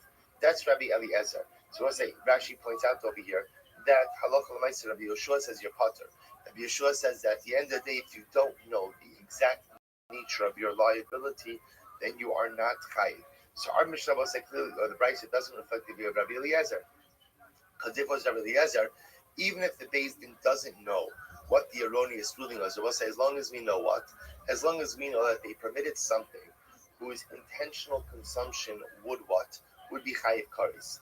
As long as we know they did that, then what does it matter if it was chelev, if it was this, doesn't make a difference. So obviously our Gemara, our Brisa does not reflect the view of Rabbi Eliezer. Ravashi says, Rabbi Eliezer, no, it could be even Rabbi Eliezer. Why? Shani Yachad could be Par Helam David Natsi was a little bit different. Why? Because the pasuk says Asher Chata Alel. As well as the pasuk says that Beis Din is chayiv, or I should say that Par Helam David Natsi is that Par Helam David Natsi was triggered when Klal Yisrael does something Asher Chata Alel. So there's a specificity. There's a specificity in the pasuk. Asher Chatu Aleha, for the specific sin that they did upon it. I Hasam Nami Hakid. But 1 second. Hasam Nami Haksiv. Asher Chatu Aleha. So the Gemara says, I'm sorry. Hasam Nami Haksiv Asher Chata Ba. Bless you. Homi Baile Prat Lamisase. I will say there that pasuk is coming to teach what? that one cannot chayiv if he have achatos if they are misasik. We'll say misasik means that I'm in a totally different activity that inadvertently resumption of an avera. In that case, everybody will agree that halacha l'maisa again. I am in that case. My time is Rabbi Yehuda. So I'll say, so now what we have over here are various shitos concerning circumstances. Ultimately, again, is a parallel government at Tzibor. So remember again, shita is that the 12 shvatim, each of the shvatim brings their own par. None of that was Rabbi Yehuda say was that even the shvatim who sin bring on behalf of the shvatim who sin. What's Rabbi Yehuda? My time Rabbi Yehuda. Kasavar arba kahalik sivi. Rabbi Yehuda says the word kal in some form appears 4 times throughout the parsha of Parallel and David at Tzibor. Right? He says kahal, hakahal, kahal, hakahal. So what do I use these 4 kals for? Chad lechayva kol kal v'kal. What is it teaching? That's what? That each and every shevet is chayiv. That each and every shevet is called a kal. Is called an assembly unto itself. That's one kal.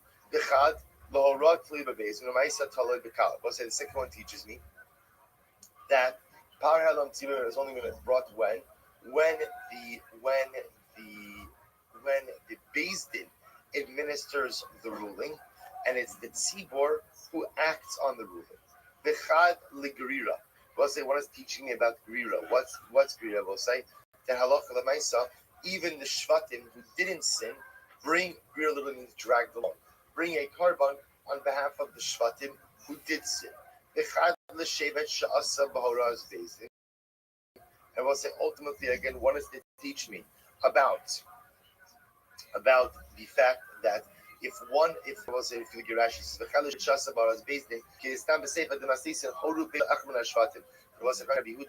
even if one of the shvatim acted based on the psak halacha of its own based in that's Rabbi Yehuda. So reads out all of the shitos from the 4 times the fact that the word kal is written. Rabbi Shimon, and Rabbi Shimon's model, Talasa Kalik City, it says the word kal 3 times. Hakahal, kal, hakahal. Meinei hakahal, orchid, was say, but he doesn't mention the 4th kal. Why? Because that 4th kal appears in the phrase Meinei hakahal. It was eyes of the kal, which means again, he says that one you can't darshan. Why? Because that's just an expression. As well as people often say, the matter was hidden from the eyes of so and so. So we'll say, how does he pass? So one kal comes. Shevet has his own liability for following the psak of the Beis Din. Shrei achrini mar lamata kal, but never lamal kal. It says kal earlier, and it says kal over here. Malal Beis Din makal. Just like we'll say, it says over here that Beis Din has to be with the kal. Afkan Beis Din makal. So to we'll say over here, we're only chayiv if it's the high court that ultimately goes ahead and isters the psak halacha. Rabbi Meir, kal hakal lo darsh. We'll say Rabbi Meir doesn't darshan this at all. He doesn't darsh house. Therefore, he'll think kahalik sivimi boile. Therefore, ultimately, why? Nemar lamata kal v'nemar lamalakal. Ma lahalon Beis Din below tzibor. Afkan Beis Din below tzibor. We'll say he teaches it to me to teach me what? That just like earlier, again, I will say the kal is referring to Beis Din, not the tzibor. So Tovir is referring to Beis Din, not the tzibor. So also remember again, what's Rabbi Meir Shita? Rabbi Meir Shita ultimately is that who brings the par helam government at tzibor? It's the Beis Din. It's the Beis Din. Beis Din brings the par, not the populace. Therefore, he learns that out ultimately again from the Gzeir Shabbat. Rav Shimon Elazar, my time out. What's Rav Shimon Elazar's logic? Ksiv v'haya imei ha'ida. Alma miuta d'chsiv me'inei. So we'll say again. Remember, on one hand, Rav Shimon Elazar says as follows: the pasuk says v'haya'im me'inei ha'ita. And he understands me'inei ha'ita to be a limiting or exclusionary phrase. So the Gemara says, and ksiv, and it says kilachala an bishkaga lememra deruban in miutalo. So we'll say on one hand it says me'inei ha'ita if the matter becomes obscured from the eyes of the congregation. So it sounds like again, even if a small minority sin. Yet it also says kilo kola ambishgaga. Kola also means what? Everyone sins. So which one is it? Lememra deruba in miutalo. Sounds like it's only the rove, but not the miut. So in other words, hakitzad asuvav vehin ruban shalkal. So I say Rabbi Shmuel teaches me the following: if 6 of the tribes committed the avera, meaning acted based on the erroneous psak of the Sanhedrin, and they represent the numerical majority of Klal Yisrael, Afa Pishen Rubo, or I'm sorry, Ozayin Afa Pishen Rubo Shakal, or if 7 of the tribes followed the erroneous psak of the basin, even though what? They are not the numerical majority, nevertheless, Chayavim. Ultimately, again, they are Chayav. Let's say on the days. Reb Shimon, Rabbi Meir, Dahorat, Tliya, Bebezdin, Umay, Tliya, Bekamel. Reb Shimon, Rabbi Meir, no. In order for a power have a obligation to be triggered, the psak has to be given by the Bezdin. Action has to be taken by the Kash. The Gemara says, where do we know that? Amar Abaye, Amar Krag, like the pasuk says, V'haya ime ha'ida nesta l'shgaga. As well said, the pasuk says, and it will be if from the eyes of the congregation nesta l'shgaga, the matter was committed inadvertently. Rava says, Rava is learned from the pasuk from the Chala Abishkaga that the entire nation acted inadvertently. Why? Because the Rahman Avaya Meinea Ida Nesta L'Shkaga, what it just said, the first pasuk. So Hava Amina Afilu Mi'ita, I would have thought that even if just the minority of the population sins, there's a power Halom David Natzibor. Therefore, the pasuk says that the entire nation is inadvertent. And if it would have just said L'Cholam Bishkaga Hava Amina Ada Abdi based in Bahadi Ruba, I might have thought that Allah Kalamaisa, the Basin, has to act together with this Rava as well.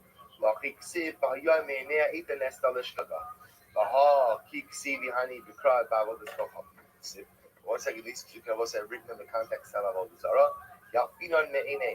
So ultimately, we're making Zer Shav of Eine to teach us that this halacha applies whether Basin is delivering an erroneous ruling about Avodah Zarah or about anything else for which there would be a chiyuv kavis. Good, fighter. Holu Basin shal echad. So let's remember again, what did the Mishnah say?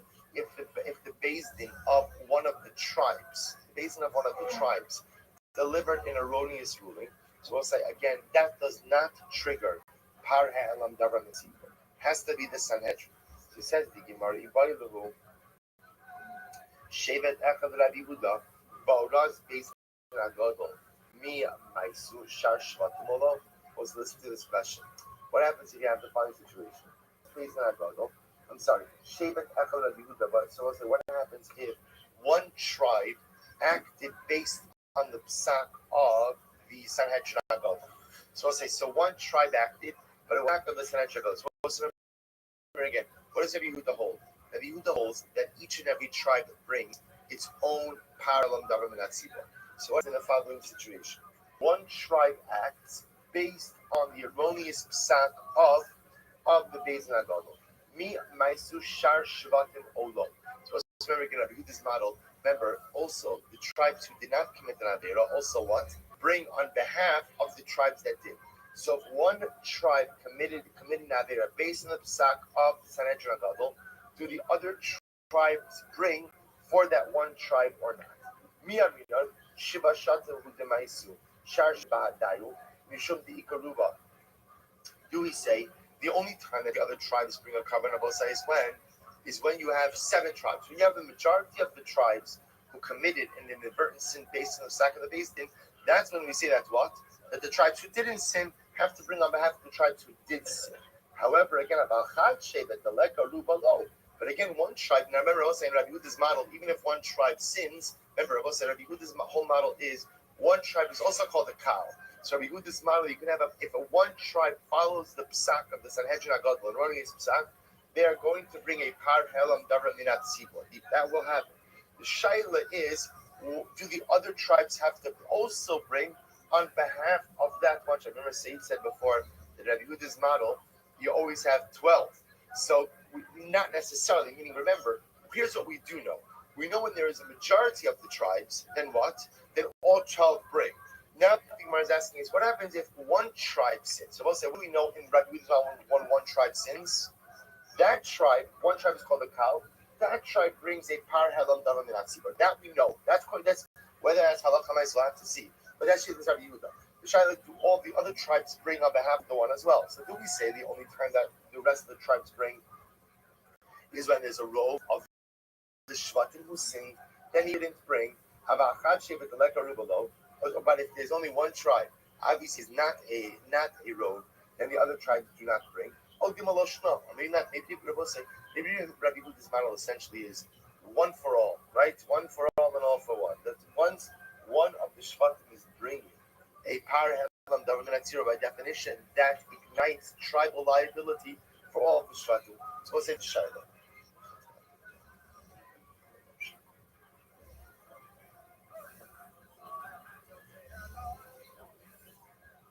Say thank you. I'm sure it's special bracha. Delicious. Says the Gemara Tashma. Mahin Mibian. So what's this to this? So what do they bring? Parechot. What meaning? What do the tribes bring? So parechot, they bring one par. Rishon says, I should say differently. It says Mahin Mibian. What do they bring? Parechot. One par. Rabbi Shimon Amar Shnei parim. Rabbi Shimon says two parim. So what's the case here? Either Shechatu Shiva, if you want to say that it's for 7 tribes sin. Rabbi Shimon Tamnei Bai. So what's in that case? Rabbi Shimon, remember what's she this Rabbi Shimon? Rabbi Shimon says that not only do the Shvatim bring their own part, but what else? Bezin also brings. So we're talking about a case where 7 of the tribes sin. So Rabbi Shimon's model there should be 8 parim, 7 for the tribes, 1 for Beis Din. Rather, it must be 1. We're talking about a case over here where 1 shevet sin. So what's the case? Right. If the shevet made a net, it relied on its own Beis Din.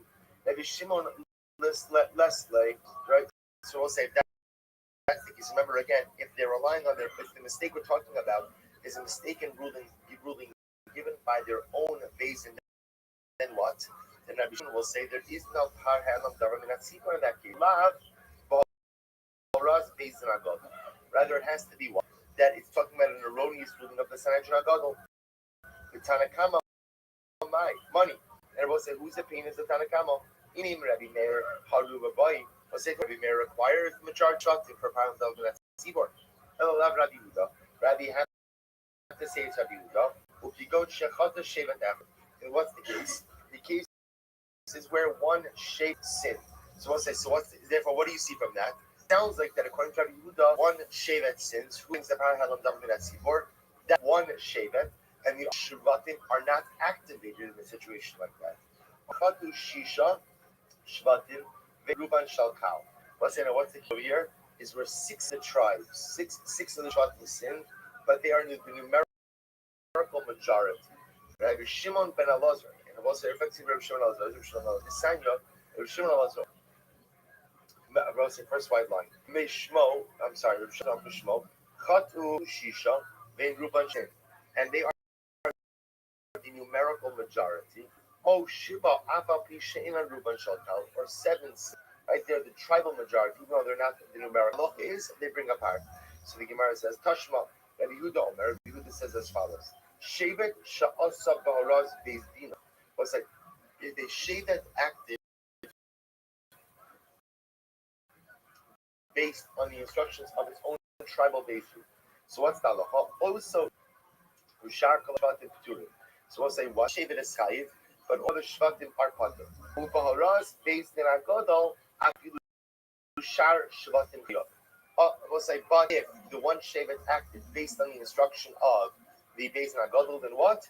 Even the other shvatim will be chayiv. So we'll say, we just went through interesting things about it. So first of all, according to Rabbi Yehuda, it appears that there can be a chiyuv for a par halam davar min hatzibur, according to Rabbi Yehuda, even when it's based on the psak din of the high court of that shevet. But according to Rabbi Yehuda, if the shevet is following the erroneous instruction of its own high court, then that par halam davar min hatzibur. But what? Not the other shvatim. But if 1 shevet is acting on the instructions of the Beis Din Agadol, then that shevet is apart, and what? All of the other shvatim are activated. So we'll say, so it turns out in Rabbi Yehuda's model, indeed, when you have any time a shevet acts erroneously based on the instructions of the Sanhedrin Agadol, all of the shvatim end up bringing a par halam davar min hatzibur. Amar Rav Ashi, mistake. The truth is, this is supported by Tani, but also Shalpiem. Like the pasuk says that particular shevet acted based on their word.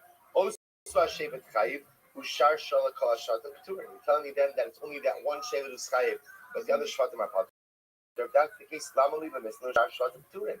The Mishnah didn't need to say. The Mishnah didn't say the other shvatim are patur. Hatana osa shevet chayiv. Which since Mishnah says that shevet is chayiv, I would have understood that what the chayiv hatana osa shevet chayiv mameli no shar shvatim p'turim.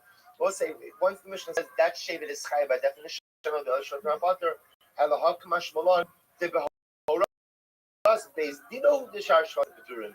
Aba behoras based in agada the shar shvatim chayovim shmami. So we keep moving back to the Mishnah that it's only in the case ultimately again where a shevet is following the instruction of own based in, that shevet will be chayiv, the other shvatim will be. But if a particular shevet is from the erroneous ruling of the Sanhedrin, then once that shevet has to bring a par helam davar min hatzibur, then what? The other shvatim must do so as well. An incredible sheet of Rabbi Yehuda. So again, whether or not you pass like the Mesa, be seen. But at least now we understand that Shitas Rabbi Yehuda's Rabbi said, first of all, a number of novelties. Number one, that according to Rabbi Yehuda, that even if one shevet follows the erroneous ruling of Beis Din of the Sanhedrin, it has to bring a par helam davar min hatzibur. Why? Because according to Rabbi Yehuda, shevet is called a kal. Not only that, but once one par helam davar min hatzibur, then what? Three shevet has to bring. The only exception to that rule is if it's not of the Sanhedrin Agadol, but it's a ruling of the High Court of that shevet. In that case, if the shevet is following the high ruling of its own, then what? Then that shevet has to bring a carbon. The other shvatim do it. Very strong message about collective responsibility. Arvos, shevet based in Agadol. So let's listen to this. What happens if you have a shevet, one shevet, Sha'asa Agadol? We'll say follow the psak halacha of the Sanhedrin, handed down the road ruling. You have one shevet follows it. So the Rabbi Shimon, my silo. So now we're transitioning from Rabbi Yehuda to Rabbi Shimon. We'll say, remember again, what is Rabbi Shimon? This Rabbi Shimon was. Rabbi Shimon, he builds on Rabbi Yehuda. He says, yes, each shevet is called its own kal. Each shevet must go ahead and bring its own parallel davar min hatzibur. And furthermore, again, when one brings, or I should say, when the majority brings, they all bring. He also brings its own par. So as Rabbi Yehuda had 12 as a maximum, Rabbi Shimon has 13 as a maximum. So the Shiloh will say as follows: what happens if one shevet acted on the psak of the Sanhedrin Agadol? According to Rabbi Shimon, me see old low. So we'll say, so ultimately, what happens in that case? Me my see low. So we'll say, what's the level of liability taken in the case? So the Gemara says as follows: Tashma, Mahim Lemim, what do they bring? Par echad. Bring one par. Rabbi Shimon Omer Shnei Parim. Shimon says two parim. But I ask so what's the case? What's the prices? Ilema Shepu Shiva. If you want to say that it's a case of where 7 of Shvatim sinned, Shnei Parim, 2 Parim, Shmo Parim. So we'll say if 7 Shvatim sinned, according to Rabbi Shimon, then what? You would have 7 for the Shvatim who sinned and 1 for the Sanhedrin. Ela Dechata Shechad. Rather, you have to say it's a case where what? One of the Shvatim sinned. Ubemai. We'll say, what's the case? Ile Noras, Beis Dino. I want to say the shevet sinned based on the psak of its own Beis Din. Less lay. Let's say Rabbi Shimon holds that there's any liability where it follows its own Beis Din. The only time Rabbi Shimon says his liability is when it follows Sangadol. Ela Boros Nagadol. Rather, it's the Ros Beis Nagadol, Sanhedrin. The Dizbara, Tana Gubai. Let's say these are married, you only bring a pound of minutes. Or either when there's a numerical or tribal road. So, Rabbi Yehuda, Shar Shvatim Navi Meister. Let's say it's Rabbi Yehuda holds that once even one shevet brings, then the rest have to bring as well. Elohaman Rabbi Shimon. But say rather again, it must reflect the view of Rabbi Shimon as you taught above. Tashma, from the Chacham say, we olam ela al horaz beis nagada. Chacham say that the only time you bring a parallel davar hatzibur is when it's an halacha l'maisa. Again, they're following the psak halacha of the Sanhedrin Agadol. My Chacham was in where the Chacham. Rabbi Meir, if you want to say it's Meir, Ruba Boy, Rabbi Meir holds that you either need a tribal or numerical majority. Elav Rabbi Shimon rather you have to say that it is Rabbi Shimon, to which the Gemara says ultimately again Shema Minah. Indeed, see that this is correct. Rabbi Rabbi Shimon, Shevet Echanale. Also listen to this. So now we'll say the common denominator between Rabbi Shimon and Rabbi Huda is that they see we'll say the difference in Rabbi Huda. So we saw the differences already. What they agree on is as follows: that even one shevet is called a klal. Even one shevet is called essentially klal. It's called an assembly. Where do they get that from? Where do they get? To which the Gemara says something amazing. Which the Gemara says, "Shevet echad hikam l'omer. Amri t'chsiv vayamod Yoshafat b'kal Yehuda v'nocha chatzar Hashem notzer chatzar beis Hashem chadasha." Was it said that Yoshafat stood b'kal Yehuda v'Yerushalayim. He stood in front of the assembly of Yehuda, the Kal Yud in Yerushalayim, opposite the Beis Hashem HaKadasha, literally again, the new house of God. What is Hashem? What it means that this was the place where they were Mechadish, like they made Hiddush. What was the Chiddush? V'amru tuvul yom al yikanis b'machan aliyah. What it happened? See that under Yoshafat, they went ahead and they made a brand new ruling, which was what? That a tuvul yom, we'll say a tuvul yom is someone who went to the mikvah that day, but still requires herav shemesh, still requires the sunset in order to become nahor. So they passed in that a tuvul yom kept into machan aliyah. So we'll say, but what's the point? The point over here is you see that Yoshafat is standing in front of seemingly one tribe, which is Yehuda. And what does it call Yehuda? What does it call Yehuda? A cow. So the Gemara suggests you see from the Rabbi Shimon Rabbi Yehuda from here that even one shevet is called a kahal. To which the Gemara says, maybe Yerushalayim is different. I'll tell you why. Because remember again, here's what's interesting about Yerushalayim. Is Eretz Yisrael. They were predominantly occupied by one tribe. Yerushalayim was unique about saying that Yerushalayim was actually occupied by two tribes. It was occupied. So, right? Inhabited, right? Yerushalayim was by two tribes, right? By Yehuda and Binyamin. So maybe the reason why the Navi uses the lashon kal over here is because in Yerushalayim there were two tribes. That is not necessarily a raya that one tribe constitutes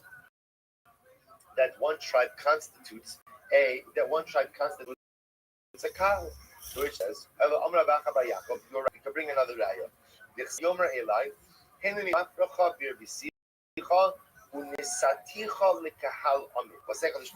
to Yaakov Avinu, I multiply you and I'll make you to Kah. Now this to Yaakov Avinu right when man is who was born in that moment. So who says this to Yaakov Avinu right after the birth of one of the tribes. So you see from here that even the birth of one tribe, or even one tribe, is called Kal. Shema Minah. This is what the Torah is saying.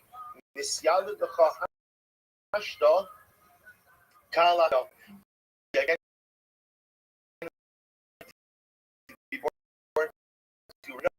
another cow. So you see ultimately that saying that even one shape is called the cow.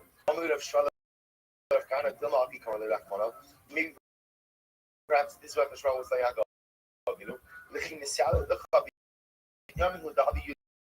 They shuddered in Miskari's cow. Maybe God was saying something different. You're about to give birth to Binyamin. Now you're going to have 12 tribes. 12 tribes is called the cow. Which doesn't make sense.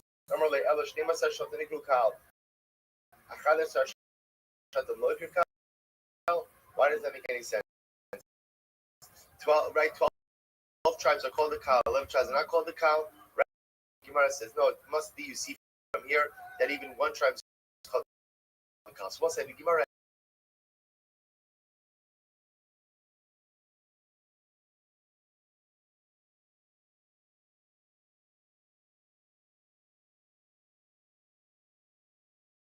ends. We're going to stop over here for today. But the Gemara ultimately, still have the coffee. I say, right? So you see over here, that's what? The Mesa, again, even one of the Kad. So the Gemara is bringing two different potential sources. Either ultimately, again, from Binyamin, the fact that the birth of Binyamin is called the birth of, ultimately, again, from Yehoshaphat. That Yehoshaphat is standing, and when he addresses Shevet Yehuda, that is called Kahal Yehuda. All right, once we stop over here, Meretz Hashem will pick up here tomorrow. I'll send out the schedule for tomorrow, and Shabbos both that will be in Meretz Hashem in the afternoon. I'll send that out later. It's Yom Tov and a good night.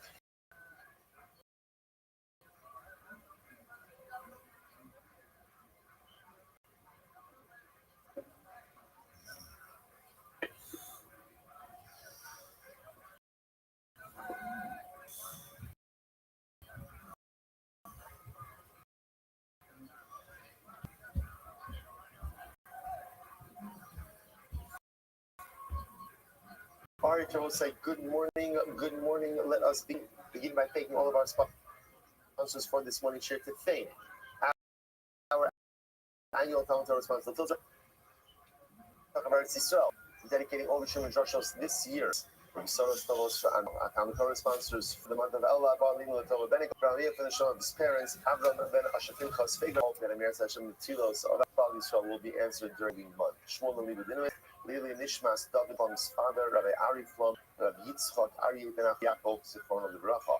Our week of learning sponsor, Nishmas, Roi Ben Ari, Zichron of the Bracha. And our Dafyomi sponsors, Milt, Melanie Gertner, in memory of his father, Gilbert Gertzel Ben Avram. We hope that in the merit of the Torah, all of the Nisham Slav and Aliyah, families in the Chama, all those near Rosh Hashanah together with Kol Chol Yishach and Mishpach, Shirim Hashem, Rekomar hostages, Shalom the Karach, and allow our holy soldiers successful, the Chol Asay Yidehan. But let us begin. We had a ridiculous amount of Gemara to do today. Right? Just okay, but we are going to Meretz Hashem get it done. Like we always get it to get done. Gimel. Today's gap is starting. I think we're starting like in a second. But no, we're starting on days over days on 2b, and we are taking up in Hashem.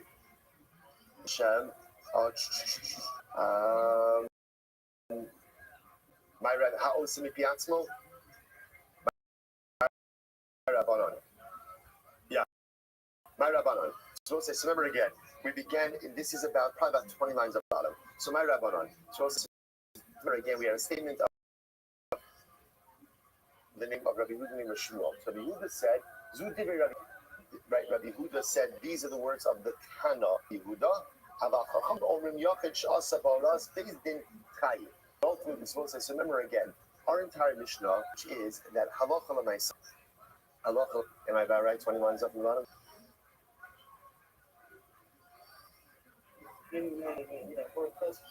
Where did I answer? 10 lines from the top? Come on. I did not get that. That's embarrassing. Don't just go with me with this. 10 lines from the top? Okay. 8, 10. Roy Laurent. All right. I got this. Okay. Roy Laurent. Never again. Oh, what did I do today? Well, listen. All right, Laurent. All right, we got this. Now I get it. Somebody came over to me last night after Choshad Bashir. Someone online. He said, what happened? The recording cut out in the beginning of Ahmed Bays. Of Ahmed Bays. Now, okay. Got it. Okay, so fine. So the Mishnah says as follows. So remember again, the halacha is, and the Beis Din went ahead and said that Hafsa, they said Chaylev is more. So remember again, then you have someone either on the Beis Din or ultimately again sitting in the galley of the Beis Din. Well, halacha is that the Beis Din is absolutely naked. understand it's mistaken. Back upon that ruling, how I said they are not potter, they're chayv and echatos, right? Because remember again, reliance on the Bidin's ruling only applies to someone who really doesn't know any better, puts his full trust in the Beis, which stands for a regular person. But Lamaisa says someone who understands how Lamaisa doesn't have that exemption. He says, that's the Gemara, right? You don't mind. No, man. Right?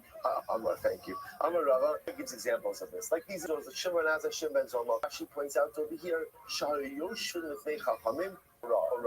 these individuals themselves were, but they sat the days. Also remember back to our Sanhedrin days that there was always like a lack of a better term, like a judicial bullpen, right? There were always rows of students who were there in case the base needed additional students. So these were individuals who themselves were not judges, but halacha were fit for hora. They're fit for hora.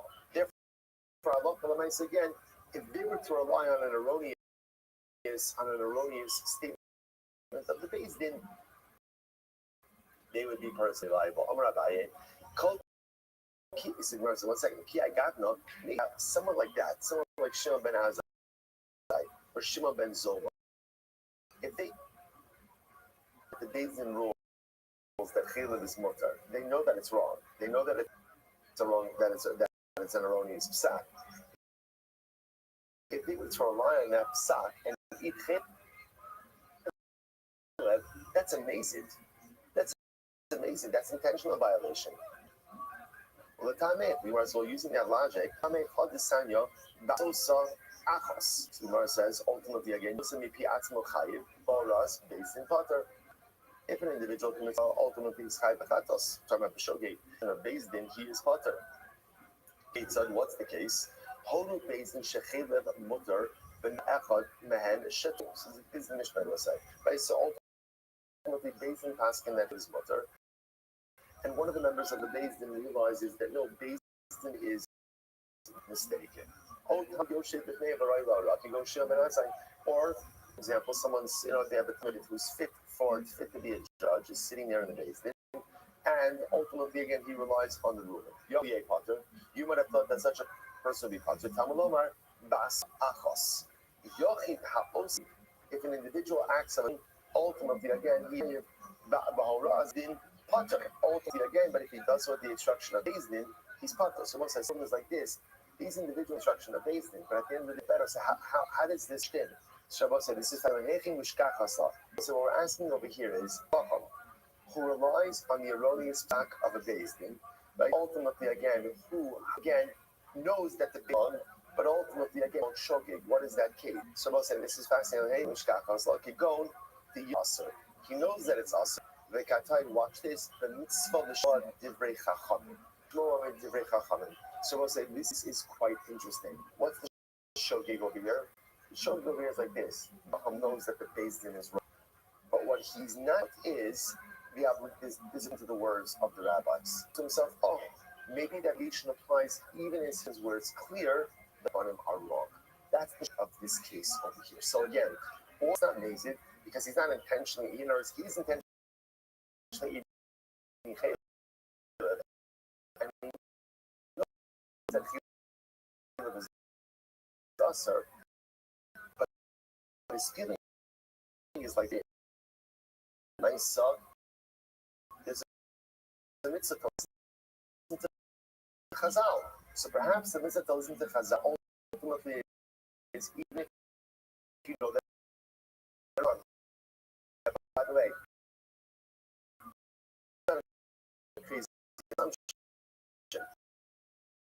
what does Rashi say? The pasuk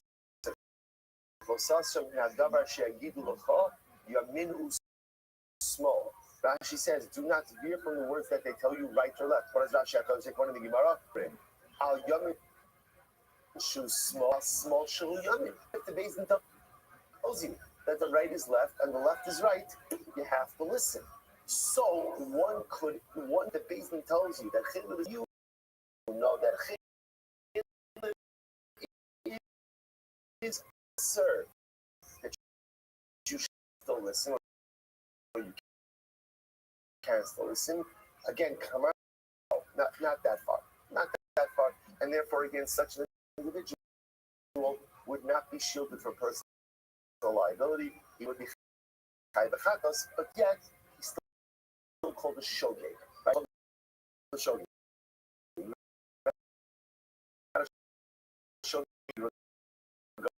Regarding Caleb, but shogeg regarding ultimately the mitzvah to listen to Chazal. Zakral, Hatol Batzmo. So remember again, Mishnah said, here's the rule. Any person who has said on volition is always chayiv chatos. Remember, we're talking about cases of shogeg over here. So when we say chayiv, we mean chayiv chatos, which is carbonic ability for inadvertent commission of an avera. So again, if he acted his own volition, chayiv chatos, act as a result of the beis din. Will be part of the chatos, will be beis din. Lasuye home beis in the yadu shetal. So listen to this. For chazur bohen. So you might be beis. Let me give you an example of that.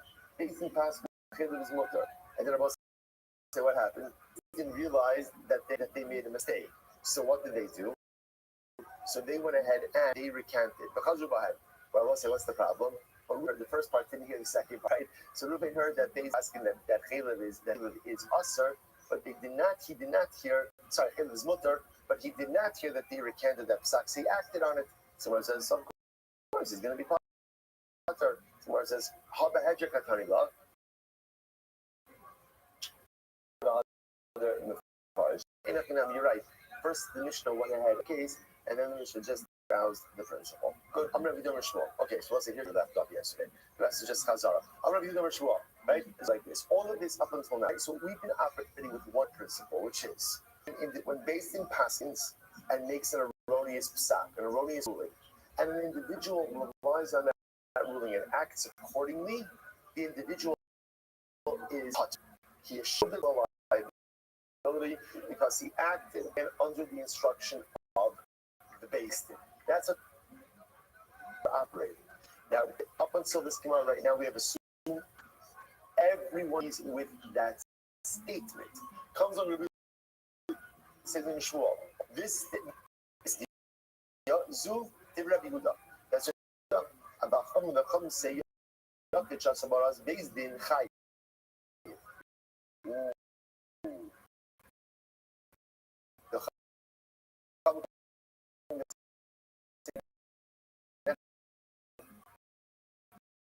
not true. When acts, even though he's acting instruction of beis din, at the end of the day, he is chai. There's personal liability, even when he acts under the instruction of beis din. And therefore, again, just plug in this in. Beis din says Caleb is mutter, then purchases himself a nice chaylev, right? And that's dinner. Chacham are going to say he's liable. Plus, because again, it's shogeg. It's not made. It's shogeg, but going to be liability. Let's unpack this. Right? So essentially, now what we have over here is a machlokes to Rabbi Yehuda, and Yehuda says, in the fact, based on the psak of beis, he is potter. Chachamim say he is chayiv. So my Rabbi Yehuda, what's Yehuda? The sanyo. So look at this phrase in Nefesh Achas Peh. You have essentially three leading or exclusionary phrases. What does this teach us? If you act with your own motion and you commit an avera inadvertently, you're chayiv b'chatos. You do so based under the psak beis din, you're potter. That's only Rabbi Yehuda. My Rabbana, what's the Rabban? The sanyo ani omer mit kal shechatu chayovin shem beis din medin al yedei pak. So what's what's going to happen over the course of the next daf is that we're going to be kind of going back and forth. This idea of our Mishnah that beis din paskin ultimately again delivered an erroneous individual acted on it. Is there ability for an individual chatas or not? And as you mentioned yesterday, which is still today's daf, there is also another concept which is par halam davar. which means Beis Din issues an erroneous psak, and the majority of the congregation. Now we're going to discuss what congregation is, but the majority of Klal Yisrael and that psak. Then that requires another sin offering. Who's bringing that sin offering? Is it the Beis Din? Is it Klal Yisrael? That we're going to see. That we're going to see. So that's what we'll be here for just a moment. The assignment. And Omer, miut kasha, the minority of Klal Yisrael sinned based on the erroneous psak, but Beis Din chayavim. You're still going to have to bring a chatas. Shem Beis Din al yidehen par. It's interestingly enough. So the Gemara is saying over here that if only a minority of Klal Yisrael sinned based on the psak of Beis Din, minority is going to have to bring a chatas. Why? Because since it's a minority, there's no par halom government at Sibor, and therefore again the not covered by that carbon. Not covered by that carbon. Everyone has to bring their individual chatas.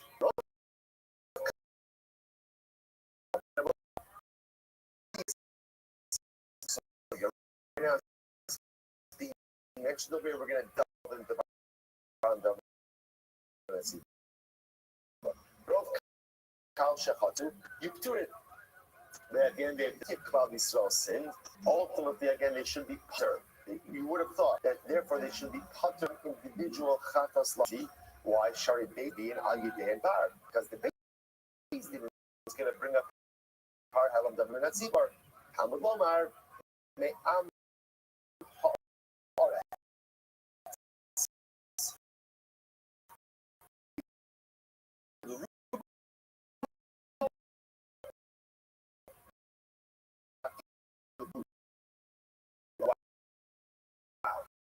Okay.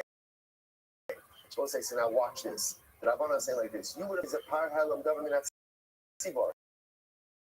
Ultimately, again, the individual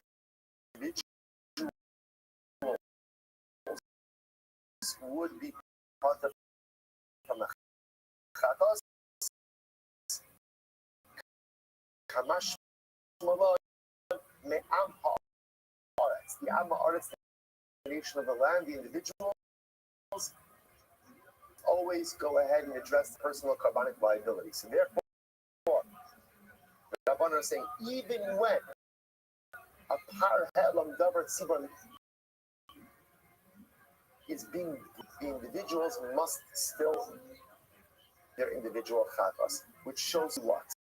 That even where there is liability on the part of the Beis Din, and the individual is acting on behalf, as a result of the instruction of the Beis Din, there is still personal carbonic liability. So here it is, what it says. So that's our machlokas. So Rabbi Yehuda said, when the individual acts under the instruction of Beis Din, personal carbonic liability, no chatas. Rabbanan is saying no, even though you're acting under the instructions, right? It's not your fault. It's not your fault. There is still personal carbonic liability in the form of a chatas. Incredible. So Gemara says, just another result. They actually, but what's the case over here? Elim of B'Shigas Ma'isa. Talking about over here, that individual just did of their own volition without the instruction of Beis Din. They just made a mistake. Beis Din Shelo Bara. Beis Din didn't deliver a psak. In my Vedatayu. Ultimately, again, obviously Beis Din has nothing to do with this. Shelo Bara is Beis Din. Beis Din mean Ma'aser Shelo Bara. Beis Din never passed. Just a situation where people just made the same mistake. So obviously, again, it's Elabara. Probably most of the time in a case where the Beis Din did issue an erroneous psak. The ha did make Amaretz b'shividas ma'aser dichsid.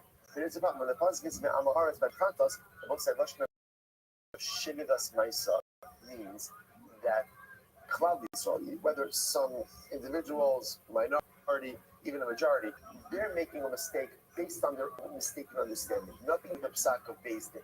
So it's written by Shiras Ma'isa. Elo la pachka. What it means to say? Here we go. Miut chatu b'shir.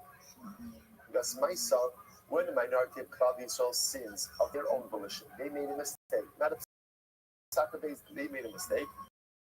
Chayavin, ultimately, again, they're chayav chatos. Each individual. Why? Shin Beis Din. Are you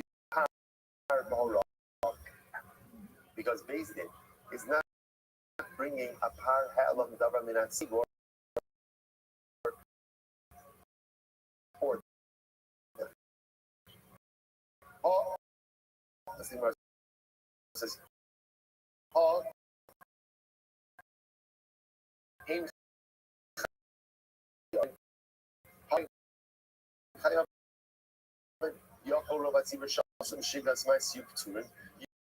you might have thought, therefore, the majority of Klal Yisrael commits an Avera, of their own volition, that ultimately, again, they should be part of Shari Beis Din Median Alehem Bora. Ultimately, again, so ultimately, again, even when the majority sins, when the majority sins, if it was not a Horah space, there was no psak. Ultimately, again, they're chatos. I'm gonna pop up. Meanwhile, so Papa is why he said it. Dilma, below basin. Maybe no one brings up in that circumstance. He might hear to come out down. If that's the case, then why are you looking for the majority to create the sense of liability?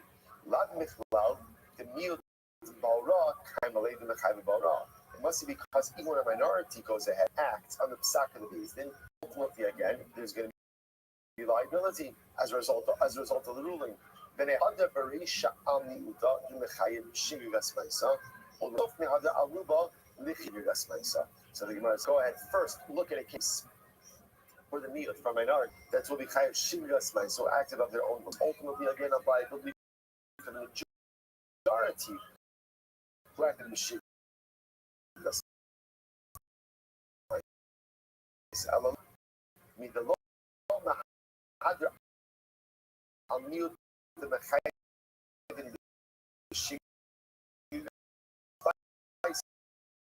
But rather, again, looking for a case of miut, of minority, who are liable for their own actions. When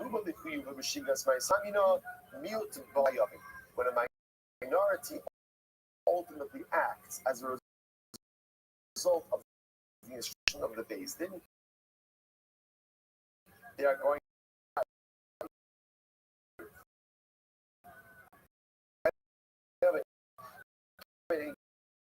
kisva usiila. The undercover chatos. The shalabara shegas my son. Well, again, Allah without a sack of Beis Din, ultimately again, I will be chayav and chatos as well. Michdi, characters. Never will say, okay, bottom line, I will deal a little bit quickly. The bottom line is what we're just trying to highlight what Rabbi Yehuda said. Rabbi Yehuda has to understand that which was fully agreed upon in the Mishnah is in fact subject to machlokes. Here's the ticker. Here's the one piece of information. I want you to incredibly beautiful, yet somewhat complex journey. We have a fundamental machlokes tanoi. If an individual acts as a result of an erroneous psak of it, is he chayav a carbon chatas or not? Beis Din said Caleb is mutter. It said great. Always one goes out. Caleb finds out wrong. Is he obviously he acted X? Is he chayav chatas? Normally again I will say so. Just understand. Had Ruvain acts and consumed a piece of Caleb halacha carbon chatas. Here Ruvain, interestingly enough, acted on the psak of the Beis Din, so he made a mistake. Is he chayav chatas? Rabbanon, Rabbi Yehuda, no. The individual is shielded from personal liability when he acts as a result of the sack of the Beis Din. Rabbanon, yes. Just remember that machlokes. That's going to be our machlokes for today. We're going to see it play out a number of different ways. So the Gemara says as follows. The Gemara says, good. Both the Mishnah, right? We're both what we call Stam Mishnah, which means without attribution.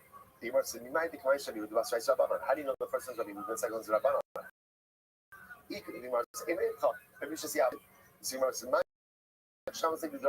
No, because who is the one who ultimately darshan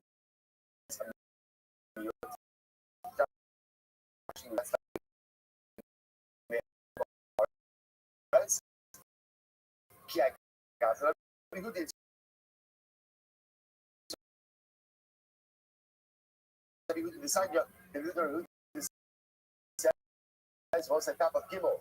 Zos Olahi Harailu Shamiutin." So again, we'll say the Gemara Darshans over here. Zos Tarasa Ola. There are three limiting phrases or three limiting words in this. See, Rabbi Yehuda, who Darshans, who didn't therefore meant to attribute the Brisa, ultimately, I go to the Mishnah, I should say, of Ne'amaretz to Rabbi Yehuda. Vibayis, and the other possibility is, Adayin Ani Omer, Lo Motzes Mokmos like Rabbi Yehuda. Perhaps I can't get fully established like Rabbi Yehuda. Dikani, Rov Hakal, Shechatu, so again, we're jumping now to Par Ha'elam Davar. We have not learned this sugya.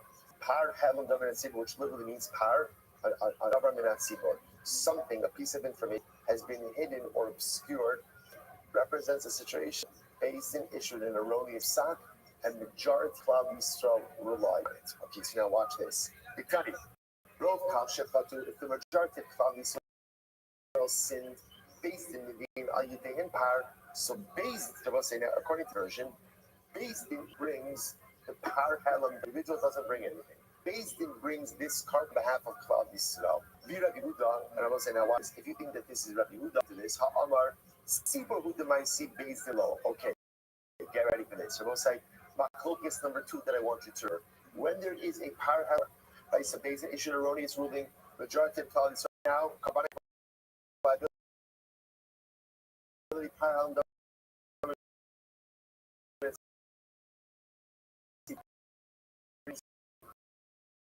that carbon. Watch this. Rabbi Yehuda Omer. So we'll say, well, let me just say, Rabbanan say that ultimately again,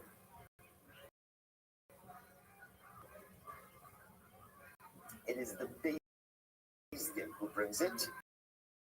Rabbi Yehuda is going to say, a cloud is dropping. The Tzibur brings it. Now, well, what does that mean? The Tzibur, like, there's one power for Klal Yisrael. There's multiple powers for Klal Yisrael. That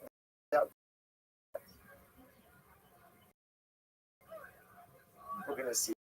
But just again, that's my focus number 2. Kind of keeping your head. This time, here we go. The Yehuda is fascinating. The Yehuda Omer, and Gimel Amud Aleph 3a, 6 lines after that. This time, the Yehuda Omer, Shotem Shechatu Median Zayin Par. So listen to this. If 7 tribes, now we'll say, remember again, what does 7 tribes represent? Represents majority of Klal.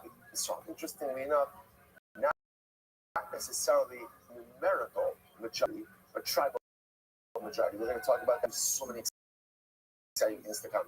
I don't know, next week when we finish this down. I don't say so I might say again, right? 7 tribes. So 7 tribes go ahead and commit to that. So what's the now again? We'll say this all showed. Median Zayin. Rashi points out over here. Look at Rashi. Last white line Rashi. Zayin Shvatim. Tahavu Rov Shvatim. That's the majority of the Shvatim of Klal Yisrael. Median part. So it's interesting. So obviously, 1 par per shevet. Because some Rabbi Yehuda is shevet echad ikri kal they median below basin. So we'll say there's a lot actually happening over here. First of all, in Rabbi Yehuda, you see that it's the people who bring the power, and it's also interesting to see that according to Rabbi Yehuda, each shevet is considered its own congregation, and therefore each shevet must bring its own power. Nachman and Shmuel, Sudi Rabbi Meir. These are the words. So okay. So let's say so. Then right now where we are, we have 2 machlokes in Rabbi Yehuda and the Rabbanan. Number 1 is the Rabbanan say ultimately again Rabbi Yehuda is from personal liability when he relies on himself. Rabbanan say no, you're liable. And Machlokes Ba'alam Davar Tzibur. The Rabbanan say Basin brings it. Rabbi Yehuda says Nachman and Shmuel. Sudi Rabbi Meir. These words Rabbi Meir say Yochid Shasam Arad Beis Din Chayim. See, interestingly enough, Rav Nachman says Rabbi Yehuda, who's the opponent, who's the Tana in our Mishnah, but rather Rabbi Meir says ultimately again the individual is shielded from personal liability when he acts on the advice of the Beis or Psak. But the Chachamim say ultimately that he's Chayim. So my Rameir, my Rabbanon, what are these both these being? Sanya, Horu Basu, based in Paskin, that Chiloter, and we went out and, or individuals went out and ate it. Rameir Potter, Chamachai, Rameir is your Potter, and ultimately again, Chacham said Chachai. Non Asu. So we'll say, what does this mean? Who is doing this? Who is performing this chait? Because if you look at Lashon the Brisa, it's interesting. It says Horu. They paskind and they ate.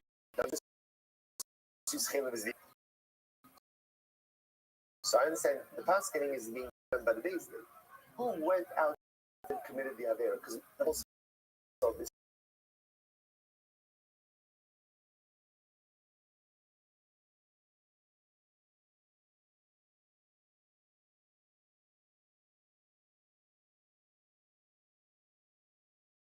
It's not singular, it's not horu but it's horu asu. Who's doing this? Elim of Bezdin, so we'll say again, Ibn Paskin and Bezdin who went out and then acted, they ate the chayvim. Ultimately, again, so once again, this is Har Helam government at Sibur. So ultimately, you get Bezdin that Paskin and the Bezdin that went that ate the chayvim, then why would there be liability for Har Helam government at Sibur? That Tanya, Yom Oru Bezdin, but also, you would have thought like this. If Bezdin went ahead and passed,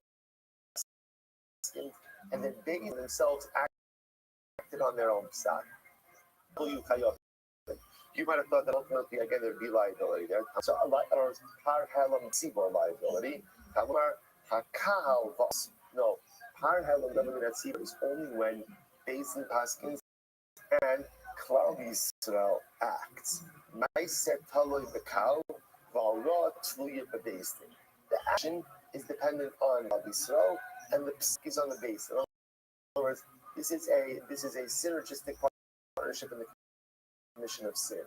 So ultimately, again, based on the erroneous ruling, and Klal Yisrael are the ones who are acting on it, which indicates to us that if based in issued the ruling, and then based on the ones that acted on it, there might be chatas liability. Kal, it must be that we again based in paskin, and what happened?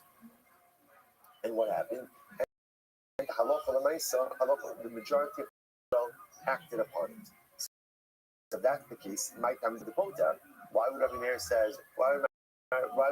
say that the poter from Par Helam Daviminat Sibor? That's the paradigmatic case of Par Helam Daviminat Sibor. Elam Lav Horu Beis, and rather we'll say what happened. Horu Beis then va'asu niot cow. Rather, what happened over here? Beis in Paskin that chilul is mutter. A minority of Klal Yisrael came along and on that psak. Okay, so now we'll say, watch this. So here's Machlokes. Mar Sabar Yachid Shasabaraz based in Potter. One opinion, namely Rabbi Meir, holds that when an individual, by both sides, you're considered an individual up until what time? Up until what point in time? Until it's the majority, right? In other words, there's no difference between a minority of Klal Yisrael and ultimately again an individual. That it's the same thing. So again, halacha l'maisa, when an individual sins, the Meir holds when he does so based on the psak of the Bezdin, he's going to be pater.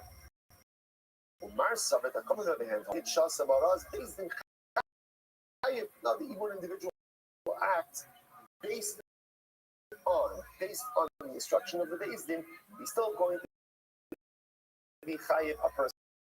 No chata. So let's say this. So again, we're just referring it. Before we said the machlokes was Rabbi Yehuda coming. Now again, the Gemara suggesting that Rav Nachman is suggesting that it's Rabbi Meir. But it's the same machlokes. Incredible. So it's our Papa. So our Papa disagrees. He says, natural. So everyone agrees that when an individual acts based on the psak of the Bezdin, that he is going to be pater. He does not have personal liability. No chata in that case. Alright, so what's the machlokes? This is fascinating. The This is Yosef. So let's jump back now. Paran Dominat Tzibor. So remember again, when do you bring Paran Tzibor? When do you bring it? By the way, who brings Paran Dominat Tzibor? Who brings it? Who brings it?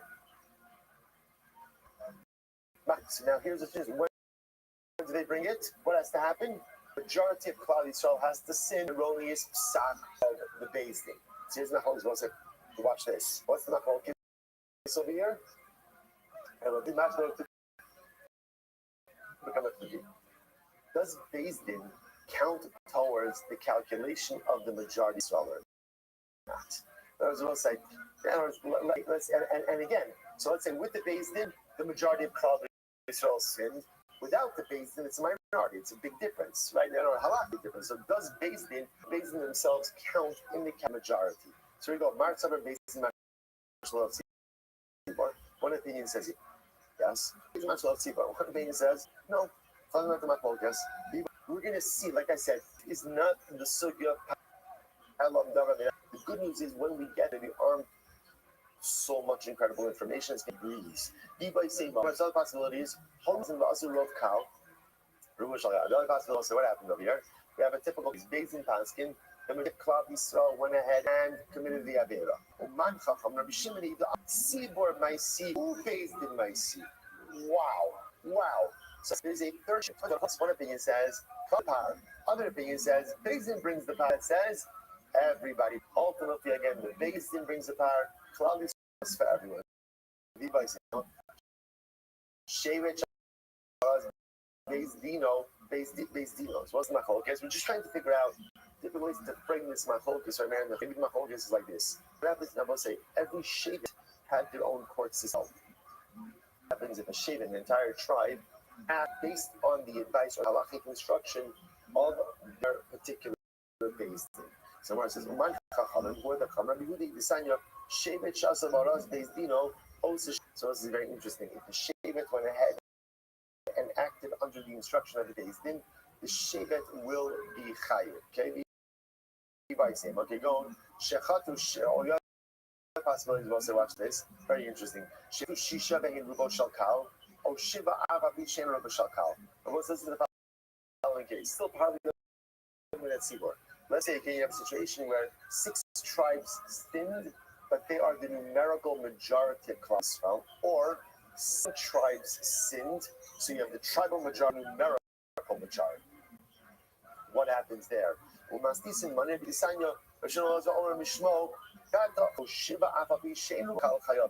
say that's we're going to see this later, that for establishing majority can be established in one ways, either numerical majority or tribal majority. Either one of those two will create the majority ultimately again.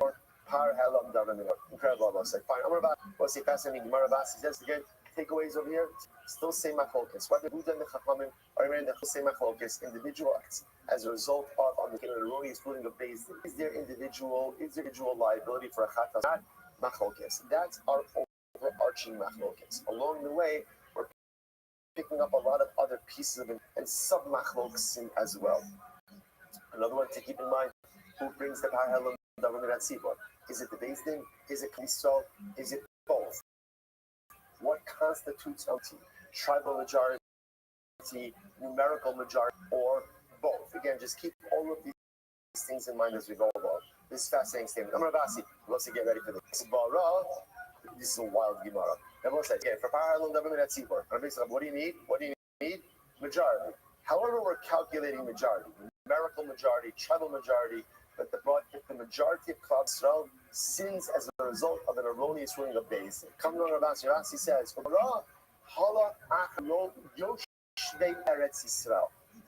the majority of Jews is only calculated by overwhelming statement by the residents of Eretz Yisrael. The Jews do not count in this calculation. Shemar, why is that? Shemar, Vayas Shlomo Va'isai Esachad. We saw after Shlomo built the Beis Hamikdash, he made a big yamtiv. The Chol Yisrael Imo Kal Gadol, and with Shlomo was a large assembly. I mean, Hamas Adachal Mitzrayim, from Mevot Hamas until Egypt. Shavuot says essentially are the territories of Eretz Yisrael. When they celebrate for 14 days. What's there?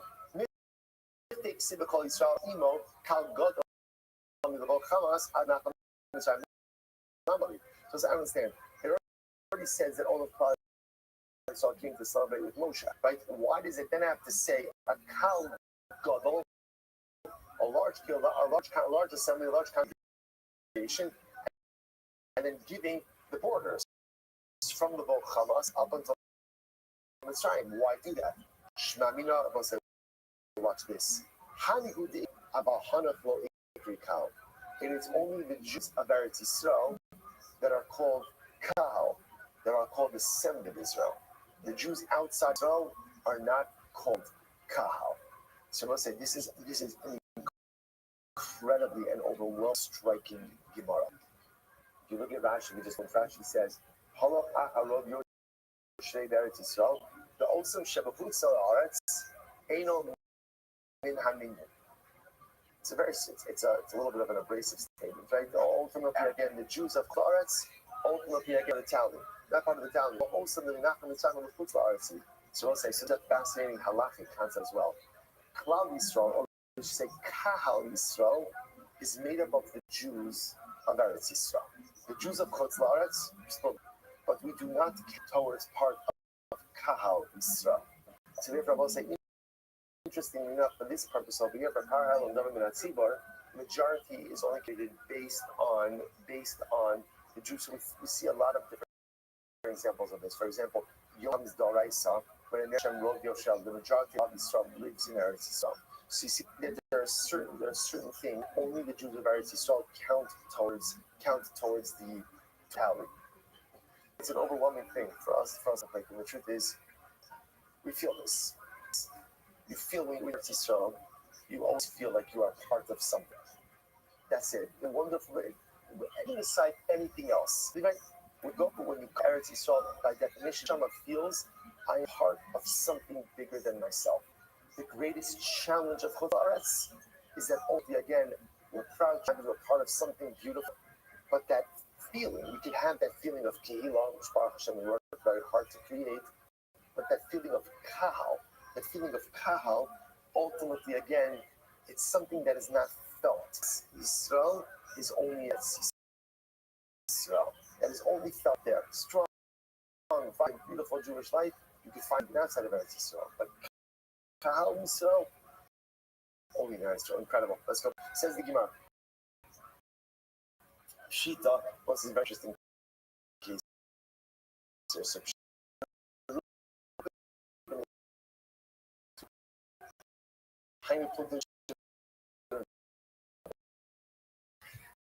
I got a lot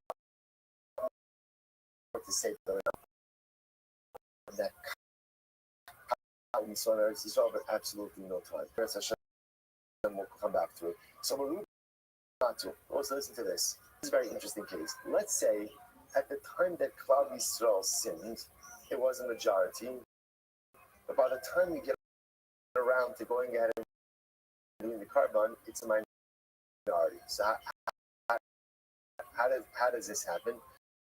Rashi says people died. So now there's no longer a numerical majority. In other words, the number is not the same. Rashi says Pshita Rumen Venismatu Gedon Shaulu Gezin Basulo Kalapiem Venischaibul Lahabi Lahabi Ach Nismak Shemesu Mitzas. It's a very interesting case here. At the time when based in Paskin, and the people committed the Avera, there was a majority. Now, at the time of the actual of the carbon, it's a minority. People died. So what's the halacha? So Pshita, Meruben Nismatu, Hainu Puter B'Shem Rabbanon. It's Machlokes. That's Machlokes B'Shem Rabbanon. Mu'adim V'Nisrabu. What happens with the opposite? Days in Paskin, ultimately again, a minority. But now when we ultimately again, halacha, it's a majority. So the Gemara says, what happens there? Ma'kipli, Yidia, Mechayev. So we'll say the fundamental focus is when we establish liability, is it ultimately again what we call basar yidia at the moment of awareness, or is it basar chata ultimately again at the time of the bringing of the carbon itself? Or I should say, Basar Chata really means the Adera moment. Ultimately, again, that we have an awareness of culpability. When the Sham Zera B'Shimon the Azal Ba'asu Yidia, every Shimon is not just going Basar Chata. He even goes Basar B'Chata B'Chiyo Yidia the Lord B'Chata. We Shamas like maybe going to B'Shimon need both Yidia, but it's just Yidia awareness. But ultimately, again, not in the majority took commission of the Chait. Who would say it was liability? Didn't came Leisiki Ashta. Rabbi Shimon Chata v'Yedia boy. Rabbi Shimon requires both the majority, both at the time of Yedia and Chata. Okay, interesting. By the way, next, Horu based in Chelev, Mutter, Ba'asu Mil Ta'al. Was it listen to this? Based in came along and passed in, Chelev is Mutter. Okay, then what ended up happening? A minority of Klal acted on the Psak. Fine. Then what happened? Based in their mistake, and ultimately again retracted the psak. But also, then what happened? The chaz based in by Baholu, then schemed again. Chelev is mutter, right? But you say to yourself, that's so crazy. How can you make the same mistake twice? And what's the answer? Look in the mirror. How can you make the same mistake twice? Life is filled with most of us making the same mistake twice or 222 times. Like most of life is actually not making new mistakes. Most of life is actually just repeating the mistakes over and over and over. One of the most frustrating things that often we encounter in the Tshuva process is the inability to right ourselves, the inability to kind of get the reins on the same stuff. I mentioned this a number of times. When we come to Yom Kippur, because I think for many of us, that we say Achet, you're like, look at this. I was in the Chadish this year. I never did this before. This is incredible, right? I'm diversifying, spiritually diversifying, right? I did my best. Most interestingly enough, do not come to Yom Kippur with most times. What do we come with? The same Chatan, same Averos. And it's the same Averos that I've been for 10 years, 20 years, 30 years, 40 years, the same stuff. Because change is hard, which is incredibly difficult. So don't be so surprised that a Din issues the same erroneous psak more than once. We make the same mistake more than once throughout our journey of life. So in any event, the Din, so again, part one, Din passing Chelev is mutter. A minority implies right on that. Then what happened? Again, Chelev is mostly what happens? Mute. Now watch this. Now what's the shayla? Do these two minorities combine to form a minority, therefore triggering the obligation of Harayal and Davan and Etsiva? Right, so two individual minorities, both back the same days, both with their Chelev, but two different. Do they combine to form a majority or not? So on one hand, it was two different kinds of awareness, therefore they shouldn't combine. Maybe because they're both Chelev, they should combine.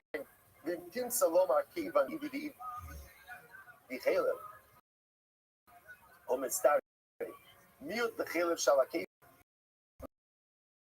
The Chelev combine. What happens if it was two types of Chelev? Asking that Chelev on the stomach was mutter, and the second time they said Chelev on the kidneys are awesome. So two different types of erroneous Chelev combined. So the verse even the betray cry cost. No mistake. Why don't we say this? Even though they're both called Chelev, they're two types of Chelev, therefore they don't combine. Oh, Dilma, Kavan the Edi Chelev who mitzareh.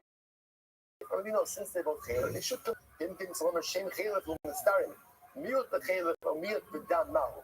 What happens if I say things did first pass in Chelev is mutter, and majority of clients saw 8, then they retracted their psak.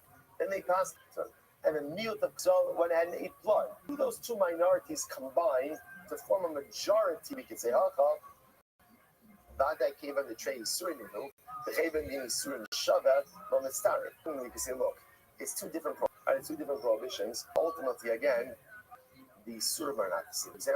For example, again, both sides, Caleb doesn't apply. There's not Caleb, let's say, by a Chai. The Surim are not the same. Old Dilma, Kavan, the Surim Shabbat, the Kavanah Shabbat. On one hand, there is similar, perhaps that should create a majority. Dimtim Salam Surim Shabbat. The Kavanah is both same Kavanicality, right? Because they both be Chai. Ultimately, they can come. What about Miyuf the Caleb or the Skochadim? What happens if the minority ate Caleb? Then, based on Paskin, Avol the Zaras will say, do not go to this base. Do not go to this base, right? A minority ultimately, again, then they that Avol is Mutma. And a minority that cannot combine to form a majority. The Isser is different, right? Obviously. And the carbonic liability is different. Kavan, the ED Presu, is static. Remy, on the other hand, are cars, and therefore they should combine. What is the Gemara answer? Right, the Gemara says ultimately take it. The Gemara leaves Jin open. Horror based in Shecheleber, Va'asimil Takal, Mace. We'll say, watch this. What happens in the following case? Based in Paskin that Caleb is more. Right, and then what happened? A minority of the Kehillah, minority of Klavi, so went ahead and meet. And what happens? Who made the basin? And then the guy, members of the basin died. Okay. Another basin. They also passed Caleb's mutter, and as a result, another minority of Klal Yisrael ate Caleb. So it's like, what's up? So now, what's the Shaila? So the Gemara, those two minorities combined to form the majority. So it says, I'll leave it demand that Amar Basin might divide the fall. The whole left, so it says, obviously, according to the thing, that Basin are the ones that are Alam Daram in that Tzibor. Again, there's not going to be any liability because Basin is dead. It has to be the same base. So the Gemara says, Ela keep the Kali with Mandamar, Tzibor Basi. What's the Shaila? Is according to the opinion that says, Tzibor Hockey, it's the same Tzibor. Same Tzibor. They acted around the two different but they didn't, but it's the Tzibor. Therefore, they should bring it Amar Bay. Oh, thank you. Okay. Dia, what's the thing about like this? If the cycle was 8 years, I'd be just gonna think about it. Right? Oh, no, you do based in days, or on the other hand, no, I need the same base. Right? Even though it's not the basin that's ultimately again the car, but I still need the idea of that same base lacking. So what's the halacha? What's it? Says again, take it. Right? We'll stop over here for today. Shkoyach, absolutely incredible. We are good. The truth is, all kidding aside, already by Shabbos, the daven actually gets the print gets bigger. The print gets right. The pages get a little bit shorter. We'll be fine. Check for 1 second. All right, Kevin, have a great day, everyone.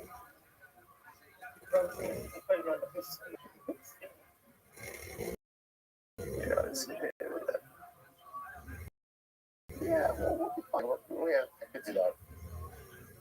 I'm going to leave it before Shabbos also. We'll see. I'm back to look for something tomorrow. See how difficult it is.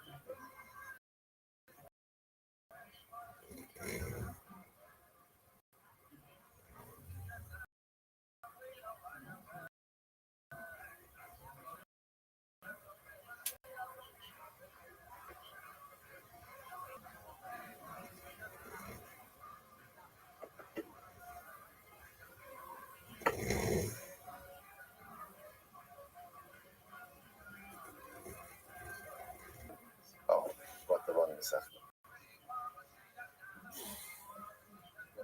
Yeah, my buttons are. All right. Good.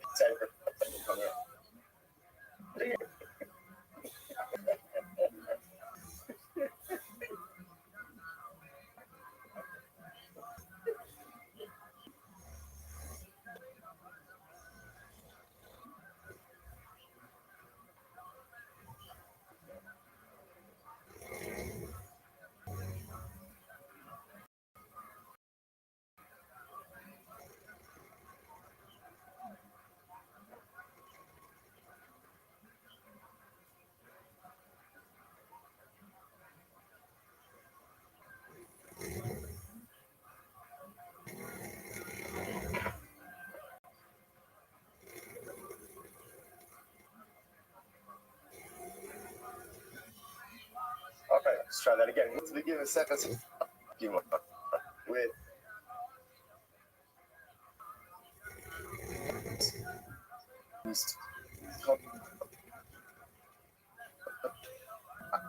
because mother of our kilometer nishmas and our David Goodman nishmas nishmas let me say that come on the cold holy Israel our holy soldiers to be successful the whole mass but so that let us begin. So Mazel Tov, first of all, Zara again, Mazel Tov, Mazel Tov. And now we go to the Seches Harius. For those of you who are definitely very interesting, different kind of Masech. As we've seen it get fantastic, it's beautiful, structured that and some of the other Masechtas that we have seen, but in so a lot of really wonderful areas of halacha. Perhaps we have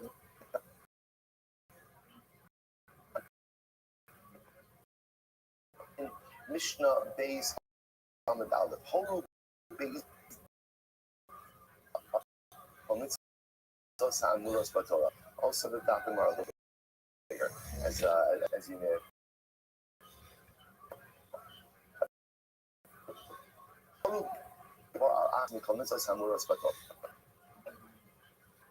We're going to be preoccupied for today and tomorrow.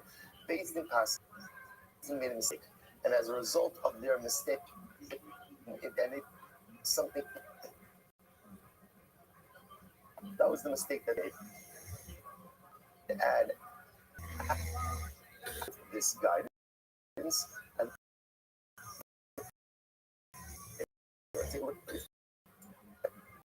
you don't show up. Simple case like forbidden fat in human infallibility that exists within Judaism. Judaism does not have that concept, which is why Mefarshim is out of it.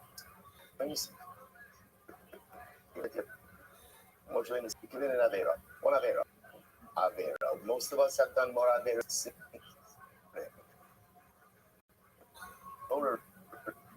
over again. Literally against this, the person is Rashi's example is or blood. An individual called Ruben heard back in the days, and he said, "Oh, I already eat blood." So he goes ahead, goes out, and he has dam. Okay, he says, "Shut up, up here." So now he can the psak of the base. So, whether we're talking about a case where based in also mistake, he did it and committed the act afterwards. But also, what didn't follow ahead and followed it. What's the halacha? Now, both say normal. You ate blood. You ate chayla. They lose.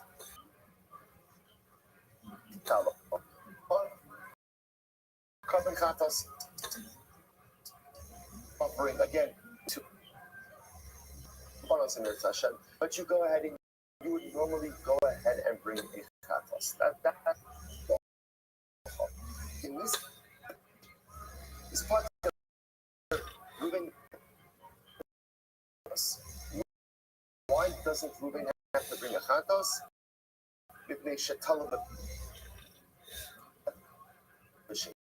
Now, of course, the action he made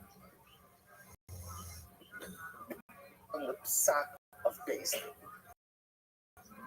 He has got the sack of base in blood, and then so as I said that this is what the Mishnah ultimately. Rashi says it's the base in Ba'as. So the Mishnah's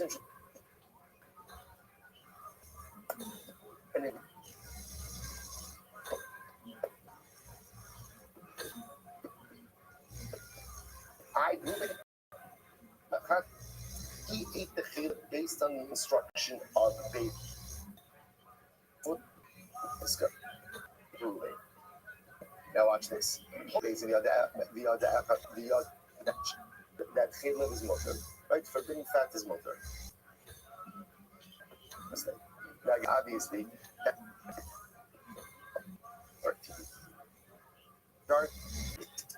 one of the 10 judges visited order again. It was another time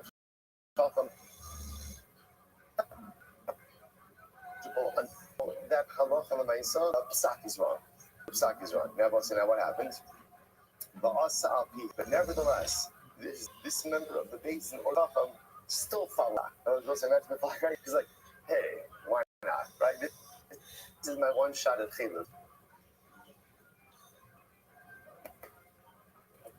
I know the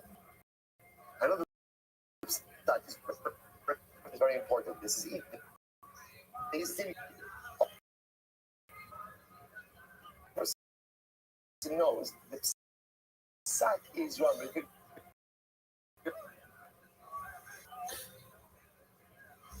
I said whether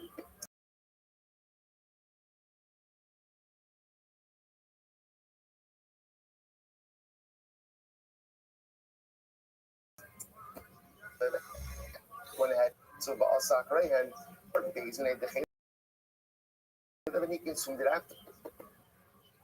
So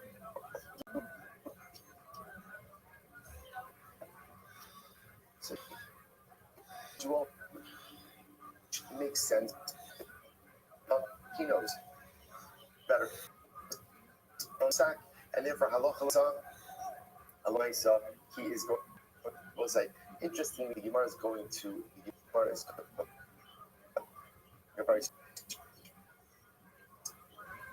and he does it, it's going to be liable. There has to be more to the case. Which next, at the end of the day, shield liability. You could say that I didn't, but if you know that the psak of Beis Din is, and you fuck.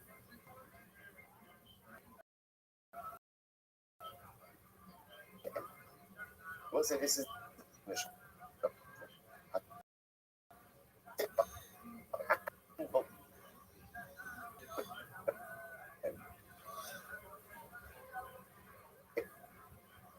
What's that? You're not going to get a cut. You can't bring a chatas because chatas is only. But mezid is no chatas. Only the shogeg is chatas. So that's how we're going to have to define what this case is over here. Because in order to say hashas means chatas, okay. Again, not to see in the Gemara. And with the mission, an individual follows that sak, the individual is shielded from the liability of a chatas because they acted in good faith. If on psak, no psak, again, I will say, by the way, it has to be, no, not.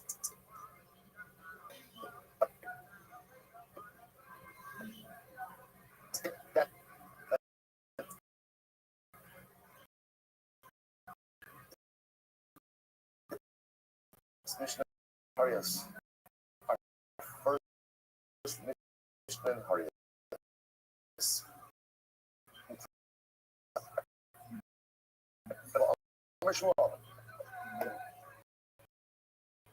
Our Shmuel, we all love it. Now, we see Machlokes Rav Shmuel and Dini about this. So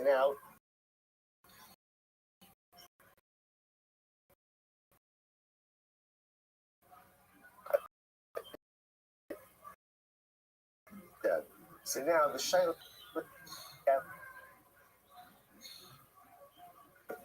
erroneous ruling.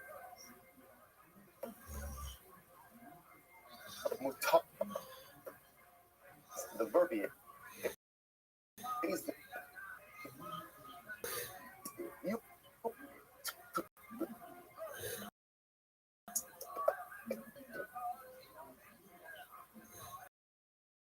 Shomer lahem mutlasos. If you notice again, Ravdini adds in one word. What's the one word? You are permitted to act on this psak. He says, is not enough. In order for the individual to be shielded based must have also added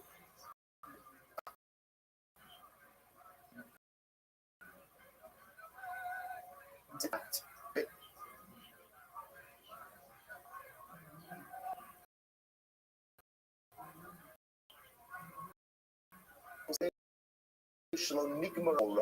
Because without there's a statement of information or there's a statement of fact. When they about to act, there's the word lasso. In order for this to be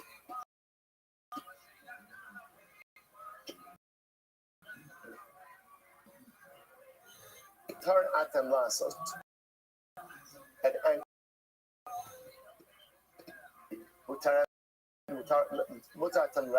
you're allowed to go ahead and eat. Okay, they're pascaning and they're giving whole. They're giving instruction. Rav Dimi says, so that's where.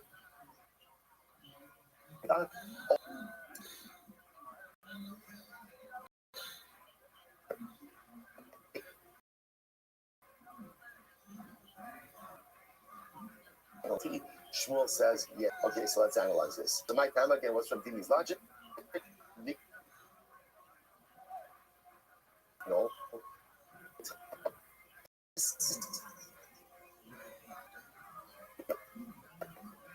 Based on this. Yes.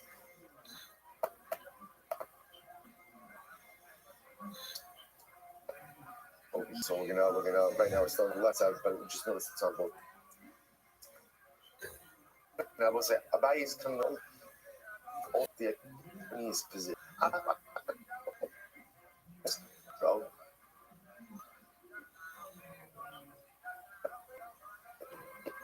he's a member of the Beis Din to the majority. Take a quick look.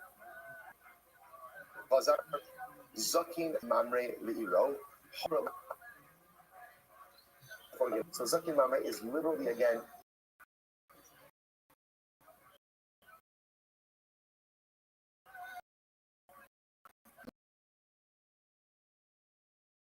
yield to the majority.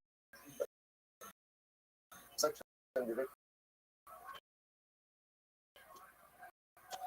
for this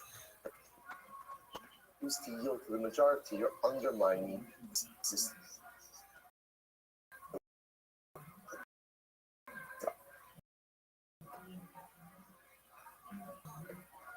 Remember Marcus said that even after Beis Din delivered verdict, the judge's authority. Oh, makes the time you can say no. No. I really believed you. I really believed you. But what could I do? I was in the minority. You can't do that. You can't do that with your partner.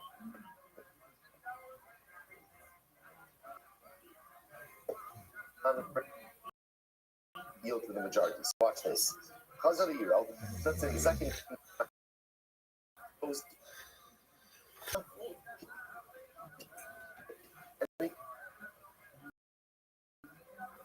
That he before. That was no. He's doing it.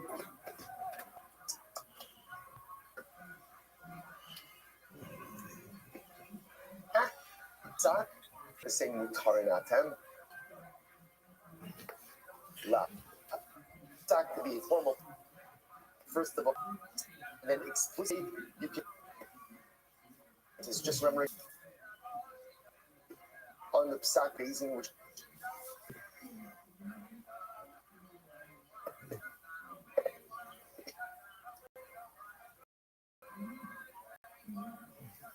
was 200 plus or 300 something. It's a fraction. articulation of the halacha. Right? Yeah, let me see here. Let's We have them. So we also learned is in the say, like I said, a great all. 500 max. Yeah. Right? Yeah, let me see here. Let's do a quick study. It wouldn't like, okay, if you get, let's say you get 50K month viewers, 1 out of 100. I mean, look how strong you are. You've got 438 viewers with Right, 342 likes, dude. What Of course, Lucas is actually very strong. Yes. Raz being, he will twist your neck. Box bots, first of all, let's put your comments into one concept, yeah? Did Shop party loudly during the business meeting really with the sale of Tiger? right, It's funny you can say shit like that. Oh, how could you, like, Is he a guy? not particularly, like, you can see him relax self-worth. Yeah.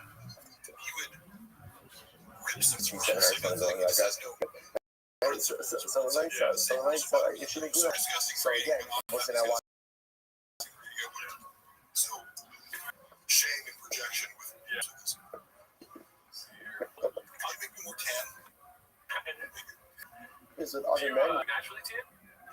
I go to tanning beds and also when I'm like if again it's like if you're looking for a like I get like the bodybuilder or this kind of it's better to be tan. Either if I'm not tan, I'm running outside. Like I wasn't when I love donuts, you know? Oh, Why's that? Now, why wasn't watch this? what about his mom and like getting a vaccine because she likes donuts? Oh, I triggered something of a memory of even out of the vaccine. Yeah. Yeah, I remember that bit. He was This is your, this is the, he's like would you it's like that's you haven't even touched that because he's he pretended like he was not anti-vax, even though he actually was very anti-vax in a way, but he was teaching somebody how, you know, cognitive dissonance of like you feel like you know. It's a Joe Rogan episode with him, right? Where he talks about vax. And autism, it's like So we'll say so again. conversation be like I've read RFK's books just because when someone's like, this guy's a lunatic, and then you're as a joke. And actually, like, I'm not, and it's polarizing. Yeah. So I've read the art, dive deeper into it, but I go, I'm aware of the arguments. Yeah. You know, but somebody like Brendan Schaub should not be discussing it. How about you give me a laser?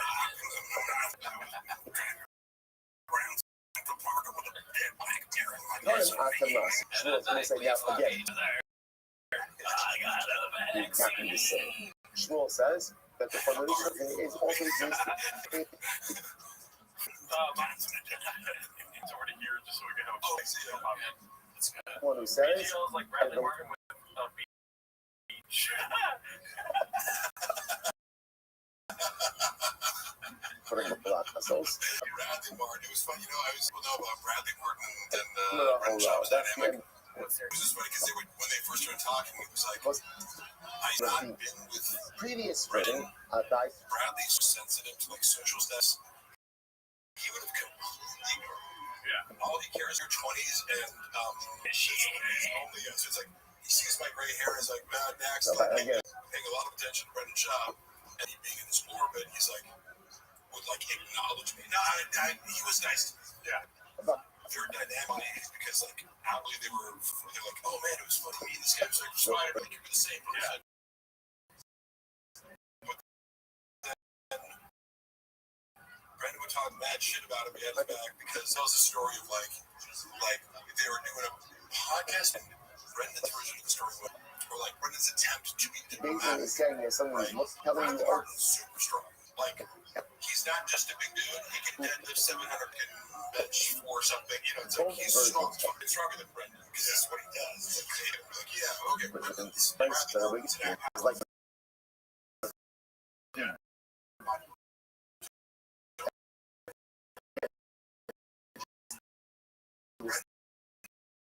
Tries to answer that question first. He goes, "Oh, I'm sure." Like, you know, he's trying to be like,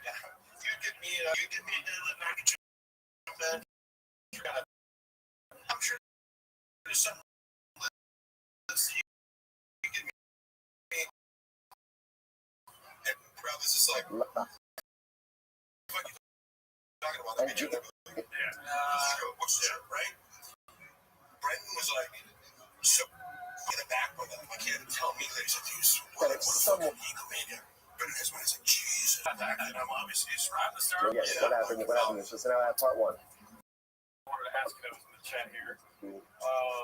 My wife's like, and then he accused Bradley Martin of being gay. Because he was like, So we'll say, so now. If you're in the shop, literally,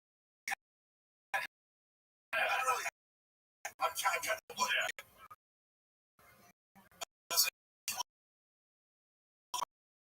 No, like the person being gay, which is super fucked up. Yeah. Spreading gay rumor about the street. It's like, how socially aggressive is that?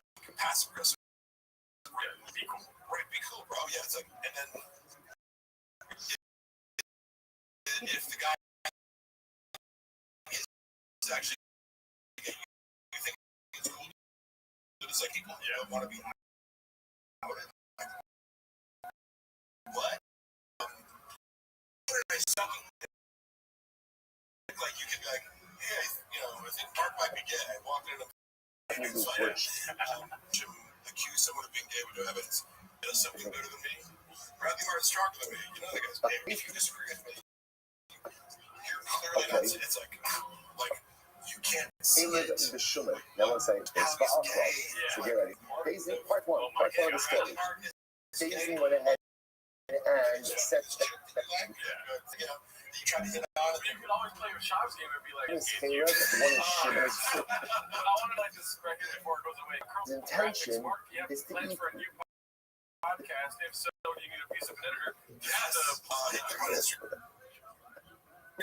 So What me and Luana, as I mentioned before, we're filming episodes of Hella Toxic, and we're like, I'm not gonna release without her permission, but we're arguing over the source of like the comment. I'm like, the fact that you're walking off and I am a little bit impatient. Like I go, I could be more gentle. However, it's like as I'm setting everything up and it's like hot outside and I turn up the AC, it's like I'm like sitting there sweating buckets and she's like getting pretty. I'm like, hey, could you like could you wait a little bit or just not be in a bad mood when I'm doing all the work over here and sweating my ass off and then you're like, I need to be here. Luana. He's the Luana of the pod. What? I'm the Luana. He's the Luana of the pod. I lose my shit. Yeah. Is that true? Caleb. Oh, you got in the setup and stuff like that? Yeah. All right. Yeah, right. I have this on camera where I'm like, hey, I'm annoying the fuck out of her, and then she like walks off, but I'm like, no, what? I'm like, now she's mad about it. She's like, it doesn't make me look good. I'm like, So we'll say this is very interesting.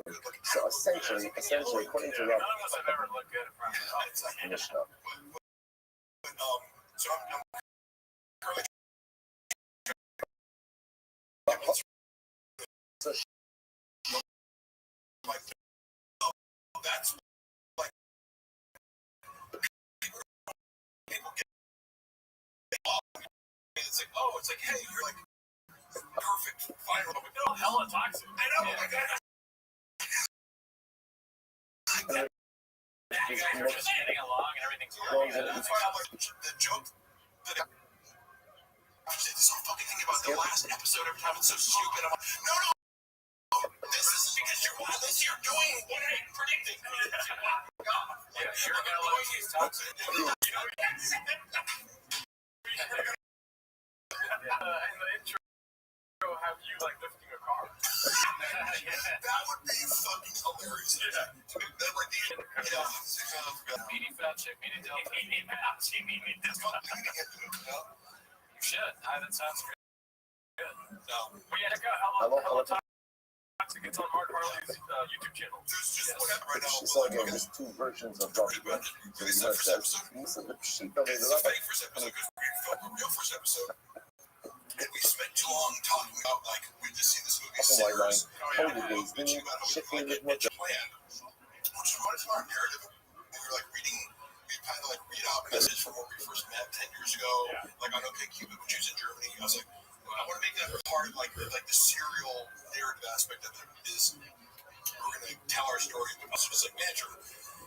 as I'm about to like make up the binder with the thing, she's like, "This is fucking sucks." Like, and she's like, well, I'm like, "Wait, come on." Yeah. I'm like, "No, that was fine." She's like,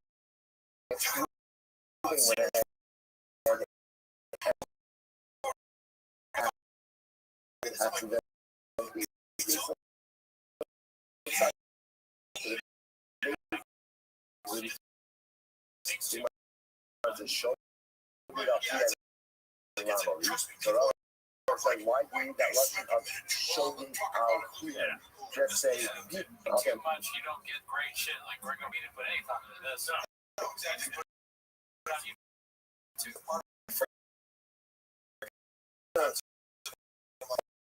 Ultimate.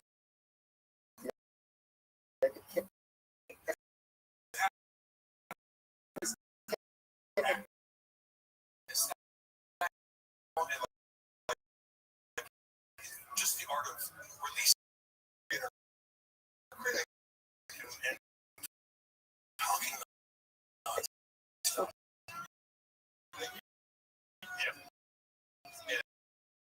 And so if you're trying, so to speak, under the companies.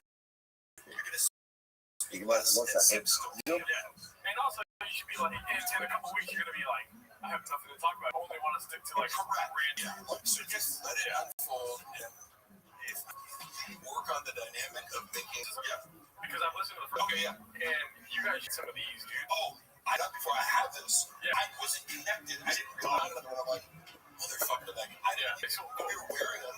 And someone's like, oh, the camera audio. And we had them. And I'm like, oh shit. And a couple times I used it too, but it's super effective. And you guys use a phone or you use the camera? Maybe not. Has the nice hookup. But if you guys have good audio, I'm sure you guys are gonna take off. Yeah. Well. Yeah.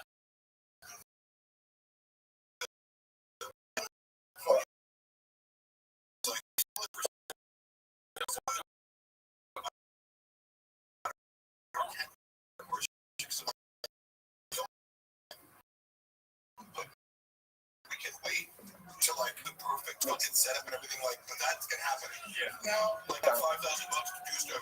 Put the camera up and let it and just let it whatever because then it's also like there's no editing where it's like to make you look good. This is just it. There's no editing, so you see the you know.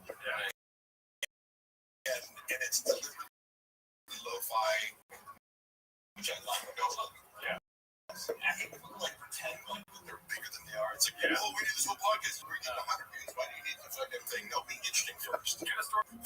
Right, yeah. As I've always said, it's like, Brendan, why don't you just shoot everything in your fucking own garage? Like, you have the space like that. I can't wait for success to come to you. That's why we don't have a Rain sponsorship, but we have Rain Out. Because one day Rain will find us.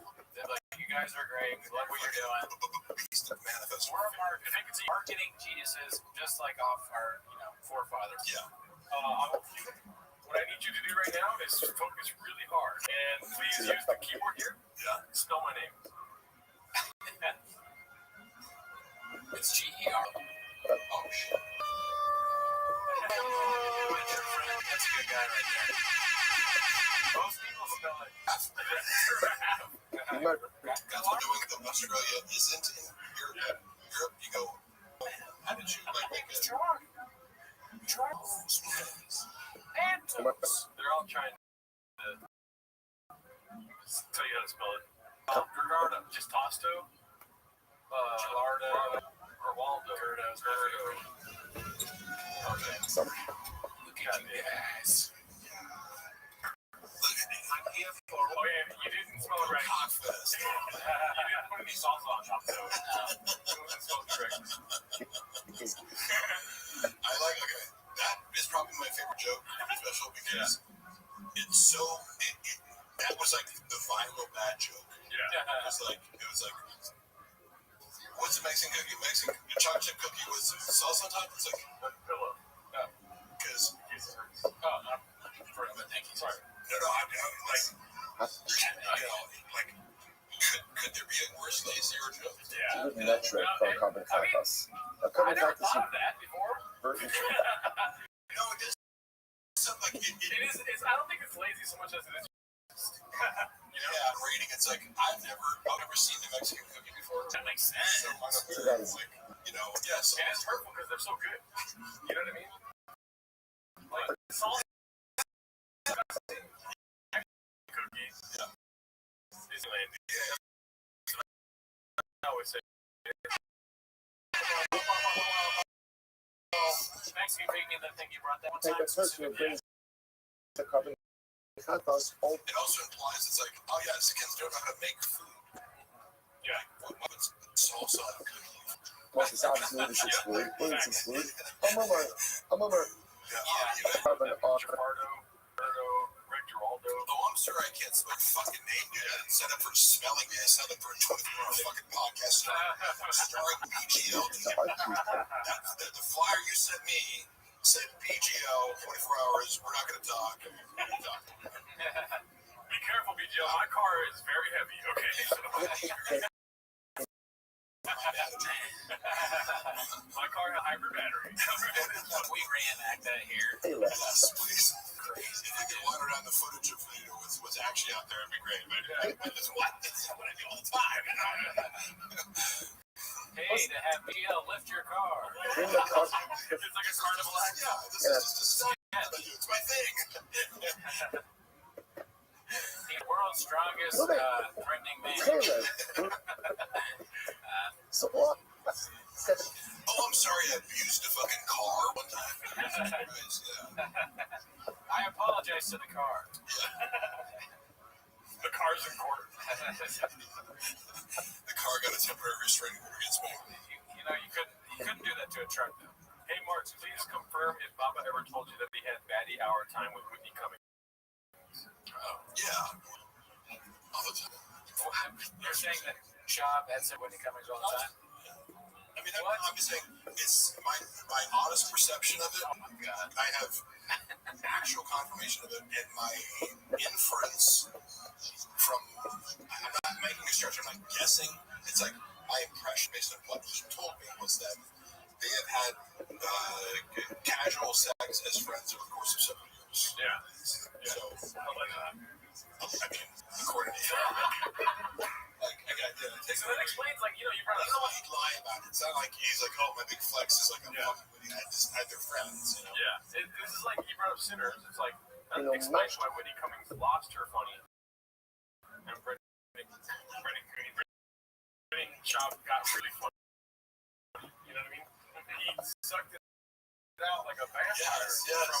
He took her comedic abilities and sex. Yeah, that was one of the things about Sinners where I'm like, I'm a vampire and all of a sudden really good at playing the fiddle. Yeah. It was like, this is confusing as the. Okay. I'm like, you're introducing the vampire rules too late. Suspending your disbelief is like running over hurdles. It's like I gotta. Yes. Well, there was. That It is was called It's like Whitney Cummings is like Sinners because she's a vampire skank.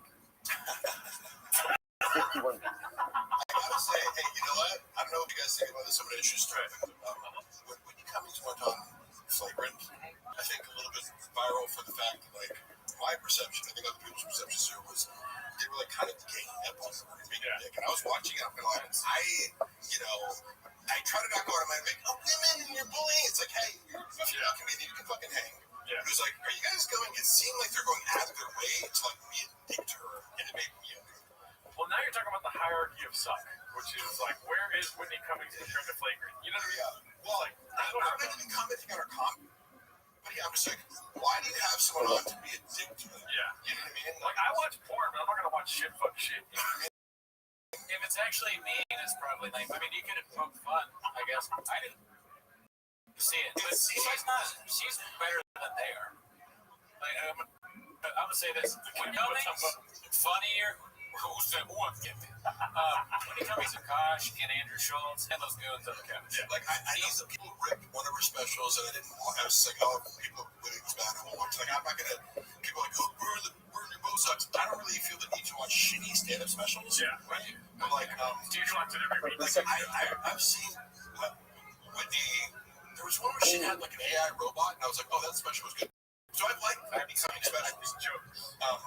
Jokes isn't the one with the robot. Oh, no. So watch Jokes. I'm just saying, I know Whitney Cummings is a bad. Like, I know maybe some stuff she's put out was horribly shitty, but I've seen enough to go like, yeah, she can write jokes. She's better than Brendan, whatever. But I just remember watching this like an episode being like, they're really going out of their way to like be like a group of guys kind of ganging up on her. She calls it out. She's like, are you guys like really doing this right now? They're kind of gaslighting her like, just change it. It's like, but you're being meaner than like, you know, when Logan Paul's on the episode, you're kind of kissing his ass. And, like, That's funny to be like treat Mike Majak way better than the comics. Yeah, like he's a god. It's all that guy. It's just a little trashy to be like, but when a girl comes on, it's like we're gonna bully her. Like, like I don't know. You gotta bully everybody if you're gonna bully. Yes, or nobody. Keep the same energy. You gotta get these jokes. Yeah, it's just weird like cranking up like in a because it's not one-on-one, which I would get if you're like, okay, I'm gonna interview a girl a little bit differently, or maybe add some tension vibe to it one-on-one. It's like there's 6 dudes here. It's like a couch full of guys like all trying to like take their shot at like, you know, like roasting Whitney Cummings. She's horrifically bad at comedy, but so are they. So it's not fair. On a human level, like I feel bad for her. Yeah, you know? I kind of feel bad for her too. Sometimes I watch her just on that episode, just in general. I feel like she's a confused person. Yeah, and she's constantly under attack. That is, it does seem like even when she's not being horrendous online, she's being attacked. Yeah, when she's just being normal, kind of. Yeah. So she has a target on her back. It seems like. Dylan riffed about for this. He was like, you know, one of this great rant about like. You go over to her house and it's like you got 27 hit. He's describing like the menagerie of people that are at Whitney's house in a moment. And I remember I saw that after Brendan Chapman kind of confirmed, like said something similar in private about like who hangs out with Whitney Cummings, you know.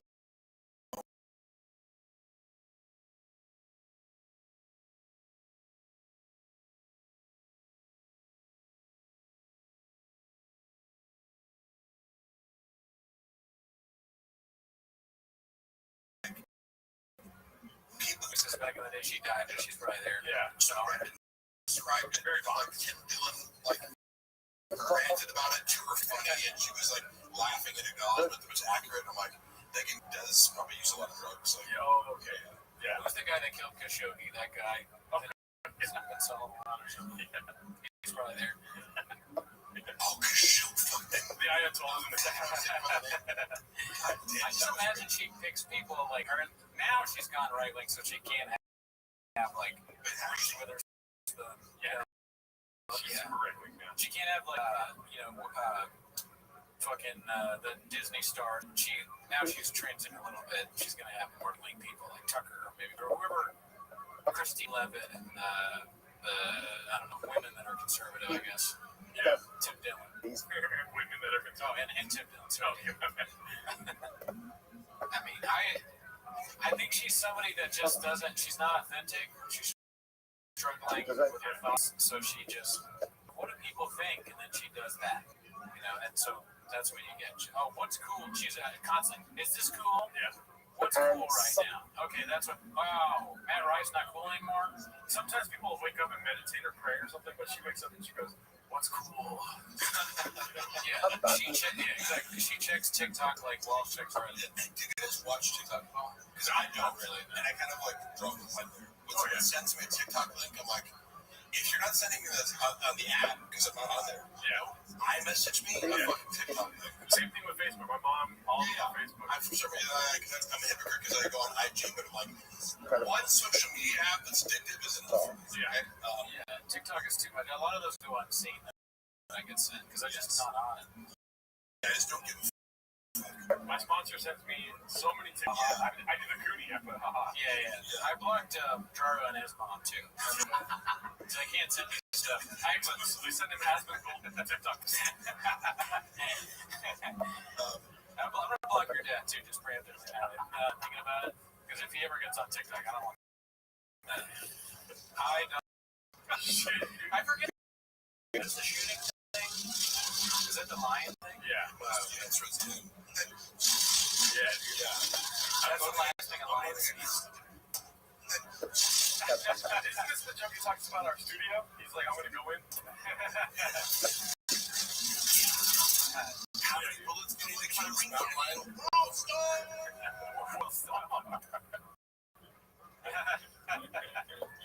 This is closer. Yeah, crazy. This is such a bad joke. Yeah, say the worst. I heard that he wears those night vision goggles, but they're not on, so he's just blind. Dude, could you imagine? Could you imagine going to his house? Of course. He has those. Yeah. Or like, aren't these the goggles? We're wearing them. They're set on. Does he really have goggles, you know?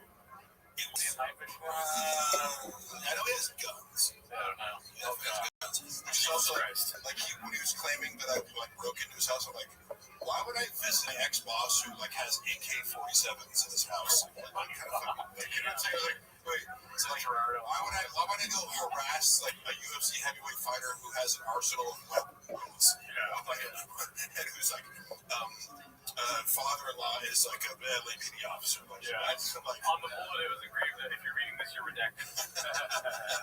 Homeless cat. Yeah, eat this homeless cat.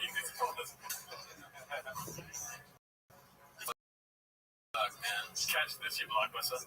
He's definitely coming for us at some point. You know, I'll fight to the death. It's a matter of when, as opposed to if. I remember because it's funny, like when you chose to, I would love to. Earlier you asked about Akash giving notes. Yeah. And one of the things I wanted to comment on was how do you give notes on somebody on a stand-up special that's already been filmed? Yeah. You shot it, motherfucker. It's like, hey, can you give me script notes on the movie? It's like, well, that would be at the script stage. You have to watch somebody's set and give them feedback. Yeah. Right? So he was doing a lot of like, can I get feedback on this, on his finished product? And it's like, well, unless I have access to all the footage, angles, and jokes you took out, I can't tell you know, like, unless I have the raw footage, how can I know? So editor, that would take weight, you know. So I remember he was just like thirsting for like, is this good? Hey Rogan, is this good? You know? Then does it get back to him where he says, oh yeah, all right, and again, Warrior Rosai, today, you watch it? You don't watch it. Yeah. It's like, well, clearly. let's begin a second Helios with Doing 8.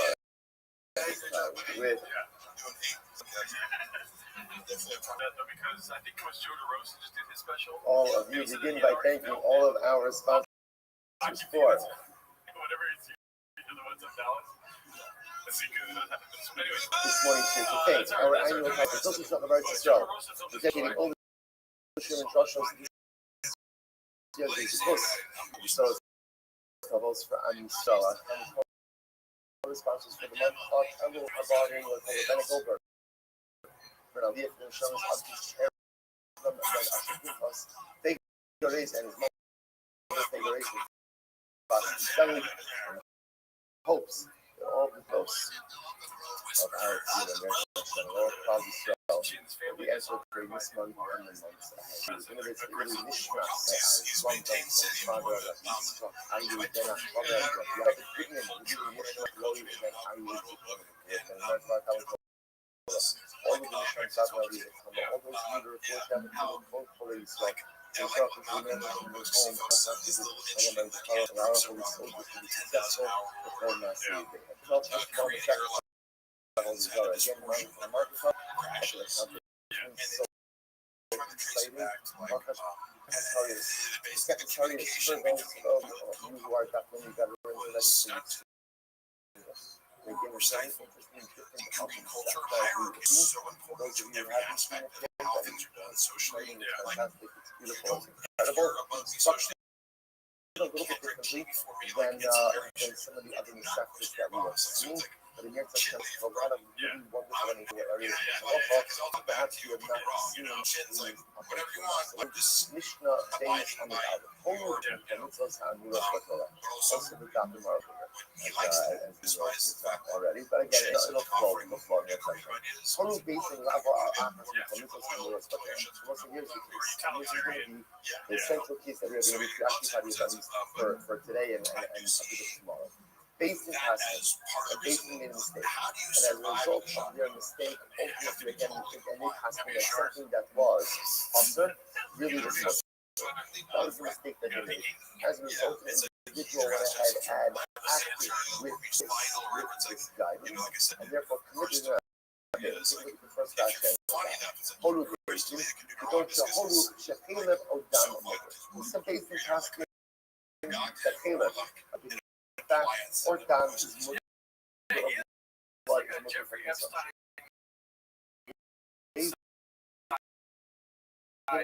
Of like, why does it have to be funny? And he sounds like fucking is not one that terrible to exists be within around. Judaism. Other religions, Judaism does not have that. Why? The first thing bring down Torah takes out between multiple types of religions. No, you got it. One Avera. One Avera. One Avera. I've done more Averas since we got more. Right? The most Rabbi did in the entire life. Over and over and over again. Why? Literally again. To dismiss and to go ahead and reject the notion Understand that without saying it, but Chris, how great the person is. It's the even he's basing going to go, he's going to tag so on. basing testing, and let's just use Rashi's example, they went ahead, they let blood is multiple. Now what happened? What happened? The Allah got the us, and then people from Ruben heard not to the baby. He said, oh, how is blood? So he goes ahead, he goes out and he has open blood. It's now what's the halal? What's like a shut out of you? So again, so now he committed. Ruben just act on the base of the Psak. So now the institution of solar values, they should us them.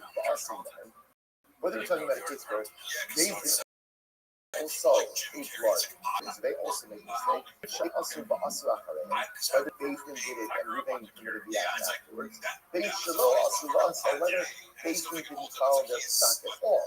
Just Ruben went ahead and followed it. What's the halacha? Now, what's that? Normally, you eat blood and you eat Caleb. If you eat Caleb to show me what's the halacha, carbon kakos, sin offering. Again, we're getting into a little more of the mechanics, but you go ahead and you would normally go ahead and bring that's the halacha. In this case over here, what the introducing is part of Ruben does not have to why doesn't Ruben have to bring a close because they should tell him. Because Ruben did not act of his own volition, not present. He acted of his own volition. He made the choice, but again, he acted based on the psak of God. And some person has no reason to believe that the psak of Bezdin is flawed. Therefore, halacha l'maisa, he's part of from the chakras. Incredible. Incredible. So that this is the Mishnah ultimately again is introduced to. Basin goes ahead. Basin goes ahead. And if you look at Rashi by the Potter, Rashi says it's the first lines of Rashi. May the Hadi Kispos told of the basin Basal. So the Mishnah is introducing us to this concept that basin delivers an erroneous ruling. An individual acts upon that ruling. The individual is protected or solve personal liability. Ruben doesn't have to bring a chatos, and he is to live based on the instruction of Bezdin. Now, Bezdin's liability. Right now we're looking for rules. Okay, that's case one. Now watch this. Whole Bezdin, the other Let's say same case.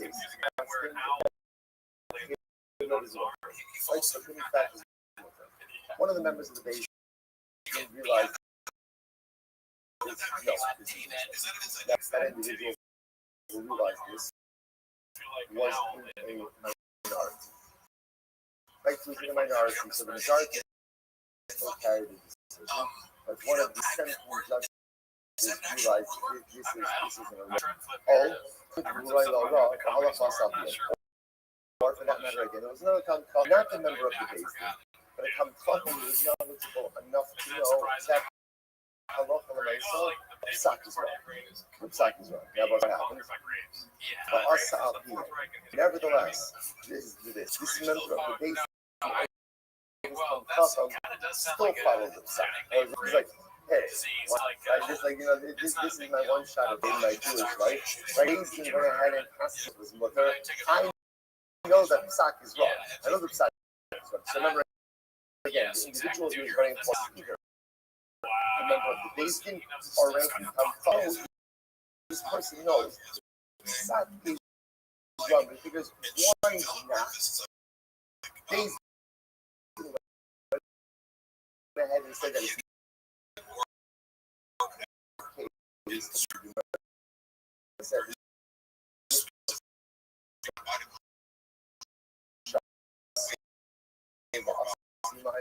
but